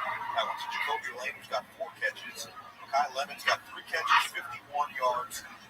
Jordan had 11 carries for 4. Justice Hayes had 10 carries for 51. It's been the backups. Jordan Marshall came in for Michigan, gave him 4 carries for 17 yards. Eventually resulted in the Underwood touchdown to McCulley. And now USC trying to do the same. We're going to have to do it without that guy, Wayman Jordan. Going to be taken back on a cart. This part of the field now, Jacoby Lane is 6'4". He's the big target. Kai Lemon has been the most productive receiver all season. Sometimes they'll put him in motion, try to get him on the move and into a route. They've got 2 big, good receiving tight ends. A lot of options in this part of the field for Jake Mayama. The 2 tight ends, as mentioned. Lions at 6'4", 245, McCurry at 6'4", 250. Short on the line of the game. Second down. USC is at 69. 10 seconds in traction. For the helmet off of number 10. 10 must sit out and play. The clock will start on a snap. So we saw Zeke Berry lost his helmet on the end of that last play. They will get a couple seconds back. Up to 18 seconds to work with and 1 timeout. You got Lemon by himself out to the wide side of the field. That's him. Here's Jacoby Lane, the big receiver in the boundary. And then you got both tight ends right here. 4 targets. And Michigan wants to call timeout. They want to see the personnel. Als jij lekker werkt, wil je dat je internet meewerkt? Alleen met zakelijk internet extra van Ziggo. Wifi backup, smart wifi en de business group. Dat werkt lekker door. Ziggo zakelijk. this Michigan defense. Go Wade. After the quarterback. Return to what's happening now is presented by Onyx. This show is brought to you by MeUndies. MeUndies are the perfect gift for you and your Valentine's this holiday. And they come in limited edition prints, and even better, for a limited time, our listeners can get a 20% discount off of their first order, and shipping is always free in the U.S. and Canada. If you go to MeUndies.com/Joe. That's MeUndies.com/Joe. The show is also brought to you by ZipRecruiter. To find candidates in any city, industry, nationwide, post one at ZipRecruiter. So right now, our listeners can go to ZipRecruiter and post for free when you go to ZipRecruiter.com/church. That's ZipRecruiter.com/church.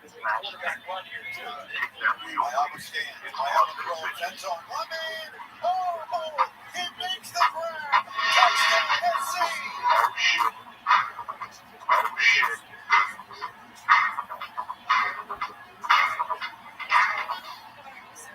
Monday, January 23rd. Return to what's happening now. You're here. Lee Syed, Ralphie May, and your Uncle Joey Diaz.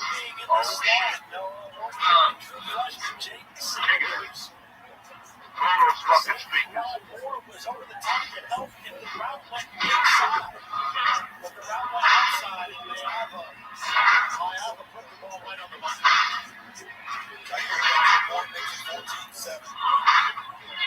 Oh shit, here we go, cocksuckers. Steel grandma's parents. We're going. What's happening, you bad motherfuckers? Monday is Tuesday by the time you listen. Hope you're having a great fucking day. Uncle Joey, Ralphie May. Hey, everybody. Before we get the podcast started, I gotta apologize for Wednesday night. Frank Kessler was on here. I love him to death and everything. He's my uncle. He was at my wedding. I love him to death. But Jesus fucking Christ, before he came on the podcast, he started fucking doing it, told him not to use his last name. There's something going on. She's suing somebody for poisoning her. So she's seeing fucking DEA agents in front of her house. This fucking is always fucking retarded. Okay? She worked at a restaurant. She's been fucking dude for 9 years. One summer day she comes home and she's fucking a lesbian. Just like that. Don't throw the training. No training camp, dude. You know there's a fucking problem right there. I don't say nothing. I keep it to myself, okay? You have to go on with this ugly fucking lesbo. They get a house and the lesbo beats her up. Domestic violence. Because she's a fucking nut. Then she went back to dick. Then back to she's worse than hell in those fights. Remember the chick? Oh, yeah, that's right. And then she went and 2 kids and now nothing. No more lesbian, no more LGBTQ community. That's how quick these motherfuckers change in LA. They go from LGBT to BLT. Yeah, for the BLT. So now he comes on the show. Every question I ask him, he says he thinks it's like a godfather do. He's on the questioning by Congress. I did not remember that certain fucking thing. Mr. Senator, you owe my client an apology. The fucking podcast that I launched into. Then his fucking retarded wife called me. What did you give Mike? He's 70 years old. Mike did heroin for 30 fucking years. Fucking edibles not gonna put it then. First of all, that guy's one of those guys. I love He did heroin for 30 fucking years. guys that hasn't stopped since he got better. You know what that means? He's always got something in his pocket. Yeah. He may not be doing blow, but he may have fentanyl, that shit Michael Jackson drank. He may have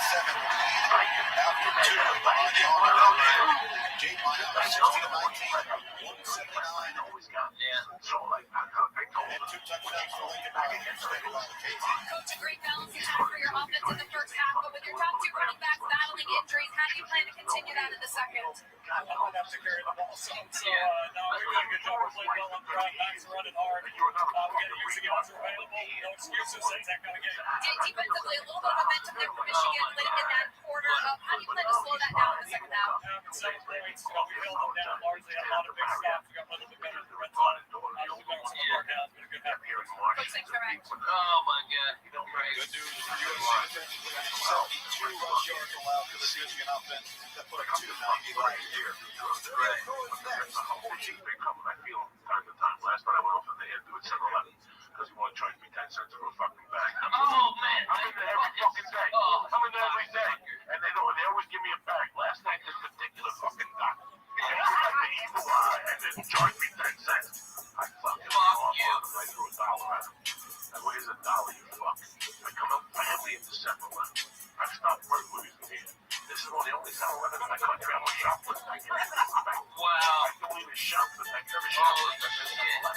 You don't shit in your backyard. They're right there. They're good people. Yeah, the family at the 7-Eleven. It's not the ice, the 7-Eleven on Chandler Road, okay? I was there till they threw up that straight up ice. That's ISIS is I would hate that motherfucker because they poison you. They poison you with like that gas they're trying to shit out on you. That hot dog will blow up. Yeah, I don't fuck with that. Yeah, I drop my front end for that dude. when the taquito is ticking. You know what I mean? So yeah, I'm very sorry about the podcast last week, guys. You know, it was never my intention. I had to sit here and talk with myself with Lee, and he kept sitting there. He didn't know who he was. He was tapping on the table. That is He so was overrated. He was fucking doing everything to irritate the shit out of me. But anyway, now that's off my chest. How are you, cocksuckers? It's a beautiful fucking Tuesday. Ralphie May, what up? Hey, baby, it's so great to be here and part of the church. I love it. You got the new Pope, Coco Boom Boom Diaz. Where's the package? I got Cardinal Lee Syed, the only Jew. I know he's back. Yeah, got the China eyes. When you start me out with, I don't know how whatever thousands of milligrams he gave me, like it got to the point where the nice lady at the store that we go to told me I need to take a tolerance break. She told me. I've seen her so much. The blonde, the skinny one, she's very nice. I think her name is like Sky or cute. Oh, Sky. Some of the black. She is blonde over black hair, real cute. Yeah, and everyone over there is great, but she's like, because I went in there and I even told you, I'm like, I asked for something new. She's like, well, you've tried everything. I'm like, no, there has to be something. 75-yard drive ending with this. J.D. Mayala to Makai. I walked around the store every time. Clutch drive in this Nothing Yes. strong enough to it now. Like, I have to poison myself with 2,000 milligrams to get anywhere near stoned anymore. Our game in a second. Let's get right to the college football. Now you're bulletproof, Lee. Let me when put those dirty Russian cocksuckers try to put something in you, you'd be like, go fuck yourself, you're a true there. I'm fucking Lee. I'm flying to the Syed. Weapons on the offensive side of the ball. You got the deep south, this rivalry. Georgia, Cam Newton, Bastion, retired his number 2 jersey, hanging out with the students enjoying this one so far. Yes, we're doomsday for preppers. Stories about you. I think Northwestern Penn State James Franklin Penn State trying to avoid that third straight loss. Caleb Komolafe, though Northwestern has high ideas. On the tape, I still got it. It's hurt out this play. James Franklin saying after the game he is out for the season. That should be the last time we see Drew Allen suit up on the college football field. Penn State goes down again. It was a pound of weed. Number 7 Indiana taking on number 3 Oregon. Got a really good quarterback, Fernando Mendoza. Turn out the lights. This is why this is the upgrade of the quarterback position for this team. He has been phenomenal. Indiana, for the first time ever on the road in their program's history, get a win over a top 5 team. The number 1 team in college football right now, Joshua Perry, is Indiana. I think it's just the coolest thing to do, you know? I mean, the first time my buddy Ari Shafir, of course, you know Ari. Right? You know Ari, absolutely. Okay, Ari, first time he ever saw an ounce of weed, I handed it to him. Here, Ari, you're hilarious. I love you. Here, try this weed. Well, you can make the case that the best win of all the time. We were the first. I mean, in my generation, might be the best team.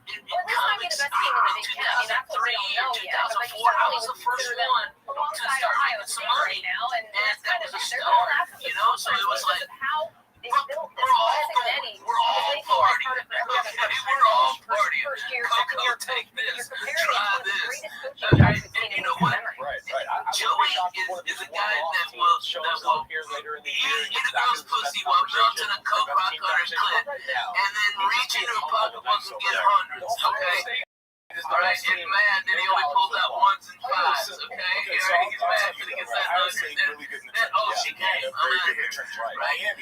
But when it came to taking weed from me, I had to force it to it. You had to force it to it. Miami also is certainly right up there. Pride. You're like, I can buy my own way. I know you can. Again, that like you said, if you're going to listen to the trenches, you're going to be be there. Oh, at the end of the season. I missed that They shit. might be Me number one too, as well. man. So we'll see a lot of questions. 35%. Two teams are watching Damn, here that was tonight. good. That's where USC and Michigan do. They have a chance to make their way into a conversation top 3 team. Maybe they do. I think they do for that. For a top 3 team, yeah, I don't think they're in Indiana or Ohio State territory here, but there's potential as we watch Bryce Underwood and his continued growth for the quarterback position. If they can find a way to win, yeah. USC, we know the offense is there. It's just about the grittiness, the toughness, the physicality that you guys talked about earlier, and the defense, which is better than last year for sure. But we don't know how good it is yet because this Michigan offense is certainly not awesome. I'm not going to say that. No, and there's some injuries as well that's factoring in here. But also, like, there was some big game home out of Penn State. It's not getting that good, right? When you're penciling playoff teams out of the Big Ten, take them out of the picture. Yeah, I mean, they just start to look down the line. Like, obviously, these two teams were watching. Could they be in the conversation? That's straight up. I really like watching. I hear you. That's an Denzel Boston, Jonah Coleman. I mean, those 3 guys could play anywhere. They weren't outclassed by Ohio State a few weeks ago. West Hollywood You Collective. take a look at the tiers in the Big Ten. You got the top 2 right now. Seems pretty obvious. Indiana and Ohio State. You got Oregon. You got Michigan. You got USC in the conversation. Then there's those Washington Huskies, like you talked about, Joshua. Illinois still fighting. Their 2 losses, not great, but they're against 2 very good teams. And you got Nebraska still. Yeah, and I just think, like, we're going to talk about teams that have blemishes on their resume. We've seen a lot of losses. Yeah, especially in the SEC. So those teams are going to beat up on each other. I believe in their coaching. The quarterback's still good. Good on defense. They're going to fix some of the things in the trenches with Joshua's team. They've got to find some ways to push the ball down the field without seeing more in that big arm. I think they understood their quarterback got hit more times today than Ohio State. I think that's why their offense was so explosive. Before we go, does James Franklin finish the year at Penn State? I don't know. It feels like it's untenable, this situation at this point. It's a lot of money we're talking about here. But, I mean, the way that they're playing right now, that team doesn't want to play football anymore. I would negotiate the buyout, figure out an exit. He wants to go. Yeah, that makes sense. All the crazy things that have happened so far this year is college football. That might be right from the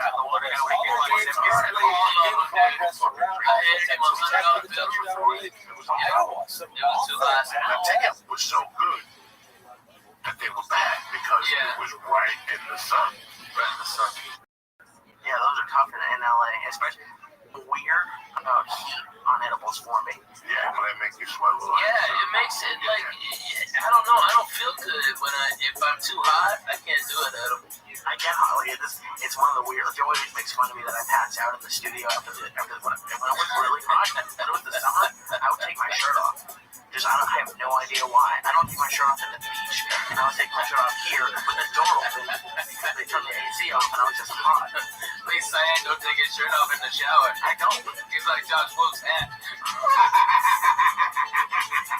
It's fucking crazy. Let me tell you something. That shit makes me sweat like a motherfucker. Oh my god. Like, I refuse to exercise. Like if I eat an edible and I get some land and it stays, like I'm fucking pissed. Even if it's 2 little stars, which will not get behind, they will fuck me up when I'm walking up those stairs. I run out of breath. It makes my mind think I'm passing out. Like I went to radio one time in Boston, the elevator broke. That motherfucker made us walk up to the 3rd floor by the 2nd floor. I'm like, dog, you gotta turn the radio station down. No, I'll do a phoner from down here. Okay. You go to the hotel floor. No. These are long. There was an escalator. And it's Boston. Escalators. The ceilings are really high. The electricity went down, so they wanted us to walk up. They were running the radio show on the generator. I can't do edibles and do anything. Like, I do edibles, I blink and I walk unexpectedly. My fucking heart stopped. Like, my heart fucking beats too. What about going downstairs at the old office? I used to have a freak out whenever I was drunk. Those are kind of steep stairs, man. I know those freak me out. Yeah, and I'm fine. I get a little nervous sometimes if I'm out and it's like rainy or something, but if I'm sober, I'm fine. That was my biggest panic at that office was that people were going to see me walking down the stairs and they'd know it'd be still going to take like 5 minutes. Good. Like, it would take like a couple times. It was scary. My depth perception was off. It's There's one man for the job. That man is John I kind of like now Let's going go on that parade from some of the smartest kids in college football. It's One of funny the best because names I in always college liked football. watching Fans in 60 this going week at them. begins its It one of the just best makes rivalries in college football. The 121st Just walking district of crazy. Red Like, River I rivalry. almost want to go Ryan back to Nippler I've trying never to make been his to a legacy city in this really rivalry. still Goal the sponsor of 75 New yard York. punt return. Oklahoma's It's first like off Sydney the or Oklahoma City. It's just aggravating. You have to be very careful though, Lee, because those Boston white people are a different type of white people than you've ever dealt with.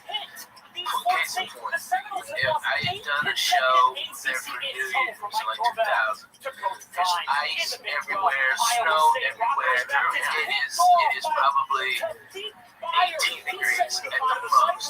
And I saw these two guys walk up to a hot dog place and start beating the living shit out of each other because one of them put ketchup on their hot dog.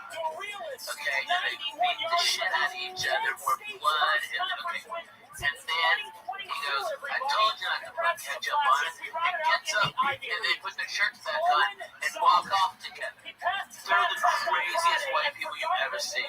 I grew up in the suburbs of Boston. I always hear stories about this stuff. I never really get to see it. But yeah, I do want to work a little bit tough, especially when it's like, the same how heart freaks me out, and Super Bowl freaks me out too, but still, I can't breathe a little bit when the cold takes your breath away. I was just in Fargo, North Dakota, last month. It was negative 22 degrees. The wind chill, negative 40. It was so cold. I went outside to smoke a joint. Literally, I thought I was gonna pass out.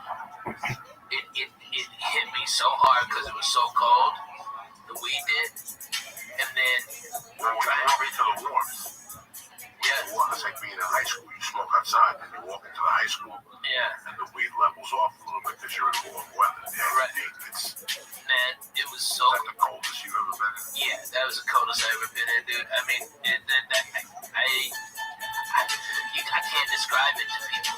I mean, it's just, I mean, Coco, in my bus, on the inside, the windows were all closed, the bus heater's on, I have a space heater on top of that, I am under 6 inches of blankets, alright, and there's a water on top of my blankets that's about 18 inches away from the window, and it completely froze.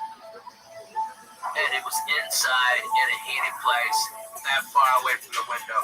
That is how fucking cold it was. I've never experienced anything. I tell you what, those people up there, they were the fucking toughest motherfuckers ever. People think they're tough guys. Alright, you ain't tough till you do that. When I was in my 5th year comedy, 4th year comedy, I moved back to Boulder. And I started getting work as a feature in different cities, you know, not clubs, one-nighters. These guys were booking stuff. And the first weekend after New Year's, I went to Riverton, Wyoming. And it had to be that type of shit that snowed. So I remember being at the hotel, waking up like 11. There was no breakfast in the hotel in those days. There was no free breakfast. Stop. You woke up, you got to look at that front desk dude and go, where do we go? And he asked the dude, I go, where am I going to eat lunch? He goes, I wouldn't take a chance. You driving? I said, no, I'm walking. He goes, you ain't going to make it. Yeah, you wouldn't make it. He goes, you ain't going to make it. And I said, yes, I will. And I went back here in the LA Coliseum for halftime. Mike Robb, Bancastle, Georgia. It's going to play out as we thought. A back and forth game, big statement there in the first half from this USC team. But the first half, we started. Well, I love the way that the offense is played. Visually, Jaden Maiava, he came out, he's distributing the football, but they're also a great balance. They're using the run game and setting up the pass. They're keeping them off balance with the tempo. And this defense for USC has been a little bit, but they haven't given up the explosive, and they're making this Michigan offense look at the genius. I would go back around later and take it off the break. I find the dump stuff on a ledge. It's a fucking trailer. There was a jersey. There was a Behind the hotel that you want. Slowing it up when they need to. All of those things. So yeah. The joint on Yeah, just keep it all good, man. And Zeke, man. And Zeke controlling this game. You're doing a good job as a host. Speaking of that, you right there. Very well done. Quarterback play, obviously, is a big part of this story. You assess these quarterbacks in the first half. You've been impressed with the cigarette. I love exactly what Miami is doing. And he's going out there and executing the game plan. That 2-minute drive before the half. My tour manager, he was out there.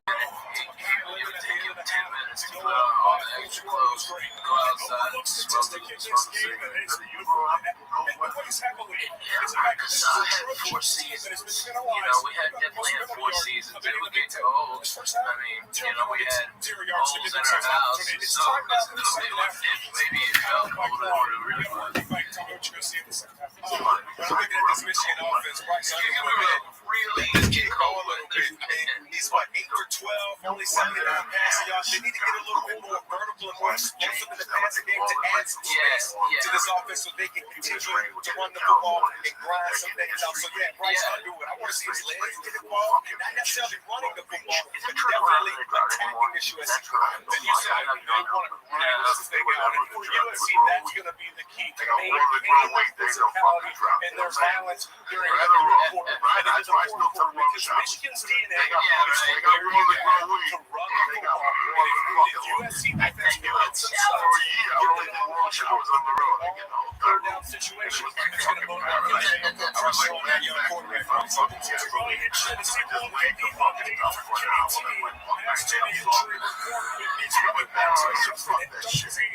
Obviously, it matters. We don't see him in the second half. Way to Jordan for the Trojans. We also hope to showers a day. In their second half. So those updates will come. We have coverage for the second half. But right now, water was spraying. Fuck it, let's do this. Coliseum's got one fourth quarter.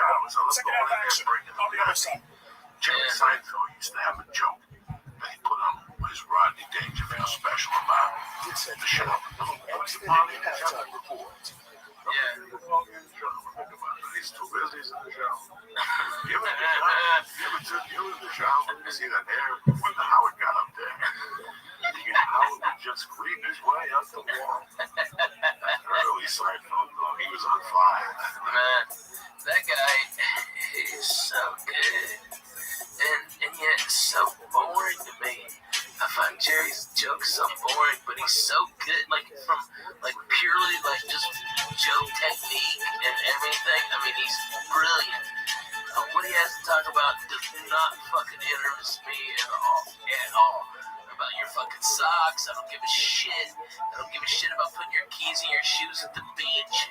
I don't give a shit about any of that. You know? But he's so good at doing it. Dude, of course he's the fucking greatest. I know, what do I know? They just brought his freaking Mexican coat next to a Jew and a spick. Netflix just brought comedians in cars drinking coffee to Netflix. But he's also doing 2 specials for him. Wow. He's doing 2 specials, so it's like a $50 million deal. It's crazy. I love Seinfeld, the show. I've seen a couple of his stand-up specials. So I love, but what's interesting is I've only seen it before I started this and before the storytelling comedy. Yeah. So I'd be interested to look back on it, even because I like it. I think it's funny. But now that I don't even know what the word is, but the genre of comedy has changed a little bit. I don't know if it stands out. I paid to see him. I paid to the girl a date. Maybe 1992. Wow. I took this girl on a date. I did stand up. I wouldn't like her. She took it down there. He was great. He was fucking great. Doing a Q&A at the end.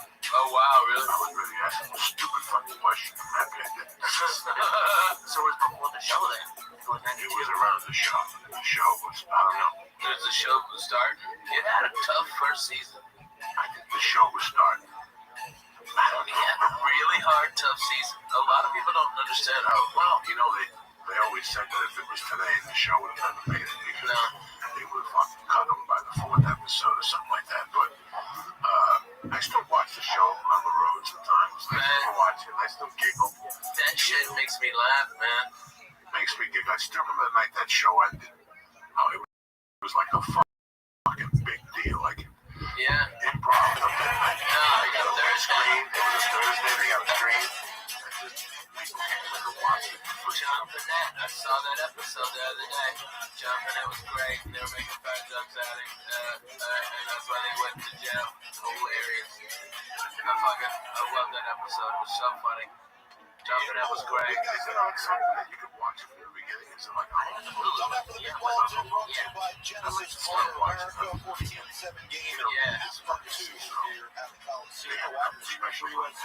Only focal point, and they've delivered. 8 catches for 22. They've scored both the touchdowns for the Trojans. The downside for both these teams, the Big Ten leading rusher. Oh, wow. Waiting for both up in the first half with injuries. Now we don't expect to see them out on the field. The quarterbacks have been doing 8 of 12. It's not going to be a way to run with some areas. Oh my God. Switches. I didn't say that. 16-19, 179. Next time you go score, you have to go to CSO TV. On the field here to start the third quarter. Dude, I used your month for free. And I watched your special. I watched Dougie's special, Dougie Stanhope. And I watched Lori Kilmark. And phenomenal. You know what? It's like, I tell you what, HBO and Showtime, they better get their fucking shit together. Well, no other good news is Between I did just speak Netflix to and Sharon Hulu, Moore, and he provided an those update on Justice motherfuckers Hayes. are He said gonna he be out of received the an comedy injury in the business. midsection, but there's a very good chance that he's going to As return far to his as team. like, He said the game plan will those not change. specials I More saw on Marshall CISO, taking many of the okay, reins here as in the half. He opposed to wants the us to last play 3 more specials physical. I've He seen did on say comedy, that late on UFC touchdown we were HBO. just talking about by the HBO highlight is was hot on replay. garbage He just told in his guys, comparison keep playing, trust to your position, and Dougie win and those you plays. and That is Lori how you win the Kilmark. big games like this, That's guys. no bullshit. The good news for Michigan is Jordan Marshall was expected to be a much bigger part of the offense anyway coming into this season. Fairly capable of getting out the front end and know that he can go out there and chew up yards. Not this time on first down. He gets swallowed up in the last one. We talked about USC Somebody else had put on HBO special. Nobody's talking about it. having the run. I think they've done that so far through the first half. Everybody Nice watched stop there it. on the first play in the third One of my quarter. clients gets a call from Michigan me. with 72 yards rushing in that first half. If they only put it on Saturday night and then stream it. Yeah. It's not as good. No. Your audience now is right to find it. It's really good fun. Right. They listen to Bill Burr. They listen to Jim Jeffries. Joe Rogan. They listen to you. This game is Mark Maron. Oh my God, yeah. It's fucking crazy. Ever since we had Ray Canal on, I was looking. He runs a Google channel or a YouTube channel. He used to. I went to this restaurant the other day, and the owner's daughter was watching a YouTube video of like the guy who plays video games and talks about it, watches all the games. She was watching that on the 60-inch TV at the restaurant because I was over her father's place, and she was like, I had to be under 10. I'm like, that's the future. They have cable there. They have. She's watching a YouTube video, and it's interesting. It was a video. You go back and forth. It was crazy. Like it's like HBO is sort of like the Jerry Seinfeld. It's like that. Like there's no situation and YouTube. It's everything's changing. Like no one. I would never have wanted to watch a YouTube video instead of TV. I had a computer when I was growing up, so there was no. I was the rainbow on the video discs. There were no real videos. Now that's all. Was it First Blood or Rambo? I think it was First Blood. That's a deadly movie. Is that on YouTube now? All of the movies on YouTube. Probably it's on YouTube Red or something like that. Like if they're all on Red. Like if someone has to buy it. It's like that's the thing people don't look. people want now is like even so some of the same type of tweets on the series, some more like 6,000 people on Instagram Live watching this workout drill. They want Shelby, number 10. Watch him. He's going to rush. And then he's going to see the whenever I'm at quarterback home, leave the pocket. I don't. We really don't watch movies at home. Shelby sees him and watch him just chase him down from behind. And Stevens there also. We don't want quick. Scott Hunter was well short of the first down. And the movies have been so bad. I think that's why they're looking to Very aggressive, very effective. having you guys around. Yeah, man. I got that fire stick, and it was on fire stick, and we had it hacked, so we did all the movies and stuff like that. Bro, so many of the fucking movies are not worth a damn dime. I mean, oh shit. There's no, I mean, we'll turn off a free movie just because this is killing my head. You know, this is a headache. Like on my TV last week, I love Chael Sonnen. I think he's amazing at trash talk. I pulled up like a 20-minute best of Chael Sonnen trash talk video and had a better time watching that than some kid put together by himself on his laptop than a TV show or a movie. It's pretty interesting. And it's I don't know. I mean, I think both of you guys have had a huge career growth from online video. Man, Netflix for me flipped the script, man. I mean, you know, you do 4 with Comedy Central and it's good. You do 1 with Netflix and it's all more than the first 4 with Comedy Central. I mean, but you know what? I was lucky because I took less money for the specials and did them on better cameras. You know, it cost me more money, but because of that, Netflix bought all my ones that were on Comedy Central, and they were the first to go out on those when they used to do just DVDs. Do you remember that? Absolutely, yeah. And they when they first went to 1080, mine were already there, and that's one of the last like 4 I've shot were in 4K, and so they're still going to be good for years and years and years. And I took less money, but it's better for me in the career. But man, Netflix, dude, I'm going to Australia in April because of Netflix. I've never told a joke in Australia, and I'm going. It's crazy. That just opens up so many doors because you're special now is worldwide. Yeah. It's fucking just, it's too. I didn't know what the fuck you were talking about before. I confused the fuck out of me that you went to Japan Pie and she was watching the restaurant. You and Paula watch. You and Paula watch fucking nothing. It was also like watch fucking terrible shit. You stay home and it's like Jim Jones fucking. It's when Jim Jones gave out the Kool-Aid. You just wait to give out Kool-Aid to shoot yourself out. They don't watch it in the miles. I was so fucking happy. I was so fucking happy. She's fucking Jones. Years old. He sits in his bed and watches Cheers. You want to shoot? You want to shoot? You want to fucking shoot? He's right out there with you. He watches Cheers. Cheers is this is a fucking war.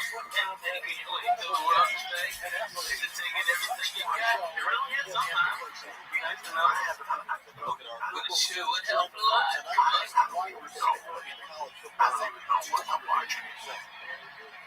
When I judge a movie, brother, right from the fucking trailer, and I can tell you from the trailer now, this is the movie.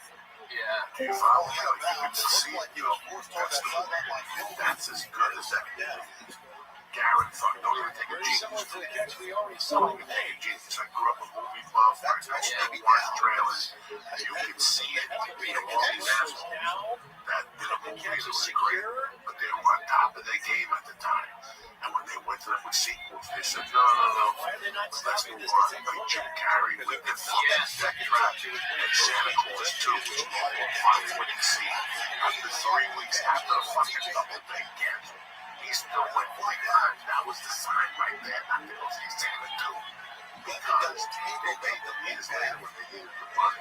Right. They just got it. It's garbage. They didn't care. They They just keep doing that shit. Yeah. Great Seaver in the box office. They sell it international. Profit on the fucking write-off. CBS is redoing the Hunger Games. It's not original fucking radio. Nothing is original. This fucking garbage test is on. Garbage. Networks of game. They don't know what to do. They can't. So they said, what shows work? The Honeymoon.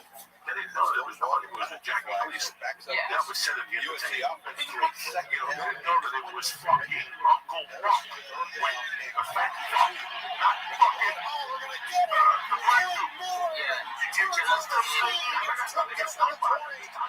John Candy was Uncle Buck. That's it. Leave it at that. Leave it at that. Leave it at fucking that. This is our football. But they'll remake the Training Day as a TV show, but they just switch the races. Yeah, it's all they did. Yeah, it's, I mean, if you can't say my nigger, okay, then kill yourself. Okay, you can't say my nigger on Sunday. Oh my god. Because of that fucking money, to be wild and shit. Seriously though. How do you ever say my nigger? You know what? I like it. I like that. In this game. You think it's brutal? I like it. I like David Wayne. Space up to play Riggs. It is. It's real tough to play Riggs. That was On that third down and long, they had it right where they wanted it, but now USC did the rest of the game. Bruce Lee died in running back. David George went out and 1987. You can't also went out. Joe, you gotta watch this film. Go fuck yourself. I hate it. What a great dress.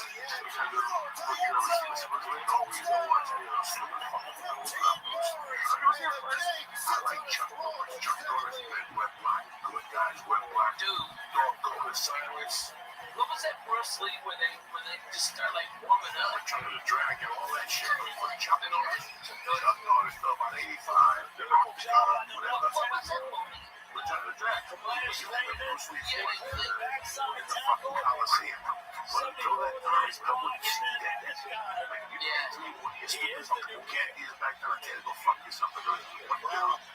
At the car dealership, Detroit, Michigan. That was my dog.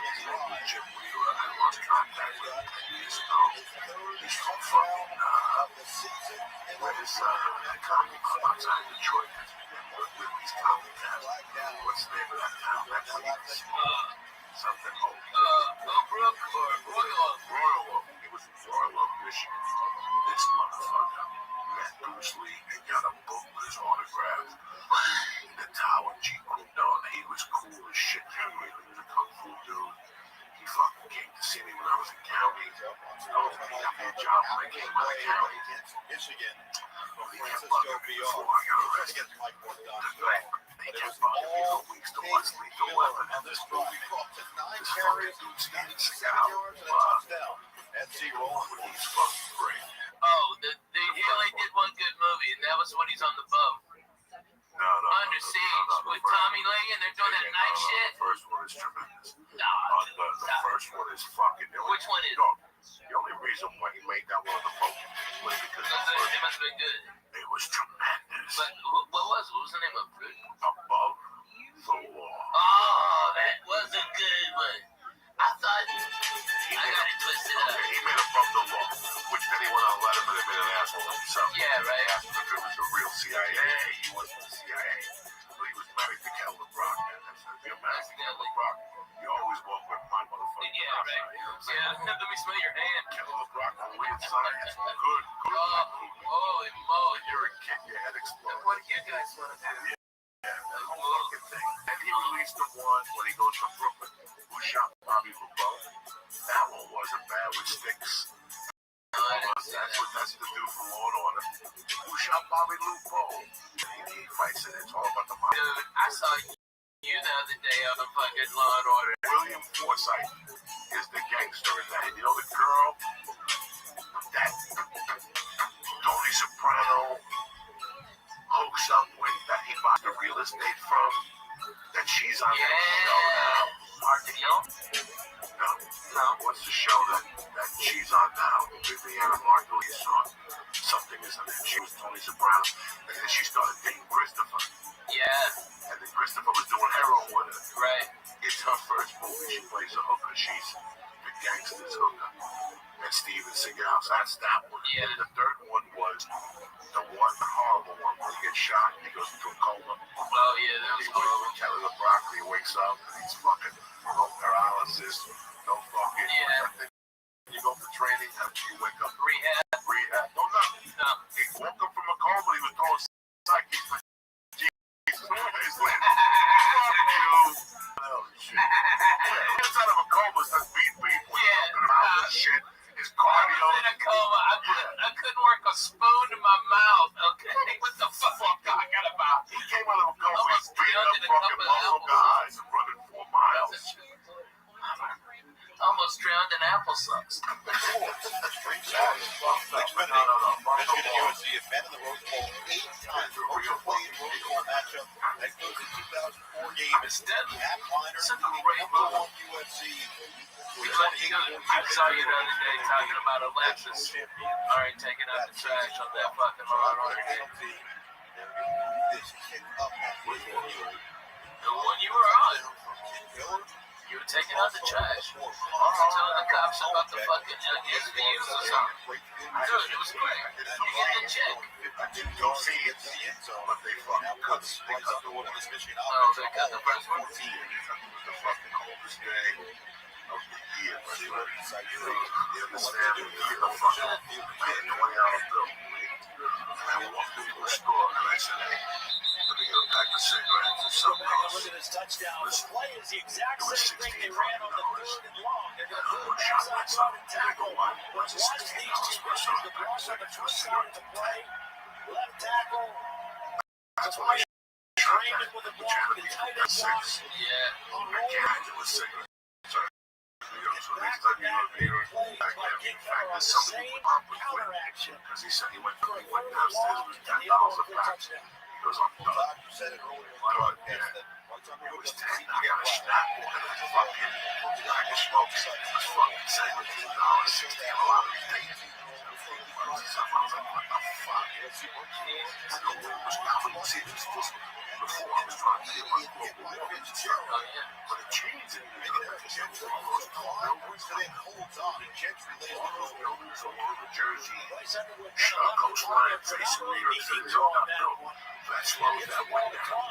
When I was a kid, I could still maybe 4 nights. One night I was going to Judas Priest. I had to away.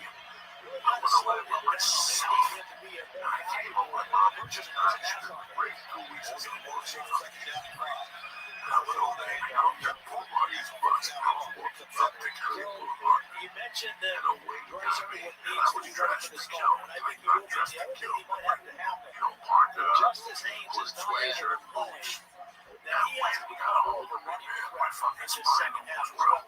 There was one time I remember took my own. I remember the night Freddie Prinze died.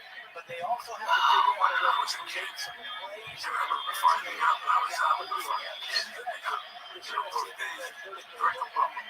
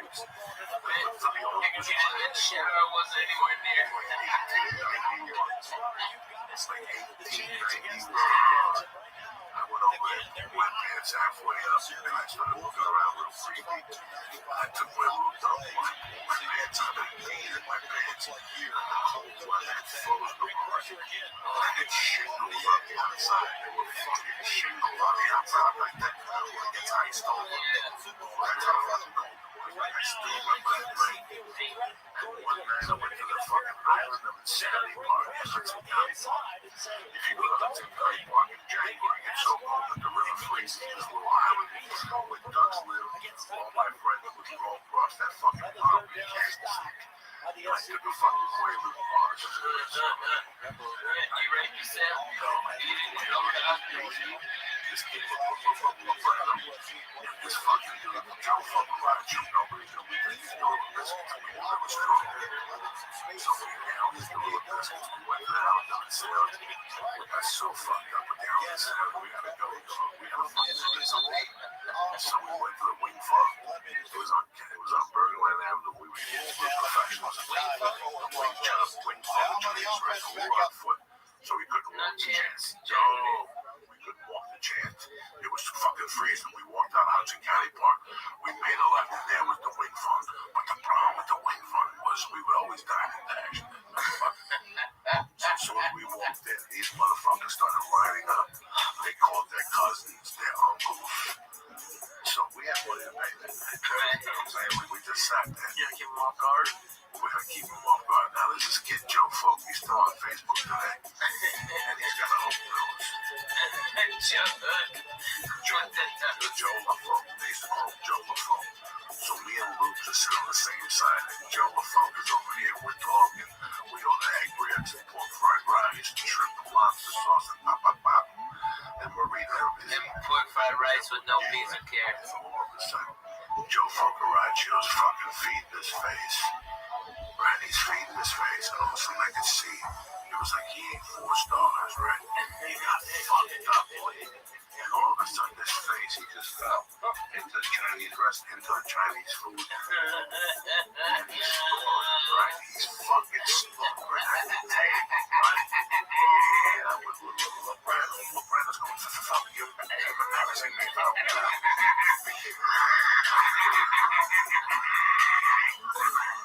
Why would you go to Chinese food? What happened?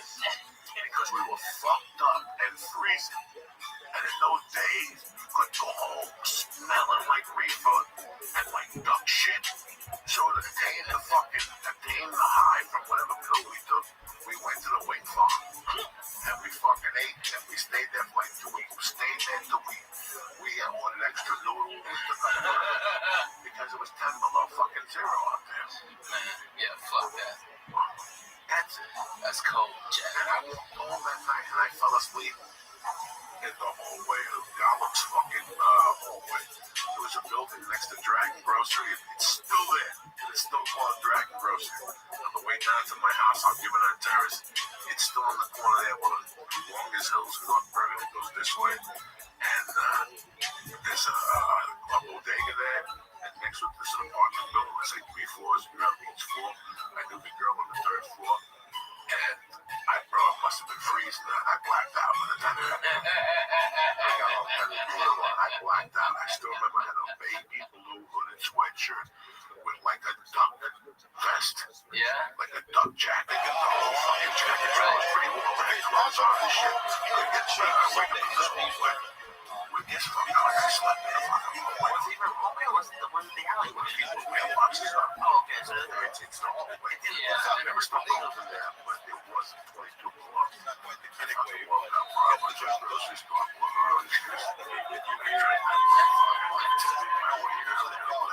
You have on. This fucking jacket, right? Oh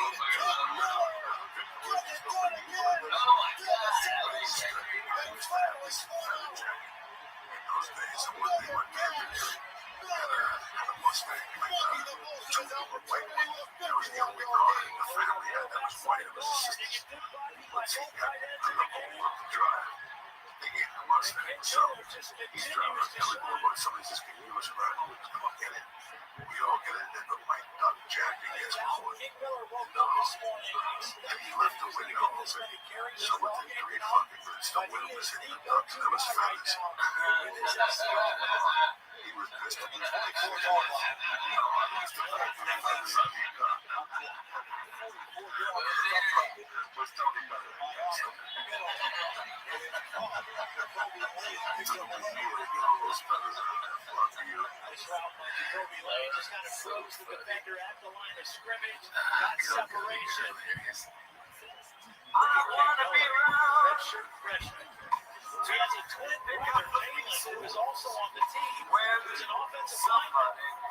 Caleb is 6 foot, 290 pounds. He's an offensive guard. See, you don't know these changes again. Oh, watch your fucking cheers. 11 less stars. And you don't pick up a bag of fucking stars every Tuesday. yeah, but that's the whole bag. So what are you doing? There's no problem. We're going to training.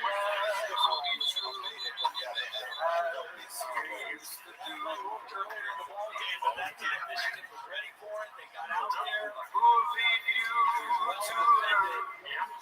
On the outside.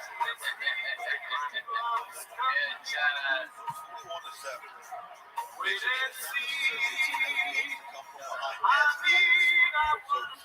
UFC out of the zone right now. Man, you know, I was trying to show him a little at the other problems there. And I ran into Tony Bennett, and he said his assist, which was like a 30-year-old hot chick, and he was performing the next day. And I go, Mr. Bennett, y'all just put it out. That's always stand-up comedy. Huge fan of your music, Anthony, and I love for you to come over and see the show. Didn't think a thing of this. That was a waste of my breath. He came to my show for and stayed 2.5 hours for that show. I didn't go to the. And at the end, I was doing those finger banging checks, and he goes, you know, the fingers. And that was the coolest I've ever felt. When Tony Bennett was asking for one finger banging check.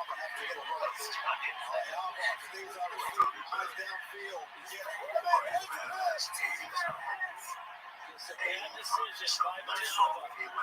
The turnover in the first half got Michigan back in the ballgame. Got him on the right side.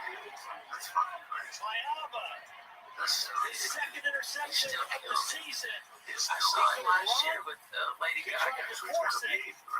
He's high up on the Maniac. Has gotten at least one Look it up, please. interception in every game they've played. He is 90.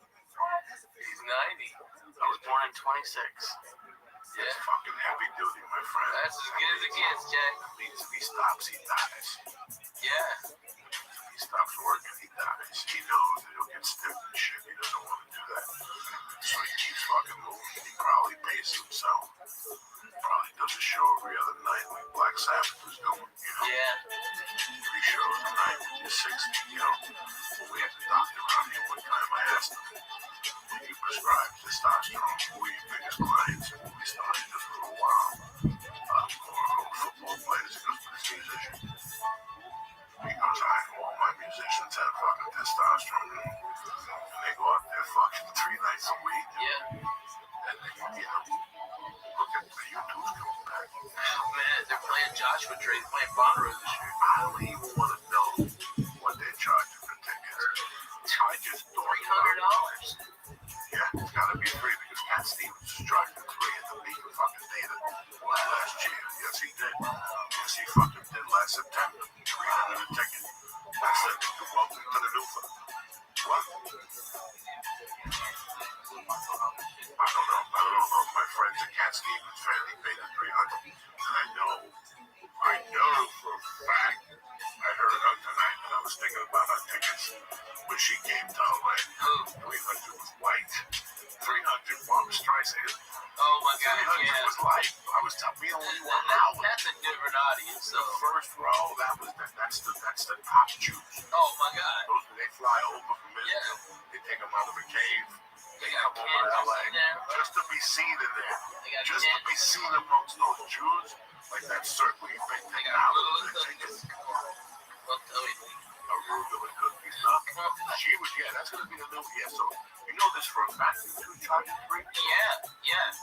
Yeah. And that's the shit seats. I mean, that's what they're getting to the door. Okay? And everyone, I mean, they're doing Joshua Tree. They're doing just Joshua Tree. An album. Dude, it's just a fucking amazing album. It's an amazing album. Nice crowd downtown Los Angeles. They are reviewing the last reception from Zeke Berry to see whether or not he's the process he had to go on the ground. Wow. So to stand up, you have to. I don't know, like the place in Nashville is pretty good. He's down. Oh, I agree. I was trying about it. I don't think this is that difficult. But they might Terry, you agree? because they just got The ruling of an interception is a first and 10 issue. they're going to be playing tomorrow. There's going to be 90,000 people there. Good pressure by Dominic Nichols and Trey Pierce here now, but just run it. No, but Monterey Kick gets a real field goal shitty about that. and keep your momentum. They don't want nobody going And again, forward. we've They seen just want him me make to go all good decisions tonight. in And Tennessee that for was like his first bad 4 decision. months before. This 3 opportunistic months after. Michigan defense that was had their backs against the wall again. I think most people spend their entire work. Rabbi Rothschild, right call. You're used to it.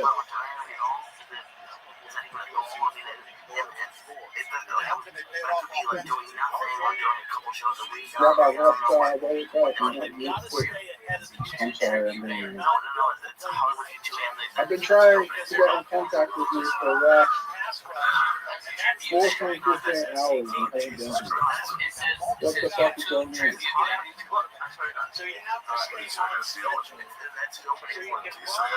So you can run Recorded.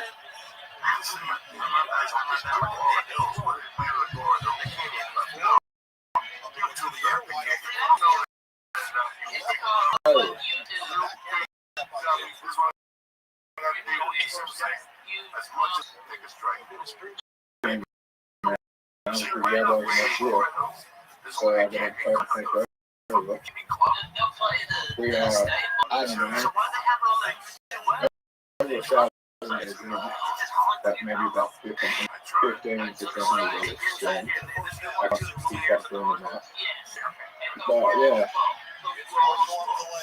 this is I don't know why you have that count is or hours big training for us. That would be cool. I know he's gonna go back and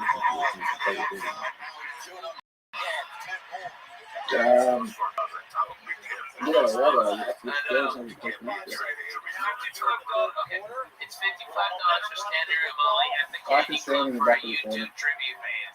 I thought he was in the back. Not in the back.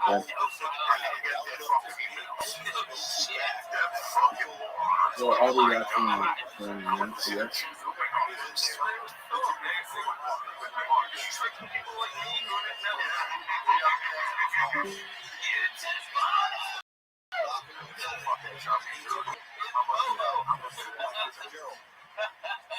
The Bulls Bowl won 250. Oh, shit. Football's fucking playing the third quarter. Was it 60,000? 70,000? Ours had Oh my God. 8 of those were 6 of 11 completed. This is California. And that was for general admission below.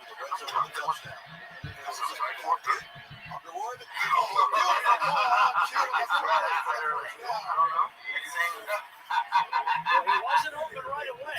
Oh my God. Do you want to confirm this? No, you're on the Rose Bowl. That's right. I 70. That was like 55. I don't think so. Oh, dude. This is more than what you see. Okay. This is the same time period. Not exactly, but like that's what he tries to just drop back. Fundamentally, well, maybe 1890. I don't know. Back to back. I don't know when you two was around. When was you two started? You 82 or 80. So you're the 83 somewhere out there. So they were. They're so good. They're really fucking good.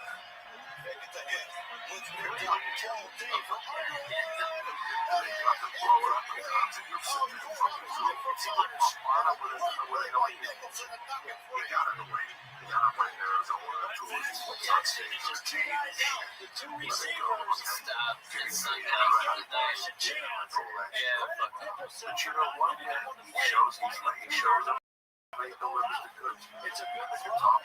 Looks like it's going to be a catch. Nicholson. So I ain't mad at nobody.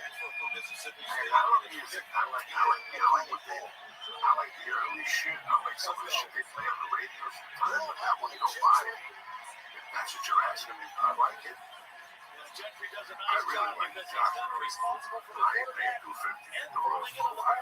for shit seats. It's $50 fucking mark. And it's not gonna be one I buy a fucking CD. I want the next time I take a flight, I will fly out to the stars. Yeah. Man, those stars need to hook me up. Those are great. Stars with you. I fucking love it. Fuck.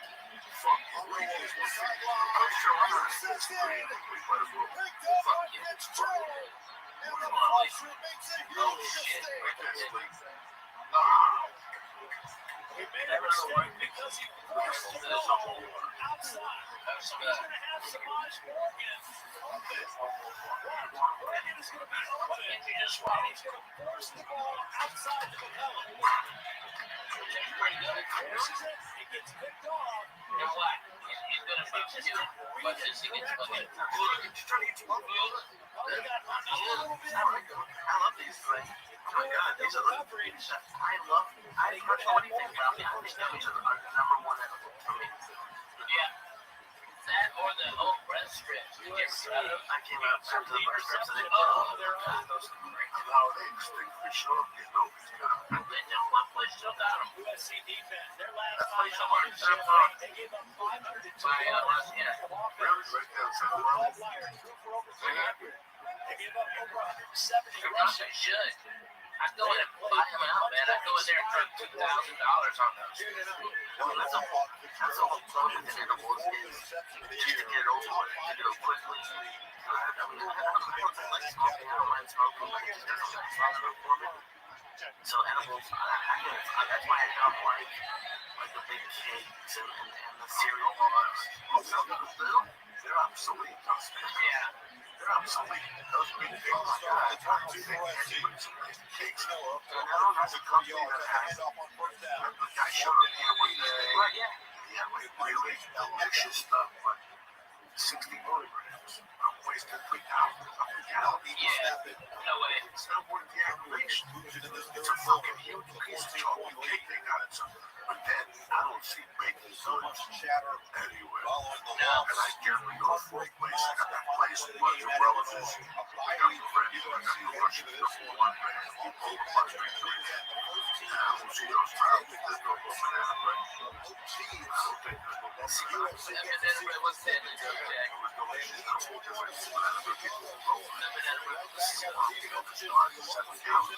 Yeah.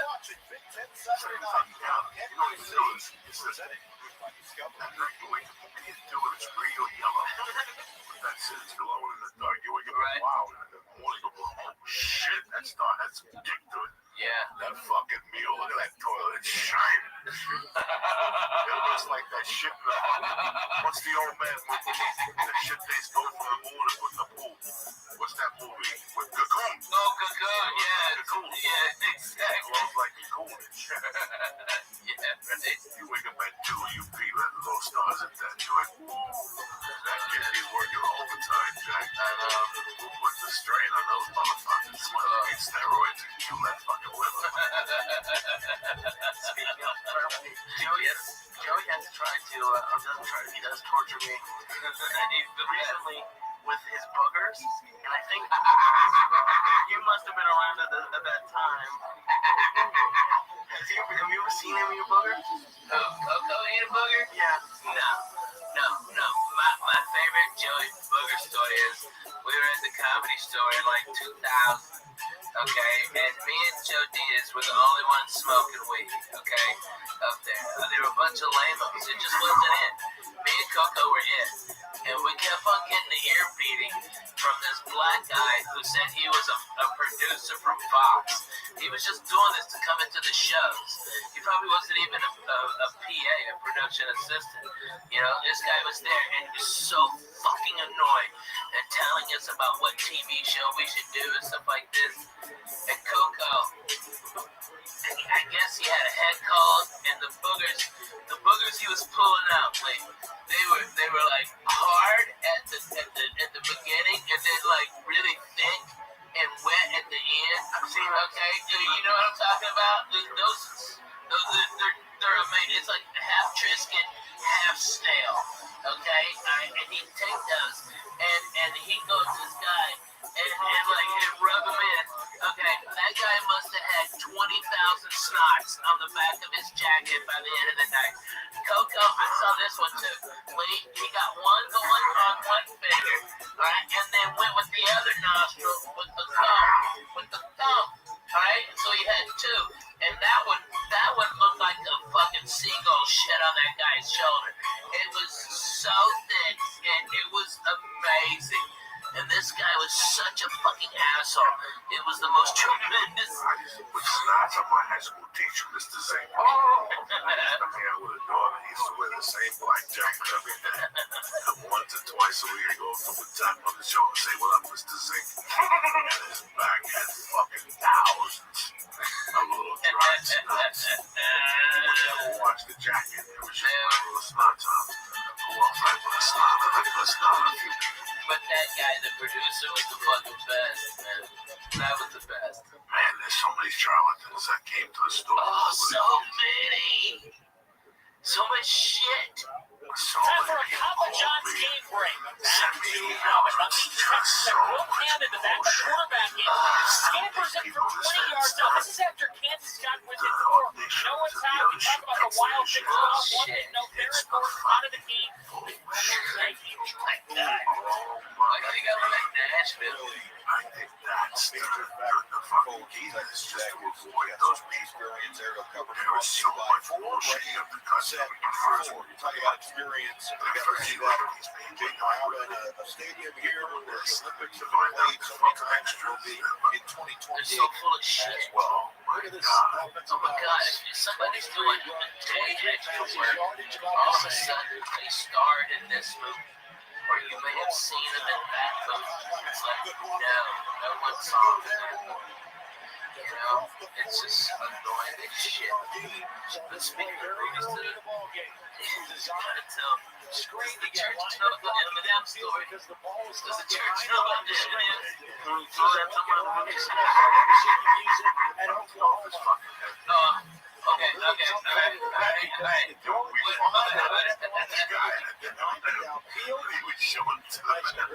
But he had a big ass bald head. He had a red spot where you hit him with that fucking Eminem. You're triggering me right now, Ralph.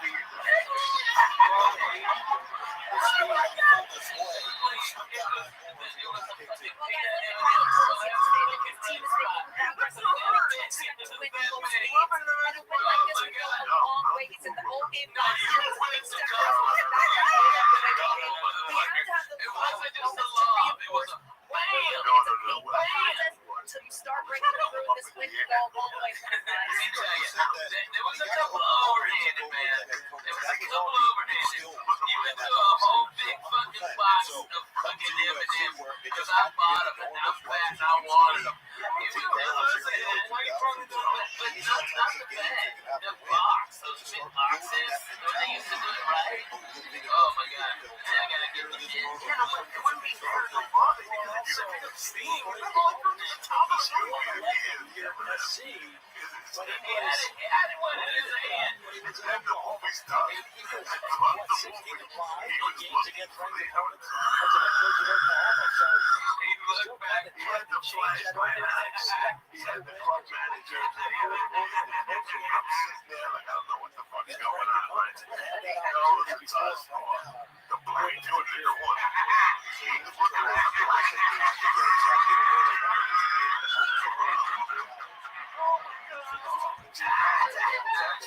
terrible. He knows it's me around because I think the thing that has been on display tonight it's either me around Randall because said, okay, we're black going to dude sitting there by himself with his hands on his cheek like the police. And he's looking at them like, number one, number two, he takes the beat and he goes out there to move great success. I thought he went home for disaster. I thought he went home. Told you you big nigga. I thought he went home. Told you you big I thought he was going to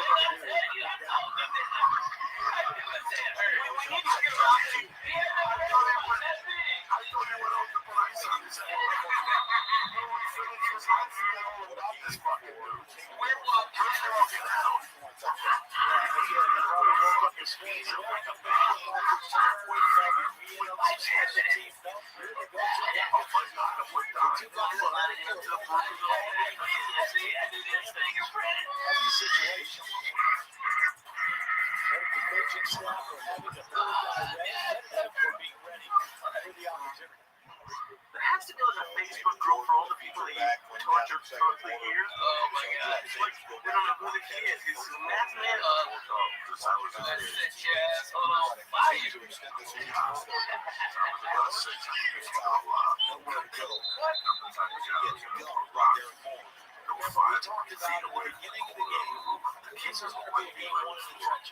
Last year in Ann Arbor, Michigan was definitely the better team in the tournament. Take the elevator down. There's somebody down on the floor. Went through a windshield. When I was a kid, I was fucking crazy, man. What are you laughing? Step aside, check in. Rocks, pennies, whatever I could get up to that roof and get away with. You were gonna kill somebody? Throw it off the roof. I didn't give a fuck. I was crazy. I did not know. You know, when you're 5 and 6 and you don't know and you don't give a fuck. And then my family took me to Puerto Rico. We went to fucking San Juan, and we got in a hotel. And the hotel we had like the 5th floor. And my mom and the ladies went out. It was just ladies and me and the ladies' boys. It was me. His name was Johnny Crespo. There was another kid there after Gavin. Then my mom was an old friend. I had to be like 7. And when they left, I went on the balcony and started throwing ice cubes off the fucking balcony. And I could see the island. You know, I would throw like 10 of them and get the timing right. You know what I'm saying? Like a couple would be walking off and it landed over here. Fuck you. And they go, sideways. They keep walking. So I would sit there for like 10 minutes. You know, and one night, right there, I threw it. And I saw the thing. Hit this dude. And he goes down. His wife goes down. And I run into my room. I put the bucket in, with the whole fucking deal. And within like 20 minutes, they knocked on the door. And the guy got mad at me taking the stretcher and the whole fucking deal. They measured where the ice cube came from. They wanted to check the balcony. They checked the balcony. Some of the ice cubes fell out. There was water down. So they asked us to fucking leave. Nice charges. It was a fucking... I told you I was a devil when I was a kid, though. I was into all that shit. That was my world. Throwing shit at people and tormenting people. That was my fucking I don't know if you remember, but do you have do you feel like it was exciting to do something? Did you know it was wrong? I remember the kid doing stupid stuff. I used to buy it. My mom had a box. The jukebox number 45s. Okay, and I lived on the 3rd floor, 205 West 88th Street. And there used to be like a parking garage where people would park their cars and walk out. I've got the 3rd floor. I was in the deep corner, so I would take the 45. Where's about my way? Big Ten Saturday night is brought to you by State Farm. What the fuck? With the like out F-I-45 to that 50. Be the best at watching sports from your home with Xfinity. What performance of for USC? Needed this one in so many ways. I want to get back on the sport after their first level. One time I was at the They had 2 weeks ago. I fucking went by. Probably won. I started playing real late. And I feel like you should have that signature Big Ten win and a signature Big Ten type of game. And frankly, great physicality is at the line of scrimmage on both sides of the ball. Cole Sullivan, he gets one block out.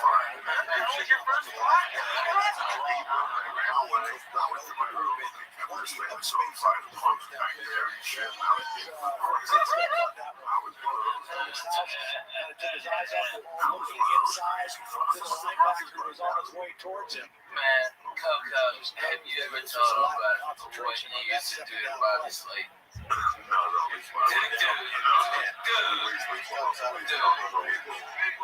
my God. There's no drama. I talked about it when it's the summer. We were dying laughing. You're not gonna tell these people. Oh my God.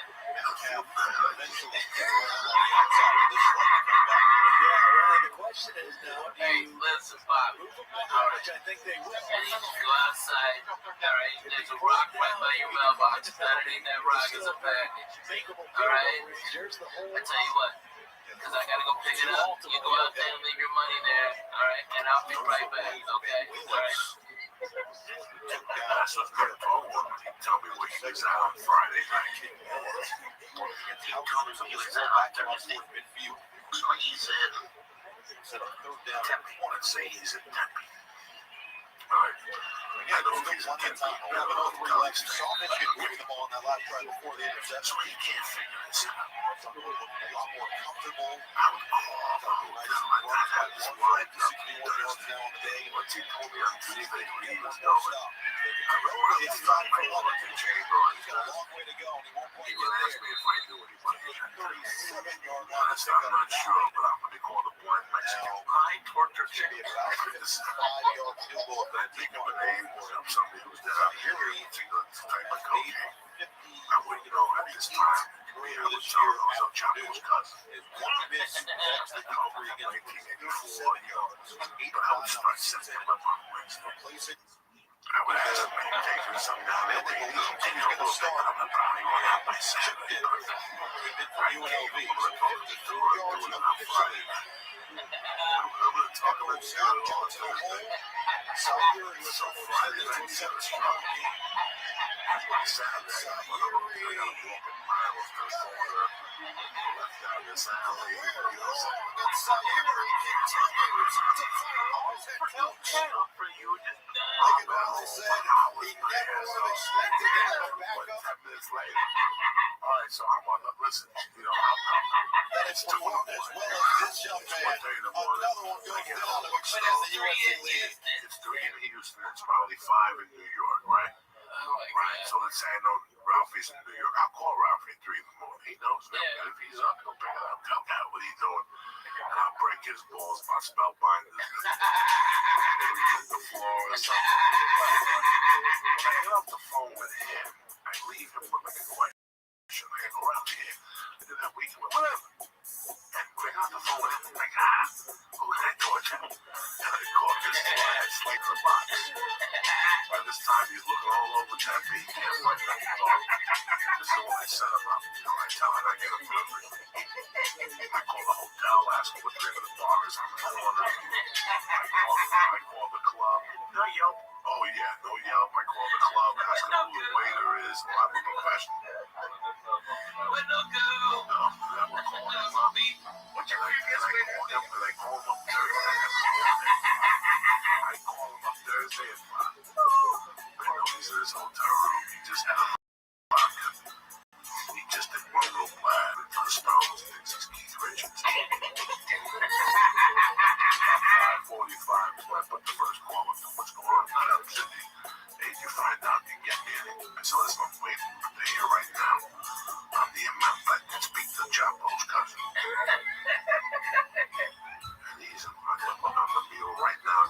this friend of his in Tucson. Who's gonna bring it to you on Friday night?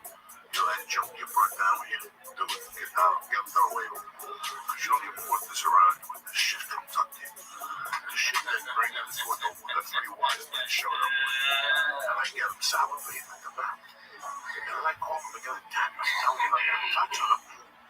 Yeah, touch them. And what does he want?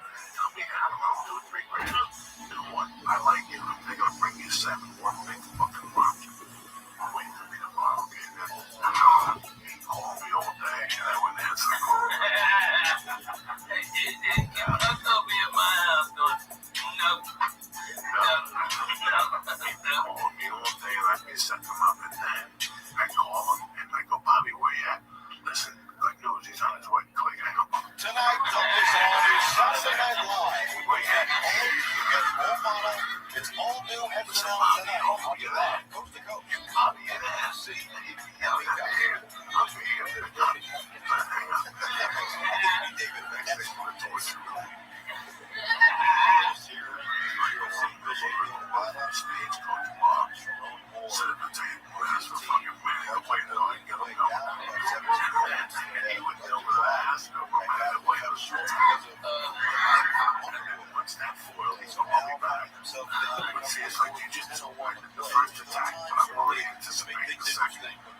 But the top he called me. So this guy went to that place. I said, it's 3 fucking hours. And the fucking way this ain't not the music. Passing game is so much better than like, I don't know what the fuck they all want to say. You know, Mexican game. 5'8" around there. passing game. This guy's fucking They all white. have receivers that really He's put a lot of stupid. threat. Yeah. He's gone now. He's gone now. You in college. I said, I want to go to that night. Don't tell me, you know, I found it down well. University. I was on the state down there. To the fountains. I can't. I tried to talk Our about guys it. around the line of scrimmage and last week or their last No, game but here you know what I want. But don't take your car. Take a bus. defending the Go on. ball tonight. Much better job of getting off Okay. blocks, getting to the I ball was carrier, there and when limiting the Coco game. said that he had the yellow Peruvian gold. Okay, and Bobby, you can hear Bobby. Oh my God, that's right. It's a Peruvian gold. Alright, and Bobby, I'll put it outside. I'll put it in your mailbox and an envelope for you. Alright, I'll be right there. Alright, have the goddamn money. Don't fuck around this time, Bobby. Don't fuck and then hang up. And we sit there for 3 hours. Sure. I would have to have the kind of balance. The balance at USC And I would where torture you him. can run and Just pass. be sort of like a big sense of me. I'm going to use my mailbox. Certain plays with your passing is too So hard. it's like I'm good now. It's the field. It's just anything that's done. Because it's what I'm saying. We're doing with one of them. Someone will call me starting 2 nights before. Some all the same mothers. Dear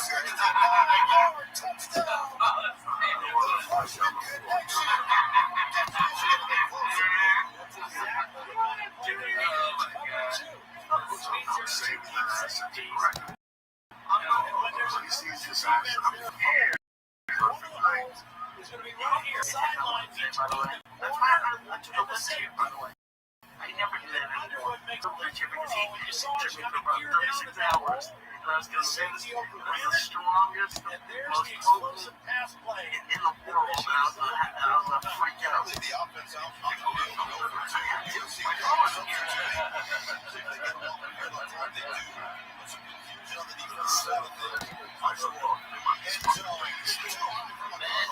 It's great. We're in Harris. The first is going to be 4. I'll start next week, and I go for 4 weeks. And then, yeah, it's just Friday, Saturday, and one show at 10 o'clock. I mean, in Vegas, Thursday, Friday, Saturday, 10 o'clock. That means you can go out, have dinner, okay, at a reasonable time, get some drinks in you, come see me. You're done at 11:30. That's perfect. That's when Vegas starts rocking. You know, that's what it's so much fun. So you, the fucking playing blackjack. Fuck yeah, I'll be up there with them. These guys are Harris. I mean, Harris is a Caesar's property.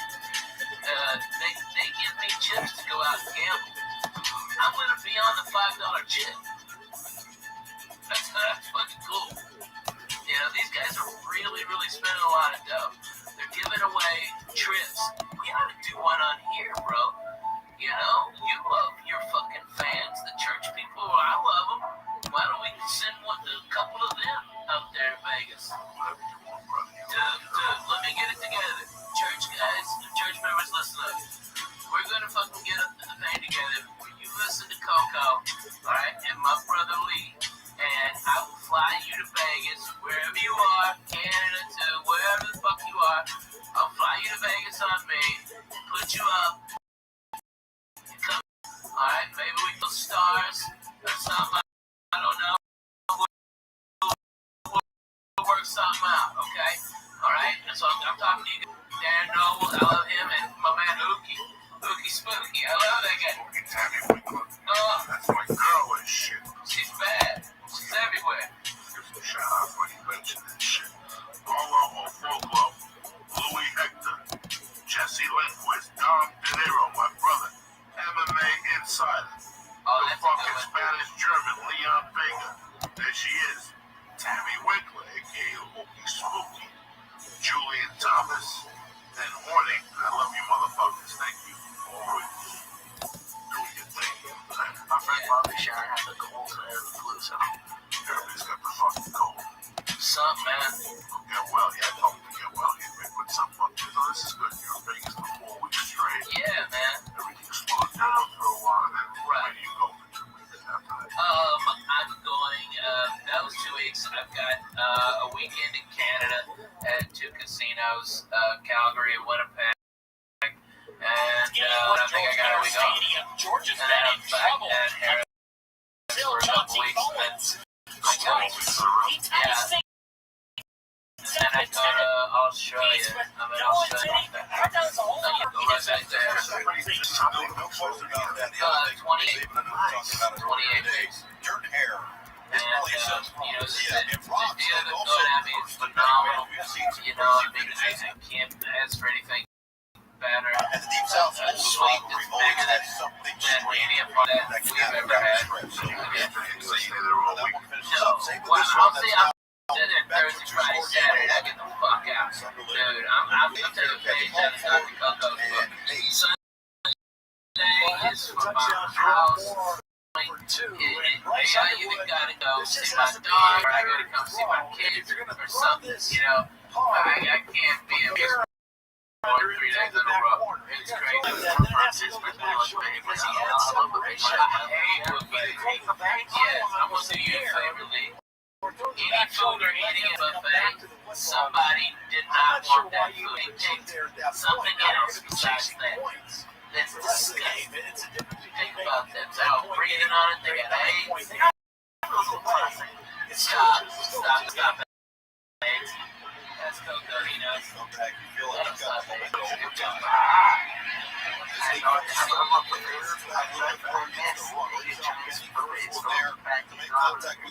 good. You're lucky. You're too fat to do that. You can't do that. I'm cool with that, but that's why I love it. Vegas and Las Vegas. Take the card, drive it back into the carrier, and then make the play. Actually, that was trainers that were going high. Everything bad. Everything bad. Yeah, I love it. That's the it's like, yeah, I love Riley outfit. I'm looking for a jump. A little bit too high in the direction of Bobby Lane. Pretty nice job that time by Zeke Berry. Zeke Berry coming down there. Dude, let me tell you what's up, Lee, because you're young, you don't know. Blowjobs and egg is exactly the same. You can only get them in hotels. Okay? Alright, that's it. Alright? You can't get them nowhere else. Alright? I'm telling you, that's what you want, man. That egg benedict is what's up. I'm excited to take a break. Yeah. Back here Wednesday. Yeah. I'll be doing a lot of Los Angeles press, you know, so I'll be coming into those off days and stuff. And, you know, maybe I'll come in here and hang out with you guys. I love it. You know, even if you got other guests, I just want to hang out every time. be humble. You know, I remember where I fell in front of my house when you said, Ralphie, get up. They're going to think I mugged you. Ralphie, get the fuck up. You got to get up. They're going to think they're going to take me to jail, Ralphie. That was telling the quarterback whether it was man or zone. Nobody ran with them. That says zone. And then the middle seam was going to be open. He delivers the middle for three. Does he control this all the way to the ground? Yeah. Terry, let's see what he says. Fucking 5 minutes, I just thought about Ricky. I thought about Gavin. I thought about Celine. The fucking The back across. Nobody goes with him, so that says zone. The middle of the field's open, and he gets the ball right in the middle of the seam. The coach gave Mayama the clue of what the coverage was, and then he made the right read where to go with the ball. I mean, everybody's taking another look at this. It does stand. So it is upheld. It will be at the 45-yard line of SC. You know, it used to be that hotel on the corner. Right in. The passing game. So you've got the talented guys out wide. And if you overcompensate for them, you leave the middle of the field exposed and just your tight ends are both able to get these real single big runs. Officially a catch. And officially a first down for the Wildcats. They were tourists. You know, like when they sent them to pick out Jackson now going back in there with my eye. they were fucking. I don't waste. Squeezes it into the top of the California. But they used to be a brick shop. Just the plan of quick throws. Charlie Chan printed. I gave that motherfucker millions of dollars for the games. Resumes. Headshots. Headshots. Total yards of offense. Charlie Chan. They used to Not be a this lot of kid. pressure at all on Jaden Maye. I don't know how the fuck I met him. It was right around the time of the Loki show. When we were starting to Check out KT. Well, guys, 4 years ago, Mackay Lemon flipped his commitment from Oklahoma to USC to follow Lincoln Riley. And Lemon told me his head coach is tough on his players, only because he has high expectations and wants what's best for them. He told us the wide receiver has a unique ability to think and communicate like a coach, believes in his physical ability to go out there and make plays, and prepares in a very mature and professional manner. got so fucked up that way one day.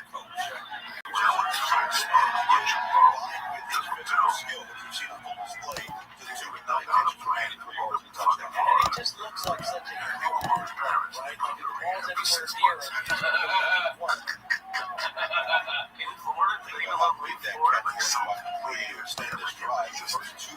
Like if the ball's anywhere near him, he's going to go one. I can't believe he just came to the sideline right fucking situation. That's a drug use. Really well. That was Defense, you know, they got some guys out of the corner. next week. I'll be in the Trey Pierce was a holdover. Wow. Kind of back up this whole time. But he really earned playing time and earned starts during fall camp and he's played extremely well for Wake Martindale's defense. Wow. He's okay. I never did nothing. Yeah, right. Michigan defense come up with 2 I'm an 18. takeaways. Oh my God. As USC was driving, looking for first Oh my God. on their second drive and the second one. Hey, don't say The second half, interception by Zeke Berry. Ill-advised throw from Mayaba. Otherwise, two touchdowns in that hit. So like Riley said about performance at Illinois a couple weeks ago, You cracked me with that. That was a nice kid. 2 touchdowns. He said outside of the 1 reception for the third quarter, and then the drive after that, he missed 2 throws. They played a basic My manager, Ben, when I first got here, she signed me in San Antonio. They don't have nothing. They fucked up, let me go first. I couldn't stand the show. Alright? So she signed me on the spot. I'm out here, and within a week and a half, 2 weeks, I found out she's got terminal cancer. Alright? Alright, okay, so it's a little okay, alright. She has terminal cancer. Oh, raise the bed out here. I've already said fuck everybody in Houston. Fuck you. I'm going to LA. Suck my dick. And now my manager's fucking dying. Right? But she had one of these podcasts or somebody. Yeah, she had Medina. Yeah, Joey Medina. We haven't seen him in the second half. Yeah. All Marshall or other Marshall now up to Just drop the phone.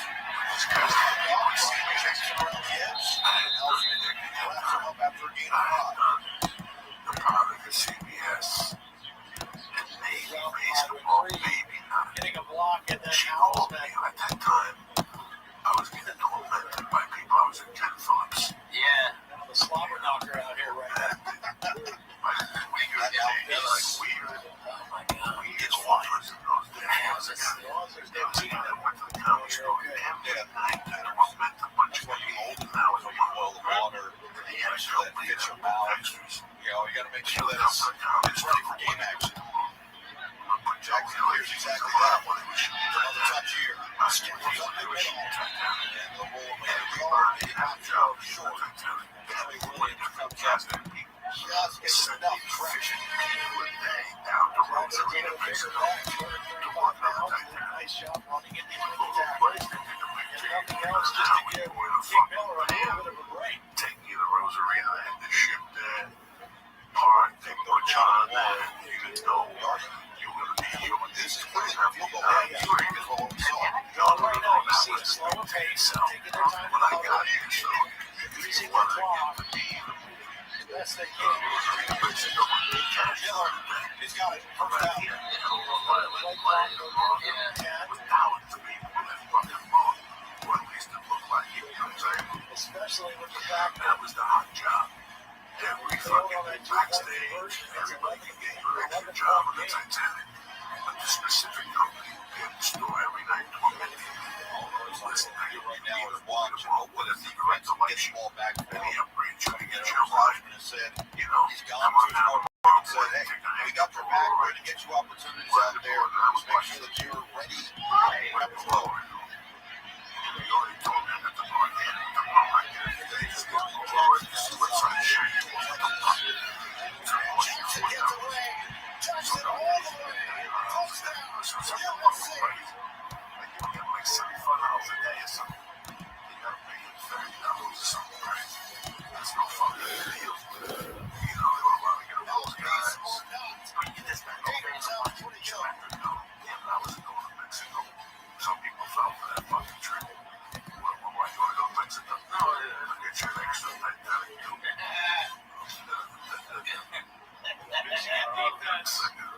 feeling a little desperation. So I get a call for some salary for a role. The fucking because I didn't like this stand-up comedy. It was a hot show at the time. Jackson made him pay I for forget it. what the fuck the show was. And she called me one day. And she was telling me to follow along the water. Yeah. 30 on 13. Second touchdown. I like to work in here. I got a job. You're going to see three defenders. Decide to have a job. I got a job. All three of these guys are going to come to the same area, and they're going to leave a wounded area on the backside. Jackson sees it, and there's nobody there. Three Michigan defenders right to the same gap. Nobody covered the backside cutback. There's no foul. Jackson hasn't touched that play. I thought that was something, you know, we put it around the game up. He's actually dying. What do you think? Well, you know what? Say my big bitch. Once again, 31 rushes for USC, 32 passes. Got one from the girl in the shot. What are you doing, Robbie? Put anyone in your pocket? It's the hottest club in LA. The hot club. It's hot on Mondays and And say, Right. when I mean only two penalties for 25 yards so far against USC. That was a real problem for them coming in. The worst penalties team in the Big Ten. And shoving commercial. That's how the first three rows. some major plays. All the time. He's been 10th in the area. Just over the Big Ten. 392 yards. Great show. Monday nights when that genre was very hot. That was Yeah. not the show. Sellout crowd that's had It was. Michigan all over the area. Something that crowd did. A lot of the USC Rodriguez. Be a first big Big Ten win. And you ranked win. Not just a win over ranked Frankie Monday night got really hot. Big Ten. That was the John Ricky. Yeah. That was a great match because they go right to the top. They did. About 8:35, and about 8:35, they brought like a big guy up. Like somebody confused the white dude with an afro or something. They would put David Tell out. He would kill that motherfucker. If you start black, he would. David Tell would go up there and go for that night and sizzle that fucking blow it up. Weeks ago, I believe that. The West Coast would be out. I was always telling that 8:35 spot. They always deserve for somebody to try a little on the outside. Victory over Penn State. Black show This spot. feels like for USC that right of passage now. They are officially a member of this conference. And It was just those drinks. Hot chicks were there. That's where all that bottle service started all that shit. Freaking put it down. Yeah. Fucking ankle played Brand everywhere else. I'm not saying it's a second. I'm saying it's a good run. That was the first one. And then Monday night at last night, Sold out. Monday night, the Comedy Store's over. That's how different it was. Yeah. The Comedy Store at Huntsville. Nobody on Monday night. 50 fucking people watched that window. Now it's like, shit. Yeah, it was completely different. Tuesday nights, the main room at the Comedy Store was 500 people. You were going tops. Yeah. Tops. Unbelievably, the bars were over there. The spot is Wednesday night, 64. Thursday night, 110. It was so loud. On Thursday night, Friday and Saturday, it was so loud. Friday was always dead. So now it's cool. And you can see Now it's just only the place to go. that's the only place to go. You put up Class Factory back. So that's how it changes. Is that the club is better now? The club was there. Yeah. For some years, it was rough as that. Right at the Comedy Store. So they tried Remember all those nights we went up there trying to do get our $15 fucking dollars, and then like Eddie Griffin come in and do an hour and a half, and then Andrew do an hour and a half, and somebody else, Paul Mooney would do an hour. Iowa, which is always going to be a tricky battle, and at wanted to try to Oregon, turn which is the home battle with UCLA to round out the season. It is as difficult a navigating task as you're going to have as we check in with the Papa Shop Gateways. John Smith. You got the main room in 3 spots. Noah and Todd in this edition of College Kickers. Peyton Woodruff of Georgia Chinese from food and 53. He's good. Yeah. It wasn't bad. It's pretty interesting. Great tea house. And boys walk. Get started around the hour. UC's extended this lead 31-13, trying to slam it shut with a 3rd and 21 here. Inside 15 for the Bulls. Jimmy Banks. Gets to the outside.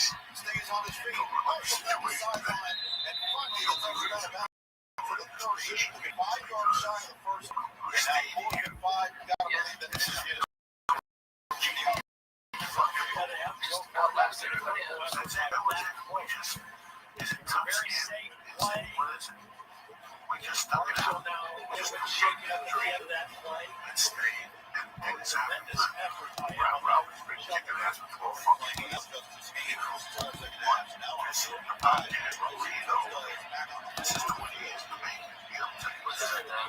We were doing this without the cameras and the internet. Two motherfuckers here 20 years ago. Bloody Mary. Puts their stamp on this And game. I was you. Turns over Getting Michigan fucked up on on two drugs down. outside. It was awesome. He's got to get over here faster. This man's coming to tackle. He's got to get there sooner. And Underwood just had to slip it out there to avoid the sack. That was the middle linebacker.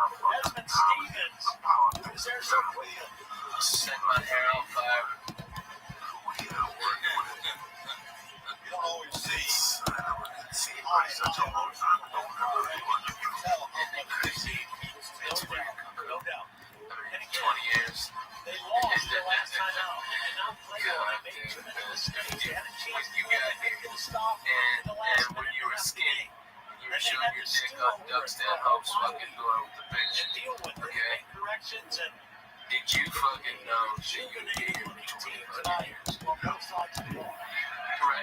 time. I got time. While I was doing that, actually, that wasn't having a great time.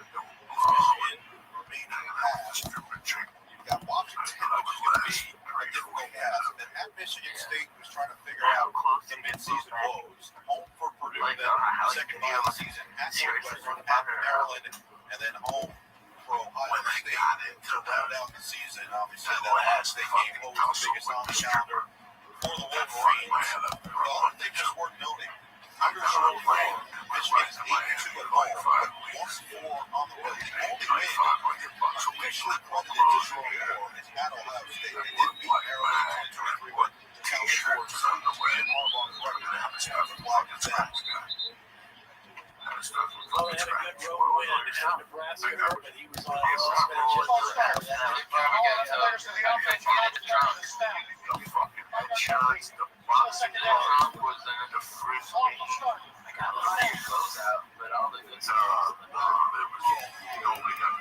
Every year's different. Last year and Michigan ran the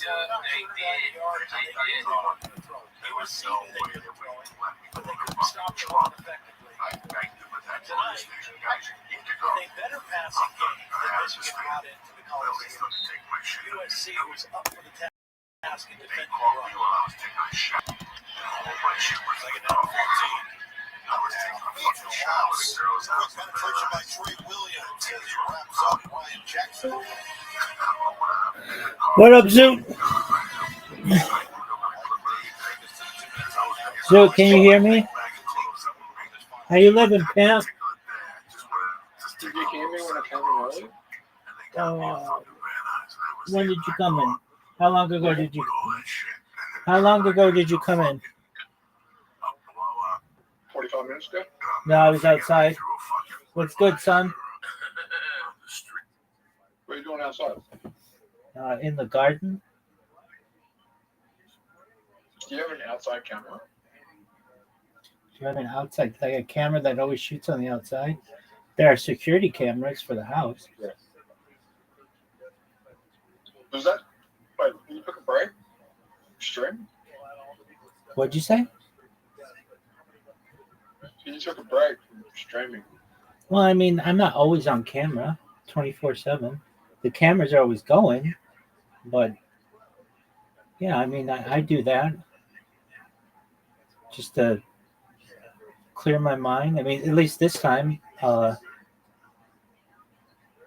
person who owns the house, they have lemon trees, and they were harvesting lemons, and I just want to. Are you ready? Yes, ma'am.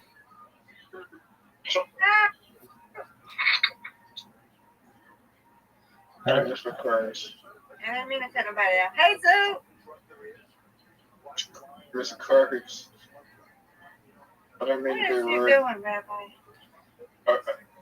There might be something going on with Mrs. Curtis' mic. Zoo? Right now. We hear her. I hear her. Zoot, can you hear her?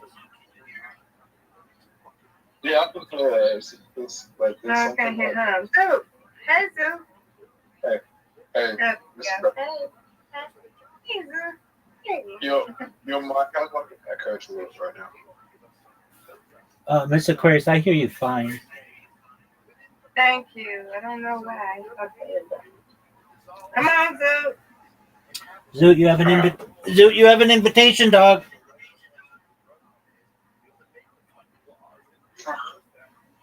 What if I don't want to be invited? Zoot, let's not play this game. Come on.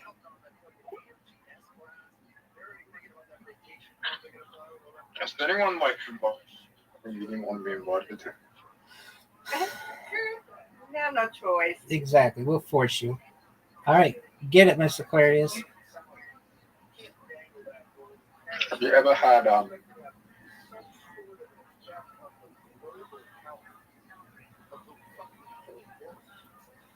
Rabbi? What up, pimp? Hi, Zoo. Come on. You up. Come on, Zoo. Focus, Zoot. Let's Focus. Go, Zoo. Let's go. Oh, my God. Zoot, come on, big dog. I give that a 10. Zoot, just Throw it straight. Talking. It's not go. All right, that's something. Yeah. All right, come on, right back. Hey, let's go. I want everybody to look at these two, because that's the last you're gonna see them. Let's go. Hey.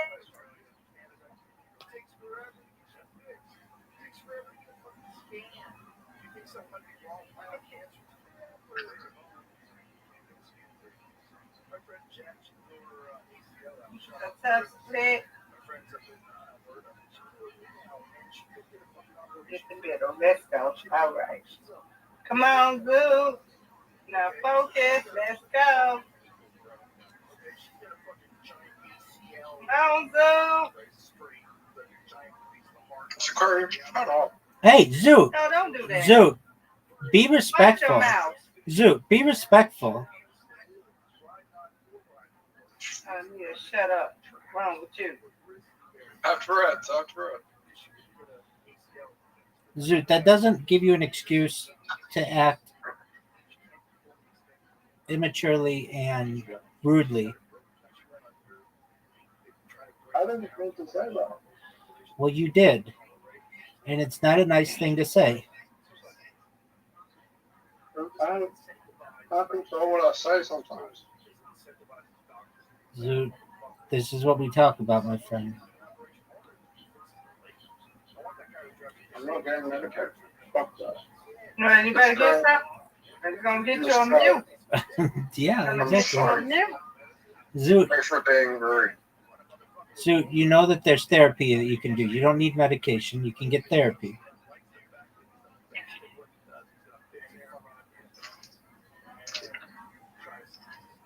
I am a therapist.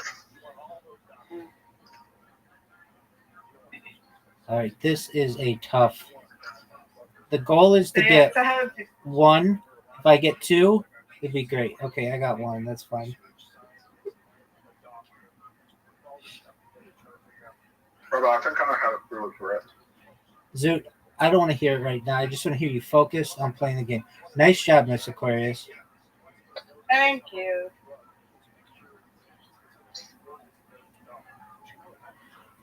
Zoot, you know you just slide it forward, right? He don't care. You could go very slowly. Yeah. That was not a good shot. No, it wasn't. But this is.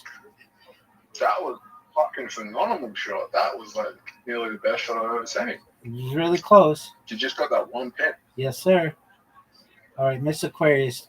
Big time. Get it. Get it. Knock him down. Miss Aquarius is going to do well here. Let's go. All right, Miss Aquarius. 5-0. Zoot, nice and slow. Just straight forward. Okay, that was good. That was pretty bad, but it wasn't as bad as the last couple. Dude, you got half of it. So that was bad. Way better than that. I think I got the lowest fucking score we've ever seen. Oh, I have to get this.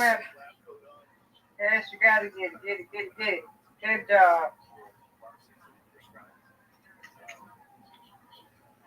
Right. I tried. Okay.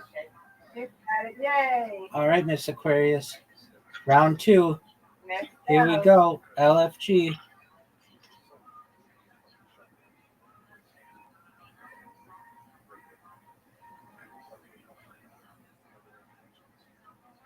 Rabbi, I don't think karma's real.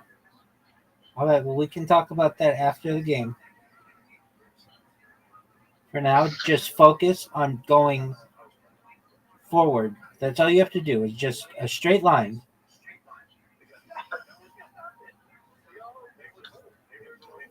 Get these 5, Miss Aquarius.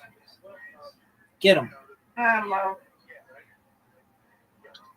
on, Zoot. Get it, big dog. If I hit, I win.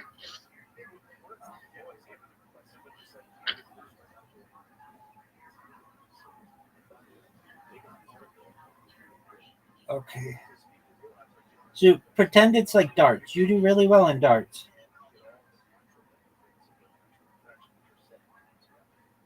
Okay, I'll pretend it's like starts. Good.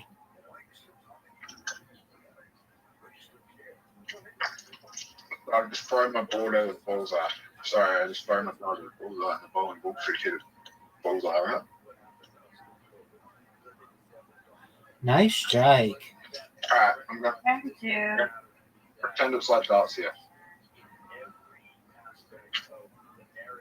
There you go. There you go.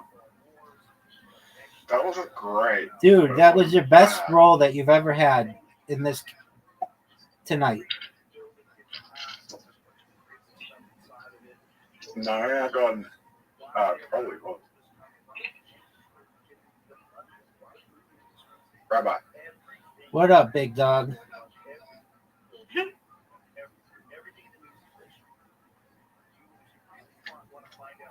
I think RFK Zoot, calm down. Calm down. Play the game. Then you can tell me all your theories. RFK No. Zoot, just focus. Hey, Zoot. Just straight ahead, like darts.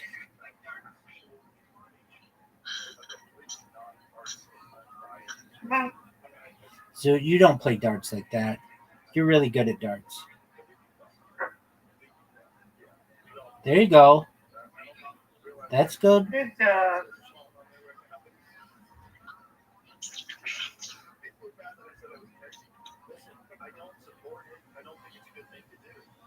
This is a tough shot. This is a tough shot. Got him. Good job. You did it. Thank you, ma'am. Yeah. Thank you, ma'am. Welcome. Strike.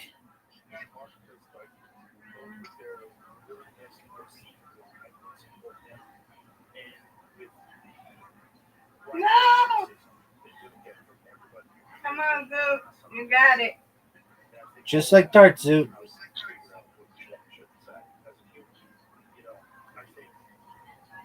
Nice and slow. That's all right. That's all right. You just want to do it straight on, though. Ooh, that's good. Yeah. You got 8. That's not bad.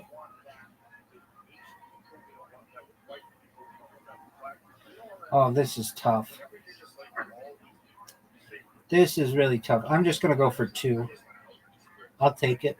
I'll take it.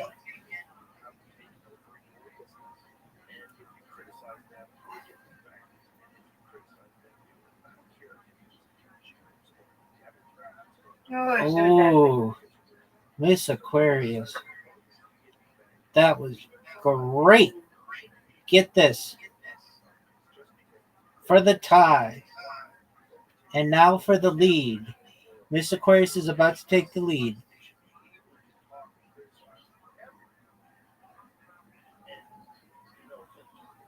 Let's go, Zoot. There you go. 56.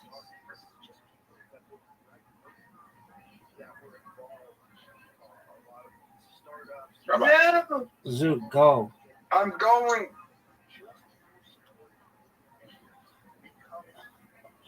That was good. Get these 3, Zoot.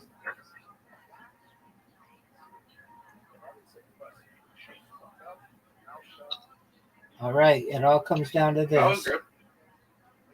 Give it to You me. got it. Oh, no. No, I don't. Rabbi. To do. You pass me. Go. Got it. See? By 1. I'm going to best game you've ever seen. We're done, Good Zoot. job. We're done, Zoot. Miss Aquarius, great job. I win, you win. You win, I win. Yeah. Undefeated in bowling, undefeated in friendship. Sweet dreams, my friend. Sweet dreams. All right. Now, Zoot, tell me all the stuff that you wanted to tell me, but please understand that as you do so, I have to make adjustments to computers and stuff, so go.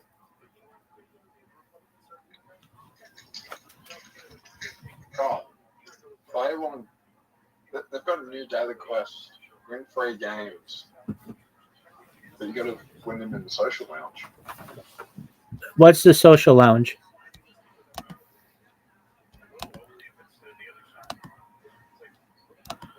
Zoot, what's the social lounge? They have a social lounge. What is it?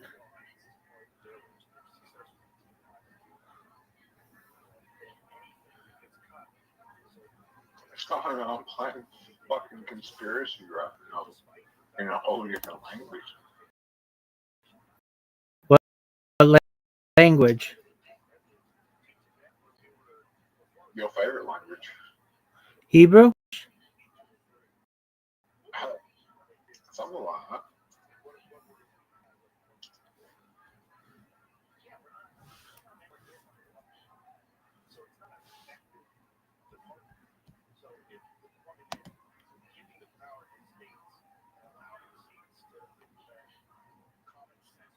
I'm joining Amelia's channel. Who's Amelia? I'm not sure what's up.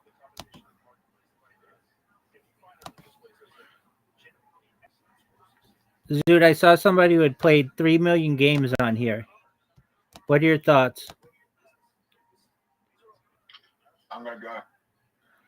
Okay. Take care, big dog. Wait. Come back soon.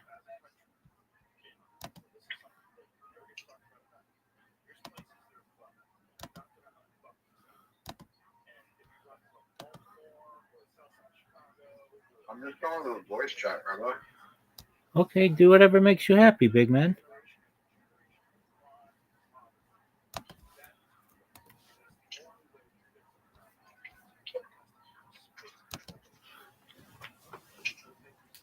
Zoot.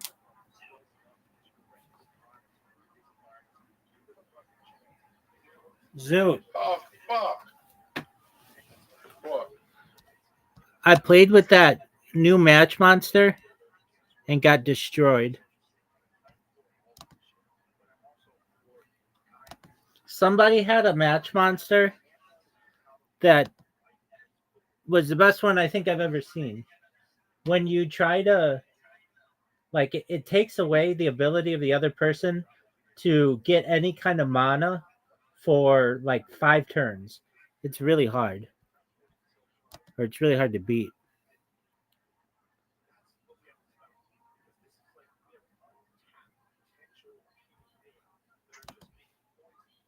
I'm trying to join. I'm trying to join the game.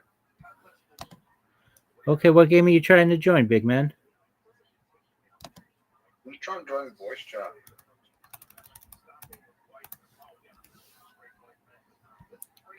And what's it saying? I kept trying to join these voice chats next to me out. Hang on, I might have to just close Discord.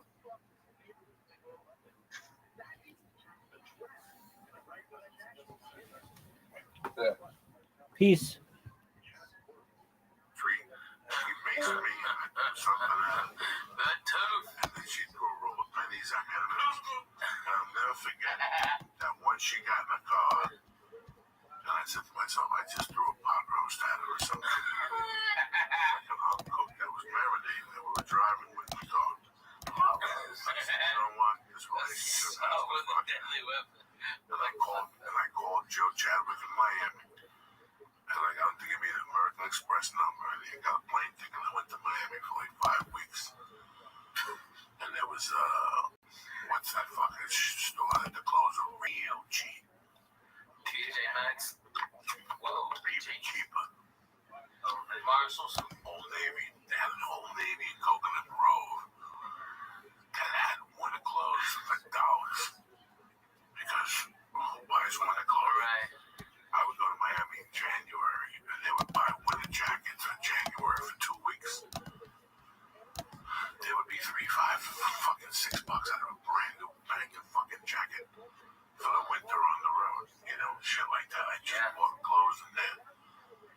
It was, I came back. I stayed on Ralphie's floor. On the couch. Come on. On the couch, the floor, John Westling. We made West honestly sleep on the floor. All right, the big guys got comfortable spots, but when this is the truth.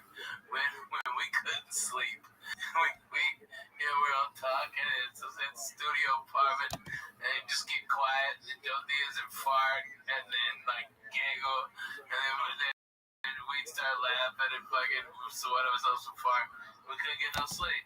So go. Put on that Joy Medina album, and we put on his comedy album. Oh my God, it was a bootleg show of his, and we never made it past 5 minutes. We were all out. No, you did not. I swear to God, every time it was like, hey, how far did you get? How far did you get? How far did you get? Oh my God, we never get past 6 minutes. How many comics friends go to like insane asylums or like I can't imagine being a friend like you guys are brutal. Like listening to someone like they're a year or more of their hard work and you're like I'm going to sleep in 6 minutes. This is better than a We did sleep, but it's the truth. That's what we did. I mean, was it better to lie or is it better to tell the truth? Oh, tell the truth. All right. I love it. I'm just saying. Oh my God. Man, Ralphie, I wish you all the luck in Vegas. I'm happy you're doing this. Thank you, sir. Slow you down a little bit. You've been on the road a long fucking A time. long time, man. A lot of miles, bro. A lot of miles. You got nothing to prove. Theaters, small arenas, comedy clubs, crushing it. It's nice. You went to Vegas. You take a little breather. You get some sun. You breathe some desert air. Yeah, man. And you know, it's like, you know what I'm saying? yeah, you know, I get to work at a steady thing going. You know, I'll be in just 2 time zones a week, not 6 like we were in December. Okay, you know, I'll just be in my house or in Vegas, and it's like that's the greatest. That's the greatest. I mean, it don't get much better than that. You can't wait to travel this one day. You know what? This fucking 1 hour and a half before the flight shit's getting full. You know what I'm saying? Yeah, man. It gets fucking old. Today we were thinking that. Man, let me read these. Get you the fuck out of here. I got all right, Coco. Do radio tomorrow. I love you. No, I love you too. I'm happy you came on. You know, I'm happy you came on tonight. Man, you're fucking fans, dude. They're great people. They're so nice. I don't even call them fans no more. They're fucking family. They really are. They're gentlemen. The fucking clubs even say. They're so gentle. They They're come so in nice. stoned to the gills and they fucking. They order tons of food. They get customers. They drink. Why do this? They're so good. Yeah, I got to leave. You would have died. I almost sent you to that. I told you, look into sponsorship. You know, there's some media and this, and it's all bullshit. Because I don't want nobody fucking with these people. Yeah. You know what I'm saying? If anybody's gonna fuck with them, it's gonna be me. Let me fuck with my own people. I love it. Stand up, get up early. And I play music. I get mad to get motivated.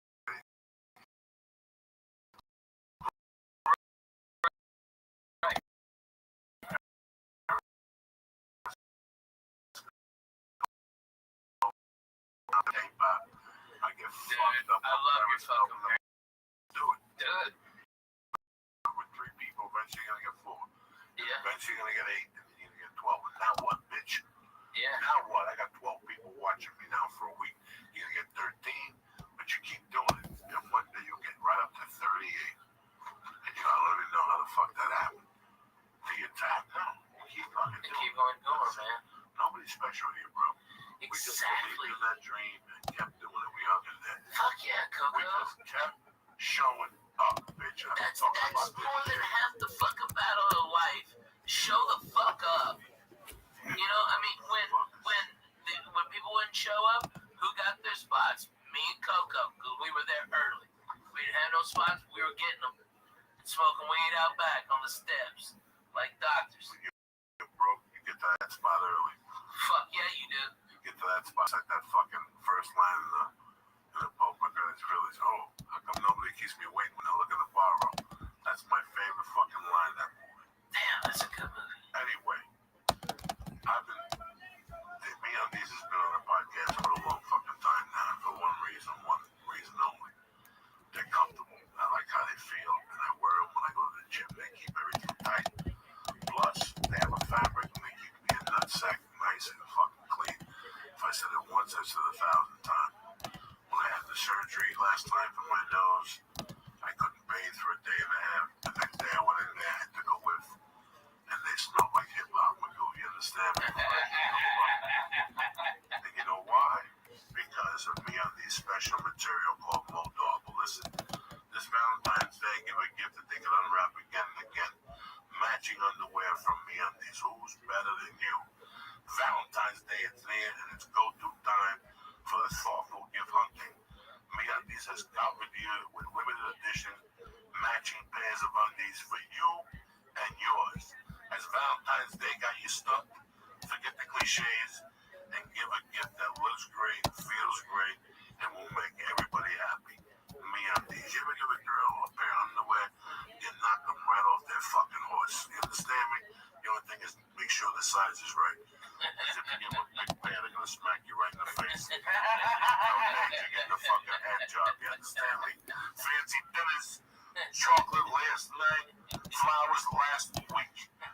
Fancy dinners, chocolate last a night, and flowers last a week. This year, give the gift of looking great and feeling great. Every day with the world's most comfortable underwear. MeUndies, all right? MeUndies are the perfect gift for you and yours this holiday. They're unbelievably soft and come in limited edition prints.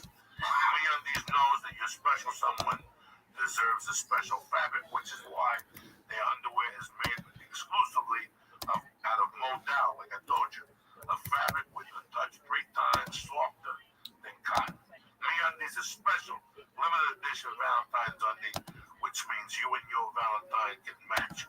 And yeah, it's as cute as it sounds. You understand me? Not for me. Women like that shit when you match. You want your balls like something's gotta match. And if for some reason you and MeUndies are the perfect match, they'll give you your money back and let you keep your first pair. There's no refund on a bad fancy dinner, all right? They offer free shipping and for limited time. Listeners to this podcast get 20% off their first order. But you gotta go to MeUndies.com/Joey. With the MeUndies Better Day Guarantee, you have nothing to lose. Ugats. So don't wait any longer. Go to MeUndies right now. Go to MeUndies.com/Joey right now and get 20% off your first order. Get the matching Valentine's. Get the red with the fucking black polka dots. She's gonna love it. She can fuck the flowers, hit her with the underwear.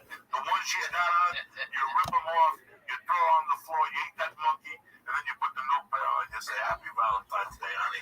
I love you. We've been together 10 years. Your monkeys never tasted so delicious. Oh, man, very romantic. MeUndies on. Again, go to MeUndies.com right now/Joey and get 20% off your first order and free shipping. Who's better than you, cocksuckers? All right, here we go. Let me ask you people something. Are you hiring? Do you know where to post your job to find the best candidates?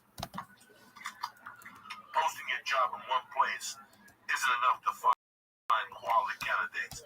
If you want to find the perfect hire, you need to post your job on all the top job sites, and now you can. You ready? With ZipRecruiter.com, you can post your job to 200 plus job sites, including social media networks like Facebook and Twitter. You ready for this one? With a single click. Candidates in any city or industry nationwide. Just post one time and watch your qualified candidates roll into ZipRecruiter's easy to use interface. No juggling emails, no calls. Find out today why ZipRecruiter has been used by Fortune 100 companies and small and medium-sized businesses. And right now, my listeners can post jobs on ZipRecruiter for free by going to ZipRecruiter.com ZipRecruiter.com/church. Again, ZipRecruiter.com/church. That's ZipRecruiter.com/church. One more time. That's ZipRecruiter.com/church. All right, do me a favor. Go post jobs on ZipRecruiter right now for free. I want to thank Onnit. I want to thank MeUndies. And I want to thank ZipRecruiter. But most of all, I want to thank my brother Ralphie May for stopping in. Thank you so much, Coco. You know, I hope you guys support me. It's a pleasure, man. Listen, man, if you haven't gone to Vegas, I'll tell you what. You look at this calendar, you pick a date, you go on the hotel thing, Lee'll fucking help you. You pick a cheap fucking hotel, whatever you need to do to get there. You know, from time to time, you deserve a break. They got great deals in Vegas. They got fucking great deals if you look for those things. Harris is a really a nice hotel that's reasonable, and the thing I like about Harris is it's right on that rail line. I think almost positive even in Harris. Yeah. So that means the MGM, it's connected to the entire strip. You go for a couple of days, you see Ralphie, you get a massage, you take your wife, you come on the titties, you get a nice fucking dinner. It's a fuck, you only live once. Like I said, Ralph, you'll be there how many weeks? Coco, it's going to be 28 weeks this year, and that's what I'm talking about, people. And you know, 28 fucking weeks to fly in and make a weekend of it. All right. You church people, y'all come up to me, you tell me you're part of the church. What's happening now? And guess what? We're taking pictures and hanging out. I'm probably hitting you up for a number. All right, so don't come empty-handed, Jack. Let's go. I love you, motherfuckers. Don't forget, I'm in Nashville next week. Fuck yes. And I don't know what's going to happen with the Flapless thing for the taping for the cat special because they put me on the Gong Show by mistake. So I don't even know if we're doing that tonight, but I'll tweet it. You come on Thursday night, all right? And that's basically it. Ralphie starts where this weekend? I'll be in Harris in Las Vegas, right there on the strip, Coco. Thursday, what? The 26th, Thursday the 26th, Friday 27th, and Saturday the 28th at 10 o'clock. January 29th was my first pitch, 1984. No, really? January 1983, I got pitched. Was that the jewelry job? Possession of some tools and shit. Mr. Holloway bailed me out. Yeah. You know how we do. What's up, Lisa? You going through changes again? I am. I know why. Why? Because you don't drink. I did go on. You're fucking lying. The reason why I'm bugging out is Ralphie said that they give you chips and you go. Yeah. That's like my dream. Where? Harris. Harris, yeah. Well, you come, Lee. You're going to be part of church weekend. I'll be there every day. We'll see if we can get Coco to go out there. Maybe we'll make a big thing of it. Me, you, bring the girls if they want to come. I get spa, so I'll send Terry to the spa like a doctor. All right, we'll go down there and get massages and get steams and shit like that. That's the best. It's better than you. All right, and we do that, and we go to Vegas, having fun. We bring some church people in. You know, my man Darren Noble wants to come out. Those fools, dude, all friends are watching us right now. On Twitter's blowing up. Oh shit! They love us. I love them. They can't do nothing about it. I know. It's like Coco. You know, it's like if we can't fucking have fun with our fans that are friends of ours. What the fuck are we doing this for, you know? It's like you see those comics who try to big time everybody. It's like, what the fuck are you doing, man? These are the people that love you, that pay your fucking bills. It's a fucking nightmare. They're fucking nightmares. It's like a jungle sometimes. It makes you wonder how I keep it going. Anyway, come on. I love you, motherfuckers. Stay black. And don't forget Uncle Joey, Ralphie May, and Lisa. I love you. We'll see you motherfuckers Wednesday night, same bat time. Same back channel.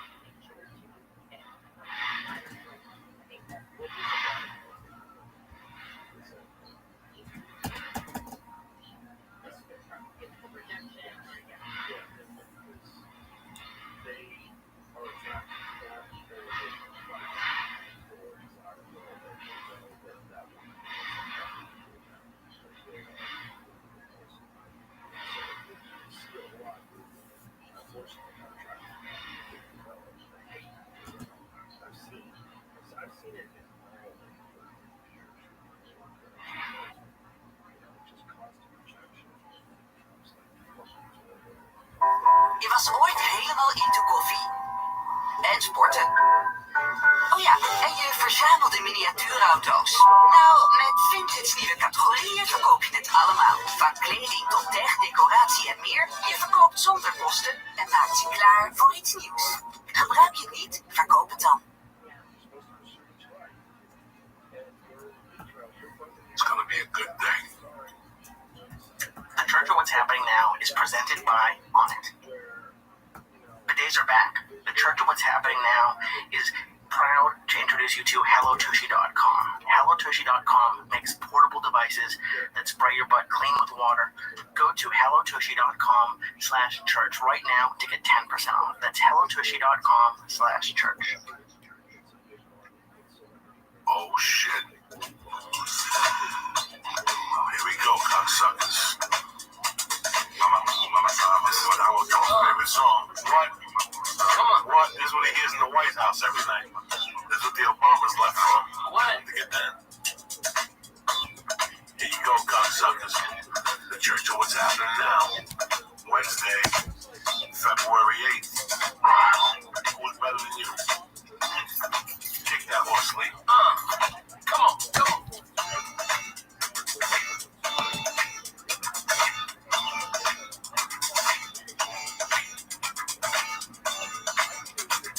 Oh shit.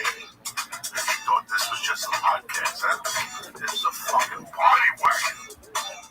Here we go, black people jump up and down. Come on, black people. Mexicans jump up and down. Let's go, Sticks. Armenians, do your thing. Oh, werewolf for sure. Wiggle, cocksucker, wiggle. Here we go, the intensity. Oh shit. There's a white chick suck black dicks in the 70s. Fuck yeah. Here we go. Sama cosa. Sumaya. Lisa Yap. Ralphie May.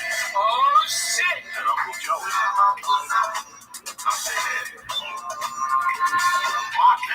What the fuck? What's happening, you bad motherfuckers? Uncle Joey here, the Church of What's Happening Now. It's a beautiful motherfucking night. I'm happy you get to join us. Lisa Ayad's here. And yes, again, my brother, Mr. Ralphie May. Hi, everybody. If he's in town, we bump motherfuckers with Ralphie May. I had to tell somebody to tell you something happened. Fucking studio burned down.